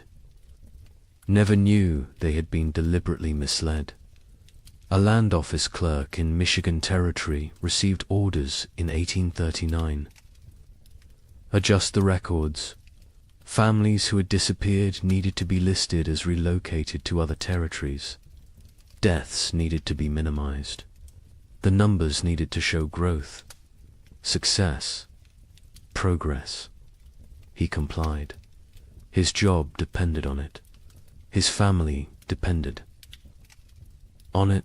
He made the changes, falsified documents, erased people from existence.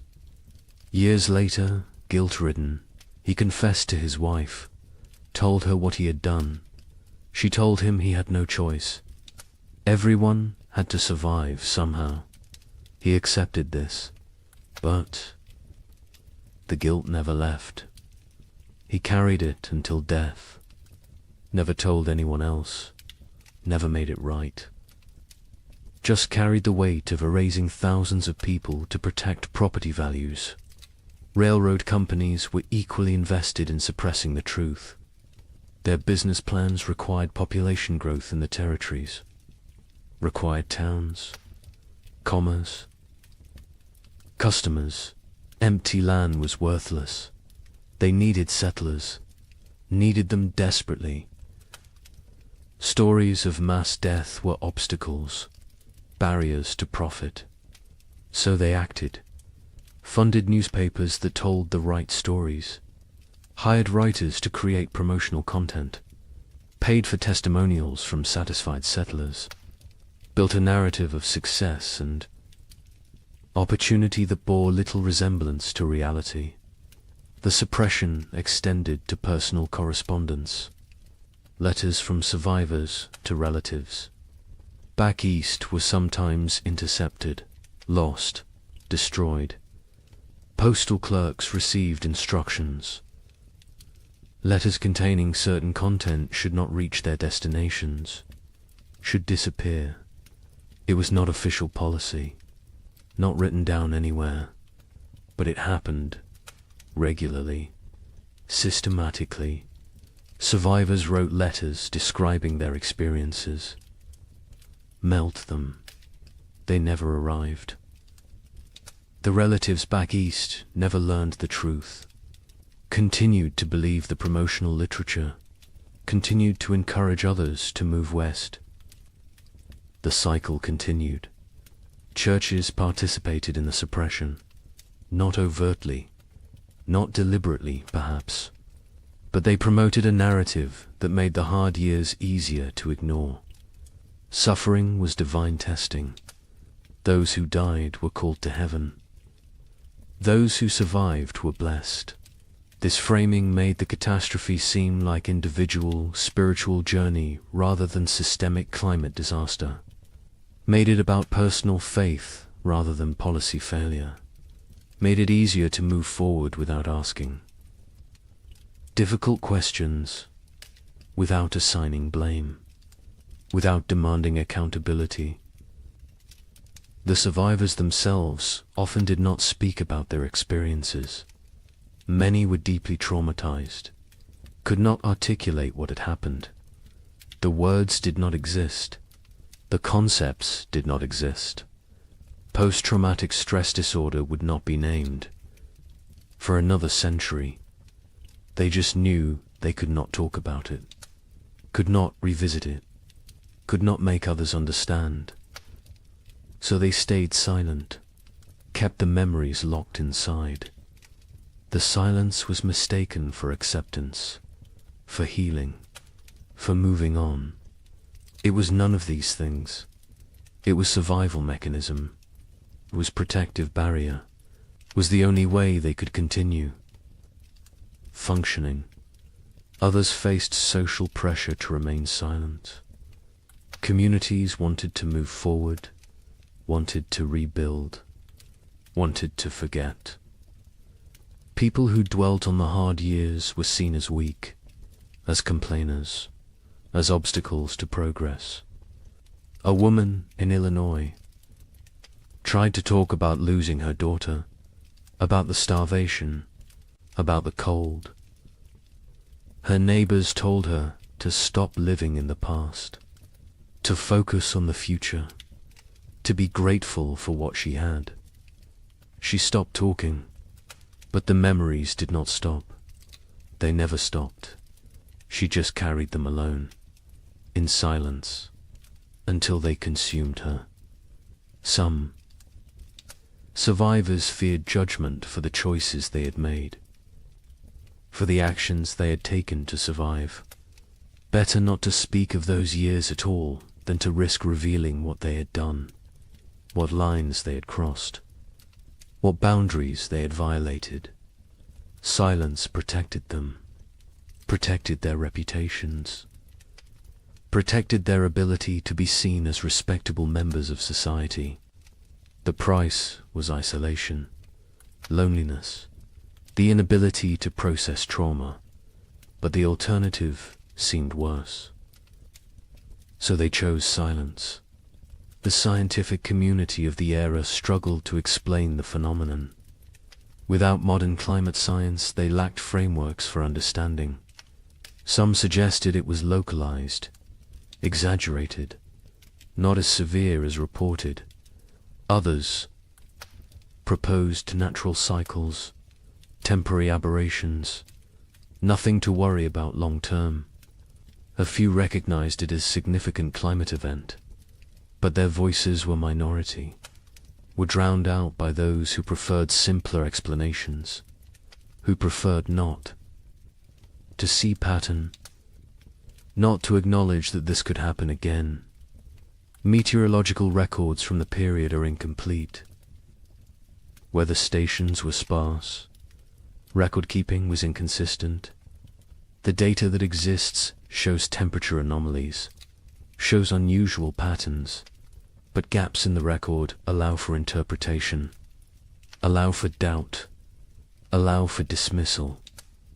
Later research, looking at the fragmentary data, could conclude it was not that bad, could argue the survivors exaggerated, could minimize the catastrophe.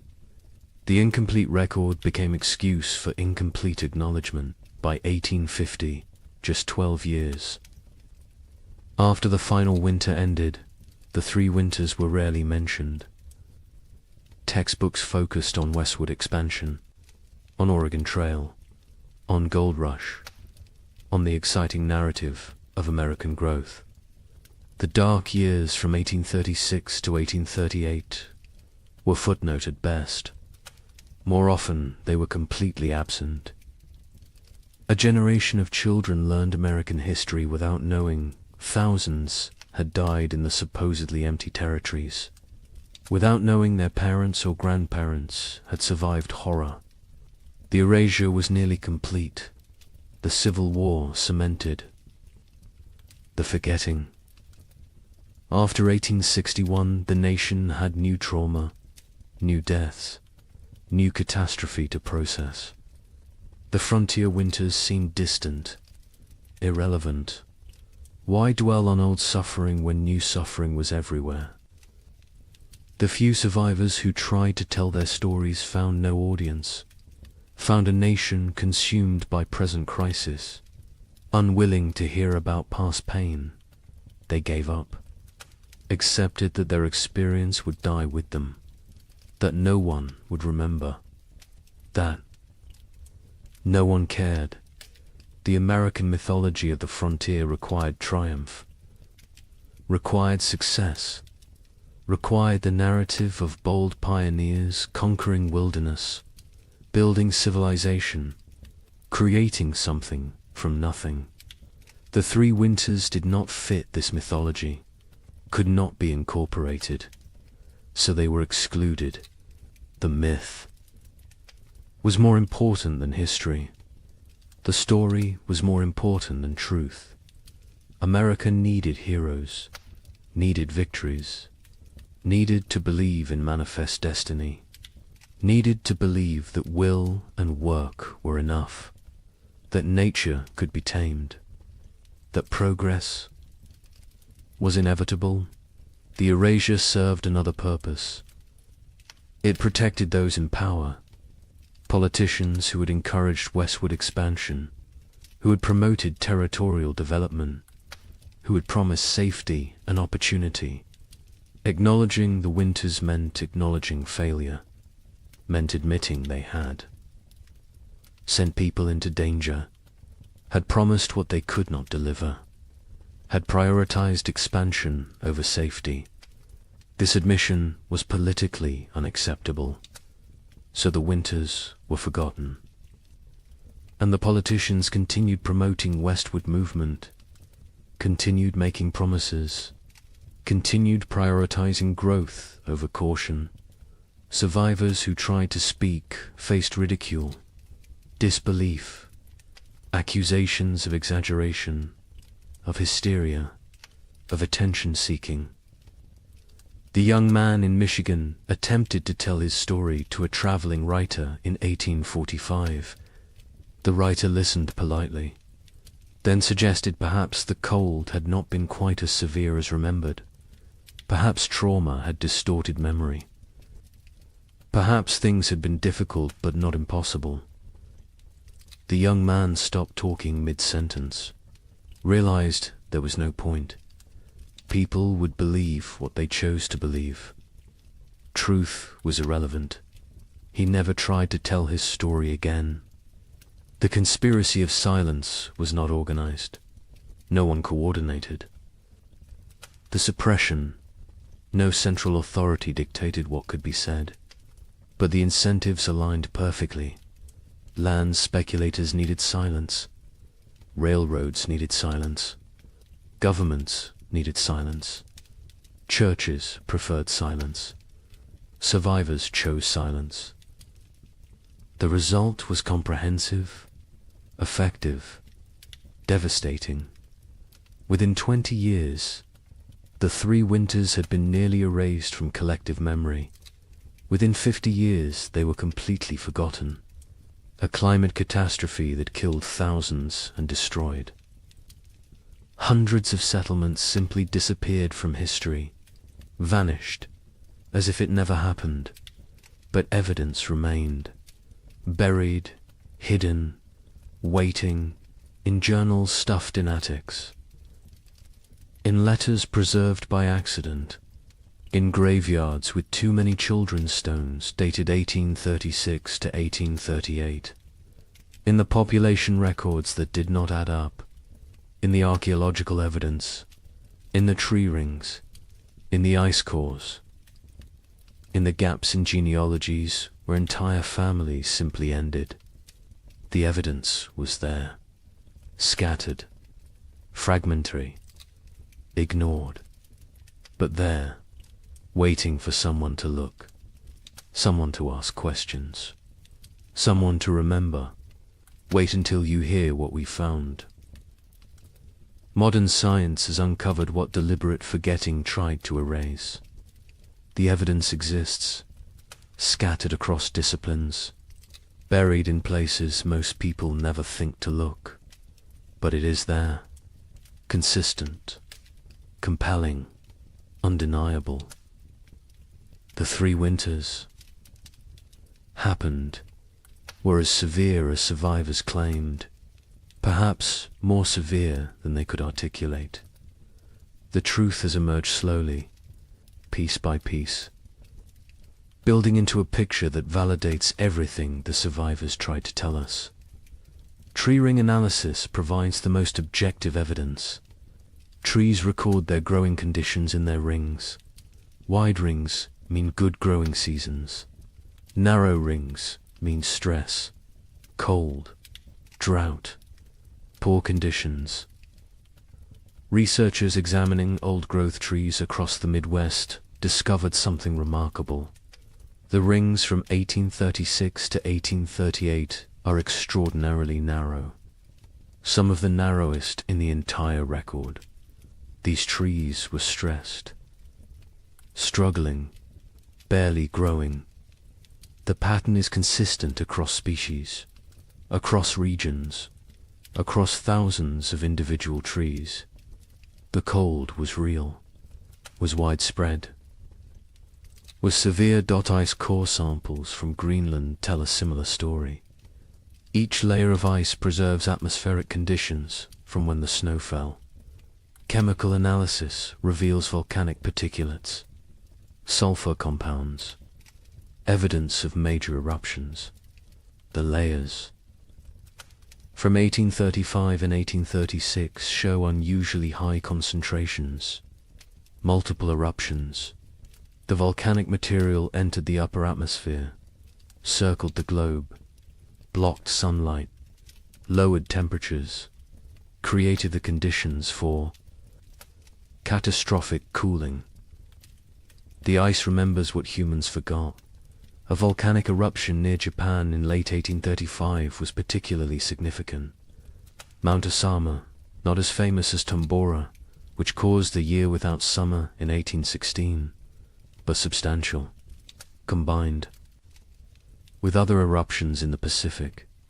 In Central America, the cumulative effect was devastating.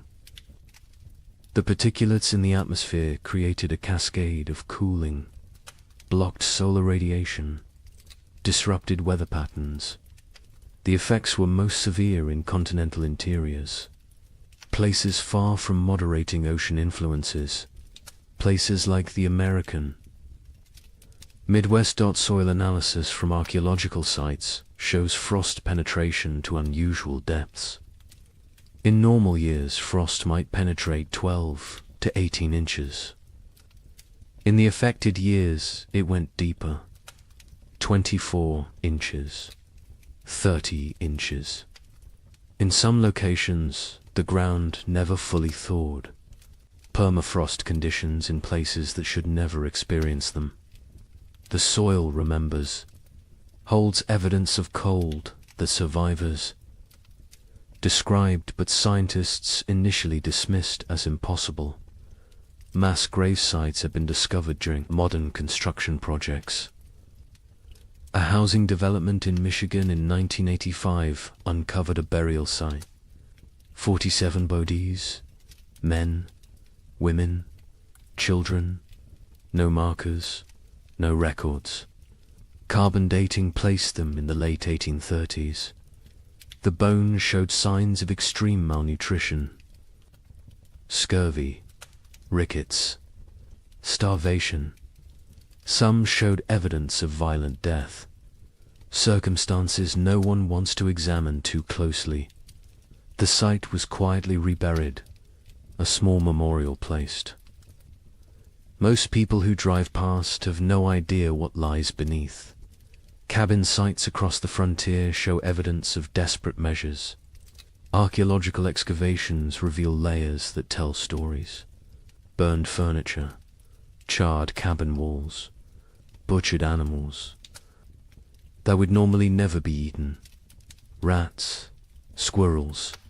In one site in Indiana, researchers found evidence suggesting the inhabitants had eaten leather. Boot leather, harness leather, anything that might contain nutrition. The desperation is written in the debris, in what people consumed, in what they burned, in how they died. Historical Society archives contain survivor accounts, journals that sat ignored for over a century. A diary from a woman in Illinois was donated in 1923, filed away, not examined until 1998. It documented day-by-day survival through all 3 winters. The declining food stores, the deaths of neighbors, the choices she made to keep her family alive, the guilt she carried. The final entry was in March 1838. It said simply that spring had come, that they had survived, that she did not know if survival was blessing or curse. The journal was published in 2005. 90 academics read it. The general public remained unaware. More journals continued to surface, in estate sales, in attics, in old trunks, in historical societies. Each one adds detail, adds confirmation, adds validation to what survivors tried to tell anyone who would. Listen. A journal from Ohio described November 1836. The cold that went beyond anything imaginable. The wind that never stopped. The children asking when they could go outside again. Being told maybe spring, knowing spring might never come. The journal, as a matter of fact, unemotional, which makes it more powerful. The horror is in what is not said, in the gaps, in the things too terrible to write. Census records show the truth when examined carefully. The 1840 census recorded population in the affected territories. Researchers comparing it to 1830 projections found massive discrepancies. The expected population based on immigration rates and natural growth should have been far higher. Tens of thousands of people were simply missing, not relocated, not accounted for, gone. The census takers noted the discrepancies at the time. Their concerns were dismissed. The records were filed. The questions remained unasked for over a century. Statistical analysis reveals the scope of the catastrophe. Researchers in the late 20th century compiled data from multiple sources: church records, land claims, tax rolls, census data, letters, journals, everything available. They built demographic models. The model showed that approximately 15,000 families entered their affected territories between 1830 and 1835. The 1840 census showed fewer than 7,000 families. The missing 8,000 families represented perhaps 40,000 individuals. Some fled, but many died. The exact numbers will never be known, but the scale is clear. This was demographic catastrophe. Climate modeling supports the survivor accounts. Modern computers can simulate historical climate conditions, input the volcanic eruptions, the solar activity, the ocean currents, Run the models. See what temperatures they produce. The models consistently show severe cooling in the continental interior from 1836 to 1838. Temperature drops of 10 to 15 degrees below normal. Extended growing seasons by 30 to 60 days. The kind of conditions that make agriculture nearly impossible. The kind of conditions that kill. The models validate what survivors said. Validate what written records document. Validate what physical evidence proves. A particularly compelling piece of evidence emerged in 2012. A locked trunk. Found in the basement of a historical society in Pennsylvania. Inside were letters. Dozens of them. From frontier families to relatives back east. Letters that never reached their destinations. Letters that had been intercepted. Saved by the postal clerk who could not bring himself to destroy them, but could not deliver them either. The letters describe starvation, death, terror, desperate pleas for help that never came. Because the letters never arrived. The trunk sat unopened for 170 years. The stories inside died with those who wrote them, until the trunk was finally opened, finally read, finally acknowledged. The letters paint a consistent picture. Cold that started early, that would not end. Food running out. Neighbors dying.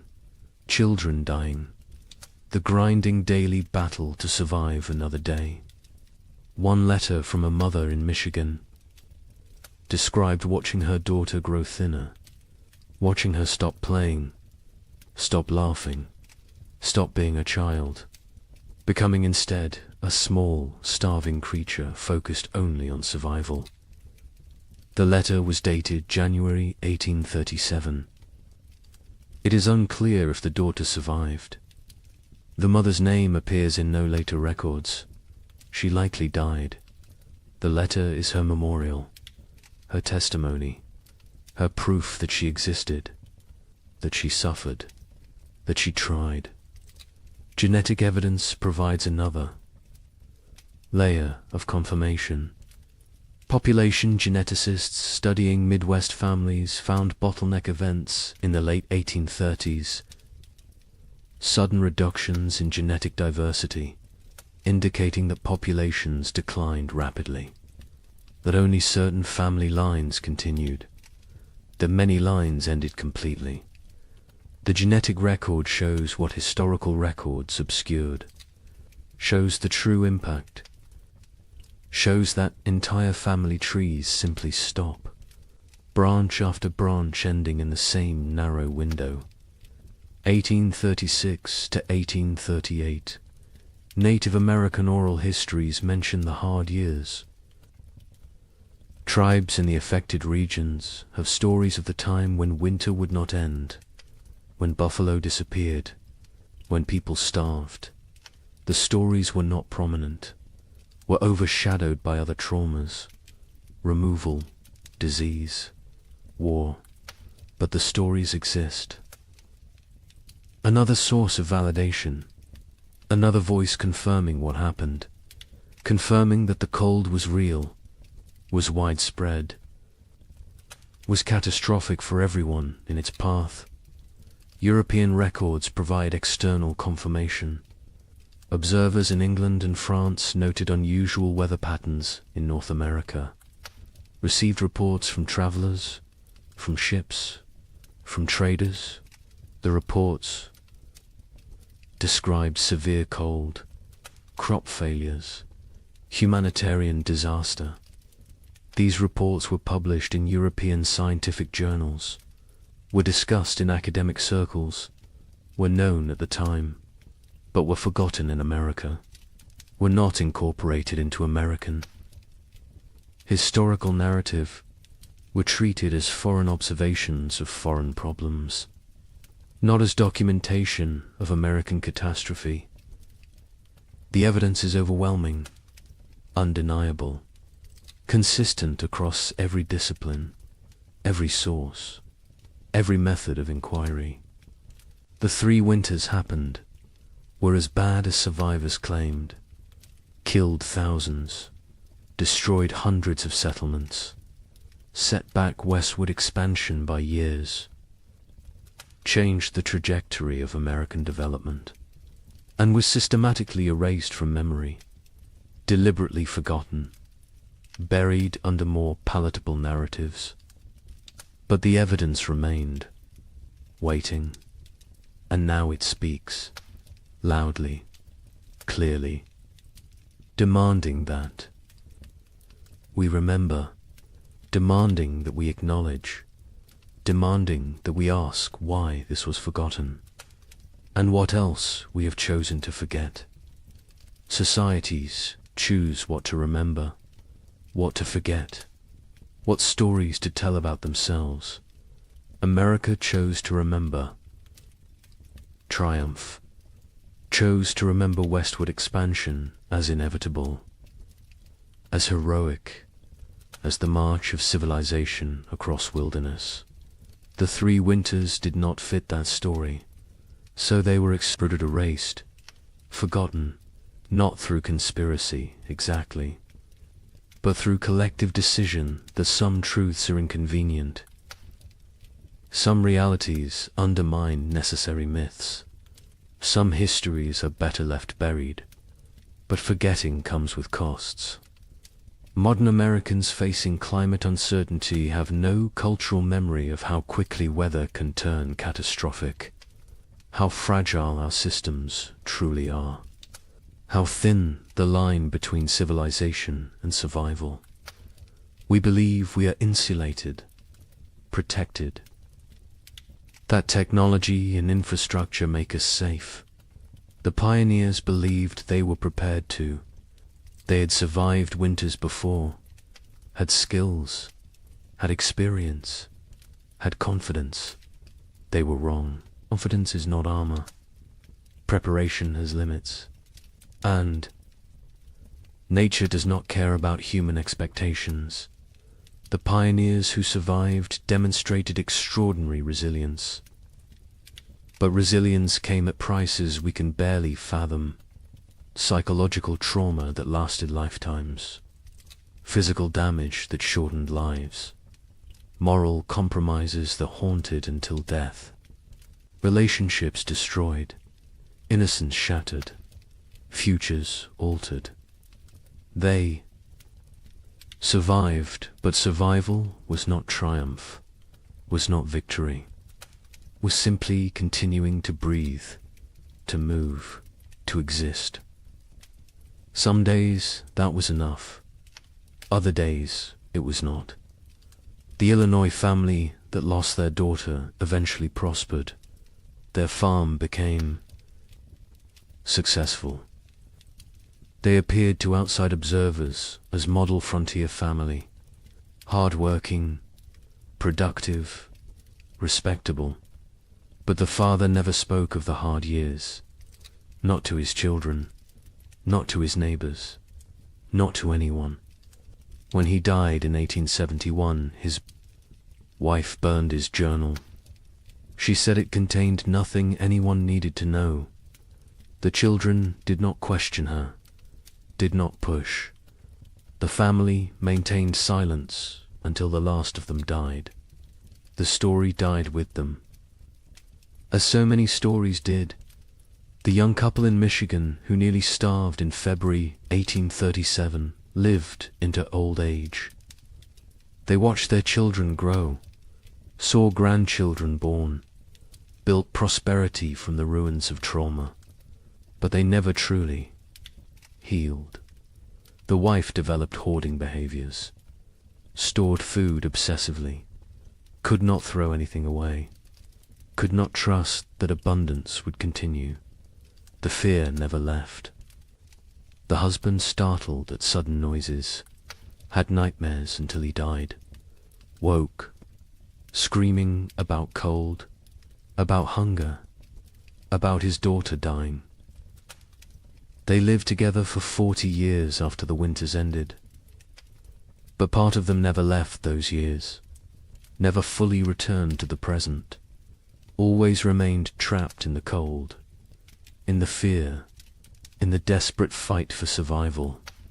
We need to remember their stories, need to understand what they endured, not to glorify suffering, not to romanticize hardship, but to recognize truth, to acknowledge that American expansion was built on uncounted graves, unforgotten tragedies, unerased catastrophes. The triumphant narrative is incomplete, is dishonest, is disrespectful to those who suffered, who died, who survived but carried wounds forever. Climate catastrophe can happen faster than we imagine. The pioneers of 1835 had no warning, no time to prepare. Within months, their world transformed from abundance to survival. They believed they were equipped for anything, believed their skills and determination were sufficient. They were wrong. Today, we believe similar things, believe our technology protects us, our infrastructure shields us, our wealth insulates us. We may be wrong too. The lesson is not despair, is not that preparation is futile, is that respect for nature's power is essential, that humility matters, that confidence without caution is dangerous, that systems can collapse rapidly, that we are more vulnerable than we pretend, that forgetting painful truths does not make us safer, makes us more vulnerable, because those who forget history are condemned to repeat it, and those who never learnt it are condemned to be surprised. The pioneers who lived through those years are all gone now. The last survivors died in the early 20th century. They took their full stories with them, the memories, the details, the small human moments that made the horror real. We have fragments, evidence, documentation, but we do not have them. Do not have their voices, their perspectives, their truth in its fullness. That loss is permanent, irretrievable, another cost of the forgetting, another price of erasure. But on cold nights, in old cabins scattered across the Midwest, some say you can still hear something. The wind howling the way it did then, relentless, hungry, patient, the creaking of wood under extreme cold, the silence that came after the last piece of furniture was burned, the sounds of a world frozen beyond endurance. Perhaps it is just wind, just old buildings settling, just imagination. Or perhaps the land remembers, perhaps the earth holds memory, perhaps those who suffered left something of themselves in the soil, in the trees, in the stones, a presence, a witness, a reminder. Winter always remembers, even when we choose to forget. The sky changes first. It loses its depth. The blue becomes pale and thin. The sun rises later each morning. It sets earlier each evening. The warmth drains away slowly. Day by day, the world transforms. The tribe notices. They always notice. Their survival depends on reading these signs. An old woman stands at the cave entrance. She watches the horizon. Her skin remembers 50 winters. Her bones ache with the coming cold. She knows what approaches. The birds leave first. Great flocks rise from the marshlands. They circle once, twice, then disappear southward. Their cores fade into silence. The sky empties. Only the crows remain. They perch in dead trees. They watch with black eyes. They know about winter. They know about death. The leaves turn brown. They fall in waves. The forest floor becomes a carpet of decay. The trees stand bare. Their branches reach upwards like skeletal hands. The wind moves through them differently now. It whistles. It moans. It carries the scent of ice from distant mountains. The animals change their behavior. The deer grow thick coats. They move lower into the valleys. The bears eat constantly. They gorge themselves on final berries and roots. They search for caves. They test the depths of hollow trees. Soon they will sleep. Soon they will vanish until spring. The tribe's children play near the cave. They notice the changes too. A young girl finds frost on a stone. She touches it with her finger. The ice melts instantly. She looks up at her mother. Her eyes ask a question. Her mother nods slowly. Yes, it is coming. The hunters return from their scouting. They gather around the central fire. Their news is grim. The herds are moving. The massive beasts that sustained the tribe are leaving. They migrate to warmer lands. The hunters saw their tracks leading south. Hundreds of prints in the soft earth. All heading away, the chief stands. He is a broad man with greying hair. Scars cross his chest and arms. Each one tells a story of survival. He speaks slowly. His voice carries weight. The tribe must prepare. They must gather. They must hunt. Winter shows no mercy to the unprepared. The women begin their work immediately. They repair the leather hides that cover the cave entrance. They check every seam. They patch every hole. Cold air finds the smallest gaps. It sneaks in like a predator. It steals warmth. It steals life. The children are sent to gather firewood. They work in groups. They drag dead branches back to the cave. They pile them high against the rock walls. Never enough. There is never enough wood. The fires must burn for months. The fires are life itself. An elder man sits working stone. He shapes a new blade. His hands move with practiced skill. The flint chips away in precise flakes. This blade will skin animals. It will cut meat. It will help the tribe survive. Tools matter. In winter, everything matters. The temperature drops. Further, morning brings white breath. Puddles freeze overnight. They crack under footsteps. The ground hardens. Digging becomes difficult. The tribe works faster. Urgency replaces the lazy pace of summer. A young hunter climbs the high ridge. He looks north. Dark clouds gather on the horizon. They build like mountains. They promise snow. He returns quickly. He reports what he saw. The tribe has perhaps 10 days, maybe less. The chief calls a meeting. Every adult attends. They discuss strategy. Who will hunt? Who will gather? Who will fortify the shelter? Who will watch the children? Roles are assigned. Arguments are brief. Survival requires cooperation. Personal disputes wait for spring. The women process the last of the autumn harvest. They pound roots into paste. They dry strips of meat over smoky fires. They collect every edible plant within walking distance. Nothing is wasted.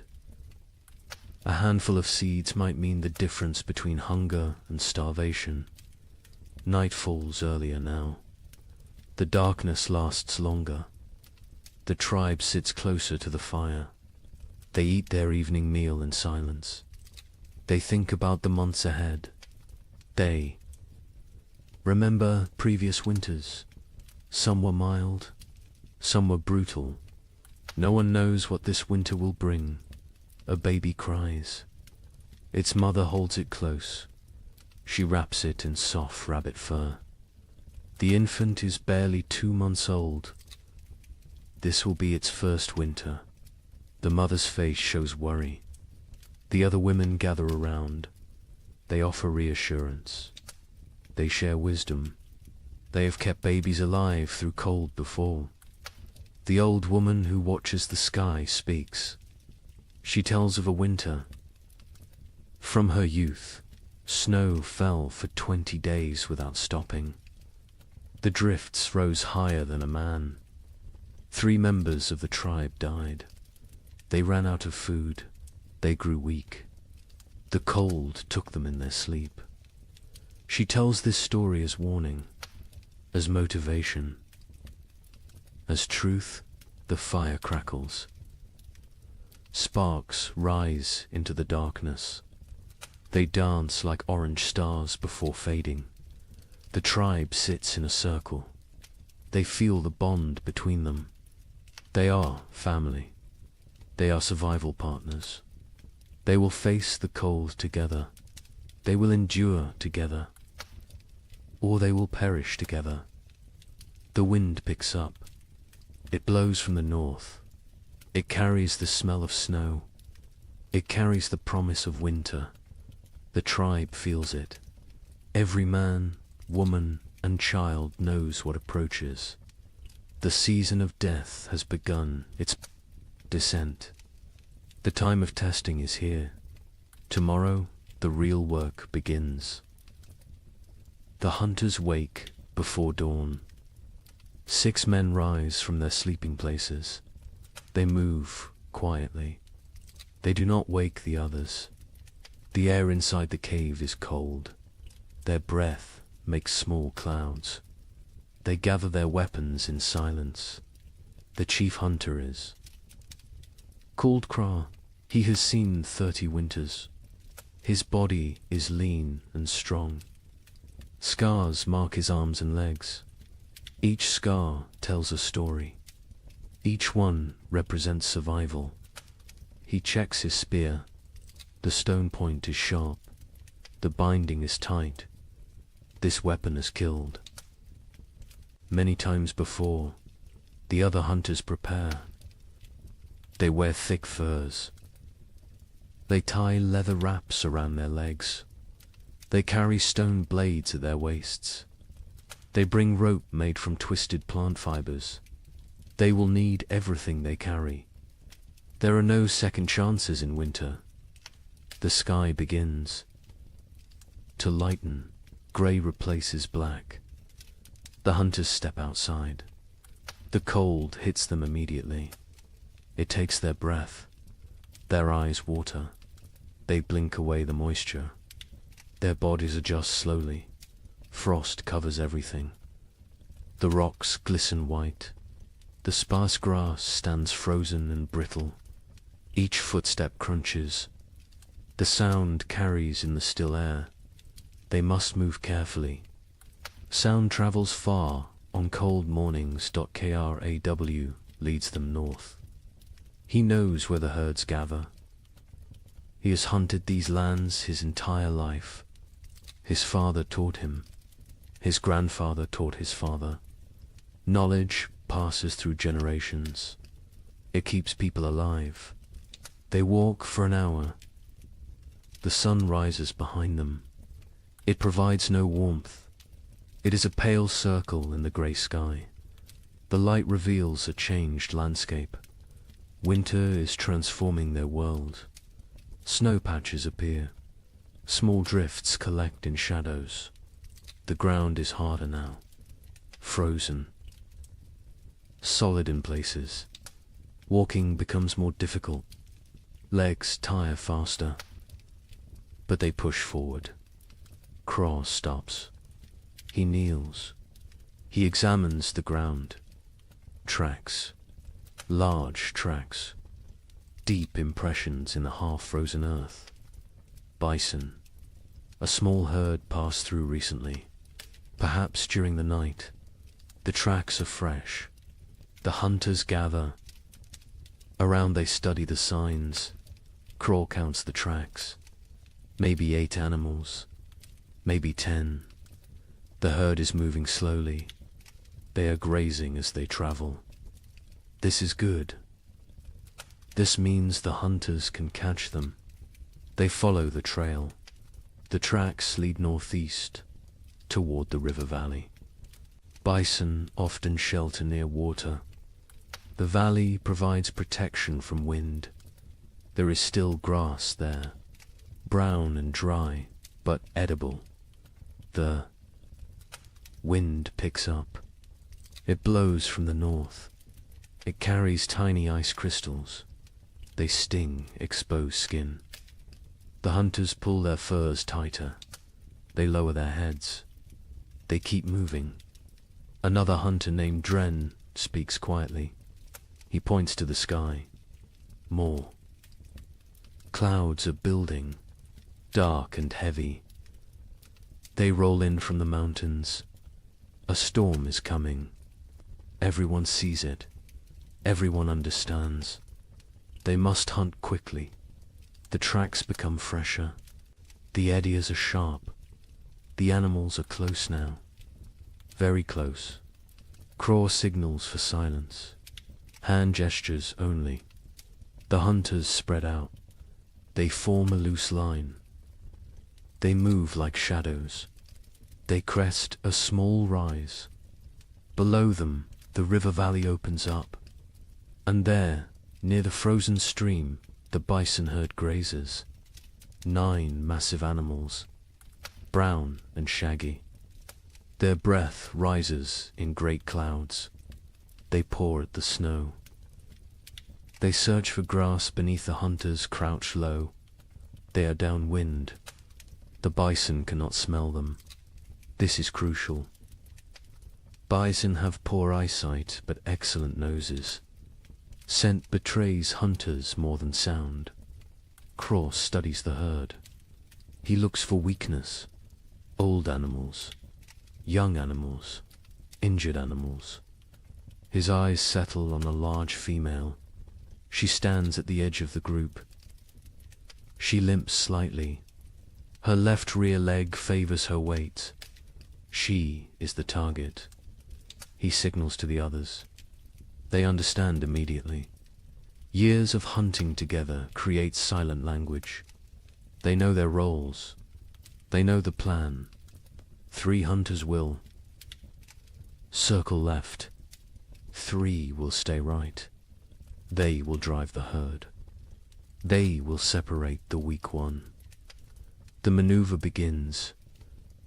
The hunters move like wolves, patient, calculated. They use every rock for cover, every depression in the ground. They become part of the landscape. The left group reaches position. They wait. Timing matters. Rush too soon and the herd scatters. Wait too long, an opportunity vanishes. Craw watches. He feels the moment. He rises. His shout breaks the silence. The other hunters echo him. The bison startle. Their heads snap up. Panic floods through the herd. They bunch together. They begin to run. The injured female falls behind. She tries to keep pace. Her bad leg betrays her. The gap widens. The hunters close in. Their legs pump. Their lungs burn. The cold air sears their throats. Craw is fastest. He closes the distance. The female sees him. She turns. She tries to change direction. Too slow. Crow throws his spear. Years of practice guide the weapon. The stone point strikes true. It sinks deep into her shoulder. The bison bellows. Pain and rage combine. She spins. Blood sprays across the snow. bright red against pure white. She charges at Craw, massive and furious. Death approaching on 4 legs. Craw dodges, barely. The bison's horn scrapes his side. His fur tears. He rolls away. Another hunter throws his spear, then another. Both strike the animal's flank. She staggers. Dren moves in close, very close, dangerous close.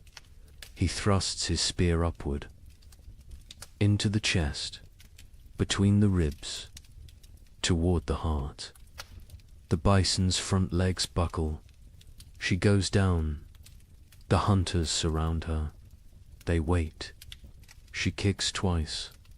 Her breath comes in gasps. Her eyes roll, then stillness. The fight ends. The hunt succeeds. The hunters stand panting. Their bodies steam in the cold. Sweat freezes on their skin. They look at each other. Grins break across their faces. They survived. They won. They have meat. But celebration is brief. Craw points at the sky. The storm clouds are closer, much closer. The wind grows stronger. Snow begins to fall. Light flakes at first, then heavier. They must work fast. Butchering takes time. This animal weighs more than 10 men combined. They cannot carry everything. They must choose. They must. Prioritize. Stone blades come out. Sharp edges gleam. The hunters begin cutting. They work with practiced efficiency. The hide comes off in sections. The best meat is removed. Organs are carefully extracted. The liver, the heart, the kidneys. These provide vital nutrition. Blood stains the snow. It pulls and freezes. The hunter's hands go numb. They ignore the pain. They keep cutting, keep working. Their survival depends on speed. They bundle the meat in the animal's own hide. They create packs they can carry. Each hunter takes a load. Heavy loads, impossibly heavy. But fear provides strength. The storm provides motivation. The journey back begins. The snow falls harder. Visibility drops. The wind howls. It pushes against them. Every step requires effort. The meat weighs them down. Their legs shake. Kraw leads by memory. He knows these lands, but the snow obscures landmarks. Everything looks the same, white and grey and endless. He trusts his instincts. He walks steadily south. One hunter falls. The weight and exhaustion combine. The others help him up. They redistribute his load. No one is left behind. This is the unspoken rule, the absolute law. Hours pass. Terrible, grinding hours. Cold seeps through their furs. Their fingers lose feeling. Their faces go numb. Frostbite threatens, but stopping means death. They push forward. Dren sees it first. A dark shape in the swirling snow. The cave. Home. Relief floods through them. They stumble faster. The last 100 paces feel like miles. They enter the cave. Warmth hits them. The central fire burns bright. The tribe has kept it strong. Faces turn toward them. Eyes widen. They see the meat. They see success. The hunters drop their loads. They collapse. Their bodies give out. Women rush forward. Children crowd around. Everyone wants to see. Everyone wants to touch the meat. The chief comes forward. He examines the kill. He nods at Craw. Approval in that single gesture. Pride in that simple nod. The tribe will eat. The tribe will survive another week. Maybe two. The women take over. They hang the meat from the cave ceiling. Away from scavengers, they begin processing it. Some for immediate eating, some for preservation. Every part will be used. Nothing wasted. The hunters sit by the fire. They warm their frozen hands. They drink hot broth. The feeling returns too. Their fingers and toes. Pain comes with it. Sharp and burning. They endure it silently. Outside, the storm intensifies. Wind screams past the cave entrance. Snow piles against the rocks. The leather hide covering the entrance flaps and strains. But inside, there is warmth. There is food. There is safety. Aye. Child approaches Craw. A small boy. He stares with wide eyes. He touches Craw's torn fur. He sees the scrape from the bison's horn. His mouth forms an O of wonder. Craw smiles. He ruffles the boy's hair. This is why they hunt. This is why they risk death. For the children. For the old ones. For the tribe. Individual survival means nothing. The group is everything. The meat roasts over the fire. Fat drips and sizzles. The smell fills the cave. Mouths water. Stomachs growl. Soon they will feast. Soon they will celebrate. But first they rest. Craw closes his eyes. His body aches. Every muscle protests. But satisfaction fills him. They succeeded. They brought food home. They completed the last great hunt before the deep winter.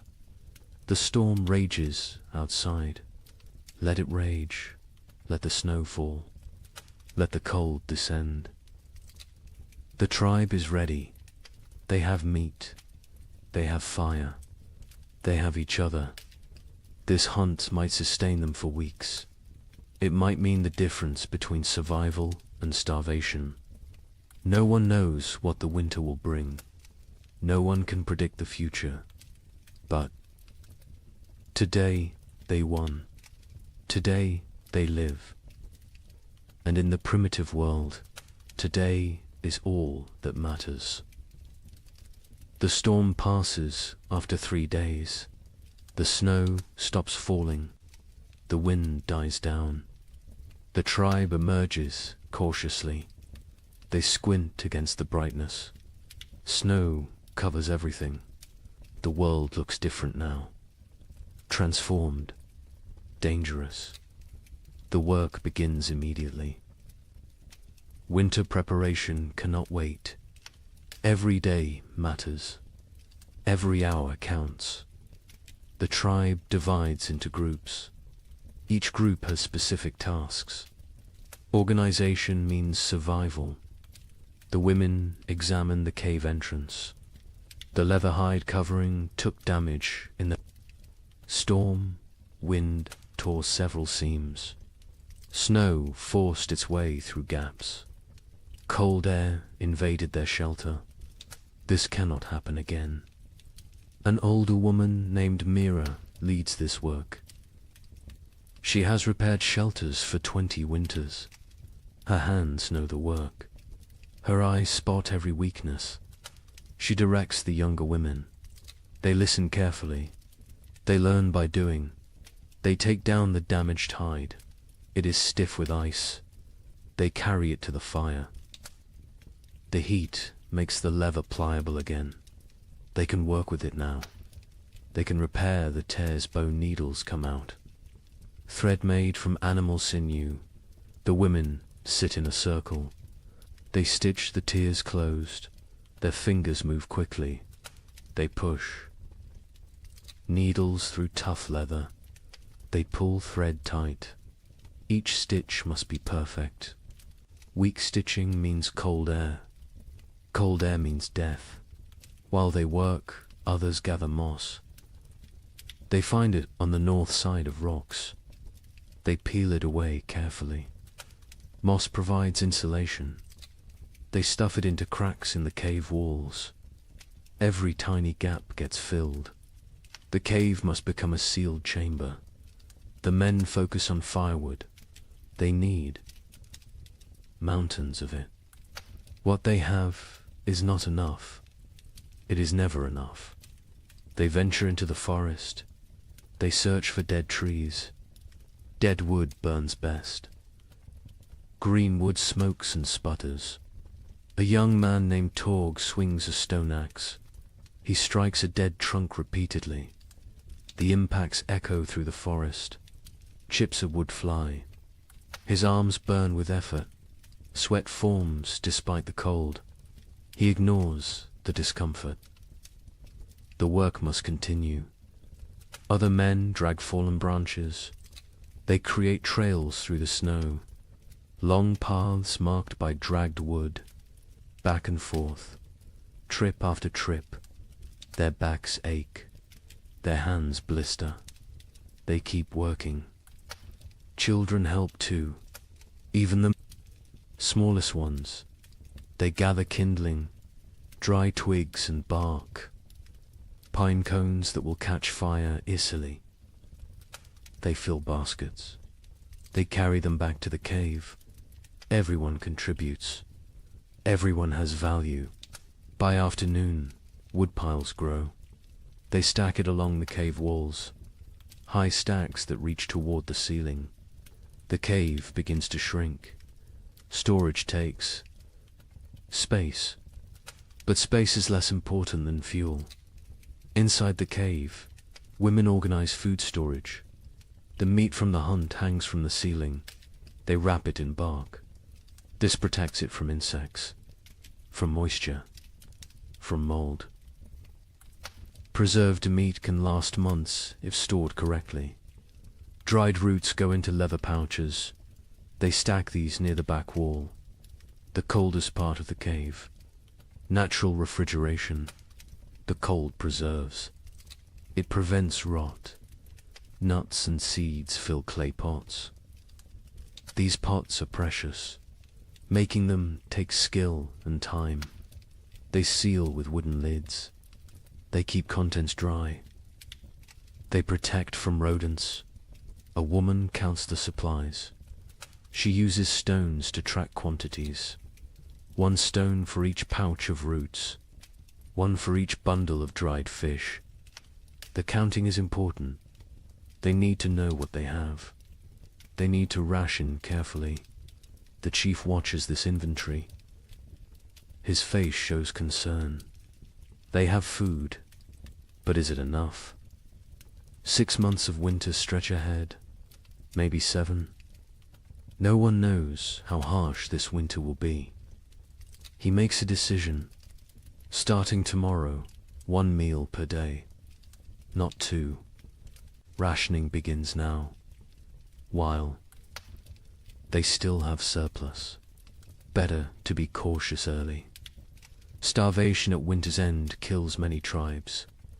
The sleeping areas need attention. The tribe sleeps in a specific arrangement.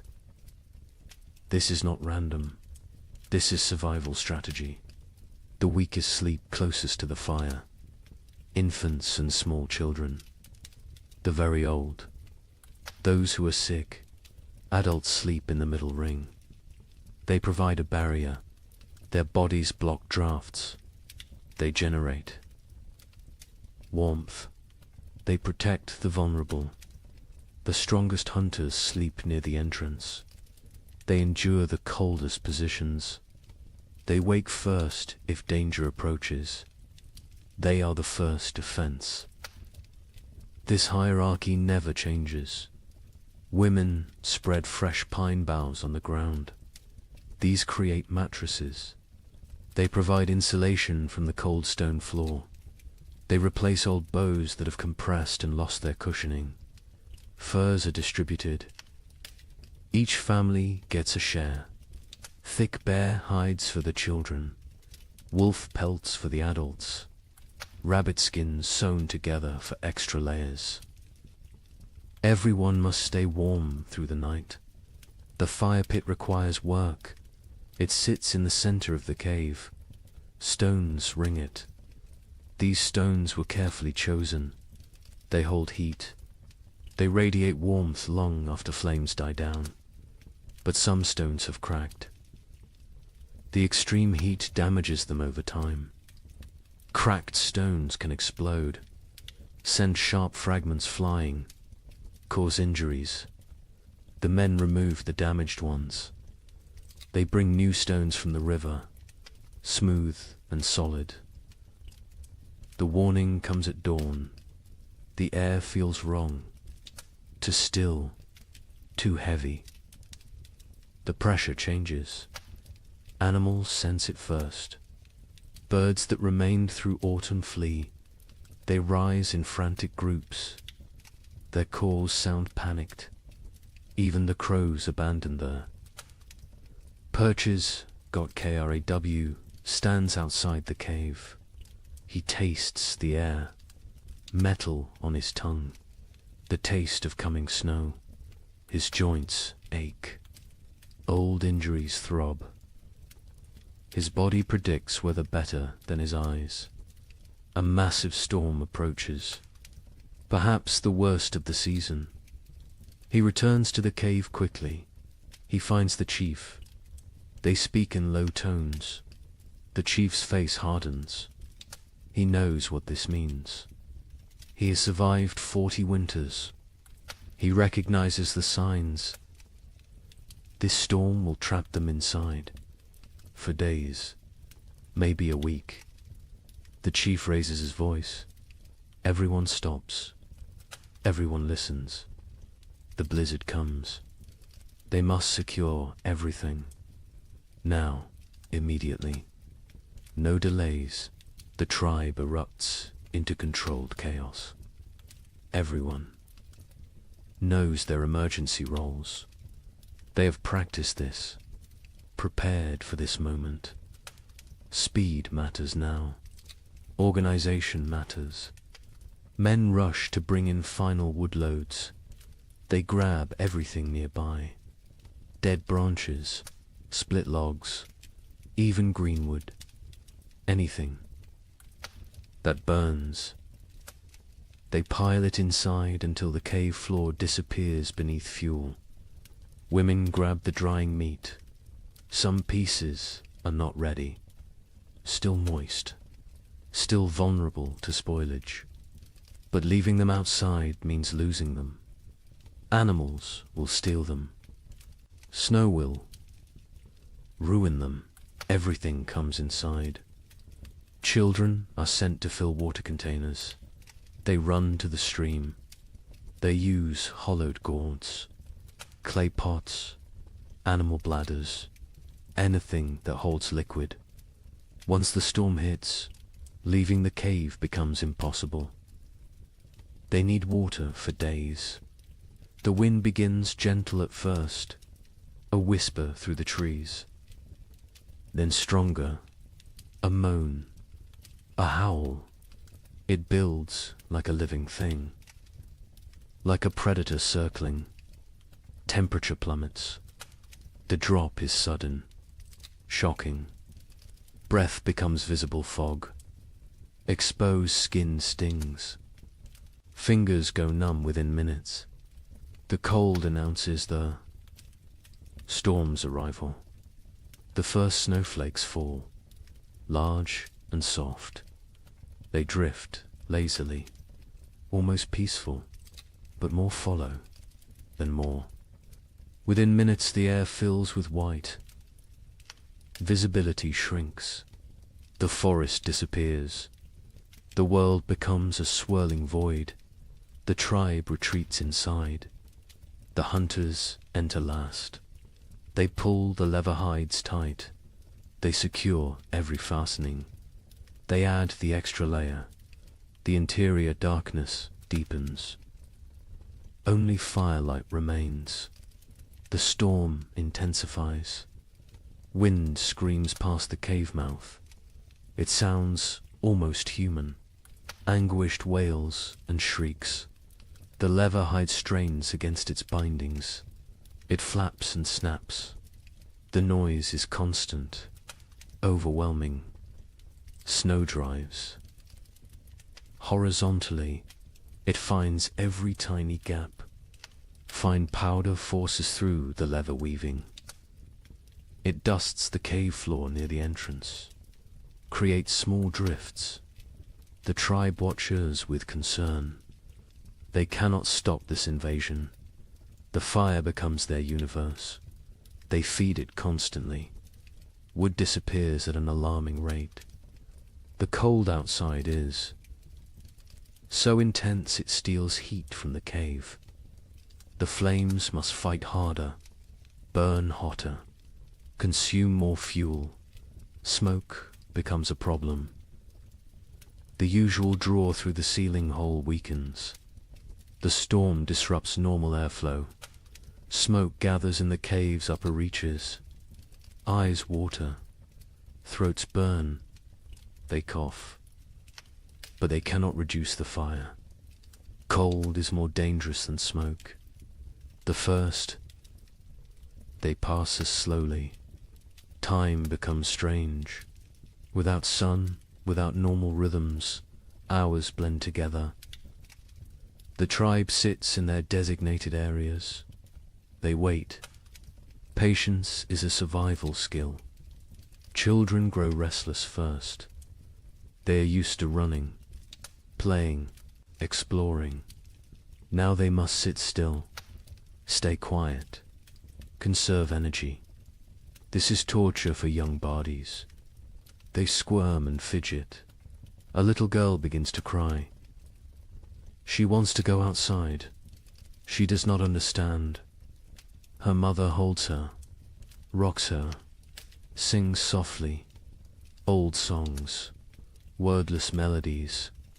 The girl eventually quiets. She falls into fitful sleep. The adults fare better, but tension builds. Too many people. In too small a space, personal conflicts simmer. Old grievances resurface. A young hunter glares at another. Some past dispute, some imagined slight. The chief notices. He moves between them. His presence prevents escalation. Mira tells stories. Her voice cuts through the wind's howl. She speaks of ancient times, of the first people, of how they discovered fire, how they learned to speak, how they survived when the world was even colder. The children gather around her, even the restless. Once her words captivate them, transport them. For a while, they forget the storm, forget the confinement. They live in her stories. Night comes. They know this only because their bodies tell them. Fatigue sets in. Eyelids grow heavy. The fire must be maintained through darkness. The hunters establish a watch rotation. 2 men awake at all times. 1 feeds the fire. 1 watches the entrance. Sleep comes hard. The wind is too loud. The cold too present. The cave floor too hard despite the pine boughs. Bodies shift. Seeking comfort that does not exist. Seeking warmth that is scarce. The baby wakes crying. Hungry. Always hungry. Its mother nurses it. But her own hunger makes her milk weak. Thin. The baby feeds but does not satisfy. It cries again. Other children wake. The mother's face shows exhaustion, desperation. An older woman brings warm broth. made from bones and snow water. She encourages the mother to drink. Liquid helps produce milk. The mother drinks. The broth is barely warm, barely flavored, but it is something. The second day brings no relief. If anything, the storm worsens. The wind reaches new levels of fury. It sounds like raging beasts, like angry spirits. The entire cave vibrates. Small stones fall from the ceiling. Dust rains down. Fear creeps in. What if the storm never stops? What if they run out of wood? What if the cave collapses? These thoughts spread silently, visible in worried eyes, in tense shoulders, in clenched jaws. The chief sits straight. Projects. Confidence. But privately he worries. The woodpiles shrink rapidly. Too rapidly, he calculates. 3 more days, maybe 4. Then they burn sleeping firs. Then they face choices. Terrible choices. Food rationing becomes stricter. 1 small meal, barely enough to sustain. Stomachs growl constantly. Children whimper. Adults endure silently. Hunger is familiar. Hunger is survivable. For a while, Torg's hands have healed from the axe work. Now they crack from the dry cold. Blood seeps from split skin. He wraps them in leather strips. The bleeding stops, but the pain remains. He says nothing. Complaining helps no one. A hunter notices moisture on the cave walls, condensation from their breath, from their bodies. This moisture freezes, creates a thin layer of ice. The cave becomes a frozen chamber. Beauty and danger combined. Mira leads. The women in work. They cannot hunt, cannot gather, but they can prepare. They sort through supplies. They repair torn clothing. They sharpen stone blades. Idle hands create despair. Work provides purpose. The women sit together. They speak quietly. They share memories of other winters. Some worse than this, some better. They draw strength from survival stories. From knowing others endured. One woman speaks of losing her first child to cold 10 winters ago. The baby simply did not wake one morning, frozen in sleep. Her voice breaks. Others reach out, touch her shoulder, her arm. Physical. Connection matters. They grieve together. They heal together. The 3rd day breaks their spirits slightly. The storm continues unabated. White chaos outside. Grey despair inside. Hope becomes harder to maintain. Faith in survival wavers. A young child develops a cough, deep and wet. The sound echoes in the cave. His mother's face shows terror. Winter. Coughs kill. They start small. They grow. They steal breath. They take lives. The healer examines the child. An old woman with knowledge of plants, of remedies. She has dried herbs, stored carefully. She makes a tea, bitter and strong. The child refuses it. She forces him. He must drink. He must fight. The child drinks. He gags. He sputters. But the liquid enters his body. The healer wraps him in extra furs, keeps him near the fire. She monitors his breathing, his color. She has saved children before. She has lost children before.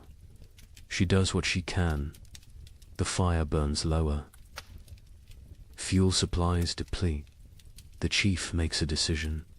Smaller fire, colder cave, extended resources, survival over comfort. The tribe huddles closer. They share body heat. They become one organism, one survival unit. Stories continue, but energy for telling wanes. Voices grow hoarse.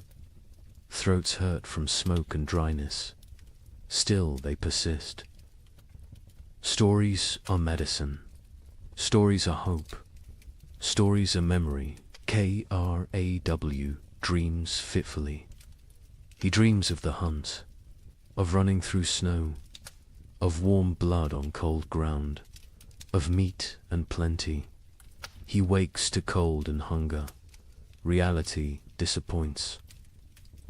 But reality is what they have. The fourth day brings a subtle change. The wind decreases slightly. Not much, but enough to notice. Enough to spark hope. Ears strain, listening for further improvement. Praying for silence. By afternoon, the wind drops to a steady roar instead of a scream. The leather hide stops its violent flapping. Stillness seems possible, seems real. The tribe exchanges glances. Cautious optimism. The chief crawls to the entrance. He carefully lifts the hide edge. A tiny gap. Snow immediately blows in, but he can see outside. Barely. The world is still white, still falling, but less violent, less deadly. He drops the hide. He turns to face the tribe. His expression gives them their answer before he speaks. The storm weakens, not over, but weakening. They will survive. They will see the end. Relief flows through the cave, visible, tangible. Shoulders relax. Faces soften. Tears form in some eyes. The trial continues, but the worst has passed. That evening, the coughing child breathes easier. The healer's tea worked, or luck worked, or sheer will worked. The reason does not matter. The child will live. This small victory lifts everyone. The tribe eats their meager ration with less complaint. The end approaches. They can endure. They can last. The wood will suffice. The food will suffice. They are strong enough. The fifth morning brings silence. Actual silence. The wind has stopped. The storm has ended. The sudden quiet feels strange, wrong. Ears ring in the absence of noise. Kraw approaches the entrance again. This time he fully opens the hide.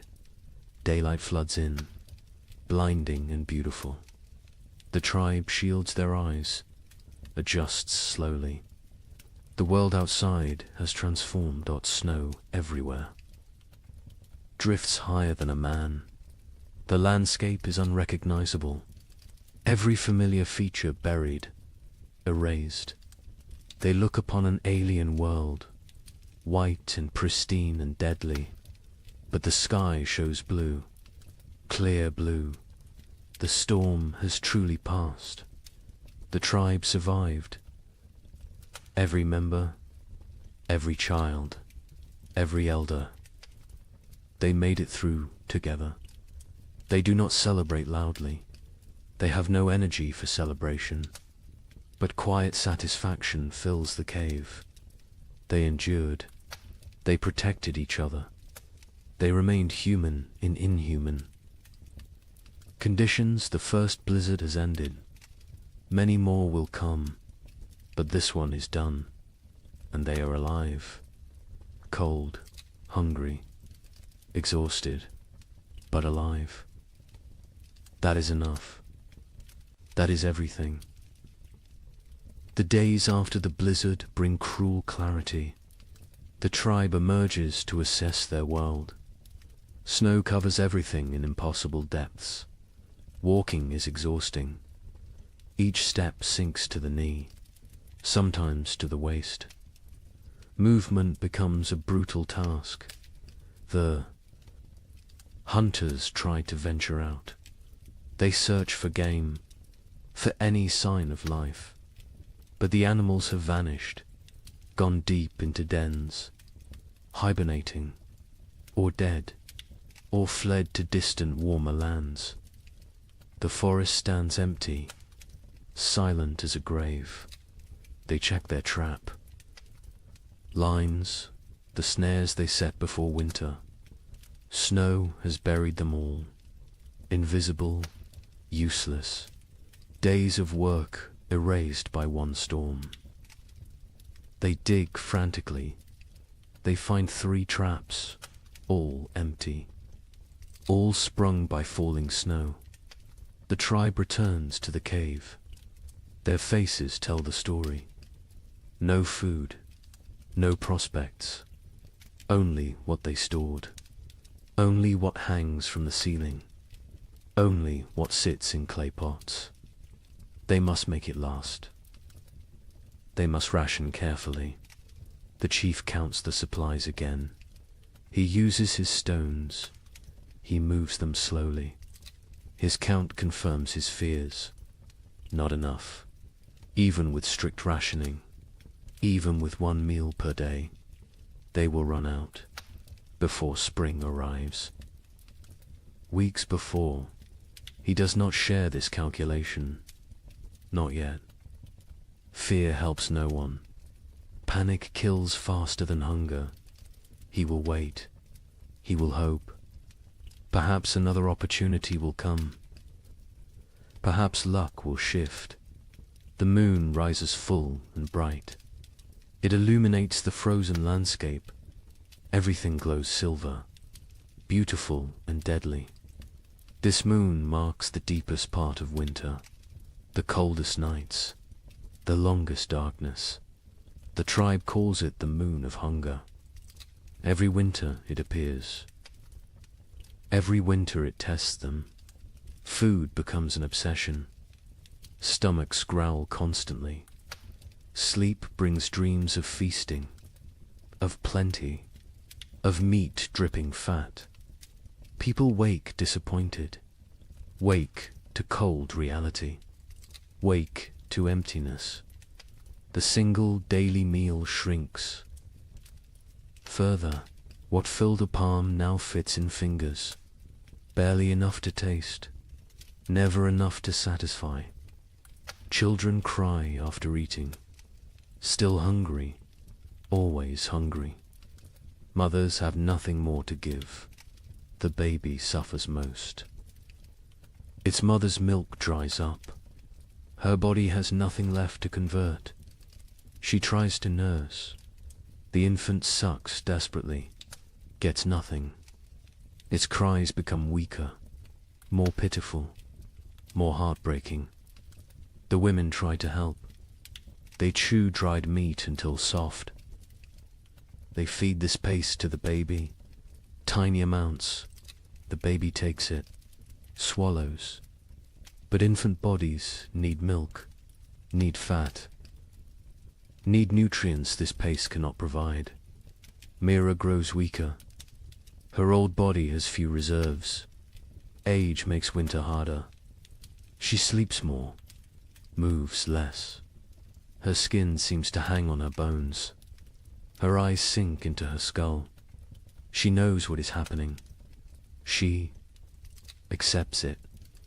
This is the way of things, but she still tells stories. Her voice is thin now, barely audible. The children lean close to hear. She speaks of abundance, of spring, of flowers and green grass, of warm sun on skin. She gives them hope. She gives them something beyond hunger. A hunter named Breck volunteers to venture far, to search for game in distant valleys. Perhaps the herd's sheltered somewhere. Perhaps hunting is possible. The chief considers this. The risk is enormous. But starvation is certain. He agrees. Breck leaves at dawn. He carries a spear, a stone blade, nothing else. Weight would slow him. He must move fast, cover distance, return quickly, or not return. At all, the tribe watches him go. A small figure against vast white. He grows smaller, smaller, then disappears over a ridge. They pray to spirits, to ancestors, to anything that might listen. Bring him back with food. Days pass. Breck does not return. Hope fades. The tribe assumes the worst. The cold took him, or hunger, or predators, or simple bad luck. They mourn silently. They cannot waste energy on elaborate grief. The fire burns lower, with supplies critical now. They cannot gather more easily. The snow is too deep, the cold too intense. They burn less. The cave grows colder. Ice forms on interior walls. Breath becomes visible even inside. People huddle together constantly. Sharing warmth is survival. Personal space disappears. Bodies press against bodies, creating human walls against cold, creating collective heat. It helps. Barely, but barely is enough. Torgs. Mother develops a fever. Her body shakes. Her teeth chatter. She cannot get warm despite the furs, despite the proximity to fire. The fever burns from within, consumes her remaining strength, consumes her remaining fat. The healer examines her. She recognizes the signs. Starvation, fever, the body eating itself, trying to generate heat, trying to survive. But without food, the body destroys itself. Muscles become fuel, organs become fuel. Death approaches. The healer makes another tea. Her herbs are nearly gone. Only a few precious leaves remain. She must choose. Who gets treatment? Who goes without? These choices haunt her, but she must make them. She gives the tea to Torg's mother. A chance. A small chance. The woman drinks. The liquid burns her throat. She coughs violently, but she keeps it down. She wraps herself tighter. She closes her eyes. She fights. Her body fights. Time will tell if fighting is enough. The children stop playing. They lack energy for play. They sit quietly, stare at nothing. Childhood vitality drains away. They become small, old people, serious, silent, waiting. One boy asks his father when they will eat more. The father has no answer. He pulls his son. Close, he says, spring will come. Spring always comes. The boy asks when. The father says soon. He lies. Spring is months away, but the lie is kindness. The tribe begins eating leather. They take old, worn pieces. They boil them. The leather softens slightly, becomes chewable. It provides almost no nutrition, but it fills the stomach, tricks the body temporarily, delays the inevitable. They scrape hide scraps, collect tiny bits of dried meat, particles that fell, that were missed. They gathered these with desperate care. Every crumb matters. Every fragment could mean another day. The chief notices people eyeing the stored seed. Small amounts save for spring planting. Eating that seed means no crops next year. Means starvation then instead of now. But now is very real, very present, very tempting. He moves the seed, hides it in a far corner, tells only 2 trusted hunters. They will guard it. Die before allowing it to be eaten. Future survival demands this sacrifice. Present suffering must be endured. On the 7th day of the moon of hunger, the baby dies. It simply stops breathing during the night. Its mother wakes to cold stillness. She does not scream. She has no energy for screaming. She holds the small body, rocks it, as if warmth could return life. The women come. They gently take the infant. They wrap it in soft rabbit fur. They place it near the cave entrance. The frozen section, it will keep there. When the ground thaws, they will bury it properly. For now, this is all they can do. The mother sits empty. Her arms feel wrong without the weight. Her chest aches with useless milk that finally came. Too late, always too late. Other women sit beside her. No words exist for this loss. Presence is enough. Mira's breathing becomes labored, wet and rattling. She lies on her furs. She does not complain, does not demand attention. She simply fades. Life seeping away like water into sand. The tribe knows. They have seen this before. Young. Ones are brought to her, one by one. She touches their faces, whispers blessings, passes final wisdom. Her hand trembles with the effort, but she completes this duty, this last gift to the future. That night, Mira stops breathing, peacefully, in sleep. Her face relaxes, tension disappears. She looks younger suddenly. The years fall away.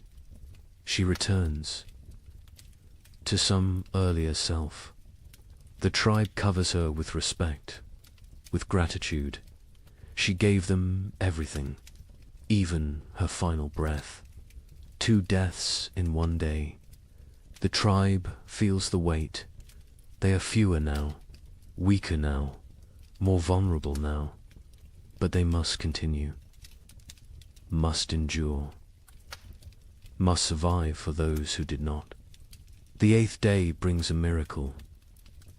A shout from outside. The hunters rush to the entrance. They peer out. A figure approaches, limping, struggling, but alive. Breck has returned. He collapses at the cave entrance. His lips are blue. His face is white. Frostbite blackens his fingers, his toes, but he smiles. He gestures weakly behind him. There, in the snow, a shape. The hunters rush out. They find his kill, a mountain goat, not large, but fresh, real, actual meat. Breck tracked it for days, followed it to high cliffs, killed it with a desperate throw, then dragged it back. Somehow, against all odds, they bring the goat inside. They bring Breck inside. The tribe crowds around. They cannot believe it. Food, real food, hope made flesh. Tears flow freely. Relief, gratitude, joy. The women butcher immediately. They work with trembling hands. Blood flows. Precious blood. They catch it. Blood soup will feed many. Nothing wastes. Nothing spares. They roast small pieces. The smell fills the cave, mouths water, stomachs cramp with anticipation. The wait is agony, but the meat must cook. Raw meat brings sickness. Patience is required. Finally, the meat is ready. The chief distributes it. Tiny portions, barely a bite each. But that bite is everything. Rich, warm, nourishing. People chew slowly, savor every second. Some cry while eating. Breck receives his portion, receives gratitude, receives respect. He risked everything. He saved them, not permanently. This meat will last only days, but days matter. Days a lifetime when death looms close. The healer tends his frostbite. His blackened fingers will probably fall off. His toes are lost. He will be crippled, but he will live. He made the trade willingly, his pain for their survival. No one will forget this sacrifice. Torg's mother survives. The tea worked, or her will worked, or the tiny bit of meat worked. Perhaps all three. She is still weak, still fragile, but alive, improving. The fever breaks.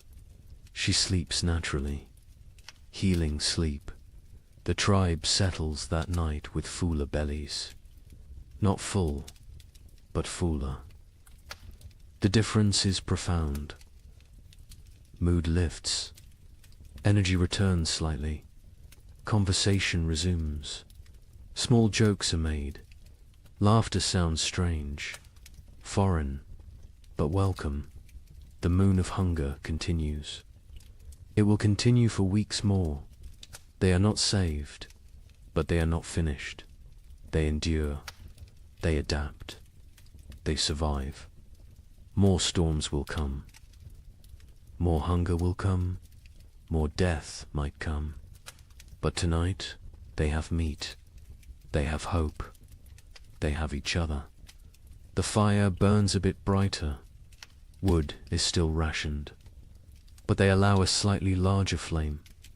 Warmth spreads. Bodies relax marginally. Sleep will come easier tonight. Outside, the moon hangs cold and distant, indifferent to human suffering, indifferent to human triumph. It simply shines, marking time, marking the season. The moon of hunger watches all, judges none. The tribe learned again what they already knew. Survival requires sacrifice, requires courage, requires the few to risk for the many. Breck proved this. Mira proved this. The baby's mother proved this. They carried these lessons. They teach these lessons. They live these lessons. This is how humans persist. This is how they conquer impossible odds. Not through strength alone, but through sacrifice, through love, through unwillingness to surrender. The moon of hunger is not over, but they will face it together. They will face it standing. They will face it human. And that makes all the difference. They step onto the plain. The wind hits immediately. Ferocious, brutal. It steals breath. It pushes them backward. They lean into it. They fight for every step. Progress becomes measured in body lengths, not miles. The cold is different here. Worse. It penetrates every layer, finds every gap in clothing, numbs exposed skin within seconds. Their eyes water. The tears freeze on their cheeks. Ice crystals form on their wrappings. They walk in a tight group, close together, sharing body heat, creating a mobile shelter. The the strongest on the outside, taking the worst of the wind, rotating positions regularly, sharing the burden, sharing the pain. Hours pass. Time loses meaning. There is only the next step, the next breath, the next moment of survival. Nothing beyond that, nothing behind that. Just the eternal present of suffering.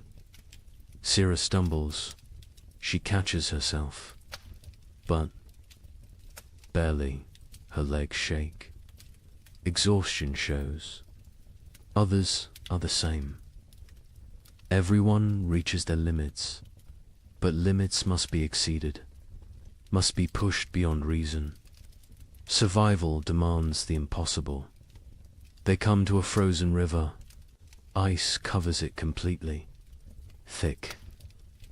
Ice. Strong ice. Probably safe. Probably. But ice is treacherous. Currents flow underneath. Weak spots form. One wrong step means freezing water, means death. Crawl tests the edge. He stamps hard. The ice holds. He ventures further, still solid. He waves the others forward. They cross one at a time, spreading out, distributing weight. Every step careful, every movement calculated. Halfway across, the ice groans. A deep, ominous sound. Everyone freezes. They wait. The groaning continues, but no cracking, no breaking. They breathe again. They continue, faster now. Urgency overcoming caution. They reach the far side. Relief is brief. More walking awaits. More suffering. The plain continues endlessly. Horizon meets horizon in white emptiness. No landmarks, no reference points. Only Craw's memory guides them. Only faith in his knowledge. Afternoon brings no warmth. The sun is visible but distant, cold. Its light provides no comfort, no heat, just illumination of their misery. Of the vast emptiness surrounding them, Ren falls. He does not get up immediately. Others stop. They help him, pull him upright. His face is white, his lips blue. Hypothermia begins. They force him to walk. Movement generates heat. Stopping means dying. He walks, stumbling, barely conscious. But walking, they find a small depression, a slight dip in the endless plain. It blocks some wind, not much, but some, enough. They stop briefly. They need rest, need water, need to check their bodies. They huddle together. They share warmth. They drink from water skins. The water is partially frozen. They break ice with their teeth. The cold liquid burns going down. But hydration matters. Dehydration kills in cold. Silently, quickly, Sura checks everyone's extremities. Fingers, toes, noses, ears. Looking for white patches. For frozen flesh. She finds some on Ren. His fingers are too pale. She rubs them vigorously, trying to restore circulation, trying to save his digits. Pain shoots through Ren's hands as feeling returns. He gasps, bites down. The pain is good. Pain means life, means the tissue still functions. He flexes his fingers. They move, stiff but mobile. He survives this test. They rest for half an hour, no longer. Their bodies cool quickly without movement. Already the cold seeps deeper.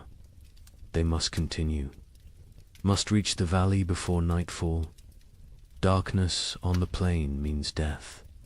Certain death. The afternoon trek is harder. Fatigue accumulates. Muscles refuse commands. Minds grow foggy.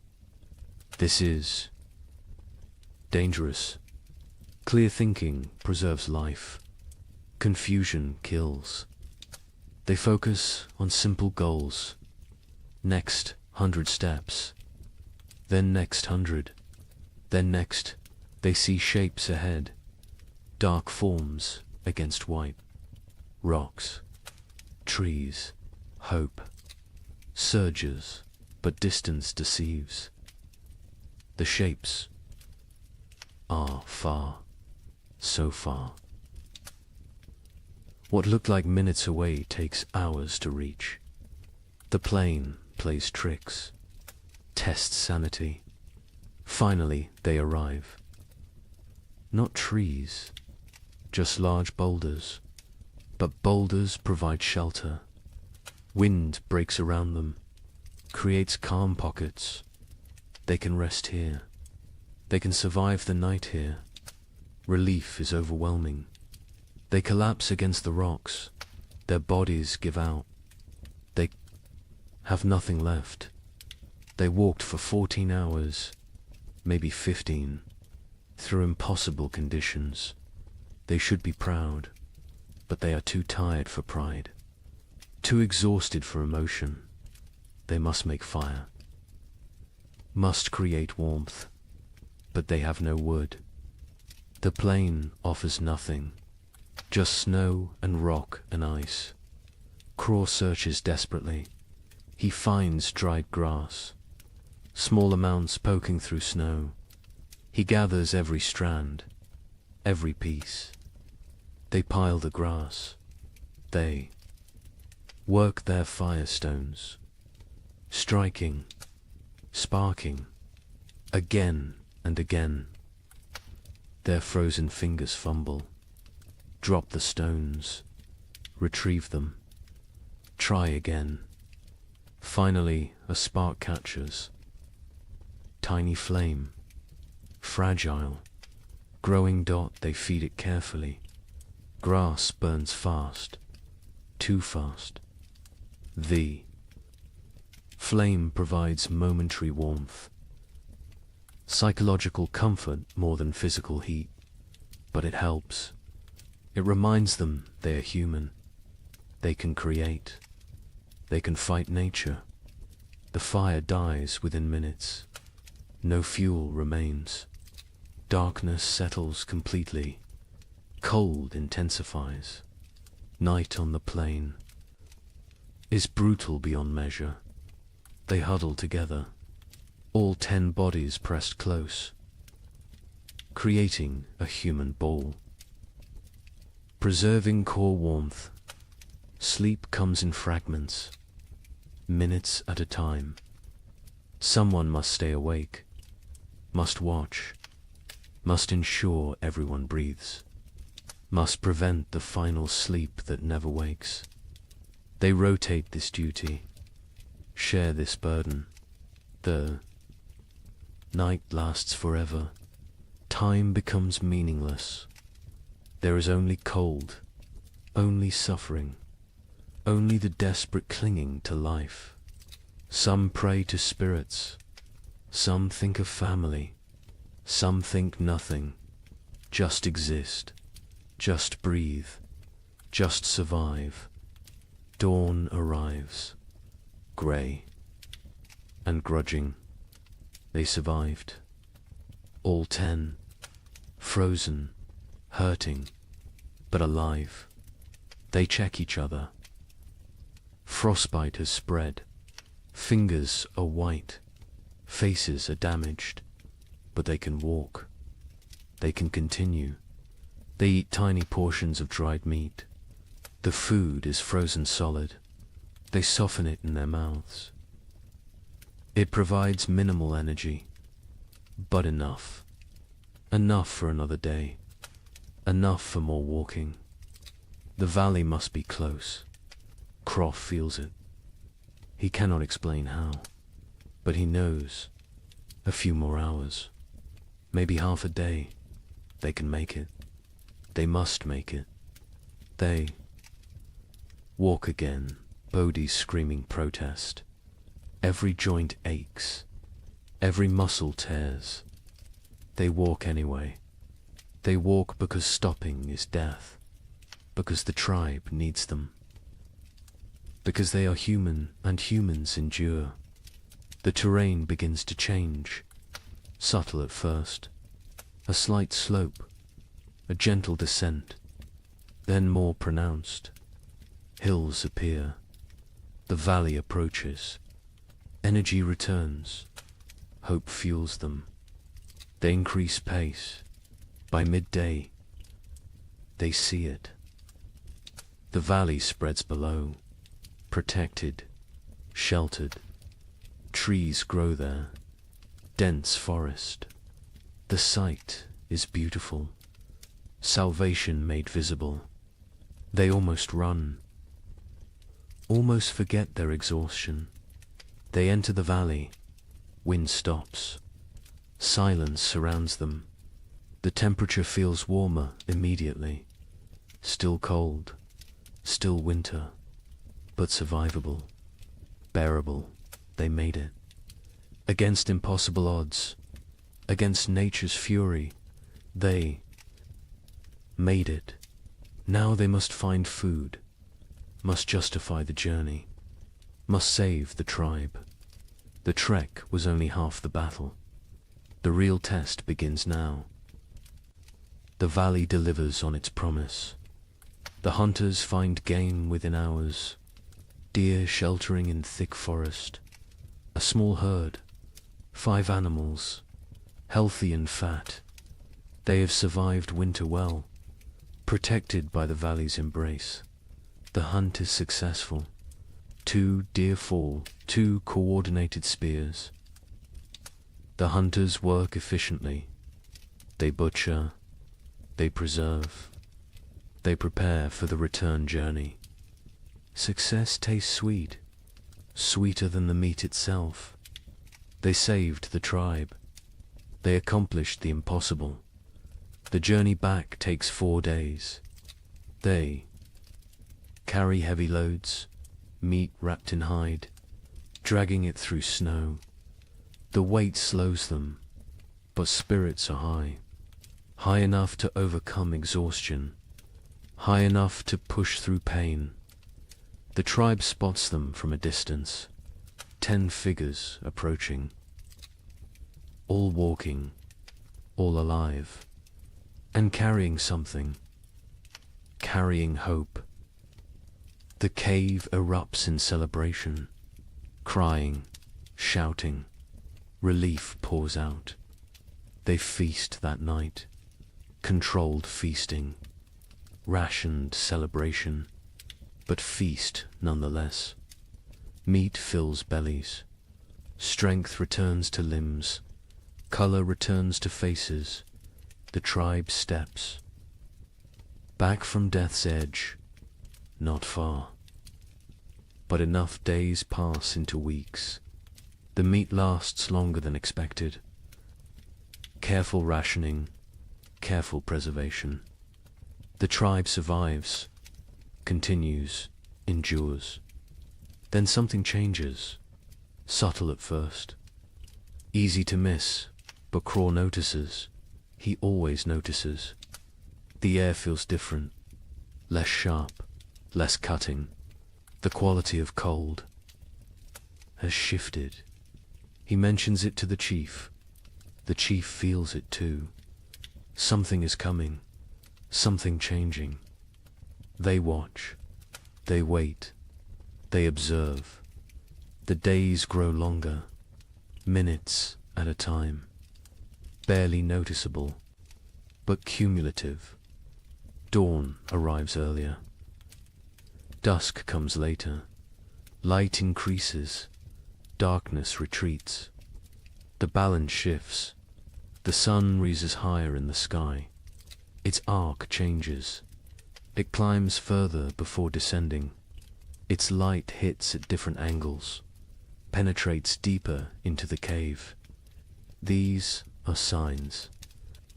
Ancient signs, remembered signs.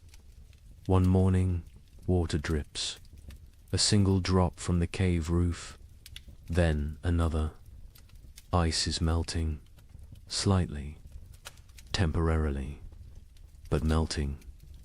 This has not happened in months, not since autumn. The tribe gathers to watch, to witness this miracle. Liquid water, life returning. The dripping stops when temperatures drop again. But the message was sent. Winter weakens. Its grip loosens. Imperceptibly, gradually, but definitely. Birds return. Not many, just a few scouts. Ravens first. Always ravens. They circle overhead. They call to each other. Their voices break the silence of months. The sound is jarring, almost forgotten, but welcome. So welcome. The snow begins to change. Its texture alters. Morning crust forms. The surface freezes hard overnight. Supports weight. Walking becomes easier. No more sinking to the thighs. Progress quickens. Movement improves. But afternoons bring different snow. Soft, wet, heavy. The snow absorbs sunlight, converts it to water. Slowly, drop by drop, the snow level decreases. Patches of ground appear, brown and dead, but ground, actual earth. The hunters venture out more frequently. They find tracks, fresh tracks. Animals emerge from dens, from hibernation, from wherever they sheltered. Life stirs again, cautiously, tentatively, but undeniably. A child sees something green, a tiny shoot, pushing through melting snow. Green, the color is shocking. Alien after months of white and brown and grey. The child calls others. They gather around this small miracle, this proof of continuation, this promise. The tribe's energy shifts. Desperation eases. Not gone, but reduced. They can see the end now. Not tomorrow, not next week. But eventually, spring will come. They will survive. They endured the worst. They can endure the rest. Mira's death is honored properly now. The ground softens enough to dig. Not deep, but enough. They bury her with ceremony, with gratitude, with love. They mark her place with stones. She will rest among her people, among the land she knew. The baby is buried beside her, grandmother and infant. Together, the mother stands silent. She has no tears left, but she has survived. She will continue. She will have other children. This is not comfort, but it is truth. It is the way. The tribe expands their range. They explore further from the cave, finding what winter destroyed, what winter spared. They assess damage, plan repairs, think ahead. Survival mode shifts to recovery mode. They find a frozen stream beginning to flow. Ice breaks apart. Water moves underneath. Clear, cold, but flowing. They drink fresh water, not melted snow, not stale. Fresh the taste is incredible, pure, clean, alive. Fish will return soon. With flowing water comes fish. The tribe prepares nets, repairs traps, sharpened spears. The river will provide. It always has. It will again. The wind changes direction, no longer from the north, now from the south. Warmer air pushes in, not warm, but warmer. Relative warmth, comparative warmth, enough to matter. Ice on the cave walls melts. Water runs down stone faces. The cave becomes damp, almost humid. This creates new problems. Mold threatens. Furs must be dried, arid, maintained. But these are problems of living, not problems of dying. The tribe welcomes them.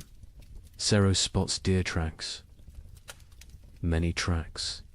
A large herd pass nearby, moving north, following some ancient instinct. Following the thaw, the hunters follow. They track for miles. They find the herd. The hunt succeeds again. 3 deer this time. The tribe has surplus. Actual. Surplus. They smoke meat. They preserve it. But they also eat fully. They allow themselves satisfaction. Bellies fill completely. Children laugh. The sound is strange, foreign, forgotten, but it returns. Slowly it returns. Young ones play outside again, running, shouting, burning energy stored through winter. Parents watch with emotion. These children survived. Against odds, against nature, they live. They thrive. They play. Breck's frostbite healed as well as possible. He lost 3 fingers, 2 toes. He walks with a limp. His hands cannot grip spear properly. But he lives. He survived his sacrifice. The tribe honors him daily, through respect, through care. Through memory, he teaches young hunters. Passes knowledge, cannot hunt himself, but can create hunters. This is valuable. This is contribution. This is purpose. He has worth beyond physical ability. The tribe ensures he knows this. Torg's mother recovered fully. The fever broke. Strength returned.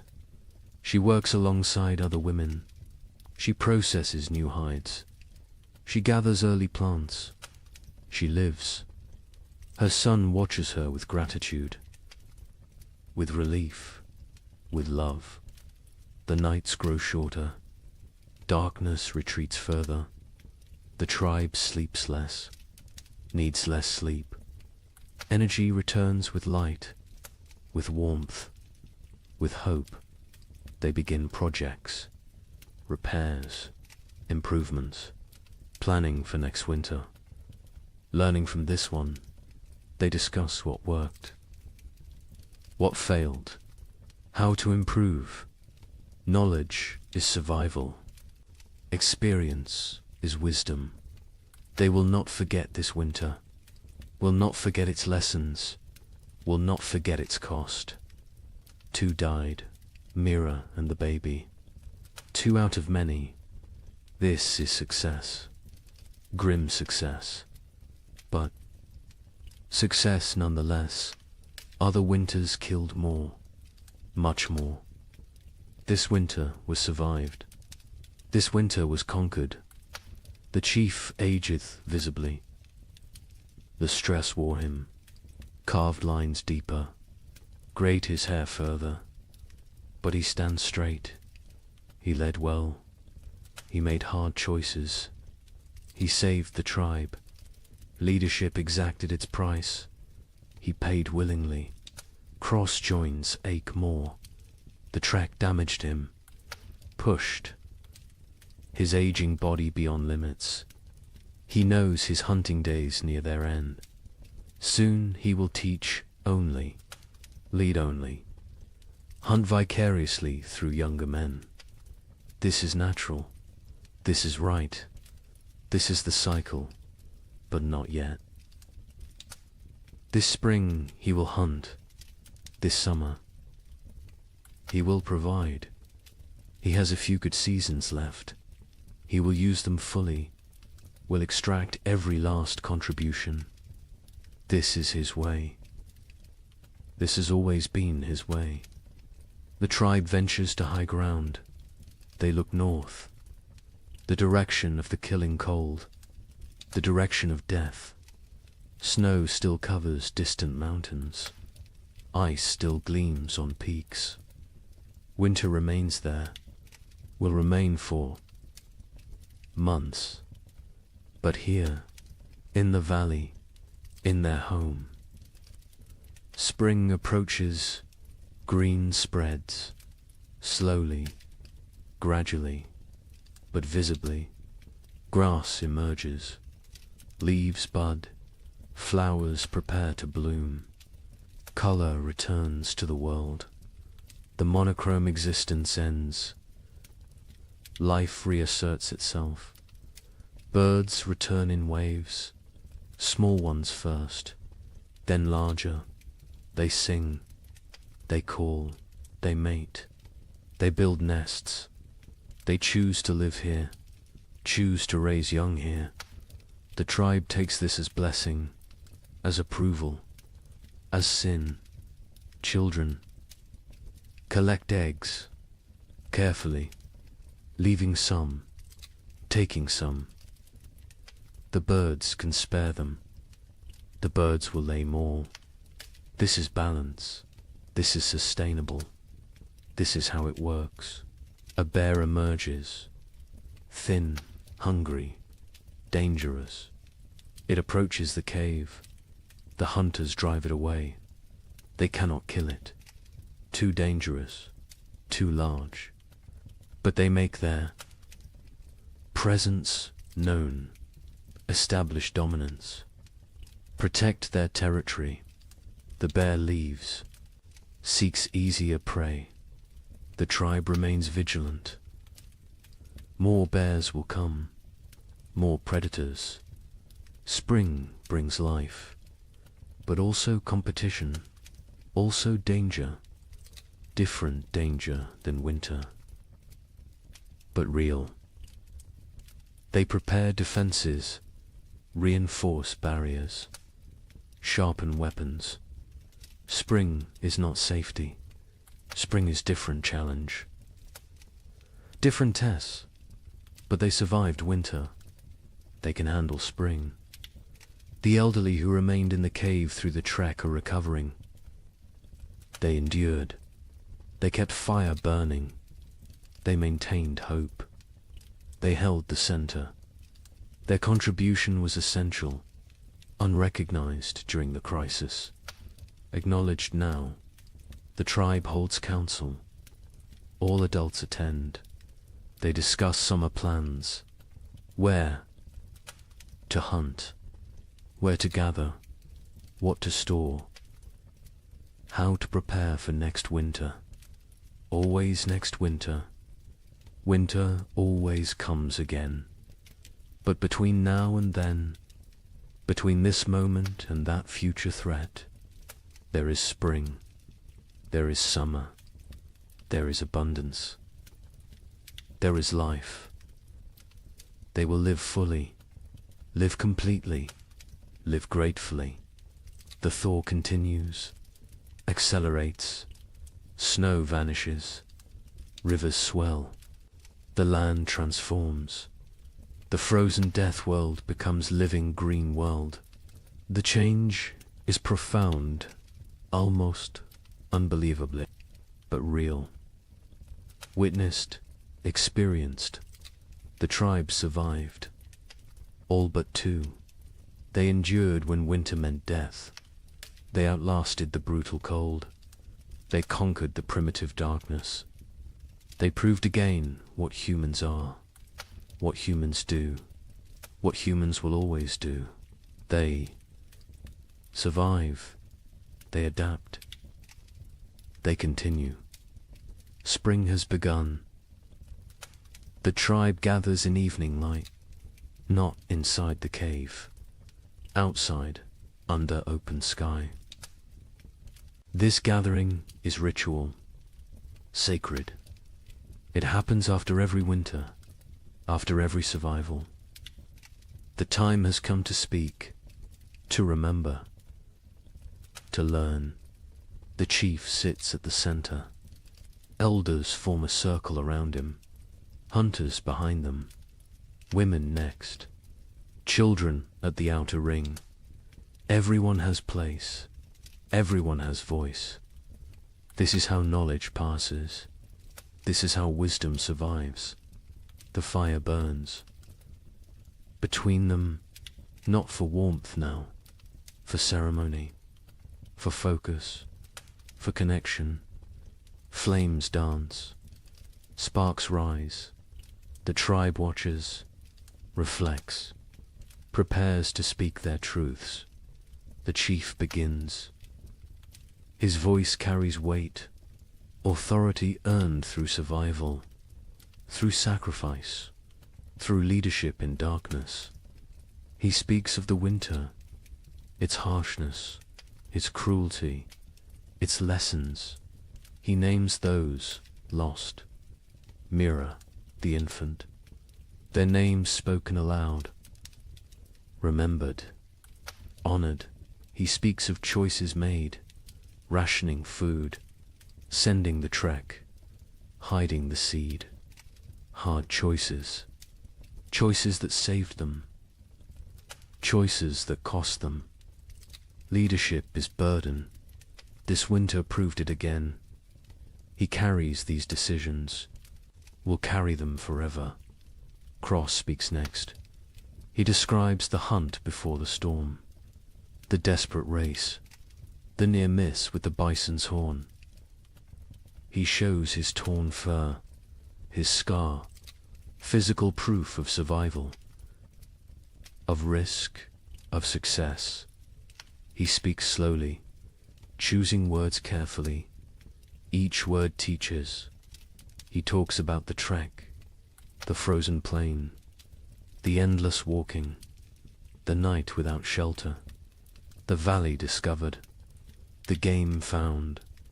He does not glorify, does not exaggerate, simply states, truth is lesson enough. Truth needs no embellishment. The other hunters add details. Each perspective matters. Each view completes the picture. One speaks of exhaustion, another of fear, another of hope sustained. Together they create full understanding, complete knowledge, shared experience. Breck holds up his damaged hands. 3 fingers gone. Stumps healed now, scarred. He speaks of tracking the goat, days alone, nights frozen, the desperate throw that killed, the impossible drag back. His voice is steady, no regret, no bitterness, only statement, only fact. He says he would do it again, would sacrifice again. The tribe is everything. Individual is nothing. This is core truth. This is survival principle. This is what separates humans from animals. Willingness to suffer for others, to die for others. If necessary, the women speak. Myra's daughter tells of her mother's final days, her weakness, her continued teaching, her peaceful end. Tears flow, but also pride. Mira lived well, died well, left legacy. This is all anyone can hope for. The baby's mother speaks, briefly. Her voice breaks. She cannot say much, but she says enough. Her child lived weeks, new warmth, new love, new mother's touch, short life, but life nonetheless. She will honor it, will remember it, will carry it forward. Other women discuss food preservation, what worked, what spoiled, leather eating, bone boiling, every technique examined, every method evaluated. They share improvements, better ways, smarter approaches. Next winter, they will do better. This is the point. Always improve.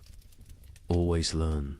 Ciro speaks of navigation, of reading snow, of finding signs, of keeping group together. She describes the river crossing, the groaning ice, the careful steps. She explains her fears, her doubts, but also her determination. Leadership is not certainty, is not confidence, is commitment despite uncertainty. The young ones ask questions. How did you stay warm? How did you stay brave? How did you keep going? The answers vary. Honesty prevails. Sometimes we did not stay warm. Sometimes we were not brave. Sometimes we kept going because stopping meant death. Simple answers, true answers. Torg speaks for the first time in gathering. His voice cracks. He is becoming man, growing, changing. He talks about the wood gathering, the blistered hands, the aching back, the satisfaction of contribution. He learned his value, his worth, his place in the tribe. This winter made him adult. His mother adds her story. The fever, the weakness, the tea that saved her. She thanks the healer publicly. Gratitude expressed. Debt acknowledged.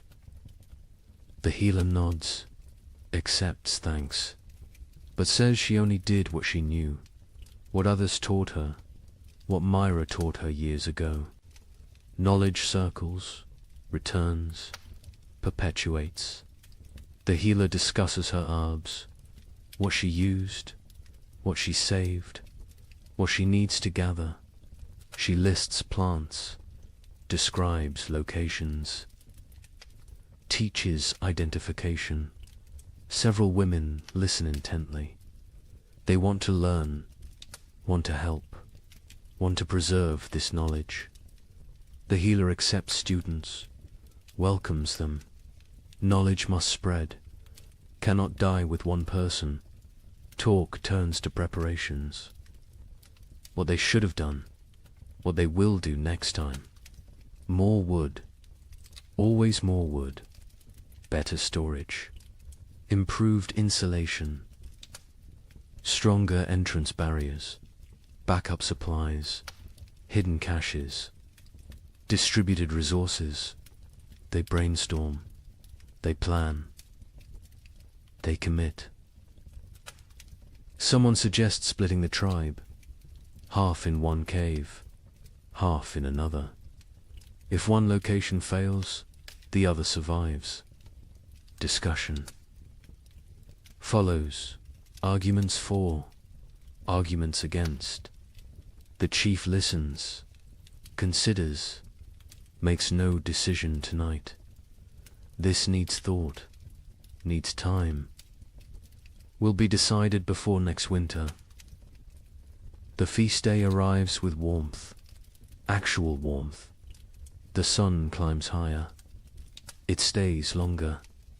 Its rays penetrate winter's final defense. The cold retreats, step by step, day by day. Life returns. The tribe moves through mourning with purpose.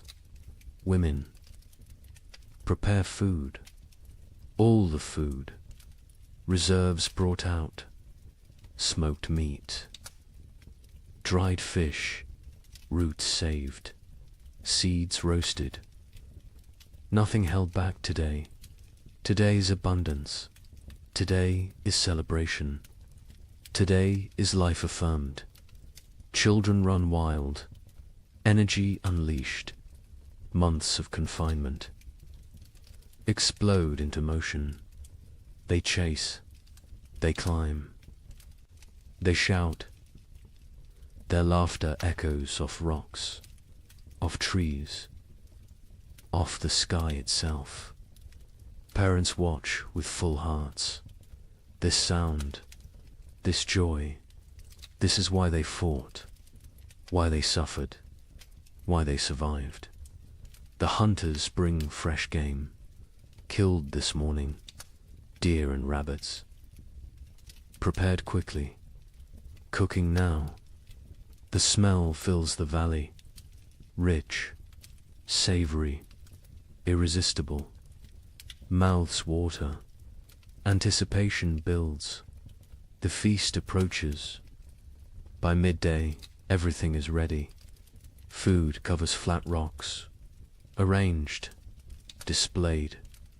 More food than seen in months, more than anyone remembers. It looks impossible, looks like dream, but it is real, earned, deserved. The chief stands. He raises his hands, silence falls, even children quiet. He speaks briefly, thanks the spirits, thanks the ancestors, thanks the tribe. Each person contributed, each person matters, each person survives because all survived. This is truth. This is their way. Then he gestures. Begin, eat, celebrate, live. The tribe descends on food with controlled urgency, not greed, not desperation, but hunger, real hunger. Months of deprivation cannot be ignored. They fill their hands, fill their mouths, fill their bellies. The taste is incredible. After bland rations, after leather, after nothing. This food is ecstasy, simple food, basic food. But to them it is feast worthy of gods. They eat slowly, savoring, appreciating, grateful for every bite. Children eat until they cannot move, then play, then eat more.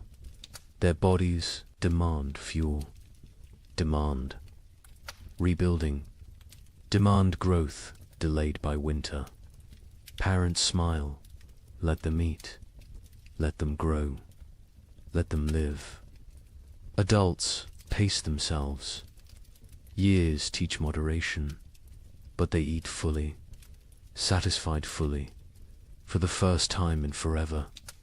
Bellies are tight, bodies are warm, hearts are full. This moment is perfect. This moment is earned. This moment is theirs. As afternoon settles, the tribe relaxes into contentment. Some sleep, some talk, some simply exist, peacefully, completely, without fear, without hunger, without cold. Present moment contains everything needed. Stories begin again. Different stories now, lighter stories, funny memories, embarrassing moments, gentle teasing. Laughter comes easily. Naturally, the tribe remembers how to be happy, how to be human beyond survival, how to live rather than merely exist. Brexits. With young hunters, he demonstrates techniques despite damaged hands, shows them tracking signs, explains animal behavior, shares decades of knowledge. His hunting days may be over, but his contribution continues. Different form, same value, same importance. The healer sits with her new students. They examine plants, learn properties, memorize uses. She teaches patiently, thoroughly. She knows she grows old. She must pass knowledge before she cannot, before it dies with her. The young women listen intently. They understand the gift. They accept the responsibility. Sira walks the valley's edge, exploring, mapping, planning. Her mind is always forward, always preparing. She finds new water sources, better hunting grounds, strategic locations. Information is survival. Knowledge is power. She gathers both constantly. Craw sits alone briefly, watching his tribe, his family. He feels his age, his exhaustion, his mortality, but also satisfaction, pride, purpose. He has lived well, provided well, protected well. If death comes tomorrow, he is ready. He is complete. He is content, but death does not come. Life continues. Spring unfolds. Days stretch longer. Warmth increases. Green spreads across the land like water, flowing, growing, transforming everything it touches. Other tribes exist. Other peoples, scattered across the vast lands. Each endured their own winter. Each fought their own battles. Each lost their own members. Each survived through strength and sacrifice and will to the north. Coastal peoples weathered storms. Ocean. Winds brought different cold. Wet cold. Penetrating cold. They huddled in driftwood shelters. Ate fish when they could. Kelp when they must. They survived. Barely, but survived to the south. Dozen peoples faced different trial. Cold nights, scorching days, extreme swings, no middle ground. They sheltered in caves, conserved water, endured. They know survival has many faces. Cold is only one. Each environment tests differently. Each demands different strengths. Mountain peoples lived with the snow, always. Surrounded, buried, isolated. They knew winter intimately, understood its moods, its dangers, its rare gifts. They moved with the seasons, migrated, adapted, survived through flexibility. Through knowledge, through respect for nature's power, plains peoples tracked the herds, followed them south, followed them to survival. They lived nomadic, always moving, always hunting, always one step ahead of starvation. Their winter was journey, was constant motion, was different struggle, same stakes.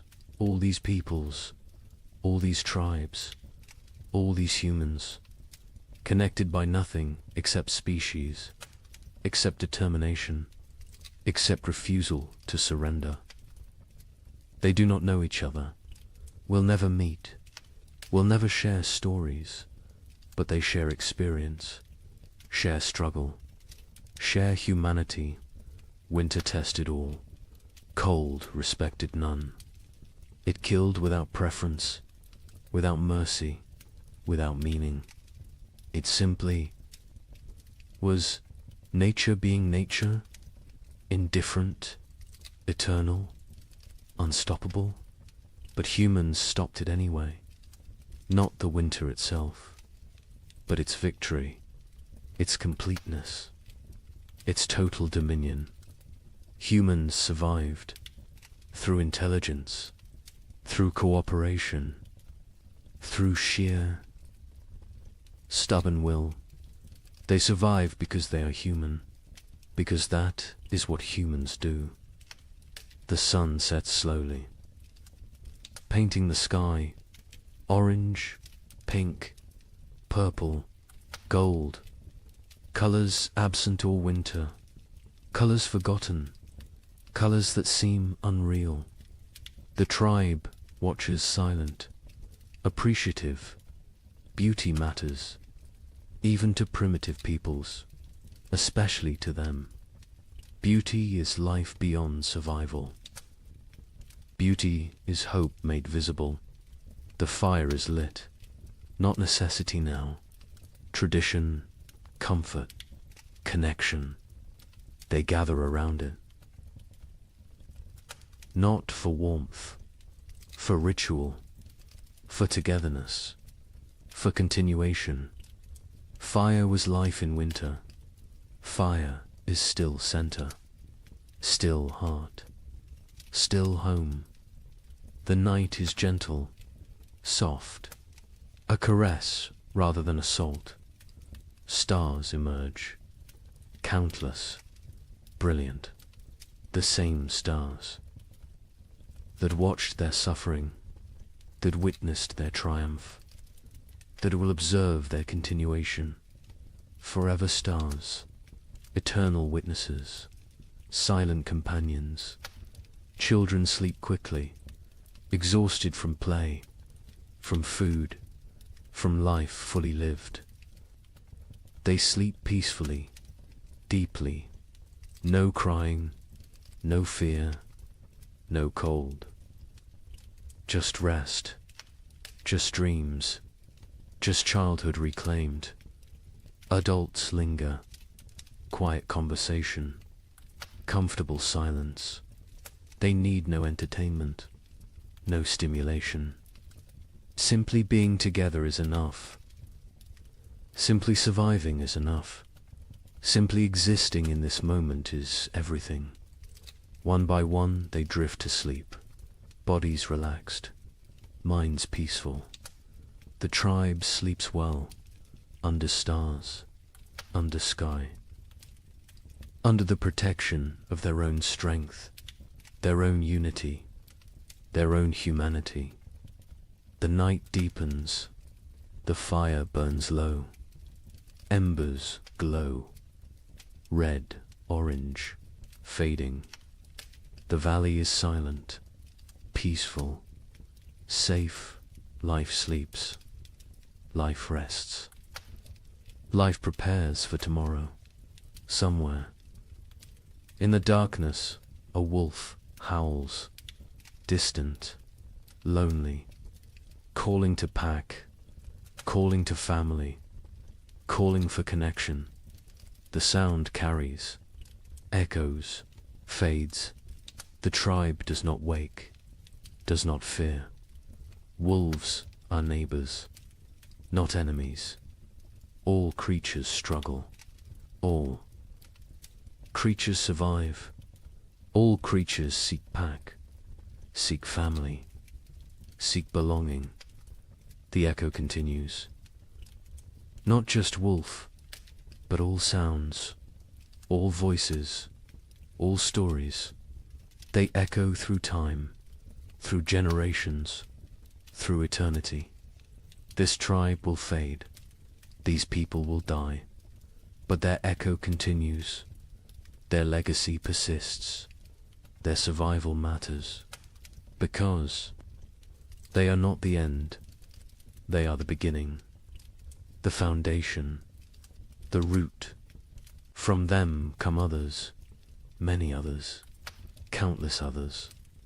Every human alive carries their echo, their determination, their refusal to quit.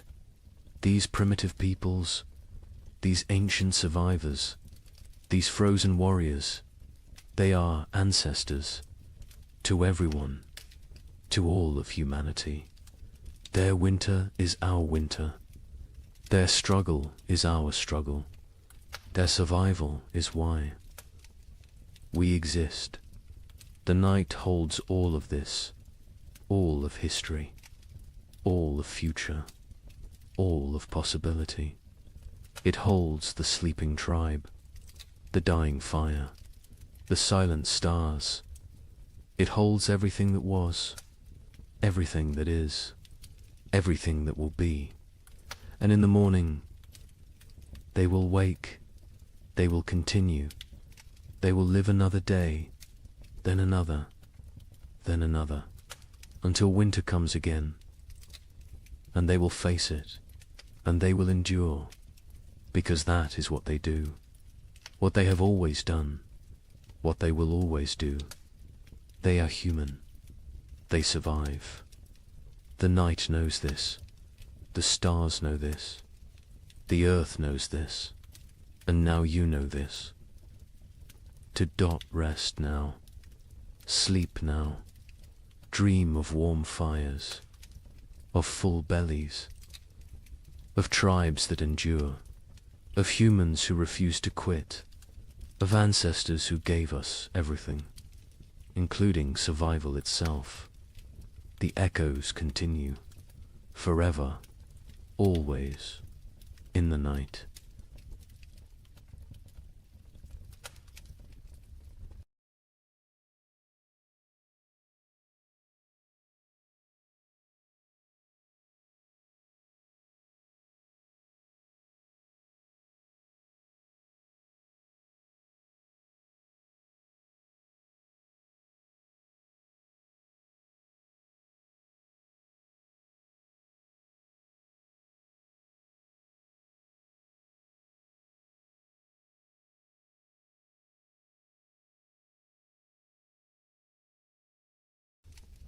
Good evening and welcome back, friends. Tonight we're diving into the fascinating world of the Roman Empire. As always, let me know where in the world you're listening from. Get cozy, settle in, and let's begin. The torches burned low against the marble walls of the Colosseum, their flames bending and snapping in the night wind. Smoke curled upward, painting the corridors in shifting shadows that seemed alive. Somewhere deep within those walls, cages rattled. The guttural growl of a lion broke the silence, followed by the shrill cry of a panther pacing its enclosure. The air was thick with the scent of straw, iron, and blood. Men shuffled forward, not as spectators, but as the hidden workforce behind the spectacle animal keepers, trainers, guards, and gladiators themselves, step echoing with the knowledge that dawn might never come for them. Imagine it, the roar of 50,000 Romans thundering like a storm overhead. Yet before the games even began, death was already at work in the corridors below. Lions lunged against their bars, their claws scraping sparks across iron. Elephants, chained and restless, shifted their massive weight, shaking the earth beneath the workers' feet. A single slip of a chain, a missed strike of the trainers. Staff and the arena would claim another victim before the audience ever saw the sand-stained red. Now, ask yourself, what would it feel like to wake each morning knowing that your job itself, the task you were paid or forced to perform, was a gamble with death? Not a soldier in battle, not a rebel hunted by Rome, but a worker, a laborer, a craftsman whose daily duties carried a sentence no law had to write. Would you sleep at night? Or would your dreams be haunted by the growls from the cages, the weight of the stones above your head, or the smell of lead dust clinging to your breath? History books love to tell us about emperors, senators, and generals. They speak of triumphs, victories, and architectural marvels, but rarely do they dwell on the hands that bled to build those monuments, or the men and women whose very survival depended on risking their lives in silence. The invisible workforce of Rome lived not in marble villas, but in shadows, where the price of error was not a demotion or dismissal, but death itself. And here lies the heart of the story. Beneath the grandeur of Rome, beneath its arches, its mosaics, its golden halls were professions so perilous that to call them jobs is almost an insult. These were death sentences disguised as livelihoods. Jobs where poison lingered in the very air, where the swing of a sword was part of your morning routine, and where the applause of the crowd was sometimes the last sound you ever heard. Over the next hours, you will hear the untold accounts of these deadly professions, some spectacular, some hidden in the grime of Rome's underbelly, and others so strange they seem pulled from nightmares. From the men who faced wild beasts before breakfast, to the miners whose lungs filled with poison in the empire's dark tunnels. We will walk step by step into the shadows Rome tried to leave behind. But let this question guide you as we begin. If your job demanded your life as payment, would you accept the risk for glory, for survival, or simply because you had no choice? When most people picture ancient Rome, they imagine the shimmering surfaces of marble temples, the echo of sandals across polished floors, and the thunder of cenotes debating in the forum. They think of emperors draped in purple robes, feasts piled high with roasted boar and honey cakes, and gladiators striding into the arena beneath the roar of 50,000 voices. Rome has always been remembered for its grandeur, its victories, and the magnificence of its architecture. But what history books often gloss over is that the empire wasn't built on marble, it was built on blood, sweat, and the fragile bodies of millions of workers whose daily lives were defined by danger. Rome was not just emperors and generals. Behind every golden banquet, behind every aqueduct arching across the countryside, behind every amphitheater filled with spectacle, there were invisible laborers who risked everything to keep the empire alive.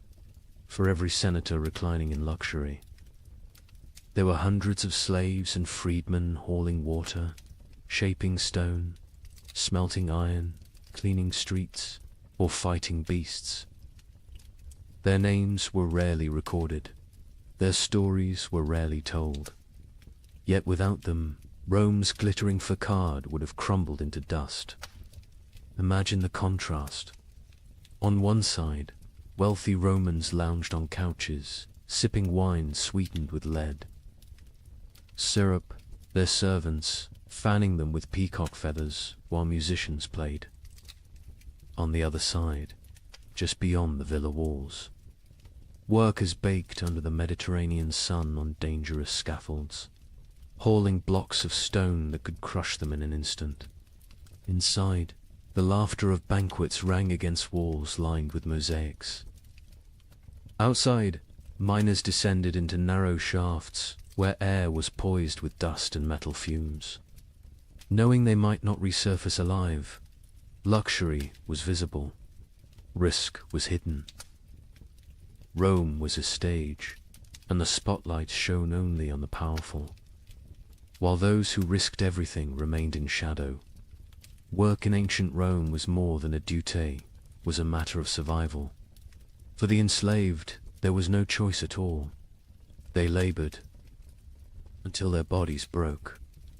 For the poor free citizens, dangerous work was often the only chance to feed a family. And even for skilled craftsmen, fortune was fragile. One accident at a glass furnace, one slip of a chisel, and a lifetime of expertise meant nothing against the indifference of death. Unlike today, there were no safety harnesses, no unions, no laws protecting the vulnerable. Rome had no patience for weakness. If a worker fell, another was always waiting to take his place. This is the untold foundation of Rome's greatness.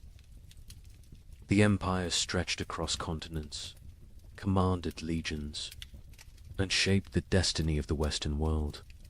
But it was held together not just by marble and laws, It was held together by expendable lives. The amphitheaters that dazzled crowds were built by hands calloused from stone and bloodied by accidents. The shimmering purple robes of emperors were dyed by workers suffocating in vats of poisonous mollusk brine. The wine that filled silver goblets was poured by servants who would never share in the feast. Now pause and ask yourself, would you trade your office, your workshop, your school, or your daily commute for the mines of Hispania, where men choked on poisonous dust in darkness for the promise of silver Rome craved? Would you exchange your cubicle or construction site for the sands of the Colosseum, where gladiators bled to entertain a restless mob? Could you imagine waking each morning knowing your work itself might kill you, not because of war, not because of rebellion, but because your role in society was considered disposable? That is the contrast that makes Rome so haunting. Its glory. It was dazzling, but it was built on invisible suffering. Every aqueduct meant water for cities, but also corpses crushed in its construction. Every road meant trade and travel, but also slaves dying in the ditches. Every banquet meant celebration, but also bakers coughing from flour dust, servants poisoned by fumes, and children forced into brutal apprenticeships. Rome was not just a civilization of luxury. It was a civilization of calculated risk, where millions lived knowing their value extended only as far as their usefulness to the empire. As we step deeper into these stories, keep this in mind. The history of ancient Rome is not just about triumphs and monuments. It is about the unseen workers who carried the weight of empire on their shoulders, often until those shoulders broke. Tonight, we will walk in their footsteps. We will stand in the mines, in the furnaces, in the arenas, and in the shadows of temples to uncover the professions so perilous they could rightfully be called the deadliest jobs of the ancient world. So, settle in. The story you are about to hear is not one of emperors' speeches or military campaigns. It is the story of ordinary men and women whose names we will never know, but whose risks carved Rome into the world's memory. And as we journey through these forgotten professions, I'll ask you again to reflect. How safe is your work compared to theirs? And more importantly, would you have survived in their place? Beneath the Colosseum, night was never silent. Torches sputtered against damp stone walls, smoke trailing upward into the labyrinth of corridors. From the shadows came the sound that froze even hardened gladiators in their tracks, the rattling of iron bars, the scrape of claws against cage doors, the guttural growl of beasts that did not belong to Rome but had been dragged here from the farthest corners of the empire. Leopards shipped from the rocky coasts of North Africa, half-starved, to make them hungrier. Tigers, stolen from distant India, pacing in restless fury. Bears hauled from the frozen forests of Germania.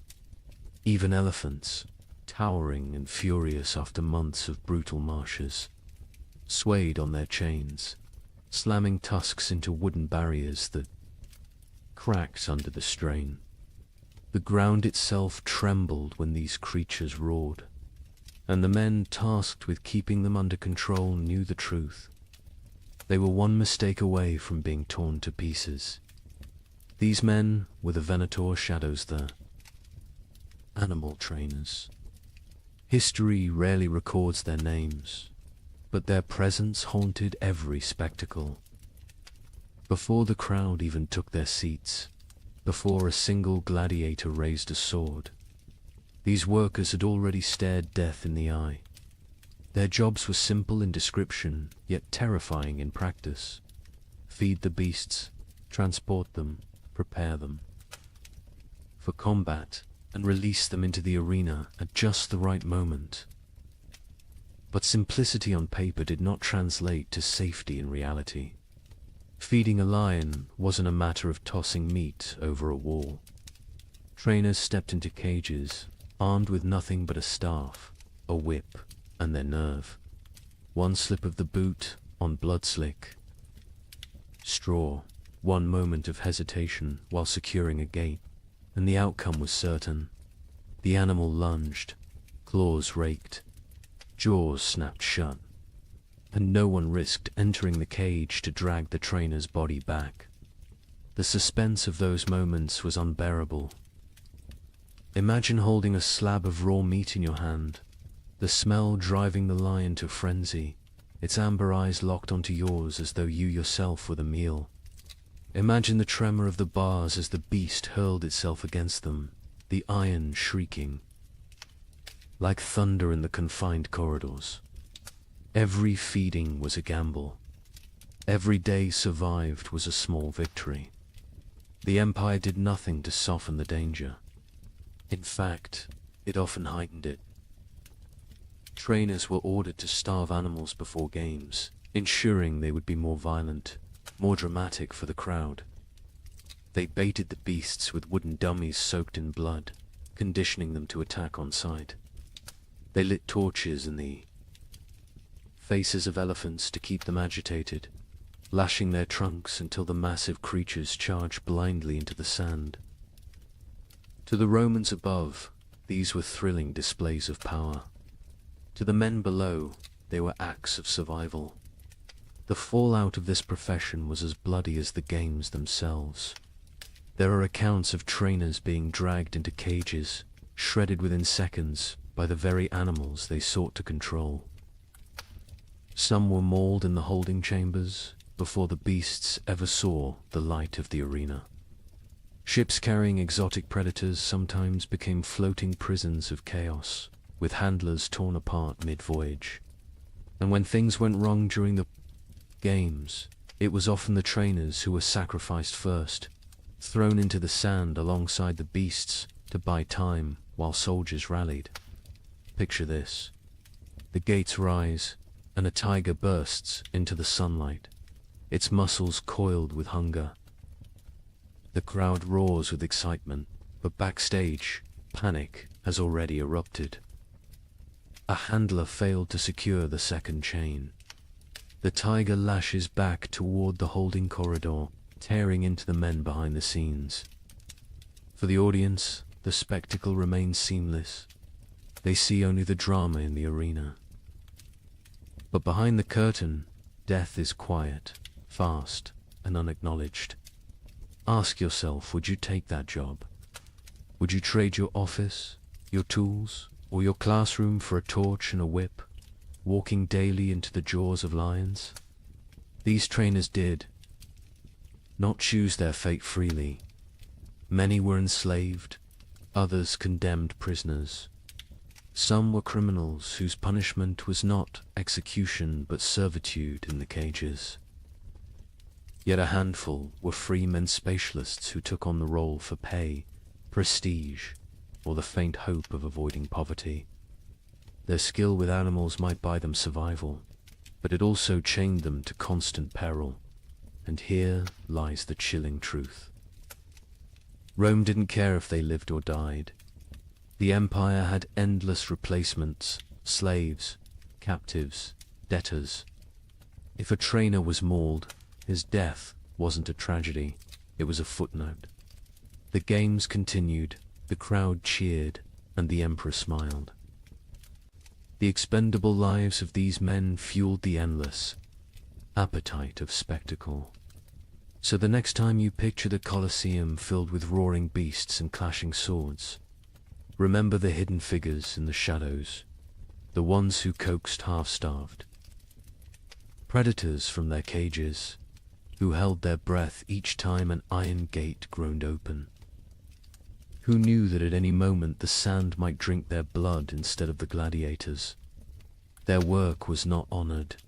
Their names were not recorded.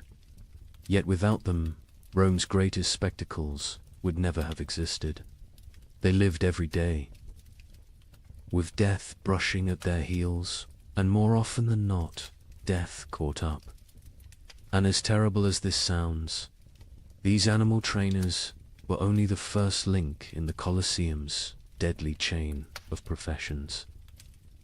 Others stood in workshops, hammering weapons that decided life or death. Others knelt in the sand, stitching wounds under the gaze of the emperor himself. If the cages were a place of constant suspense, the armories and infirmaries were no less haunted. And it is to those shadows that we turn next.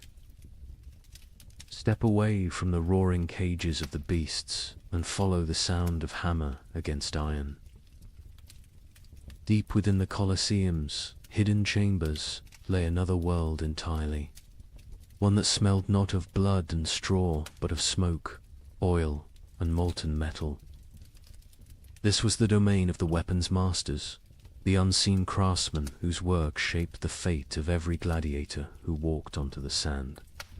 Picture it, a forge glowing in the half-dark, the air heavy with heat, sparks flying like fireflies as iron is struck again and again on the anvil.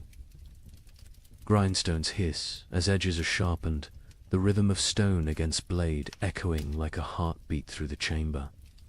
The tension here was no less suffocating than in the animal pens above, for in this place, the smallest error did not simply ruin a weapon, it ruined a man's life.